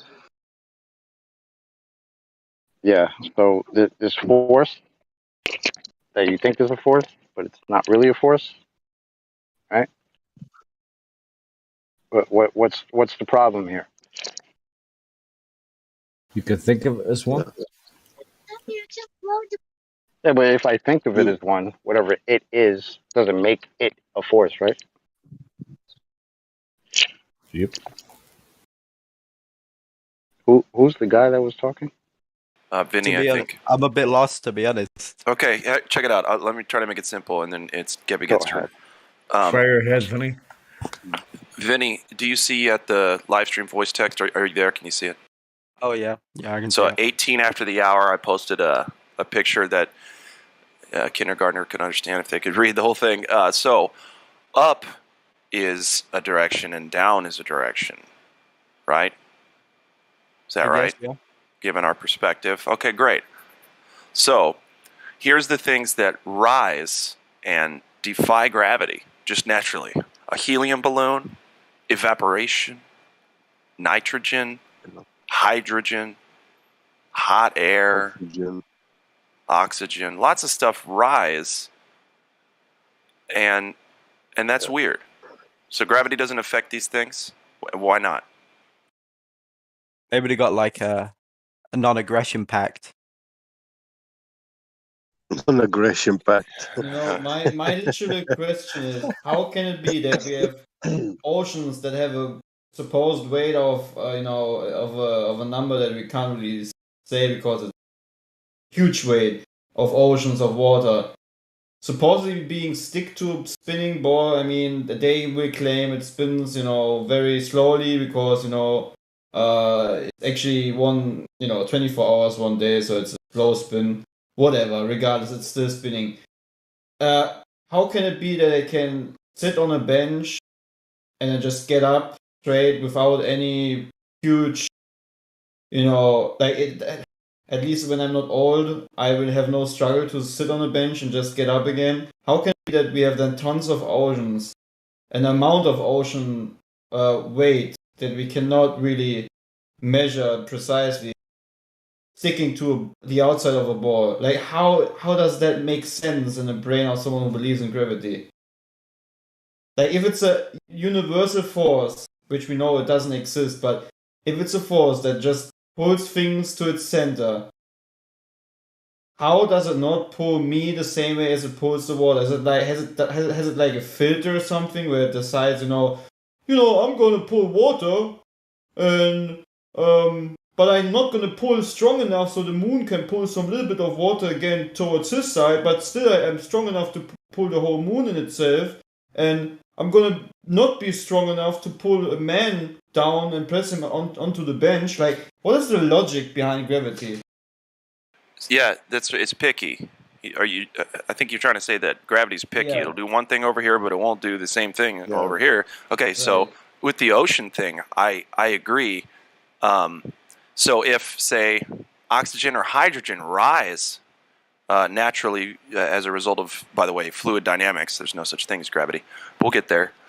So you got water molecules, right, which are hydrogen and oxygen, correct? Why do they rise, but a body of hydrogen and oxygen, water, stays to the Earth? That doesn't make any sense to me, because the big body of water is made up of small molecules of hydrogen and oxygen. So why aren't they rising? Because it's water. No. No. It's an element in a different state of existence. Liquid, not gaseous. Is it heavier though when it's a liquid? All liquids have a weight. Yeah. I don't know. Maybe that's why. Well, show me a liquid that has no weight. That will be interesting, And the thing is, it needs to adhere and conform to the outside of a shape, right? Which we can't reproduce it anywhere. So, but Earth is the only thing big enough to have it attract things to it. Really? Are you sure? Yeah. Oh, so it's unfalsifiable. Well, I mean, Earth's pretty big. Okay. So now what do? We just accept an unfalsifiable claim and just say, well, it's the best we got, right? We'll just call it gravity. Yeah, why doesn't gravity cause all the jet engines in the world to conglomerate themselves together, because obviously jet engines provide so much thrust power, that you can achieve flight with using them, and using the wing, the quantum effect, you create air pressure differentials, and that gives you lift force. Why don't we have a means of flying using anti-gravity? We can levitate objects using sound, acoustic levitation. We can achieve levitation using electromagnetic forces, powerful electromagnets can levitate any material that exists. But we don't have any sort of anti-gravity levitation. Here's the thing, and it makes it so ridiculous when you think about it. One of the first things that I came across in my own mind when I was going discovering flat Earth is that there's hundreds of thousands of pound tankers floating upside down and seagulls floating about. So there's forces holding this massive fucking ship to the underside of the Earth, and seagulls are flying around like it doesn't affect them. So there's now a gravity specific thing that's going on here. Yeah. And you're like, it just sounds so fucking ridiculous. And you're like, how the fuck did I even believe this in the first fucking place? It's ridiculous. And how can you even call it a force when all you have is attraction? When you talk about gravity, you talk about attraction between an imaginary attraction between two bodies. And there is no such thing in nature, a unidirectional force. Yeah, magnetism has two poles, north-south. So according to which pole you approach to the other, you have either a repulsion or attraction. Yeah, north to south is attracted, north to north is repelled. It's the same in electricity. Electricity is a force. So you have a positive charge and negative. Yeah, positive attracts negative and vice versa. Negative will repel negative charge, and positive charge also will repel a positive charge.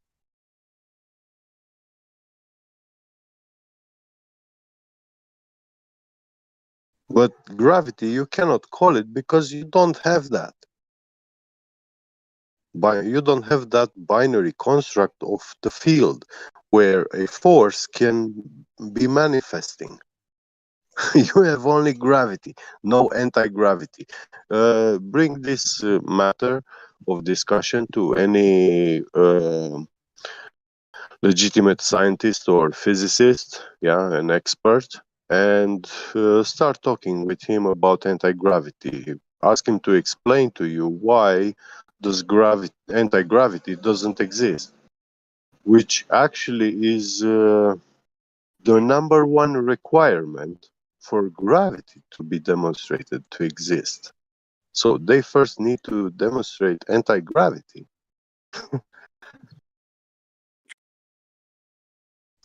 Oh, guess what? We can use even electrostatic charges to achieve levitation or, you know.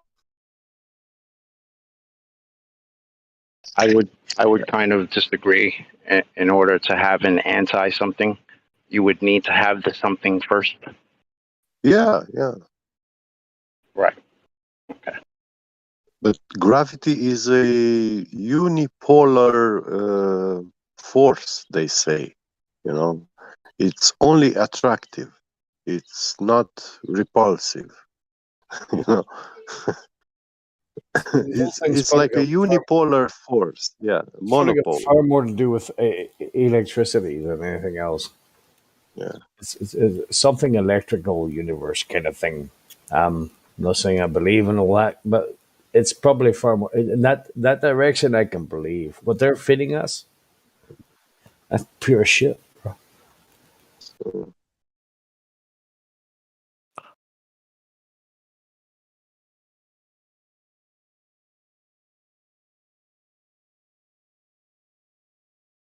All you have to do is spend 10 minutes and think about it, and you soon realize it's a pile of shit. Well, if you spin yourself, you're gonna get dizzy. So it's gonna be hard to think about anything.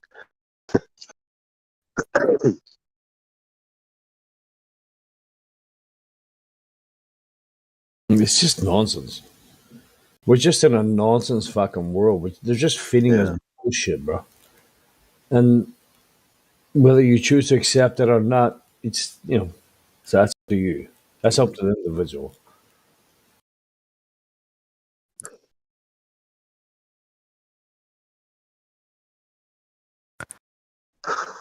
So, would all world governments realize that the Earth is flat and are all lying?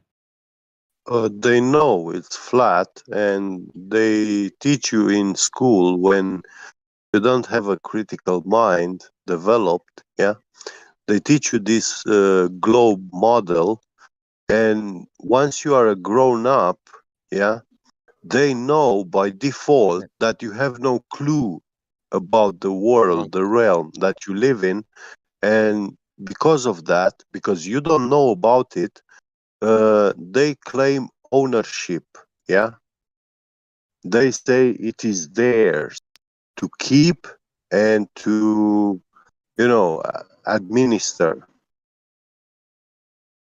Let's try with And Bolivian. for Sorry, living bro. in this realm, you're gonna be paying taxes to them. Let's try with Bolivian government. Why Bolivian Yeah. government lying? Let's try with I don't know. Let's move somewhere else. Vietnam government. Why Vietnam government lying about the shape of the earth?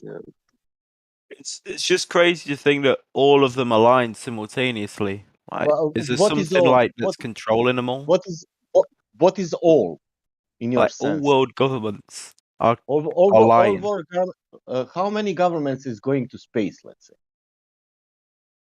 I know, but like you say, you don't need to go to space to realize the Earth is flat, right?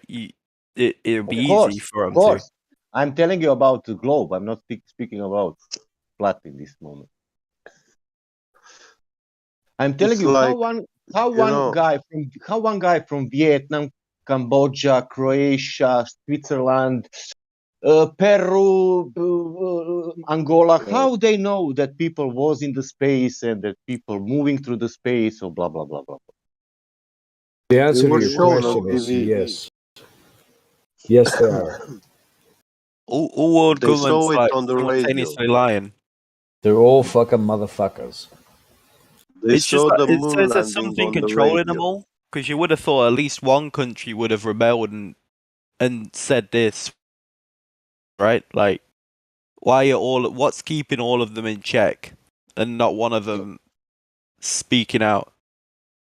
For Strange example, world, why isn't it? all governments lying about landing on the moon? It's like because governments all lie, but they all usually tell But their own listen, this individual lies. only listen this. Only one government was on the moon. Why all other governments lying on the moon and they never was on the moon?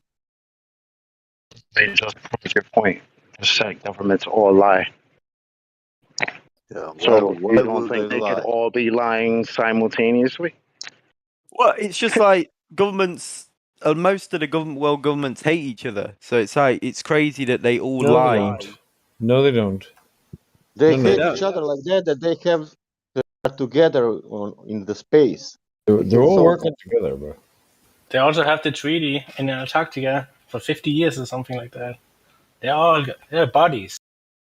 What's linked them all together? Is there some kind of like big group at the top? I don't know. Like what? It's just crazy to think that all world governments could lie simultaneously about the same Man, thing. again, you are And no losing the one. point. You are losing the point again. For example, you got the information something happened in the space.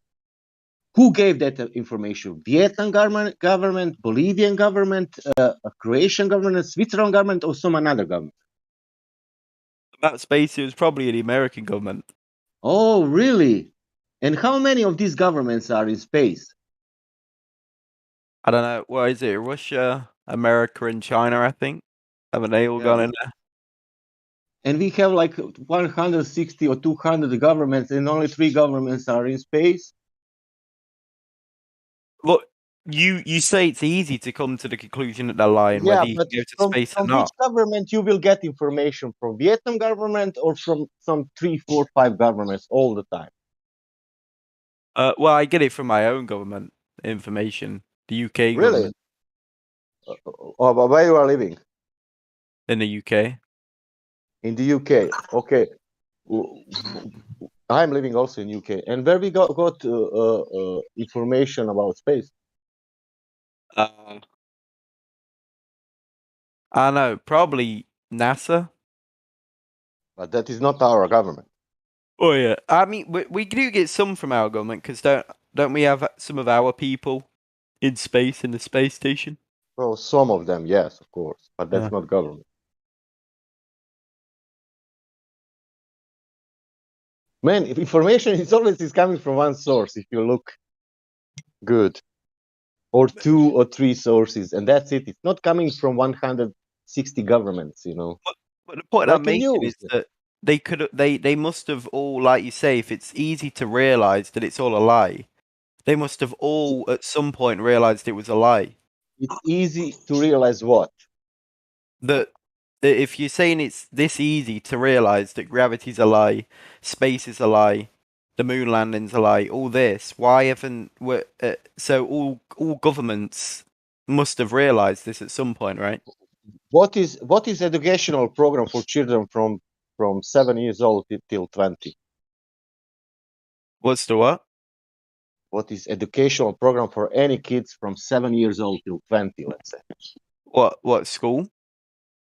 Yeah, but about that topic, about space and all that things, gravity and that thing. Oh, what do we learn about it? Yeah. I learned about gravity. I never learned about the shape of the Earth. It was just a given. Hey, Yeah, of Vinny. course.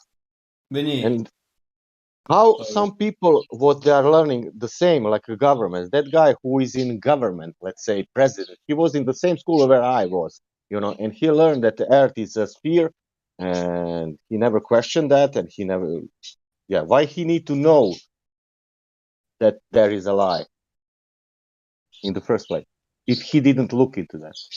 So are you saying that governments don't realize that it's a lie?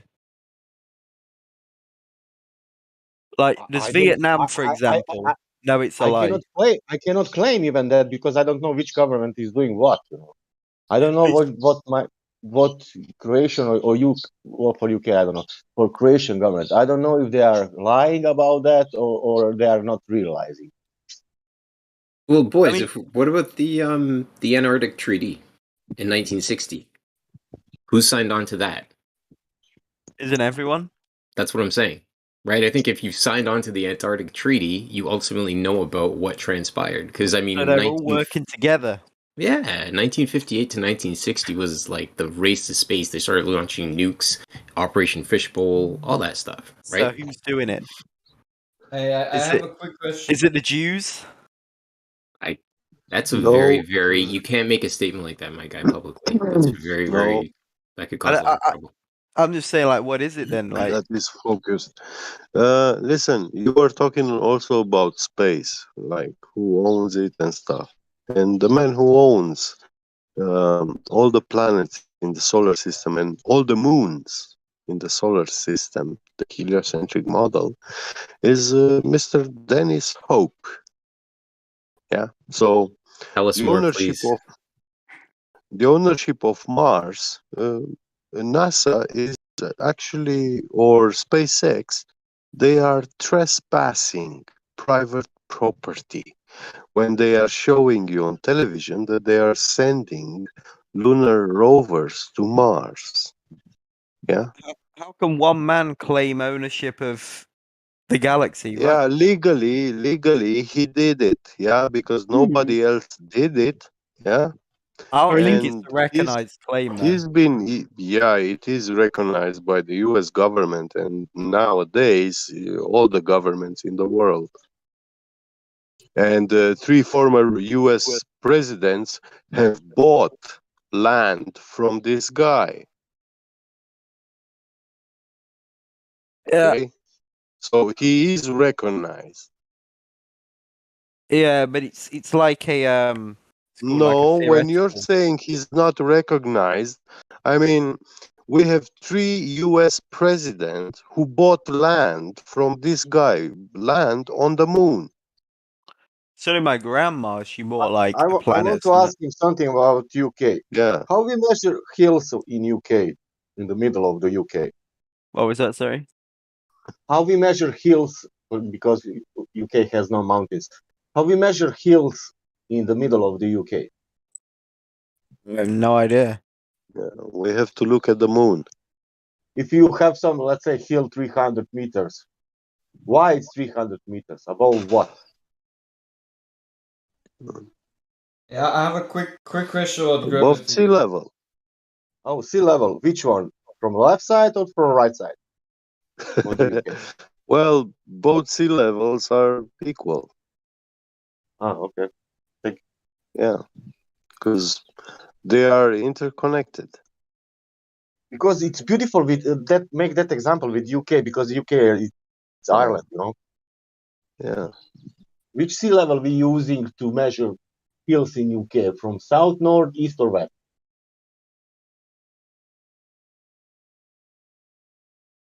Somebody was saying something about land and or buying property in space. Yeah. Yeah. On the moon. Were you referring to Asgardia? No, something like Look what I lunar put in the chat. embassy. I mean,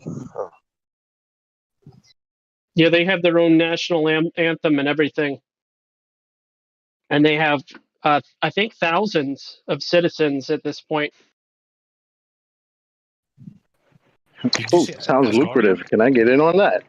Bro, I tell you what, there are some lucrative ideas out there. I had a really big one the other day. Did you see Asgardia? Isn't that gospel from the Nordic Asgard? Is that from Nordic mythology? Yeah, from mythology. Yeah, but now they've turned it into a real thing. Well, a real fake, a fake real, whatever. I don't even know how to phrase that properly. Open the Bifrost. Guys, I have a quick question. When we look at a slinky fall down, is it because gravity is confused? yeah. Because like literally, on one hand, you keep the slinky in your hand to make it unfold, right? And the supposed gravitational force is pulling it down so you can unfold the slinky. But why is it that the lowest part of it stays in the air when you just let go of the first part? The slinky, yeah. Of The the top. slinky. Shouldn't it be that gravity would equally apply a force, which means that the whole slinky would just fall down, like it would do with a rope, for example? They will try to invoke the elastic properties, and I the know elasticity of this. the explanation is so unsatisfying and unlogical. It makes absolutely no sense when you put in mind everything else they claim what gravity is able to do. Like it's pulling up itself upwards from the slinky from the top, which is accelerating downwards. So yeah. But staying at the same position at the same time, right? Yeah, elasticity is defying gravity.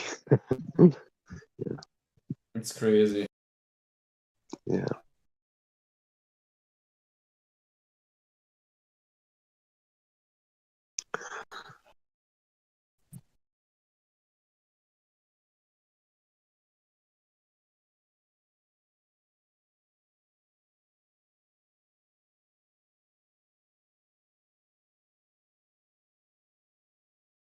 Oh, heaven's gate. Let's put a couple of purple blankets on top of each other, take a couple of fucking tablets, and catch the next spaceship tomorrow. They might have been onto something. You think?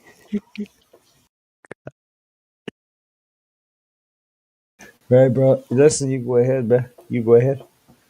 I'll just stay here. I have to get them nice swanky Nikes that they were wearing. They're all wearing like the same Nike shoes. Oh, that's right. I remember that now. I gotta get a pair of them first. Swanky Nikes. Swanky Nike. Swanky Nike.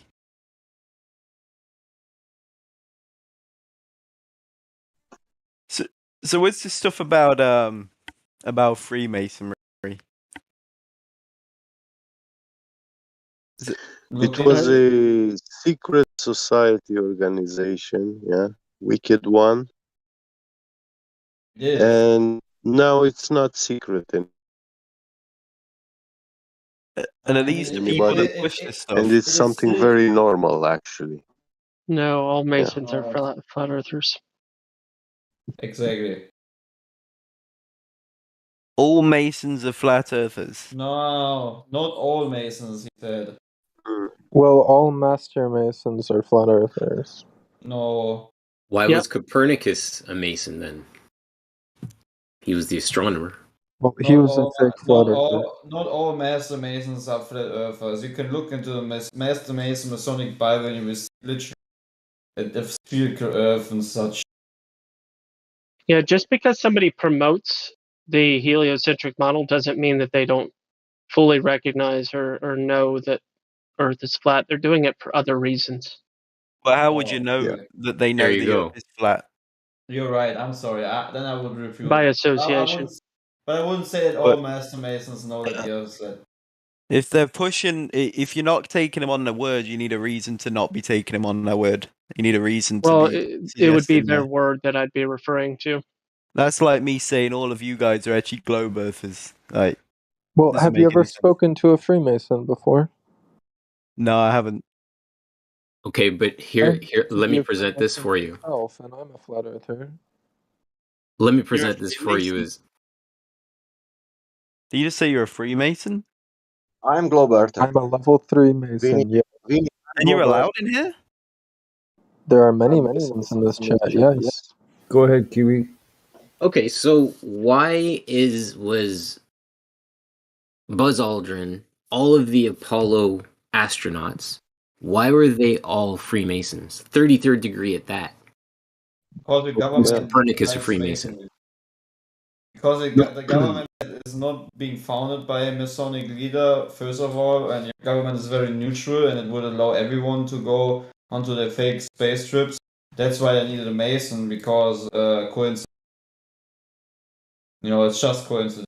That's why they chose the highest degree of Masons to make the fake moon landings. So there's a couple of things. Heliocentrism is a religion they created, and this religion is a religion to control slaves, parishioners. My man, Bro, so I eloquently stated. So powerful. I gotta take a tab, bro. This is wacky. I don't understand what's going on now. Why not? So the Masons control everything. No, Vinny, listen, this Well, is they're important. mercenaries that the Vinny, government hires. They keep them out. The Masons. This is most important. The Masons could be bakers, but they are not bakers. Yeah. They are called Masons. But that will not form the curvature in reality, whatever Exactly. there was. Yeah, Freemasons are very well heliocentrism. They are very well paid to do that. Here's where I see what they've done. Right? I look at the Arc de Triomphe in France, right? And I say that that's the Freemasons at work. Right? I don't know what they traded or bartered, right, for the system that they created, because the Freemasons were just part of a system. They were tradesmiths and they bartered their services for something. I just don't know to what degree. You have looked at the Arc of Triomphe in Paris, but have you looked at the overall architecture of the whole city and buildings assembly, and you will find that there is a certain Electricity grid. It's an electricity grid, like a circuit way board. they built it. Yep. Yeah. Fully agree. Fully agree. And you could also overimpose it over a human body, and you will find that where you have the heads, you have certain institutions, and where you have the organs, you have all other institutions which represent those kinds of organs of a human body. My friend, I am grinning from earlobe to earlobe right now, because you're speaking so much truth at this point in time. Thank you. Sounds like you got a fan, bro. He's your cheerleader.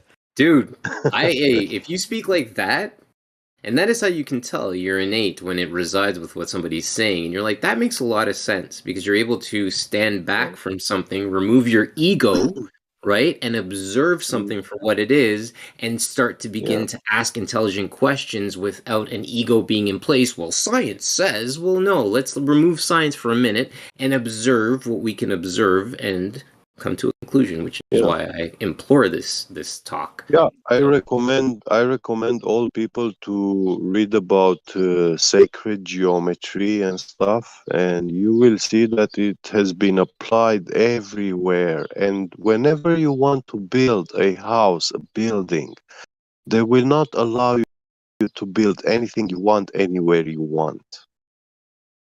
You have to get a permit, In which some is what I places, do. they will not allow you to build a different kind of architecture, or above a certain height, because you might get into, You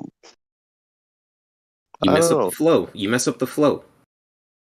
Yeah, Your house Right? might not be they safe. will say they have some sort of energetic grid, like you are messing the symmetry, Well yeah, stated. Yep. And which they mathematics, right? created and When you talk about yeah, symmetry, right? It's the idea of yeah, mathematics and honoring what's in front of you versus putting a blockage in front of an energy yeah. flow.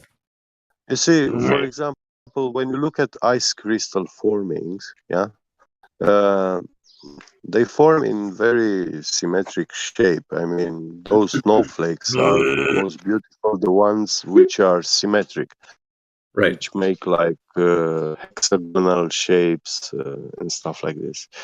But now, if you add a tiny dust particle somewhere, and you are actually like creating a point of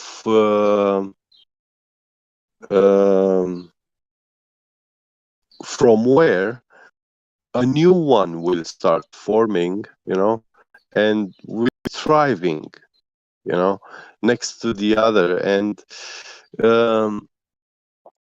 if you look at this, you can see how a ice crystal actually takes over.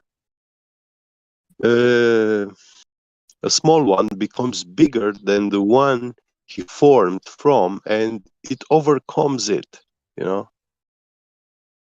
like fractals. Well, you remember when? And Sorry, go ahead. yeah, and when you build such a house, like next to a city, big as you like and stuff, you actually create an area of where you can thrive and develop, and become independent from all the city, and then you grow so big that you take over the whole city, Based on that build. Yeah. Base that build, dude. Yeah, but they see it from all aspects, like economic, infrastructure, good infrastructure helps you thrive,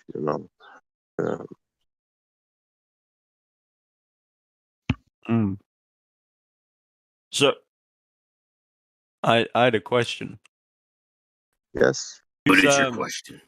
Who made up this globe stuff, and who's pushing it? You know what I mean? There must be some kind of group at the top, or a person, or whatever, that's pushing this stuff. Does anyone know? The system, the lifeless one. It was probably the Freemasons, but we don't know who made it up. Anyone could have made it up, but we know it was the Probably the people in control. Freemasons. Okay. I thought you were one. Didn't you say you were one? Vinny, you don't really know, mate. It's like who made up Bitcoin, I can it's give some you a Japanese premise. guy. I can give you a premise, a new starting point from which you could observe, and it will help you see it a little bit different. And this premise is, let's say, the name Satan was changed, yeah, with a new word. And this new word was the word system. So whatever you understand when you hear the word system, yeah, is what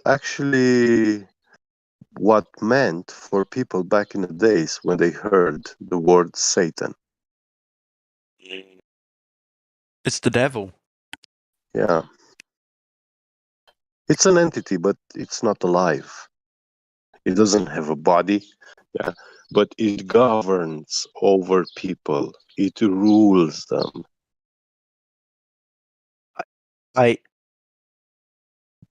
So an entity did it. Yeah, yeah. So it's like a supernatural entity or like a man-made one. Well, not man-made, because when you say man-made, it's one individual, you know. Right.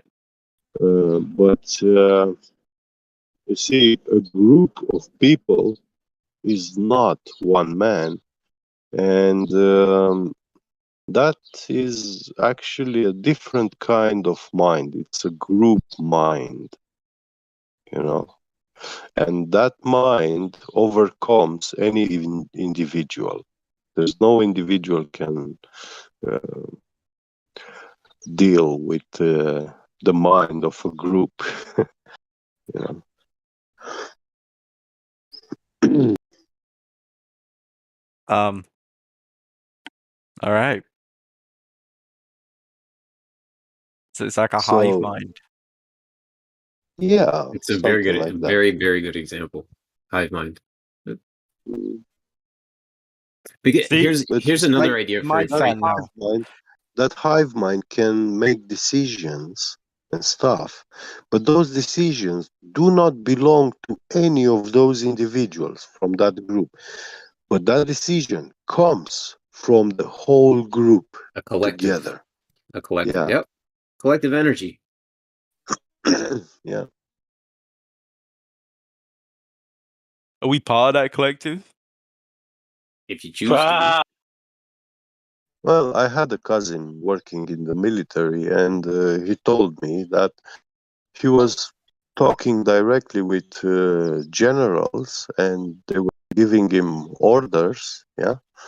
And most of the time, he knew that, yeah, those orders are coming from the general based on the laws that they know they have and the order that they have in the military, you know. But sometimes some orders, they look like they make no sense. You know, why would the general give this order to do this thing which has no purpose, you know? But it showed up that after 5 years, 10 years, yeah, that decision following that order was a good thing, you know, because they knew what's coming before, but the general himself did not knew. And he was they were calling these orders that they are coming from the supreme commander, from the system. That's how they refer to it. So your cousin was in the military and got commands that didn't make sense from the system? Yeah, yeah. Okay. Where are you from, Get? I work in Germany, but I'm Romanian. Oh, Romania. Is that, are there a lot of gypsies in Romania? Yeah, we have quite some of them. Yeah. A handful. Do they live in caravans over there as well? Not nowadays, but yeah, there are some, yeah. They live in tents and stuff like this. Yeah, we have gypsies as well. They like live in caravans and they park on public parks and stuff. Yeah. But nowadays, vast majority of them have giant palaces built. Yeah. Really? Yeah. Did the gypsies originate from India? No, from Oh. Romania. Oh, okay.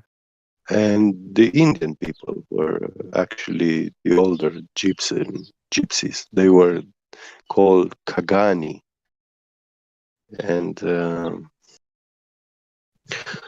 they were born in this land, but then they were sent away and they went to seek a land for themselves. And yeah, they reached those lands, India, Pakistan, stuff like this. They populated there and then they came back. Got in Croatia or Serbia. They are gypsies. It's like a rude name. They are calling them Roms in my country. Wow. Yeah. And they have their language. They're calling Rom language, you know. But if you call them gypsy, it's like rude, rude way to say for them. Yeah. In the UK, you can call them gypsies. It's just a normal word here. Yeah. In Latin languages, we call them Tzigani. And this is Tzigani. Tzigani. Yeah. Tzigani. Yeah, and this is derived from the older word, which predates Greek mythology, ancient Greece, and it was Cagany, Kagani. Yeah, but in those times, the letter C was spelled like C sound.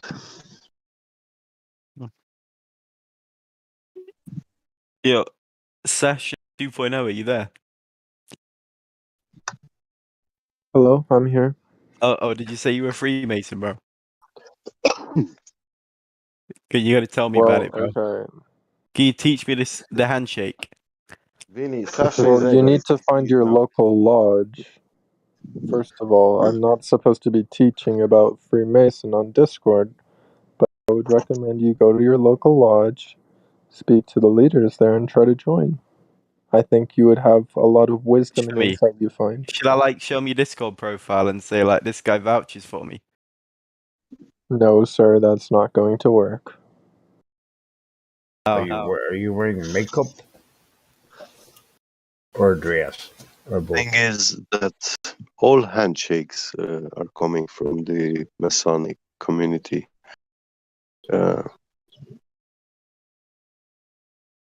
When you do it as a act, gesture, so any handshake is actually Masonic. Yeah. I have a question for our local Freemason. So do you believe that the Earth is flat or round?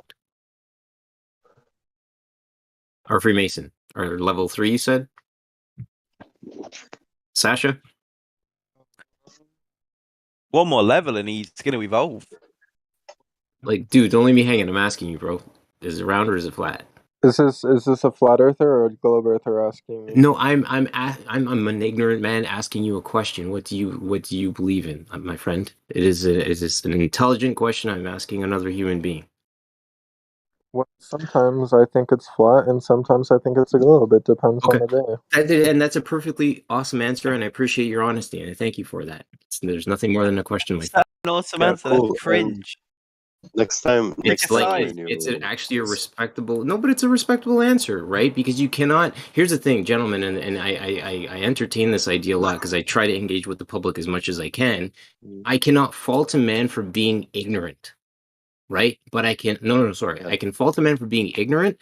I cannot fault a man for being lost. That's that's kind of how I've been able to formulate this stance and be able just to try to teach a man to fish, if you will, versus give a man fish. If that makes sense.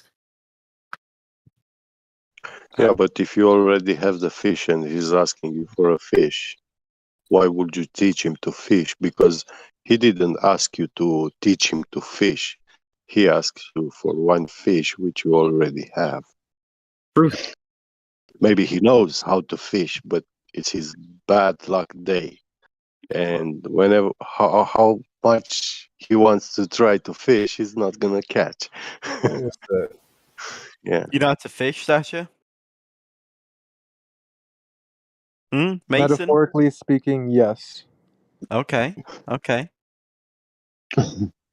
That's the dumbest answer I heard to anything, Sasha. No, that was a good answer, man. Fishing. Come on.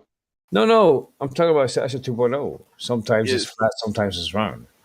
Yeah, he's a bit of a sausage, bro. He's a funny guy, though. Well, the only thing I know is that I know nothing. I'm at least a truth seeker. You guys just blindly believe it's flat. Well, sometimes if I see globe evidence, I think it's a globe. Sometimes if I see flat evidence, I think it's flat, okay? You guys don't know, you just believe. It's a belief. Are you... What degree of Mason are you? Sasha, how I I'm can be currently like a third you? degree, and How I'm I trying can, to move up. Your third how I can- degree. Okay. Sasha, how I can get that degrees to be so unique? Well, lodge, like I said. Like you said, can I try to go to mirror and speak with myself and try to see if is my ego stronger than me? Let me guess. Your ego is never stronger than you. Yeah, but you always your ego speaking, man. When you will stop with that, I don't know. I told you like 10 times, How am I speaking with my ego? I just said the only thing I know is that I know I'm telling you nothing. that your ego is speaking, not you. Because if you want, because it's good because people think Sasha, But I like to speak when people saying Sasha, even if you are 2.0. But I told you, when you express your ego, everybody can do it, like you guys. Expressing Like the you guys. doctrine.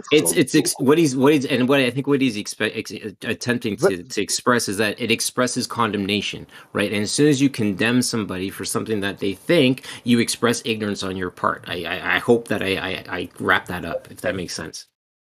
I just have to stop. Yeah. So, Sonny. Sasha, where are you from? Sasha 2.0. From the United States. Okay. Do you wake up some mornings and wonder if you're a man or a woman and just decide? Okay, I moved past that stage of my life. Like, I used to take estrogen, but I don't take that anymore. Oh my god. Estrogen, oh my god. He stole Really? package. For real? Oh man. The transgender Mason. Oh man. How the hell? Why do we play the part? Why can't we just not even bring that? We don't have to even go there, boys. Oh my gosh. It's obvious, bro. Sasha, you just render some stuff, man. I like sometimes past experiences do not have to dictate who you are now, right? They can just be your things for you to be like, this is who I am today. You don't have to render your past so openly to people, my friend. Because that I didn't pigeonholes like you. myself when I was taking estrogen. I saw what I was becoming, and I didn't like it. That's why I stopped. Right.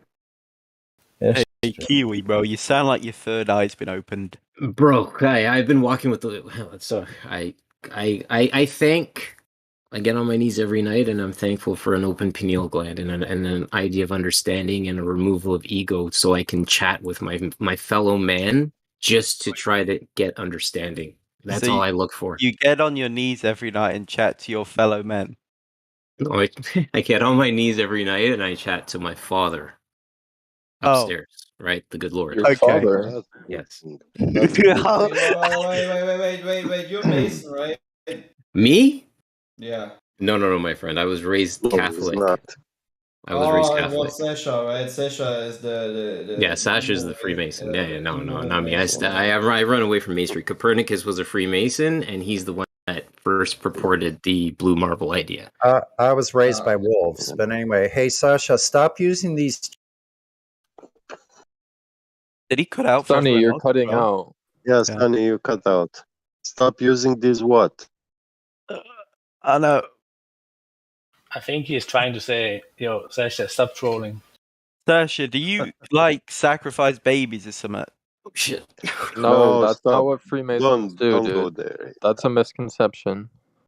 We should not buy into No, the it's not a trolling. misconception, I think but you're talking out your ass, to be honest, Sasha. I don't think you've said a word of truth so far. But we don't want You to just don't. I mean, Horrific I can only show you the rituals. truth. I cannot force you to believe it. Wait, you Sasha, saying the you truth? couldn't tell us the truth about a fucking Oreo cookie, man. Come on. He's quoting Harry Potter now, bro. Okay, I wanted to. What? Sorry, I was cutting out. Technical difficulties. Anyway, Sasha, stop using "you guys." That's a illogical. It's a logical fallacy to say "you guys" because you're including everybody having the same line of thinking that you're saying that they do, but they don't. People don't have the same exact line of thinking in groups. Well, I don't even remember saying "you guys." Well, we're not a hive mind here. We're all unique individuals with our own forms of thinking processes that are unique to each one of us. So by saying "you guys," you're making yourself look dumb by saying "you guys."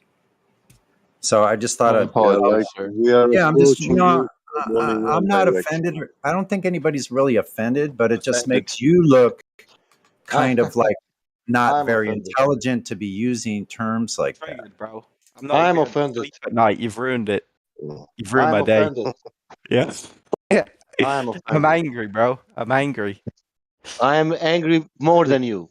I don't associate with these people, bro, and you're trying to That's lump I me will into a go. category. I will go to. See? I will go to break. I will go to break I something. don't know any of these people, huh? I will go to the. You think I I'm will one go of to them? divorce. I will divorce now. Because I'll take back Hey. the statement I made about people not being upset. Maybe some are. I tell you what we are. We are all globe heretics, heliocentric heretics. Not me. Yes. Yeah. Speak for yourself. No, you guys. You guys. You guys. So if the person who told me to speak for myself, you believe the heliocentric model then? Are you asking me? No, there was someone else. Oh, me? No, Me? Kiwi? no, Okay. no. What I the think fuck it you want to was. Put your hand up. Who else thought it was that, boys? I Don't know be his voice, afraid. but not his name. Me? Yeah. I don't know. I want to Well, see. when I said that we are all heretics, who told me Oh, not to me. speak That was for me. myself? Yeah. It was you? Oh no, that was Quetzalcoatl. Yeah. Quetzalcoatl. But I think I don't know. Who knows? Yo, Tim, where are you from? Hey, Tim. Does it matter? Yes, it's a Guess. vital Guess from my importance. accent. New Zealand or I don't know. Australia. Tanzania. New Zealand. Hey, throw another shrimp on the bobby. Are you from New Zealand, Tim? No. Yeah, we got it. Do you think? No. What? Scottish. Oh, Scottish.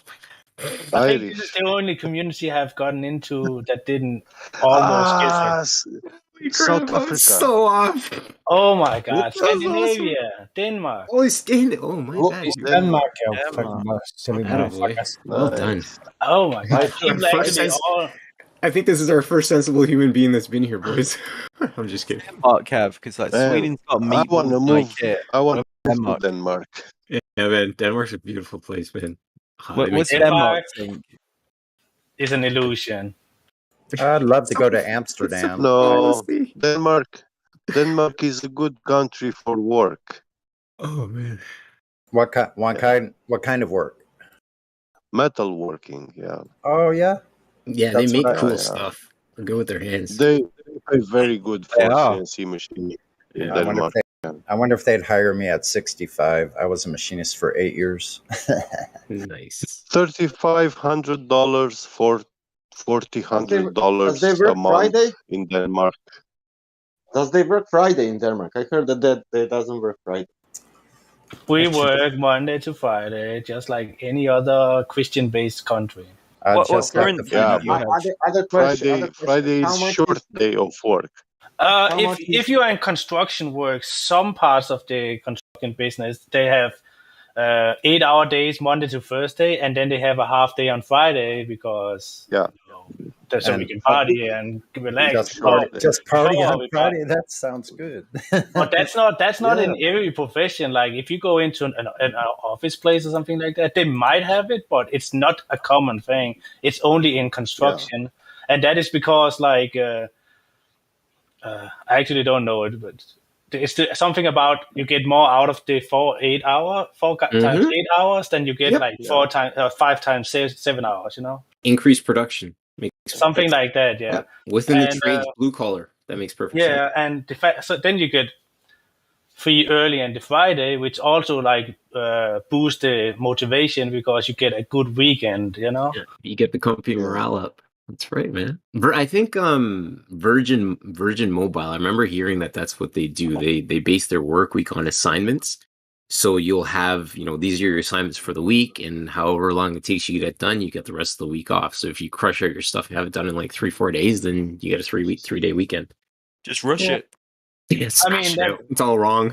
I mean, that's also about productivity. A lot of construction, and they just work their asses off, so they get free. Like then they can make a 3-week project into 2 weeks and get paid for 3 weeks. You know.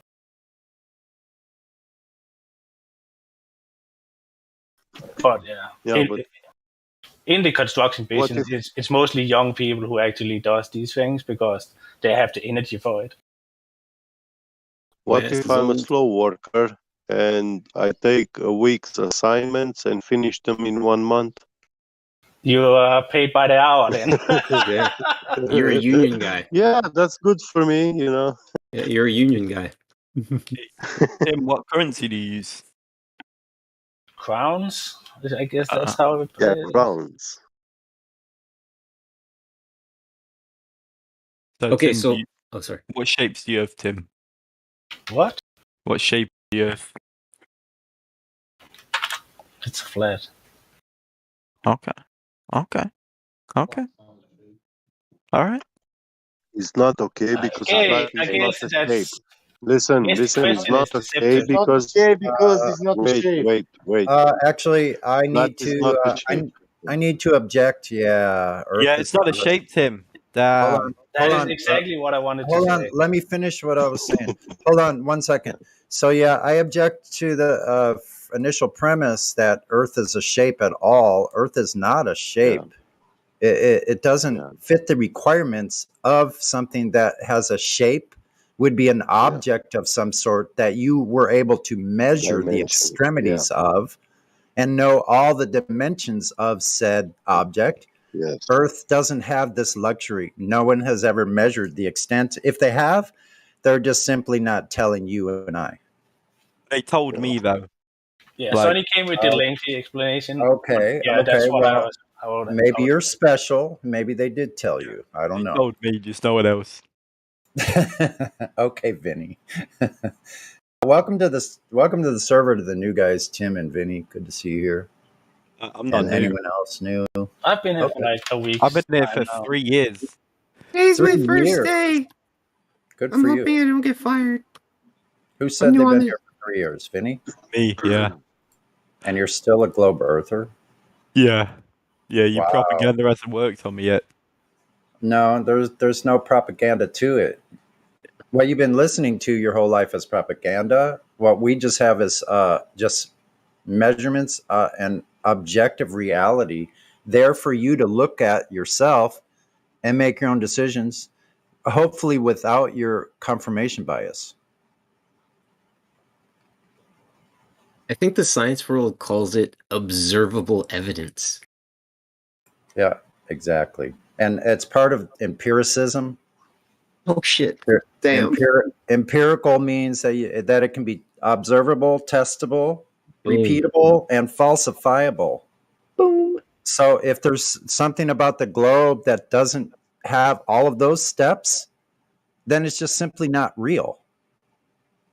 So what we have is we do have all of those aspects of testable, repeatable, observable, and falsifiable with the information that we have gathered.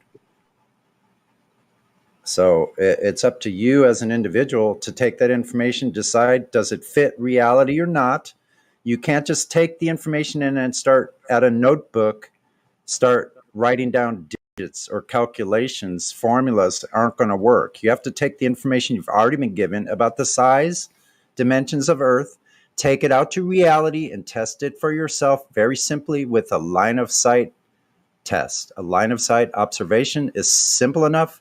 This thing about what Earth is not science at all. It's simple about 5th or 6th grade geometry. That's all. That's all you have to do. Take the numbers, take the geometry, go outside and test it for yourself. That's it.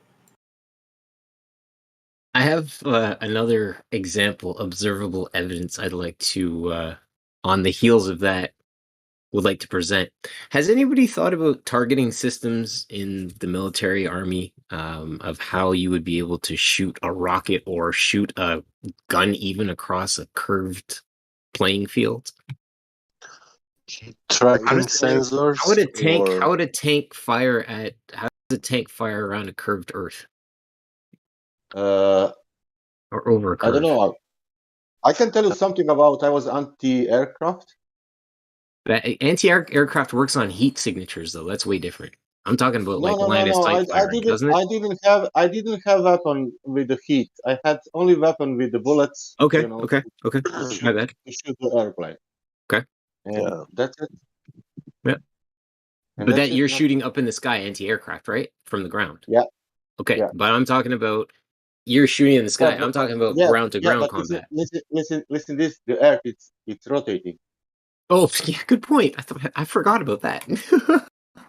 So many variables, I lose track sometimes. Jeez. Yeah. As I said earlier. Yeah, and we never account on anything. Yeah. The military. Yeah. I heard tailwind will really mess up a bullet, though. Like, can you imagine a tailwind messing up a sniper's distance, right? And now you're going to tell me that sniper is on a spinning globe, too. Man, What? I'm telling you, the military, that was 30 years ago.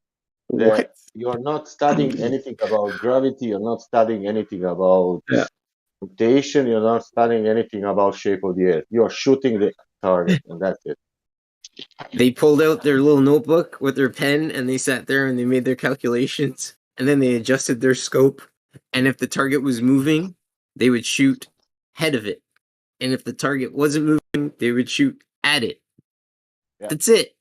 Just like a periscope on a submarine. When a periscope in a submarine has the crosshairs from left to right, there's no curve, there's no fall off of the horizon from left to right. It's straight. You're shooting like 2, 3, 4, 5, 6 times of the angular size of the target. If the target moving, it depends on the speed, of course. Then you're adjusting. If you miss it, you put three angular size of that target in front because it's moving. That was for airplanes, for example. You're shooting in front of airplane somewhere. Yep. Not a lot, maybe one. I don't remember very well. Maybe one that size of angular size in the sky, and then you will reach the target. But that is because of speed, nothing else. Exactly. Ain't nothing moving. So here's something else. I learned this the other day. I was like, wow, that's an interesting point. Do we all agree that we have collagen in our skin? No. We don't have collagen in our skin? No, I don't know what it is. So. Okay, so collagen, does anyone know what collagen is? Do I want it to be my skin? No, collagen is something that is present in your skin, and it's also present in bones. Okay. Okay, so tell us what it is. What is collagen? Is a tissue. It's present in your skin, or it's a part of your makeup of your tissue in your skin, and it also is present in bones. Right? Collagen has a shelf life of 10,000 years maximum, apparently. So my thing is, if you're bringing a dinosaur bone to me now and telling me that it's millions of years old, why is it showing no form of decay? That's a question. Another observable question that I have, if you will. Hey, can you please give me a mathematical equation? Otherwise, it's not good. No, that was just an observable. I apologize if there's no mathematics associated with that. Sorry. Yeah. Do you guys not believe in evolution either? Joking. No, evolution is a cool story, bro. Why would one need to believe in anything if it was proven to be true? Evolution, it's got a decent amount of science to it, right? What is science? Tell us what science is. Decent amount of science. Nice. What's science? What is science? Like, in a lab with the beakers and stuff. Okay, those are just the little auxiliary things that you're using to perform science, but what is science? I guess it's like the art of learning about our natural world. I don't know. Okay, you're close. It's not an art, though. Listen, science is knowledge, period. Now, the scientific method is only to perform a scientific experiment to test a hypothesis to figure out a cause and effect relationship between a phenomenon and the manipulated variables. The manipulated variable, right? That's what science, that's what the scientific method is. When dealing with the natural world, we look at a natural phenomenon and we say, I think this phenomenon is being caused by this other thing that I'm guessing is related to it. So I'm going to adjust or manipulate this phenomenon because that's what is the independent control. You're going to have to manipulate that to show that a different effect happens by manipulating this one thing. I'll give you an example. If you have a glass of water and you have an egg, the water will sink in the medium because it's more dense than the surrounding medium, the water. Now, if you put salt into the medium, you're changing the medium. You're manipulating the medium. The egg will start to float depending on how much saline content is in the water. Eventually, that egg will just float right on the top, whereas when you put it in regular water, it sinks to the bottom.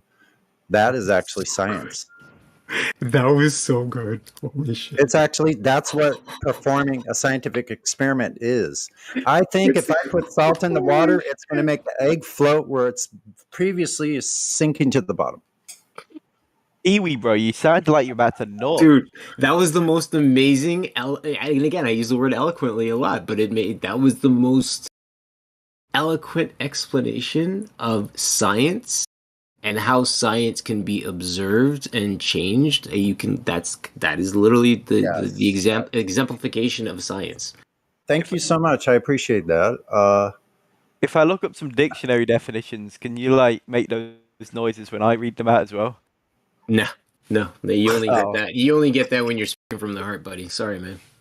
Yeah, so here's one more, and then reading words of man's creation doesn't get me excited like that. Sorry, buddy. Yeah, I don't want to take up too much bandwidth, but I think it's important. One more example. You could take plant life, right? They're out in the sun.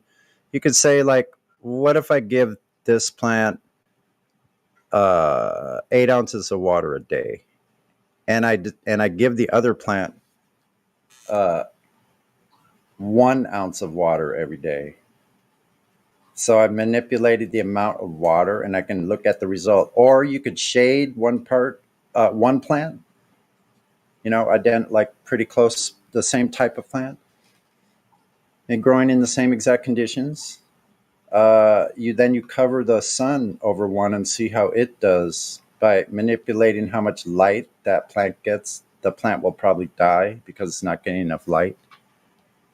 But that doesn't yield instant results like your explanation of the egg. That's why I was so excited about that explanation. Yeah, instant results. Those instant are results. Cool. Instant results, right? Instant results. It satisfies your ego. It's like, wow, that works. Right? Yes, It's an plus instant with plant, gratification. yes, plus with plants, you have many more variables because they're each individual plants, right? So yeah, the egg thing is pretty stark as far as what we're doing.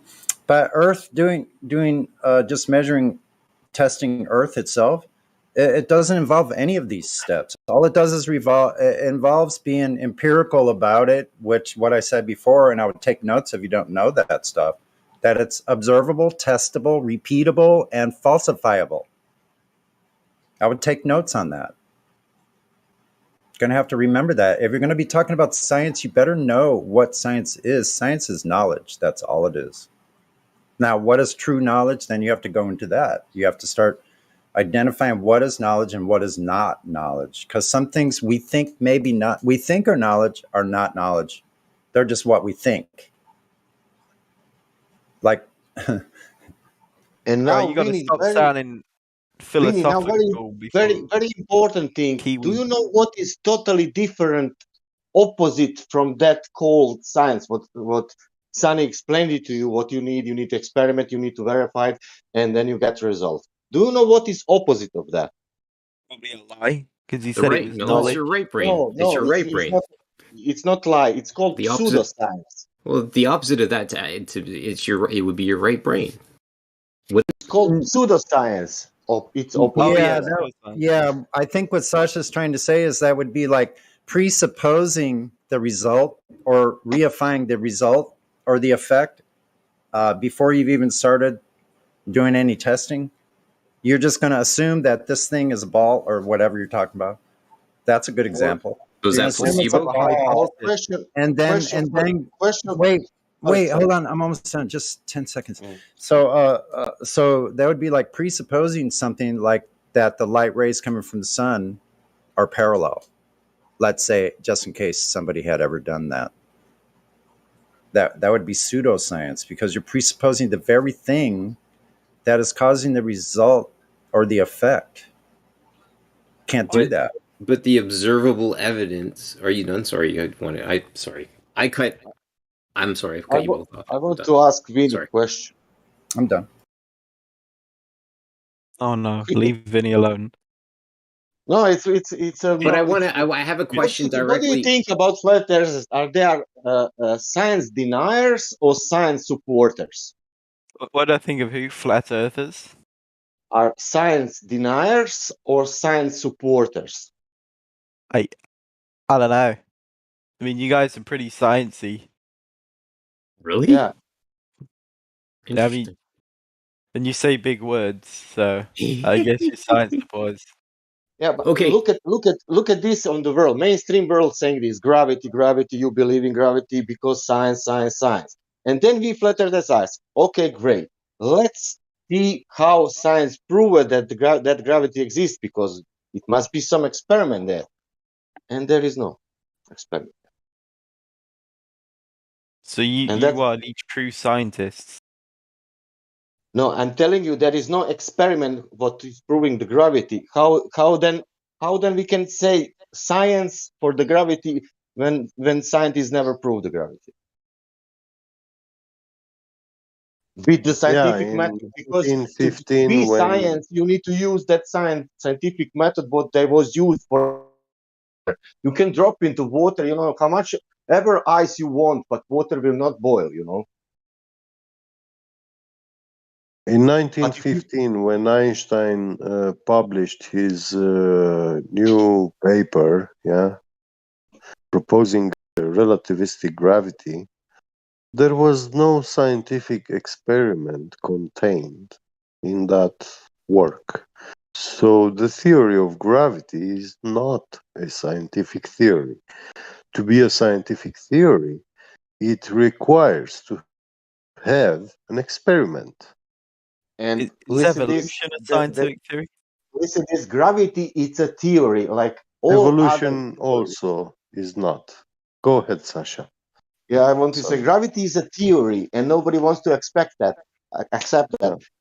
Theory, like all other theories, like whatever. If you know some theory about whatever, and you never proven that it's theory, and that is gravity theory, nothing nothing what is existing. It's only a theory, you know. Like a theory is this: I can jump 200-meter, you know, and 250, 244 because the record is 246 in height. But you know, it is theory only because I am saying that I can do that. Yeah, but there is no demonstration. Wow, it's enough if I say. Yeah, you never jumped 4 meters And high. if I say that many scientists, like, it's enough to say science, you know, man, and you believe, like I believe, because many scientists prove it. Okay, let's look into that. Who proved it? What is the name? What was the year? What was the method? And then you find nothing. And you say, but which one of these scientists, what you are mentioning all the time, are missing somehow? Where they are, you know, what's happened? And then you will get maybe some saying Cavendish or shit, but that's I was just about to say, who's this Cavendish guy? Yeah, man. And he was so, and listen, he was so reliable. He had to build a second staircase because he was afraid people were going to find or run into people when they were delivering him stuff or something like that. But he was literally scared of his own shadow. Apparently, I will tell you who is Cavendish. Cavendish is one of the most important people in the world because he proved the gravity, you know. But we never ever will put that in some kind of like a basic education because that's not important. He proved gravity. Okay, it's proven. It's proven fact. Then. Yeah, but listen, he's not for learning for kids and immediately from basics, you know, like a Copernicus, like a Galileo, like, you know, he is Cavendish. He only proved, you know, gravity, nothing else, or whatever. But even if it was not him even. I think it was another names. He wanted to wake the Earth, and he found out himself proving gravity. You know, by mistake. You can make today that experiment with two balls, metal balls. You cannot use wood balls because that is not mass.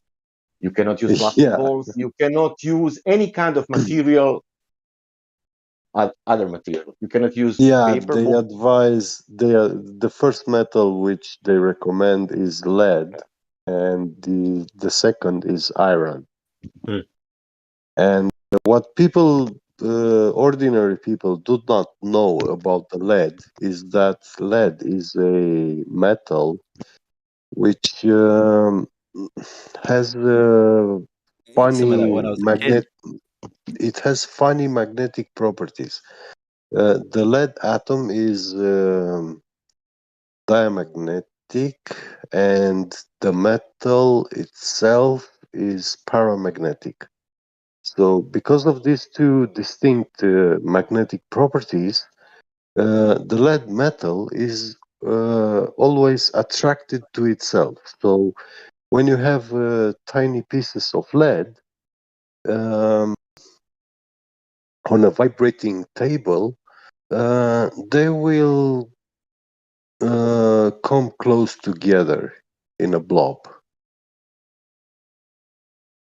like attracts like. Sorry? Like attracts like. Makes sense. Because they're like materials, right? They'll be attracted to one another. It is slightly attracted to itself, yes. So it conglomerates. Yeah, and when they use there's that hive mentality again, actually, right? And now you can do this test. You can test this by taking a scale. You hang a weight of lead on the scale. Yeah. You have I recommend a precision scale. And now when you bring underneath that hanging weight, you bring another big chunk of lead, you will see that the weight which is hanging on the scale is now being attracted also to the lead weight from beneath it, and it will show you like it's heavier. The scale will show you that it's heavier. And this is how you demonstrate that lead is actually attracted to itself. Yeah. You need to be patient sometimes. Sorry, I thought my Yeah, and this is the magic which people did not knew about Cavendish experiments. Yeah. Yeah. Yeah, but Gabriel, listen to this. You have now Cavendish experiment. You look at the balls, you measure something, and then you make a conclusion. Look, that means centrifugal force it's arranged. The pressure, gas pressure, it's arranged, and curvature is arranged. And it's a go.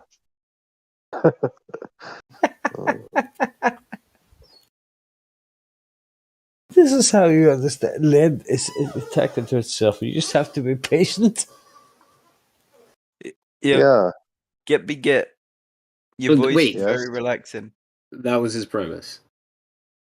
Amazing. Your Lead voice is is very relaxing. It's a very heavy material. You just have to be patient. It will eventually draw It's itself. poisonous and you shouldn't eat it. I mean, that was all great. All the only thing that was missing was some like Star Trek theme music in the background. That's all you need. That'll make that story excellent.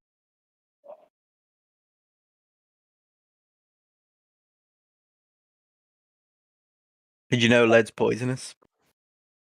No. Just thought I'd clear that up. Jesus, thanks. Not poisonous. It's toxic. Oh, same thing. No, it's not the same thing. Japanese emperors used to fucking swallow mercury, thinking it would give them long life. That means that Earth is 99% lead, made from lead. But we are comparing the experiment Earth with the mass attracts mass. No, Sasha. Most of the Earth is made of molten iron nickel. You don't know anything about Earth. Maybe because I never was there. That's friendly fire. Yeah, friendly fire. Pew, pew, pew, pew. Your voice though, I'm gonna have to join when I'm about to go to bed and just mute my mic and just listen to your voice. It'll put me straight to sleep. Easy now. Well, I'm not gonna be long because I have Relax, to Eddie. go to work soon. So yeah, but tomorrow I'm having a day off, so we'll be here for a longer time. Yeah.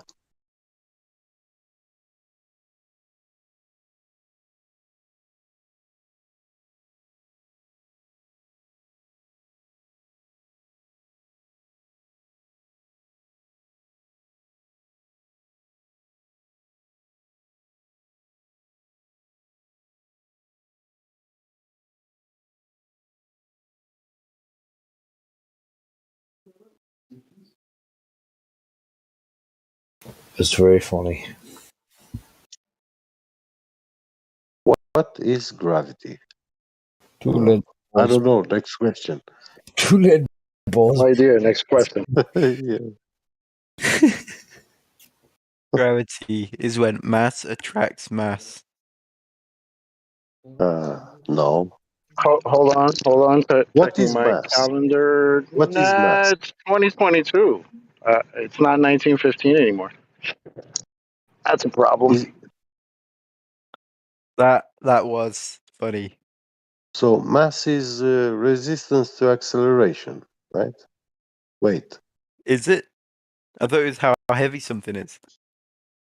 Yeah, resistance to acceleration. Oh, is that the same thing? Okay.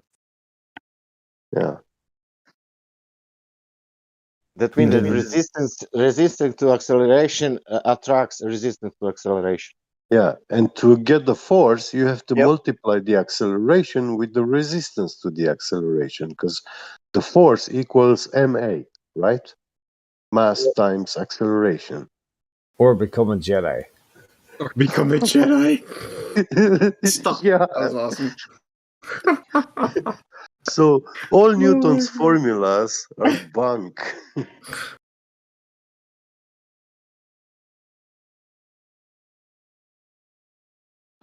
Great.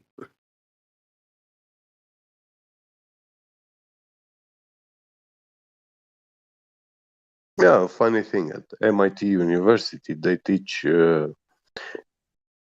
incoherent electrostatic acceleration for the down vector.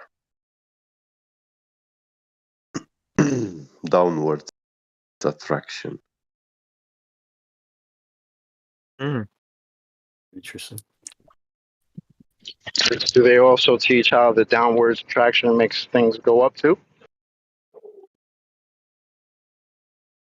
Because that would Well, be it cool. kind of explains it because, you know, in electrostatics, we have the ground is the negative plane and the sky the positive. We don't know exactly what it is made of, but 100% it is not vacuum, because you cannot have a positive charge being generated by the presence of a vacuum. You know, vacuum has no charge. Well, I have to plug my vacuum in, so it does have a charge. It's like,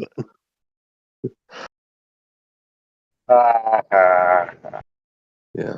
Watch out for the flying tomato. You have to do the main storyline for all 3 zones. huh? Someone forgot to mute, I would imagine. And I'm not even done with the first one. But technically, I don't think they're all. Stormfire. He's not muted. So I don't know if we'll have to do Hey, everything. maybe we'll hear something juicy. Hey Clay, are you hot micing or No, my mic you're is closed.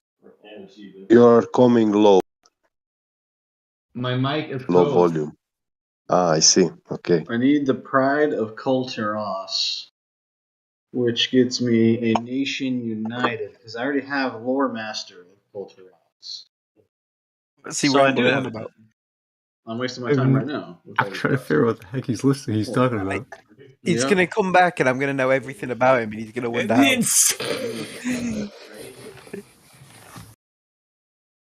didn't know. I went to. So, Stormfire, you're 36 years old, No, living no, in Pride. Ohio, Pride married with 3 kids. Pride of Kulturos storyline. He's not even paying attention. Obviously.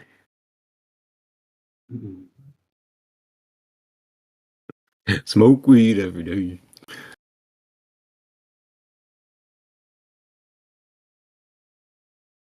No, I don't think you should smoke weed. It's actually really bad for your health. Oh, I'm sure it is. Doesn't change my mind about smoking weed. Sasha, you want to do some rituals with me? What type of rituals? Like Masonic rituals. We can go in the forest, no. and we can do them together. You guys are going to go play in the forest? You just met. Doesn't that constitute playing with strangers? You sacrifice a baby or something. He's not a stranger. This is horrible. Yeah, are you guys ever naughty? Like, do you guys touch yourself at night?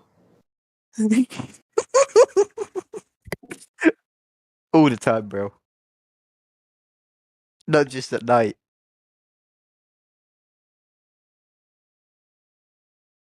I'm touching myself right now. Yeah, exactly. Holy moly, it's a lot of quests. But how do you even get them? It's the harem that breaks out after a comment like that. I'm gonna run for the hills. By Proudmoore Keep. I think he's playing an RPG, obviously. Something like that, right? Or Dungeons and Dragons. Yeah, no, there's definitely some role playing happening for sure. Well, the wizard waves his staff. If I hear anything about whips and chains, I'm gonna get really concerned though. Where I draw the line with the role playing. I ain't about that right now. I'm good. Hey. If I'm gonna talk about whips and chains, the chick I'm with needs to have. That's too much. Anyways, so about that roundy, flatty type of thingy that we're hanging out on. What do you guys think about that? Yeah, it's crazy, bro. Like, it's absolutely blown my mind, the roundy flatty thing, right? Yeah, the roundy flatty thing is kind of weird. What if it's like just I think the best explanation I heard yet was what's his face? Dude that tried to tell us it's fatter at the equator. It's like a pear shape. It's like a Tyson deGrasse. Well, like it's like a pear shape. It's like a pear shape. Because I won't be able to even get the. It's the equation. Did you guys hear him say that? You ever catch the interview? To the next stuff. No. On an interview, he was being interviewed, and Neil deGrasse and Tyson, or Tyson, whatever his name is, said something like, because the Earth spins and water is at the equator, the Earth is slightly fatter at the equator. It's more like a pear shape, he says. Oh. Yeah, and he's a Freemason too, by the way.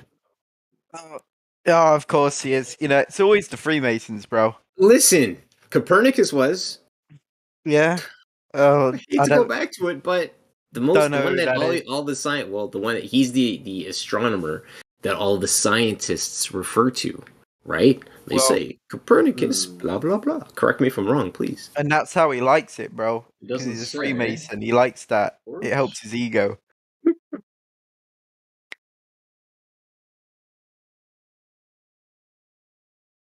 What do they do in a Freemason lodge? Do they just drink? Do they just like sit there drinking alcohol, escape their wives for an hour or two? I would imagine it started off as some form of an OBC, an old boys club, and get away from their wife for a bit. Wife's nagging me. Off and go into the Freemason club. I guess I have to have an alliance character, at least to the BFA. Let's see. Is it Giovanni the Death Knight? Giovanni the Death Knight. Yeah, I think we. I'm just when he gets back, I'm gonna quiz him on all this and be I like, don't even know the level cap though. What was the level cap for BFA? "Hey, Stormfire, what's the level cap for Giovanni the Death Knight, my guy?" That's 45. That's actually an intelligent question right there. Yeah. When I ask it, you're gonna get excited, Kiwi. Oh, I'll start squealing like a pig. You watch the squeals will come, buddy. Kiwi the squealer. Holla. 120. So if Giovanni's 45. Right. So if Giovanni's 45, then the Earth's flat. We're into some business now. We got points. You know how we feel about mathematics. Love the mathematics. If Giovanni's 45, that means Dave from down the road must be 60.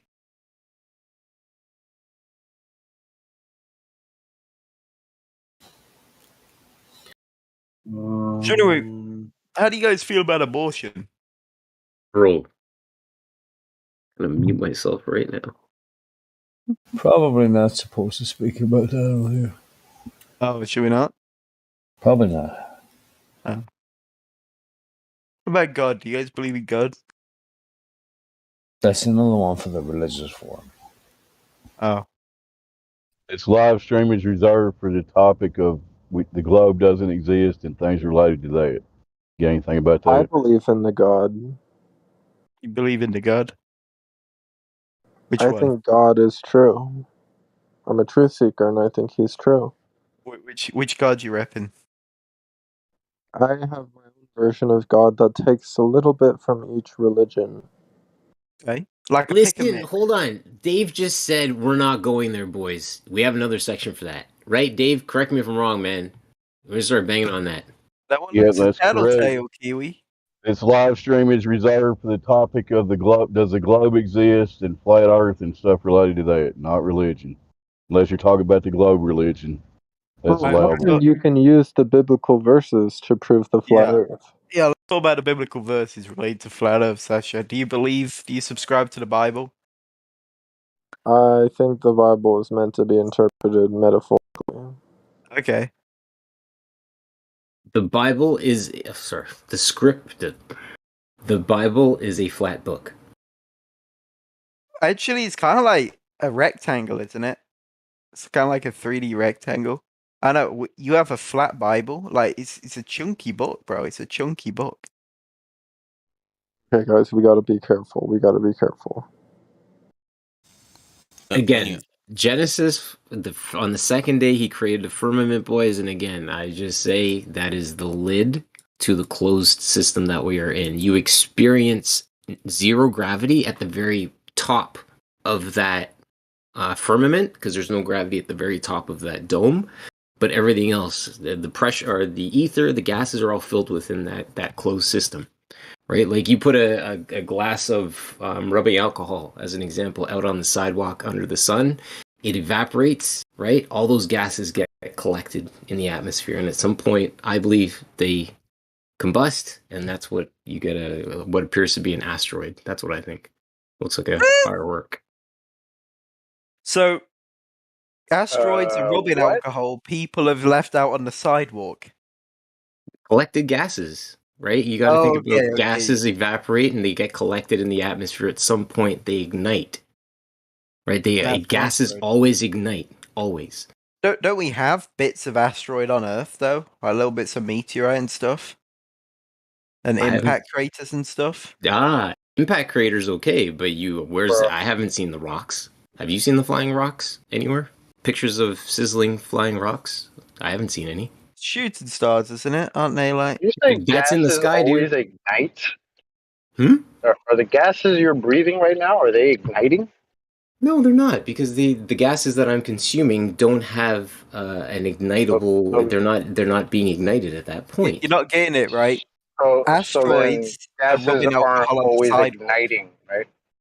I'm just listen. Flat Earth I get true. y'all are kind of just running all over the place. I get it, but when you say certain things, you gotta establish what you're saying. You say gases always ignite, but yet you're breathing with no ignition.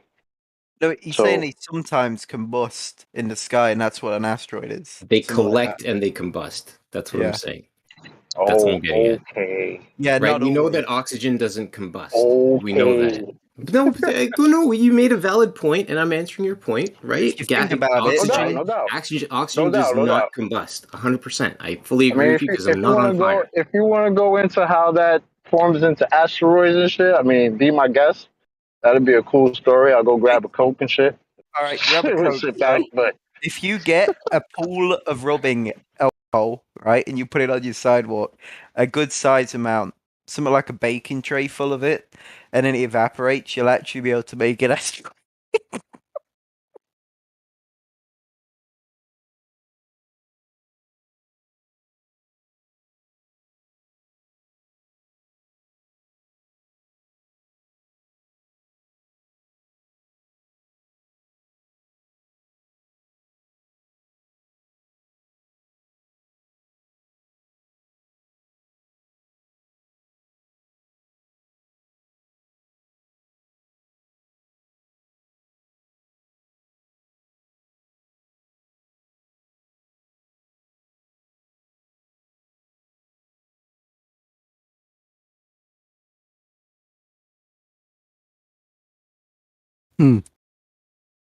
Oh. Sometimes I like saying flat Earth truth into the microphone and see, how it makes people Flat Earth feel. what? Flat Earth truth. Okay. Hey, Yeah. Sasha, what do you think about leaving rubbing alcohol out on the sidewalk?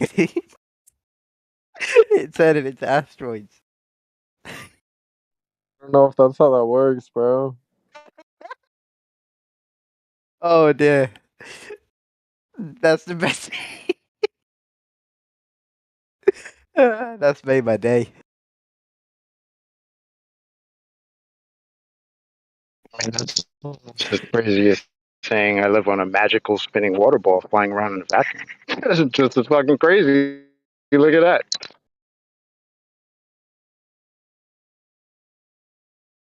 So Kiwi, Yes, my guy. do you know what combination of chemicals it is that combust? Because we could do that, right? My Like if guy. we knew what Listen. combination is, Hold on. we I'm gonna could tell you. fill like Hold a on. pool of them. If you put right now, I'm gonna ask you observable evidence. Yeah. Okay. You put rubbing alcohol or something out on the sidewalk. We'll see rubbing alcohol, a cup of it. Does it not disappear? Yeah. Well, yeah. Okay, that's all I'm asking you. Okay, thanks. You can figure out the rest on your own. I'm good with that. That's cool. And then it That's what I observe, right? Whatever I choose to unpack from the rest of that is up to you. But I've yet to see, right, any smoldering boulders sitting on the sidewalk like I just crash landed from the sky. Right? We're in a closed system. You can't have flying rocks in a closed system. You have to think about that. Like, Exactly. put that in your head. It has to be the rubbing alcohol. Jeez, dude. You really got to open your mind to the idea that we're in a closed system. That's why there's no space. And is that why? Okay. Yeah, no, you've opened my eyes, bro. No, I haven't opened my eyes because you're still laughing with hilarity. But that's totally cool, dude. You will understand it at some point. You will arrive at that realization. It's all good. It's not for me to tell you, to beat this into you. It's not for me. If we figure out the combination of chemicals that causes it to combust and turn into They launch rockets into space, don't they? And that's an ignited gas, isn't it? So we could fill a pool with the gases that can ignite, and then we can make asteroids.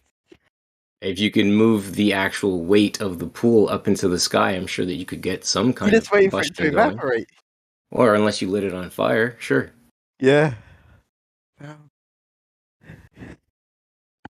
I think what he was saying. I'm sorry. Like you and I can sit here and laugh with hilarity all day. No, I'm only all taking about it. I knew what you were saying. I was just taking the piss. Yeah, you're taking the piss. I know. Dude. I totally understand. Believe me, buddy. I deal with this shit every day. It's all good. You think I walk into anywhere and I don't talk about this stuff with people? Buddy, meeting people like you is what I do every day. Trust me. Do you do it in real life as well? Dude, I talk about this in real life. I have no shame at all. The cash register's just like, okay, so yeah, I'll turn to people like, hey, I'll be like, hey, did you know this? Rubbing alcohol creates asteroids. No, people aren't ready for that kind of stuff, man. I only brought this to you here because I actually thought that you had some form of rational understanding that you could actually take an idea and unpack it under its own merit. But obviously, there's some point where you experience cognitive dissonance and blow a fuse. That's cool. It's okay. Totally. Sorry, Vinny. Kiwi, don't tell me that you are telling people that water keeps level in reality. Pardon me? Are you telling people that water is keeping level in reality? I'm telling people that water is keeping level in reality. How? Yeah, six level always. Yeah. Do you think water seeks its level? You think gases?